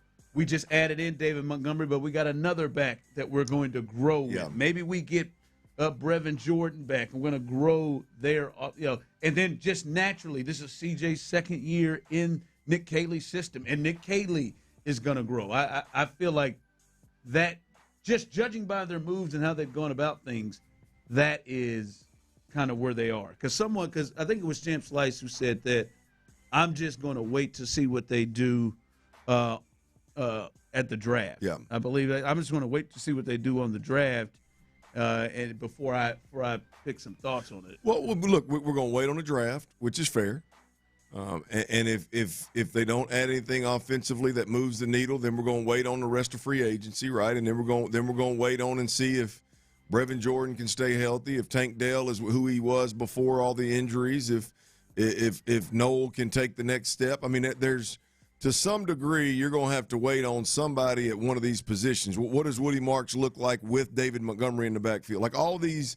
Well, we're just going to wait and see. The wait and see approach is a part that we're all going to have to do that to a certain extent.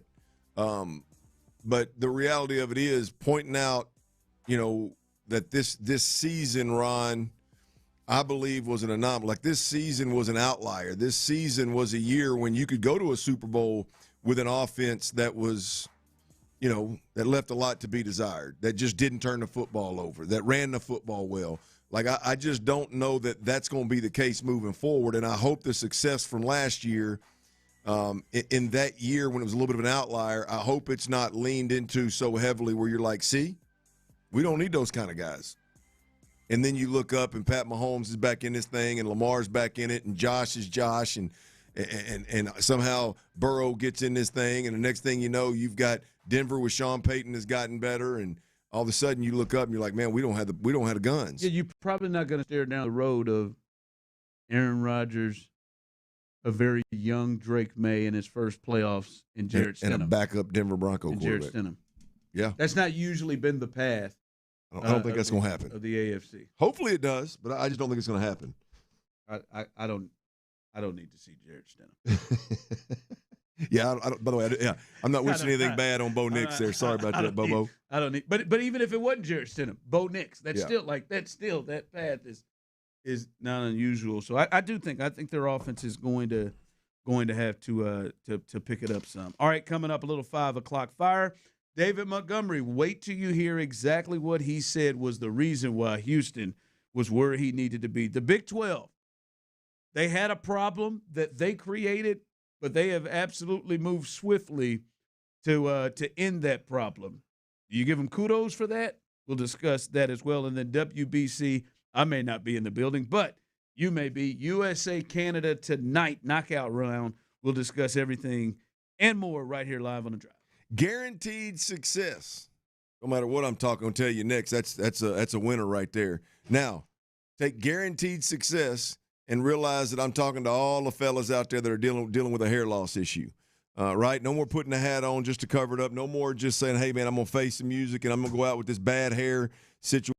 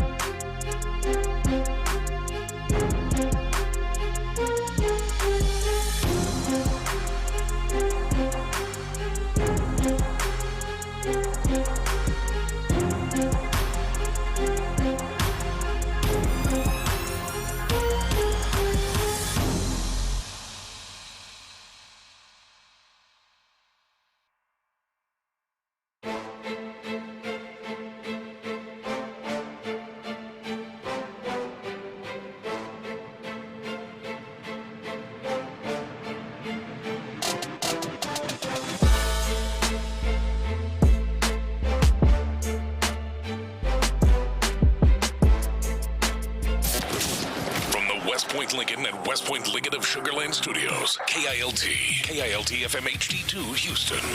On Odyssey Sports Station. The Texans play here. I have made fire! Sports Radio 610 presents The Drive with Stoerner and Hughley. It's the 5 o'clock fire. It is 5 o'clock. Congratulations. Hopefully you're off work. Luckily for you, Old Dirty Show, T-Mill, and Psycho T have the latest. And the latest is David Montgomery spoke to the media today, and he made it very clear. Yes, Houston was one of his preferred destinations, and he gives the reasons why. Definitely, Houston was definitely the place that I wanted to go if that was the case, which it was. I think for me, it just, you look at the whole organization as a whole, right? I was in Detroit. It was a very successful organization, and I practiced against Houston a couple of times, and they've always been like the hardest team to practice against. And you can kind of tell like the morale, the kind of mentality that both sides of the ball and that Coach Ryans brings to the table too. You also get to look at yourself like, dang, if I ever had an opportunity, I would love to play for a guy like that. And look, I'm here now getting to play under a guy like that, and I want to kind of come in and show these guys that, you know, I could kind of hang with the big dog. All right, there is David Montgomery and Clint. There were a few things that jumped out of that where, one, he clearly made it known prior to the trade that he wanted to be here, because you always love players that are coming in excited and wanting to be here, and he's coming from a contending team, a team that went to an NFC championship game, and a team that that had Super Bowl aspirations. That's kind of been in the same boat of the Texans. But he wanted to be here, and some of the reasons he cited why was, one, he felt like this team was on the rise, and DeMeco Ryans. The DeMeco Ryans factor, him being the head coach, was something that yet another player, and this isn't the first one, that yet another player seemed to be excited about wanting to come here. Well, when you talk about outsiders looking in, I mean, look, there's several places in the NFL that are appealing. I would argue that there's none more appealing than Houston, Texas right now. I mean, everybody loves Houston. Everybody loves Texas first and foremost. The organization is unbelievably healthy. You got ownership that is as good as ownership as you're going to find. Definitely from a player perspective, they pay you, they get the hell out of the way. That's not a bunch of drama. It's not always in the media talking and causing dysfunction and that kind of deal. So the ownership is great. Then you get down to what Nick and DeMeco have built. There's no doubt about it. What Nick and DeMeco have built and made out of the Houston Texans is extremely highly respected around the league, from coaches, players, from all involved. And so, yeah, I mean, I think when you get down to the player perspective, you look at this team, and if you're a defensive player that the Texans are interested in at all, you know, you got to feel, you know, like you can come here and all you got to do is play football. You're in one of the better coached football teams, one of the better schemers in the game, one of the better play callers in the game, and you're surrounded by a ton of talent. So all you got to do is go out there and do your handle your game, and you're going to be play some of the best football that you played on the defensive side of the football. On the offensive side of the football, it's a solid unit that if you think you're a solid player that fits in and you can do solid things, great. You're going to fit in perfect. But if you're a guy that believes you can come in and change the game, then there's plenty of room to change the game here in Houston on the offensive side of the football. So, look, I don't think there's any perspective that you can look at what's going on in Houston and say, nah, I don't want to be a part of that. Right? Yeah. I mean, from the outside looking in, I would think that most look at what's going on in Houston on all fronts as, hell yeah, I want to be a part of something like that. Yeah, it's a healthy organization. We've talked about that from the topic, a competing organization. And, boy, I mean, you look around the league, and maybe last year was different, but you look like a Seattle team. It's not, you feel like anybody, if it's well put together, can come in and contend right away, and especially a team that's been in the playoffs 3 straight years. So, as you've said before, some teams can really get helped by who their coach is and want to go play for, right? Like I think Kevin O'Connell probably helped. It was a help factor that made Kyler Murray really want to go there, maybe as opposed to other places. I think We saw Aaron Rodgers really want to go to Pittsburgh because of his comfort with Mike Tomlin. Coaches can be a big thing, and D'Amico is a huge part. Yeah, when you get one that's natural, instinctually, genuinely, sincerely, a player's coach, and doesn't have to try to be, and he has that unique ability of straddling the fence of, hey man, I can be your friend, but I'm also going to be your coach and hold you accountable, and it doesn't hurt feelings. It doesn't, there's just that's a unique ability to be able to coach guys hard, but also love them, and they don't take one or the other for granted, and I think D'Amico has that in a big way. It's real. And I think it's powerful when it's real, and that's just who he is. It's not that he's all of a sudden accomplished something or he's become something he wasn't before. It's who he is and was as a player and now as a coach, and I think it's a powerful being. Yep. So David Montgomery finally got to hear from him. He had some comments about C.J. Stroud, had some comments about Nick Caley in this offense. So a lot of things, good things to hear from the new starting running back for your Houston Texans. It's David Montgomery. 5 o'clock fire. All right, Clint. As we were leaving, or at least talking in the last hour, 5 o'clock hour yesterday, I remember telling us during 5 o'clock fire that the Big 12 has a problem right now. Mm-hmm. They got a problem, it seemed, with their court, their floor, and it continued in the evening. Christian Anderson, one of the best players, an all Big 12 player, got injured because he slipped on the court and injured his groin. Think he'll be okay, but he had to sit out the rest of the game with an injury because there was complaints of the floor being slippery. So with that last night, they played the U of H BYU game, which U of H won, and then they played the Kansas TCU game, which Kansas won. And as soon as that game was over, they made the swap. Big 12 is swapping the LED glass court for a hardwood court for the rest of the tournament. This is a statement there. The Big 12 will transition back to a traditional hardwood court for the remainder of its conference title tournament at T-Mobile Center after the innovative LED glass court it was using led to some slipping and grip issues for players. After the game with the coaches, after meeting with the coaches and our 4 semifinal teams, I have decided that in order to provide our student athletes with the greatest level of comfort on a huge stage this weekend, we will transition to a hardwood court for the remainder of the tournament, Commissioner Brett Yormark said in a statement after the quarterfinals concluded Thursday night. We look forward to a great semifinals and championship game. He also said the focus now needs to be on our 4 best teams in the country and not the court, is what he had to say. So, yeah, the interesting part here is that you got one job, man. When you're talking about putting a floor of any level, whether it's wood or glass or whatever the hell it is, you got one job.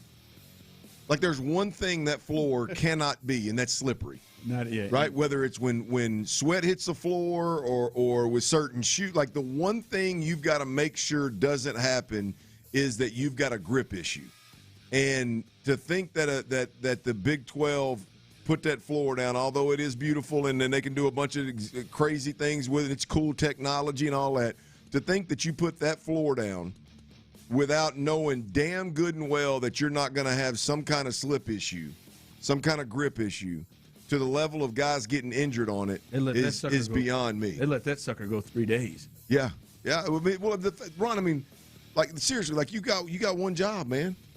You got one job. That floor cannot. I don't care if you got some glitches in a couple of the panels and the digital part of it doesn't work, or I don't care what other problems you have underneath that floor from a technology standpoint, but that floor, you cannot have a grip issue.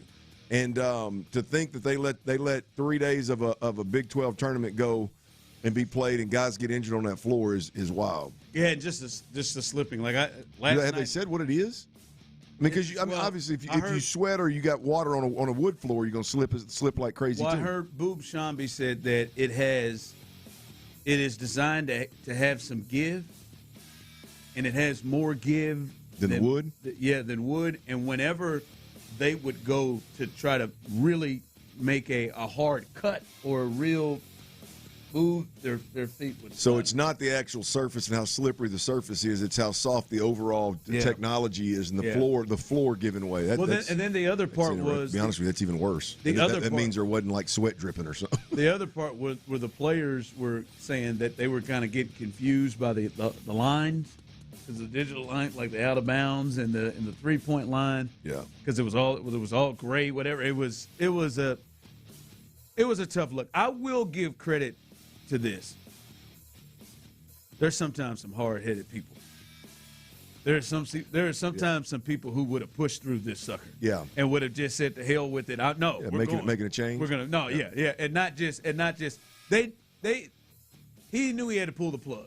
Like at some point, and I'm glad that he did, because you're right, like he said, that started to become the story.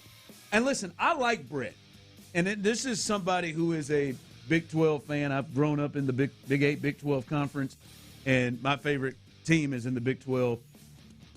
He is an aggressive, innovative kind of a outside the box thinker, and has done a lot of things. Hell, I think he's probably the reason why the Big 12 is still alive and not sitting over there like the Pac-12, which is broken apart. But he just swung and missed on this one, Jack. And I'm glad he was able to, because I think he's done a lot of good things to help this conference. But he swung and missed here, and I'm just glad he didn't just keep rolling with it. Yeah. I mean, who do you think thought of that first? Let's create let's create a basketball floor that's basically a TV. They were able to do some cool stuff. I've seen this stuff before. The first one. I think there's been basketball. I think Kentucky actually played on one for their blue and white game, or the big blue game, or whatever they call it. So I mean, it's not the first time I've seen the technology. The technology's crazy, but just to think that somebody out there said, "I'm going to create a basketball floor," and that is basically them playing on a TV. Now, the crazier thing is they actually let somebody play on it when it wasn't perfected. But just to think that technology's out there is wild.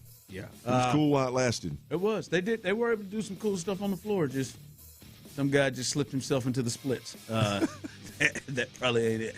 5 o'clock fire. All right. The latest here, going to the NFL news. Not a lot of news today. I'd say the biggest news is L'Jarius Sneed was released by the Titans.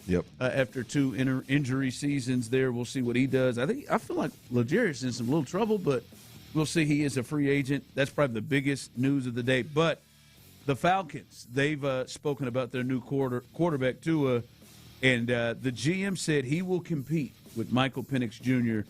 for the job. For Tua coming in here, he knows he is coming in to compete, Cunningham said during a virtual news conference, just like Michael knows that he's coming in to compete. And everybody, quite frankly, not just those two at the quarterback position, but everybody's coming in to compete. Penix is still recovering from that left ACL surgery that he had, and Tua is recovering from sucking ass for the last couple of years with the Miami Dolphins. This will be a quarterback competition to watch. I think it's legit. I know they spent a high pick, a surprising pick on Michael Penix Jr., and we were both high on Michael Penix Jr., and I think he's shown some flashes. But this is going to be one to watch over the offseason and during camp. Yeah, look, I mean, 2 injury-prone dudes that I think have some pretty special abilities. I mean, I know Tua has caught some hell. But, man, you want to talk about the ability to anticipate, the ability to get the ball out, to know where to go with the football, to accurately distribute the football on time and in rhythm. I mean, he's as good as anybody out there doing it. And then, you're going to see he's going to be bumped up against Michael Penix, who's got a just natural, just an absolute cannon for an arm, and it's effortless. And so it's going to be interesting to see kind of how that plays out. I think Michael Penix Jr. is he's sexier when you just watch him throw a football, and it's going to be hard to not go, man, I want that guy out there because he can stretch the field in a major way. He can make throws that Tua couldn't make if he wished he could, right? But then Tua is just going to be like boring, just boom, boom, boom, boom, boom. Balls out on time. There's going to be fewer penalties. There's going to be fewer sacks and things like that. So hopefully, that would be, the thought of kind of how that competition plays out. You got 2 totally different skill sets, play styles. pitted against each other. It'd be fun to watch it on a daily basis. I have no clue how this thing comes out. Yeah, I think it's a legit one, right? I do. Yeah, I do too. But when you look at their roster and their weapons, and they're brought back, they're going to bring back Kyle Pitts. Drake London started coming to his own, and then they got that freak Bijan Robinson. You look at this. Obviously, Kevin Stefanski coming in, new coach, but you look at this team and you start to think in that division, this where the Saints are in the middle of a rebuild. Tampa, they lost Mike Evans. They've lost some guys, and now you obviously see Carolina won the division last year, but that's not a world beater. You look at this and you're like, Atlanta looks like and has felt like they've had the most talent than everybody.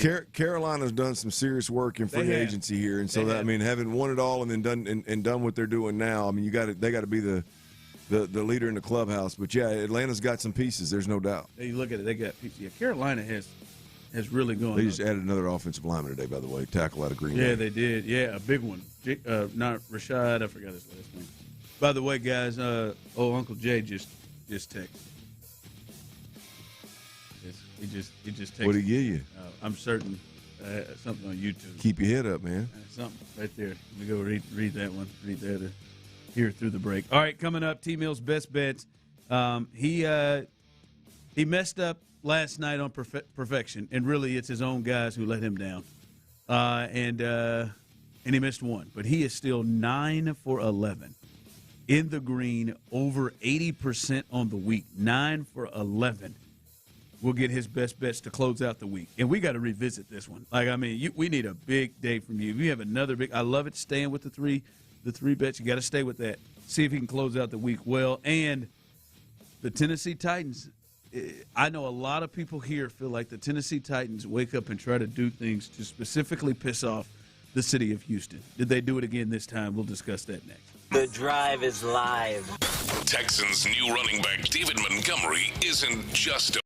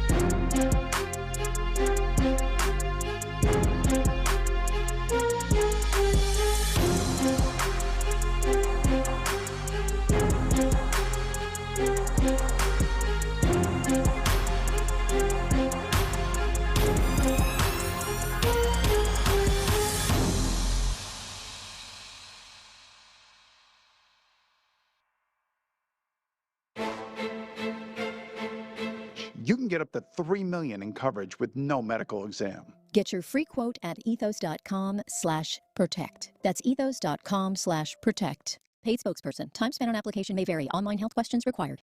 Injured? Call Mokaram Injury Lawyers, 281-222-2222. The best sports talk around, anytime, anywhere. Hear your favorite Sports Radio 610 hosts wherever you go. Live, podcasts, video. It's all at your fingertips 24/7 on the Odyssey app, iHeartRadio app, TuneIn, and wherever you get your podcasts. Houston's sports leader, Sports Radio 610. The Drive is powered by Mokaram Injury Lawyers. Heard in an accident? Call Mokaram Injury Lawyers at 281-222-2222. Sports Radio 610 presents The Drive with Stoerner and Hughley.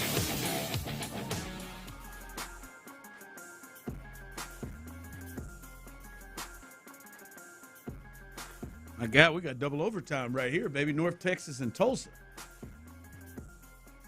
Birmingham. You ever make that Birmingham trip? I've been to Beham before. Is that what we call it? Beham. I think so. Like we might be heading to triple overtime. Potentially 79-77, Tyler. Big time, baby. This is what it's all about. It's March. The madness. Him and his March. Love this. God. T-Mill's best bets. What a week he is having. 9 for 11. Can he close it out right? He almost had a straight streak of 9 for 9, 3 straight days. And much like he has been used to most of his life, his Aggies hurt him and let him down. Boy, you didn't put it like that. I'm sorry. Damn, Maroon and White's good at breaking my heart, man. That's all right, but you don't quit them. And you shouldn't. I can't. You can't. I can't. You're in. I wish I could, but I can't. Has there ever been a moment where you've come close to quitting a team? Have you ever? Do you think you can? Have you ever just said, you know what? Damn it, I'm done. I know Bomani said if you didn't think about quitting the Texans during that Coley stuff, you're a better man. I was going to say Easterby. Bomani. That's fair. You're right. Easterby is Coley didn't deserve that. Bomani said leg day Wednesday, coach. Bomani said he had to let go of that narcotic with the Atlanta Falcons. He had to give it up. Oh yeah, just completely gave it up. I gave up the dirt. My old co-host Vern from Michigan, he gave up the Lions. He said, I can't do it.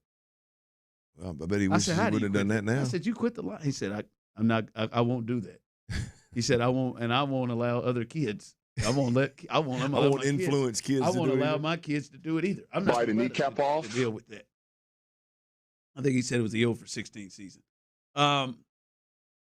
You ever come close? 713-572-4610, base power text line, YouTube and Twitch. How's the closest you've come to go ahead and just shut it down? Yeah, I don't think I've ever actually come close to actually like full out quitting, but going back to the Easterby era of disaster for the Texans, that's probably the maddest and like angriest, most impassioned I've felt towards a team in that manner in a negative way. But I don't think I've ever come close to quitting any of them. I walked away from the Chiefs. My son. Oh, I think I remember. My son reeled me back in. I had just. Was it Tyreek? Tyreek was the finisher. That's right. I had just had enough with the. We are just going to continue overlooking guys who just continue to put their hands on women. Yeah, that's respectable. They had it was his second one. Kareem had drop kicked somebody in the ass. In a hotel room, videoed. Frank Clark had come over. They brought him over like nobody's business. I've witnessed Larry Johnson do his thing back in the day. Boy, I have to, if I could find it, me and Larry Johnson a square off on the air one time. The old running back, right? The old running back. But they brought in that. I think that guy who I think he's going to Ohio State. That's played for the Jets, but he played for the Chiefs too. That just killed his girlfriend. That guy, yeah, they had a few in there, and then the Tyreek thing, and they were just like, no, we ain't gonna do that. And then they just started winning Super Bowls. You got back on board. Well, no, Trey got me back on board. That Super Bowl, that first one, I wasn't really that big in. Oh, Trey was like, Dad, we start watching the game again. Yeah. We traded Tyreek, and that made you feel better about it. It's smart. They reeled me back in. But I had to be out at some point. I don't know that I've ever been that big of a fan to completely quit anybody, but the Easterby days here, if it had not been my job, I definitely would have quit the Texans. 100%. I've never seen anything like it. I would have quit the Texans. I would have tweeted things that I would have a hard time getting away from today if I were not in the business. And I'll be honest with you, it was. I would never quit them because I'm tied to them, my Razorbacks. But I'm gonna tell you, my Hall of Honor weekend this year against Notre Dame was quittable. How they handled you. I'm on the field. The AD apologizes to me for having to watch it as they give me my Hall of Honor ring and plaque or whatever it was. That might be my low point with the Razorbacks. We've been through some low ones now, but watching fans leave on Hall of Honor Day before halftime, and you would definitely quit Sam Pittman by that day. Yes, I'm done with Sam. I was done with Sam. So Sam had checked out. Sam's one of them kind of coaches that Sam's got to be 100% all the time, every day, all day, or he's not good enough. Yeah. And Sam had checked out. That was. Yeah, text line coming in. I didn't partake in anything Texans from the time the D-Hop trade happened until D'Amico was hired. Well, that's good. That's a good one. That was a wise decision. That was a tough Saved yourself a lot of grief. Text line coming in. This confirms Ron is a bandwagon. Oh, okay. Started watching the game with my son. That reeled me back in for the team that I had rooted for my entire life. They just were conveniently winning Super Bowls at the time, so it's all right. Yeah, okay. I guess. A wagon Ron. Well, they were winning it right around the time. Yeah. No, but no, man, it's a tough one there. By the way, them Tennessee Titans really know how to really get under people's skins around here. Oh, it's bad, ain't it? They do, man. I saw, and we got triple overtime, by the way. This thing is going to triple OT here in Birmingham, or as you call it, B-Ham. But as soon as I saw that video, I saw the video before I saw all the other people's responses to it, and then I knew this was a Tyler response all the way. I knew John Lopez would be into this. This was, I knew a lot of, but I watched the video, Tyler, and I said, oh boy. I said, we got a topic on the show tomorrow, and these people are going to be pissed. The way they slowly did it.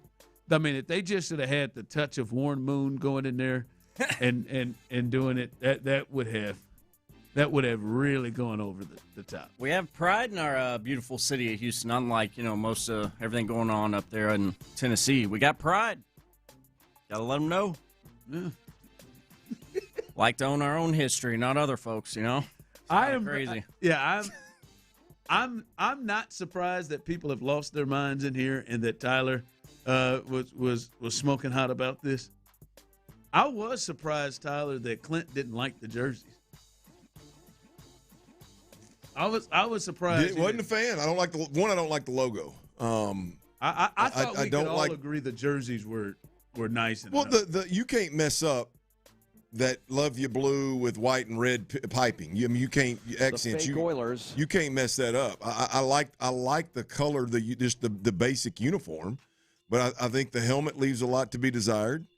I like the uniform. The all-white one says Tennessee across the chest above the numbers. I don't know why we have to write stuff like that. Cleveland did that. Well, at Arkansas we did it. And I like the longer. It doesn't have to be Arkansas, but the Tennessee is long enough to where it looks like it fits on the jersey. Titans looks like you just took it and you just hot pressed it on there in the middle because you're the Titans. Like I should have put Tennessee on that one too. Yes, absolutely. I think the helmets is trash, and I think putting Titans on there was a poor decision. And so I just at the uni as a whole, like I'll tell you what it did for me. It made me realize how important the oil derrick on the Oilers helmet is to that entire fit. And because I'm not a big, I love uniforms. I would have I don't look at that and go, I can't believe you're doing it. I hate everything about it because it's the Oilers colors. I think the decal on the helmet makes a big difference, especially if it's going to be your everyday uniform and not just a alternate. And that's, I think that the oil derrick was a big part of what made it. I think the oil derrick on the helmet was just as big as the Love You Blue color. Yeah. And that T or whatever the hell that Titan thing is doesn't look. I don't like it. Yeah, that's fair. All right, T-Mill. Let's close out the week now. Come on, 9 of 11 in the green. You're going to have a great week regardless. What's T-Mill? You can have an all-time great. This is an all-timer right here. Potential. That's what's on the line. This stretch you were on here, this Wednesday, Thursday, that Tuesday, Wednesday, Thursday, that was something else. 7 of 8. Mm-hmm. Or 8 of 9, excuse me. But where are we at? Close out the week. T-Mill's best bets. If you need to look them up, he'll have them over there at T-Mill Real Deal. What do you got? Could finish with the highest hit rate we've ever had. That's for sure. That's what's on the line. 3 more. Sticking with 3 bets. It's served us well this week every day. 3 bets around the NBA. Back to the NBA. I got the Bulls plus 13.5 tonight. They're going to be in L.A. taking on the Clippers. Next, I got an over between the Suns at the Raptors. Over 218 between Phoenix and Canada. 218 over. And then your third Friday best bet, an under. Pelicans in town at Toyota Center taking on your Rockets this evening. I'm on the under, which I got at 231. Just think that is incredibly high for these two teams playing each other over there at Toyota Center. Under for the Rockets, Pelicans. Those are your 3 best bets. Finish strong. Oh, yeah. The way the Rockets shot the other night, I like that under. 4 for 33. The Bulls, they have just said to hell with this defense thing, and they're also in the middle of a tank mode. They gave up 51 to Luka last. They gave up 51 to Luka and 30 to Reeves. LeBron around the 18-20 range. But I'm just saying, white guys. Did you see that Boston game yesterday? No. And I saw Luka went crazy last night, but I didn't know that Austin Reeves did. Yeah, Austin Reeves. Boston just primarily stayed 5 white guys out there the whole way. Oh, did they? They mixed in Jaylen Brown a little bit, but there were plenty of stretches. Number 52, I didn't have him. They were 5 white guys out there against OKC, huh? Against OKC, they were out there. They were out strong. I'm gonna guess it didn't bode well for them. No, they were winning most of the way. OKC came back late, but yeah. I looked out there. There were. I'm just saying. I flipped over there. It was on Prime. I flipped over there multiple times, and they had 5 on the court, multiple times. Well, that has to be some kind of record. That Brad Stevenson. Well, I don't know. Utah does it. Utah's pretty strong. Utah, they've run out of 5. There was that time they played the Rockets, and there of the 10 allotted individuals that could be out there, 8 were white. That's what the whites just ask Vernon Maxwell about it. Huh? Just I'm proud of it. Ask Vern about it. I thought Tyler was going to bet on them Rockets. I like the Rockets to win this one. I like the Rockets tonight, man. I'm gonna tell you, Ime Udoka, if he ain't dog cuss every one of them jokers, if they don't come out and play tonight, the season's over. You think the season's over? I mean, it's a huge turning point. You just got embarrassed by two powers in the West. You just got embarrassed. If you can't come out and play after that. Yeah, I hear you. All right, let's take a look at David Montgomery, what he said about his role. How big should his role and workload be next year for the Texans? Let's do that next. All right, y'all, before we do that, I'll tell you what, man, I got to tell you.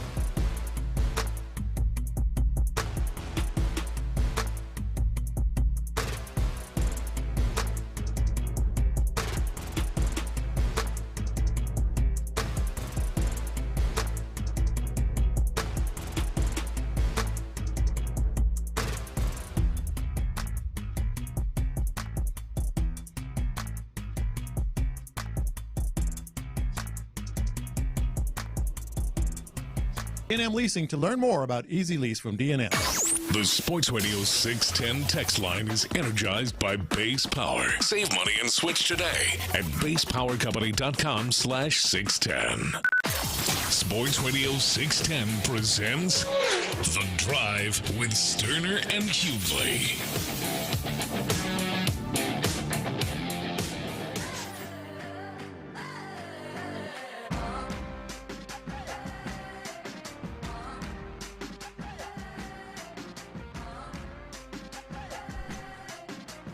Don't think we're going to have a quadruple overtime here.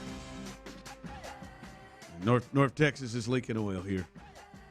North Texas tired, dog. Yeah, they leaking oil. Yeah. Tulsa done pulled away. I don't know, there's a minute left, though. We'll see. North Texas got the ball down 5, man. We'll see. They push it again here. They need a score. I feel like somebody's going to panic. Tyler, can I get the Rockets tonight or what, man? You want -7? Yep. A Benji? It's a big number, yeah.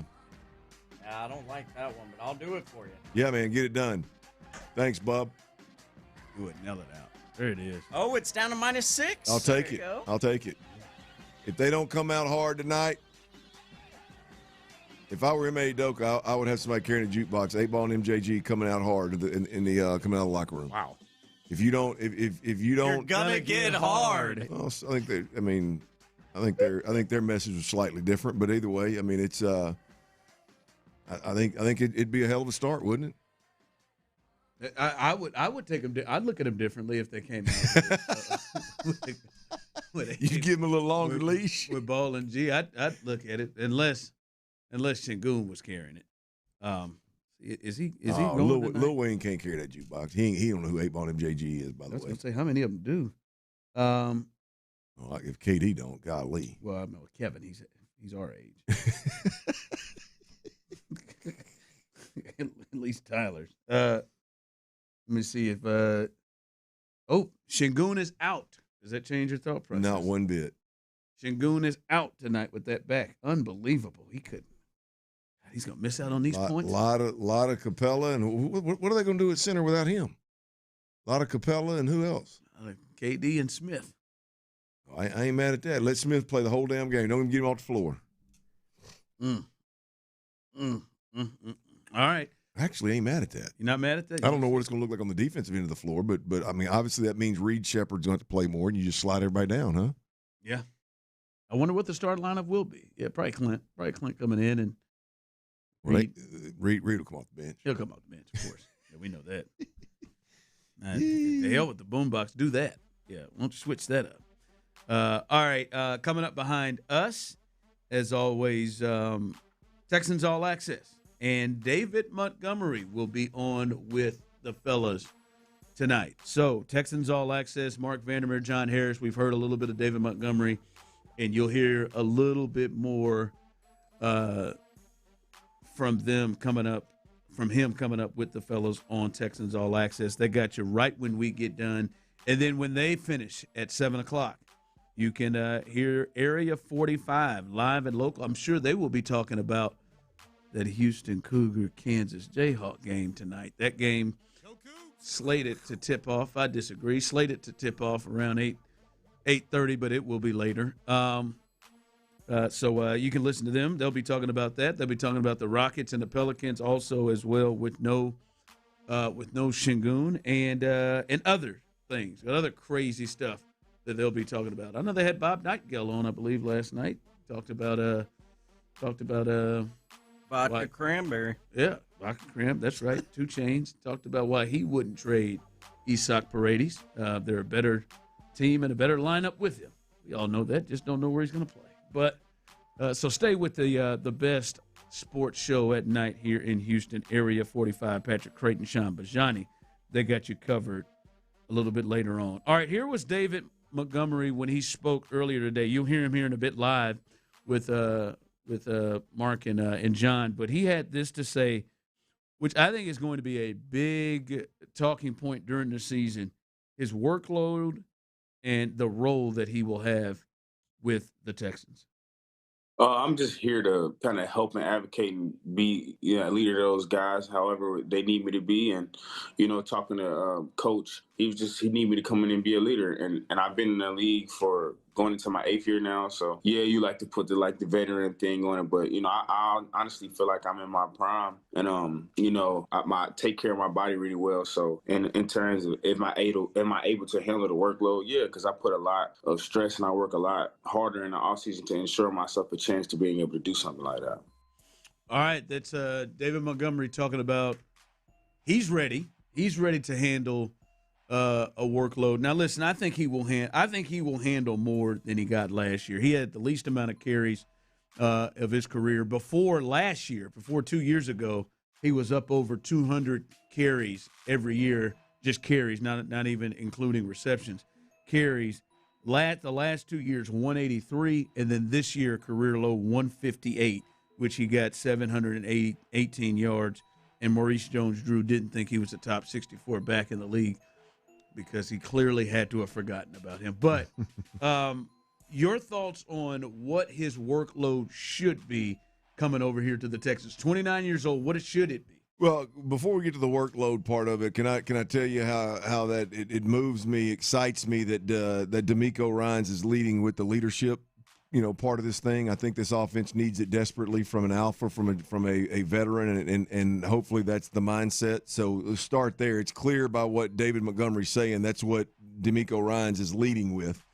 So that's big. But, from a workload perspective, I think he's your number one back. I mean, at this point, I don't think David Montgomery left backing up and splitting carries for or being 1B, if you will, to one of the best running backs in the game to come in here and be a 1B option. Or even a 1A option with Woody Marks. Like, I just don't think that is going to get David Montgomery to come here and be excited about coming here. So I got to believe that he's the horse. He's the one back here. He's the starting running back here, and then that shifts Woody Marks into what I think is the best role for him, which is a change of pace back, third down back. Now you'll have the ability for him to be super fresh in the fourth quarter. And not just be fresh because he's young, but be fresh because he's literally that's his role on this team. I think that's kind of how the split works. Now, how each game unfolds is going to dictate who gets how many carries. But if I had to put a number on it, I would say from a carry perspective, I think it's a 2-1. I think David Montgomery is your downhill power back that is really what they want to do. That's what they want their identity to be on offense. I think he provides that. And I think David Montgomery is viewed as your number one starting running back on this football team. Yeah, I think he definitely should be. I also – I don't think we know this, but we will learn it. How do they feel about Woody Marks? Because I think what you said there is, do they feel like Woody Marks is a third down back that's good in the passing game, that is, we're talking Kenneth Gainwell type or something like that? Or do they view him as, no, man, this is, maybe it's not Gibbs and Montgomery, but it's closer to that. It's closer to a split of carries. Maybe he gets a little bit more, but closer to a split, because that will tell a lot. Because I thought when they brought in Montgomery, I was like, they didn't bring in like a top guy that you definitely know is going to get more carries. So how they feel about Woody Marks, to me, is going to be one to watch. If they look at him and think, man, he is somebody that had 700 yards, and we potentially want to use him as well. But I'm with you. I think David Montgomery should get the bulk of the carries until he shows that he's unable not to. Yeah, I mean, I agree with your thought earlier of I think they really like Woody Marks. I think Woody Marks is a guy that can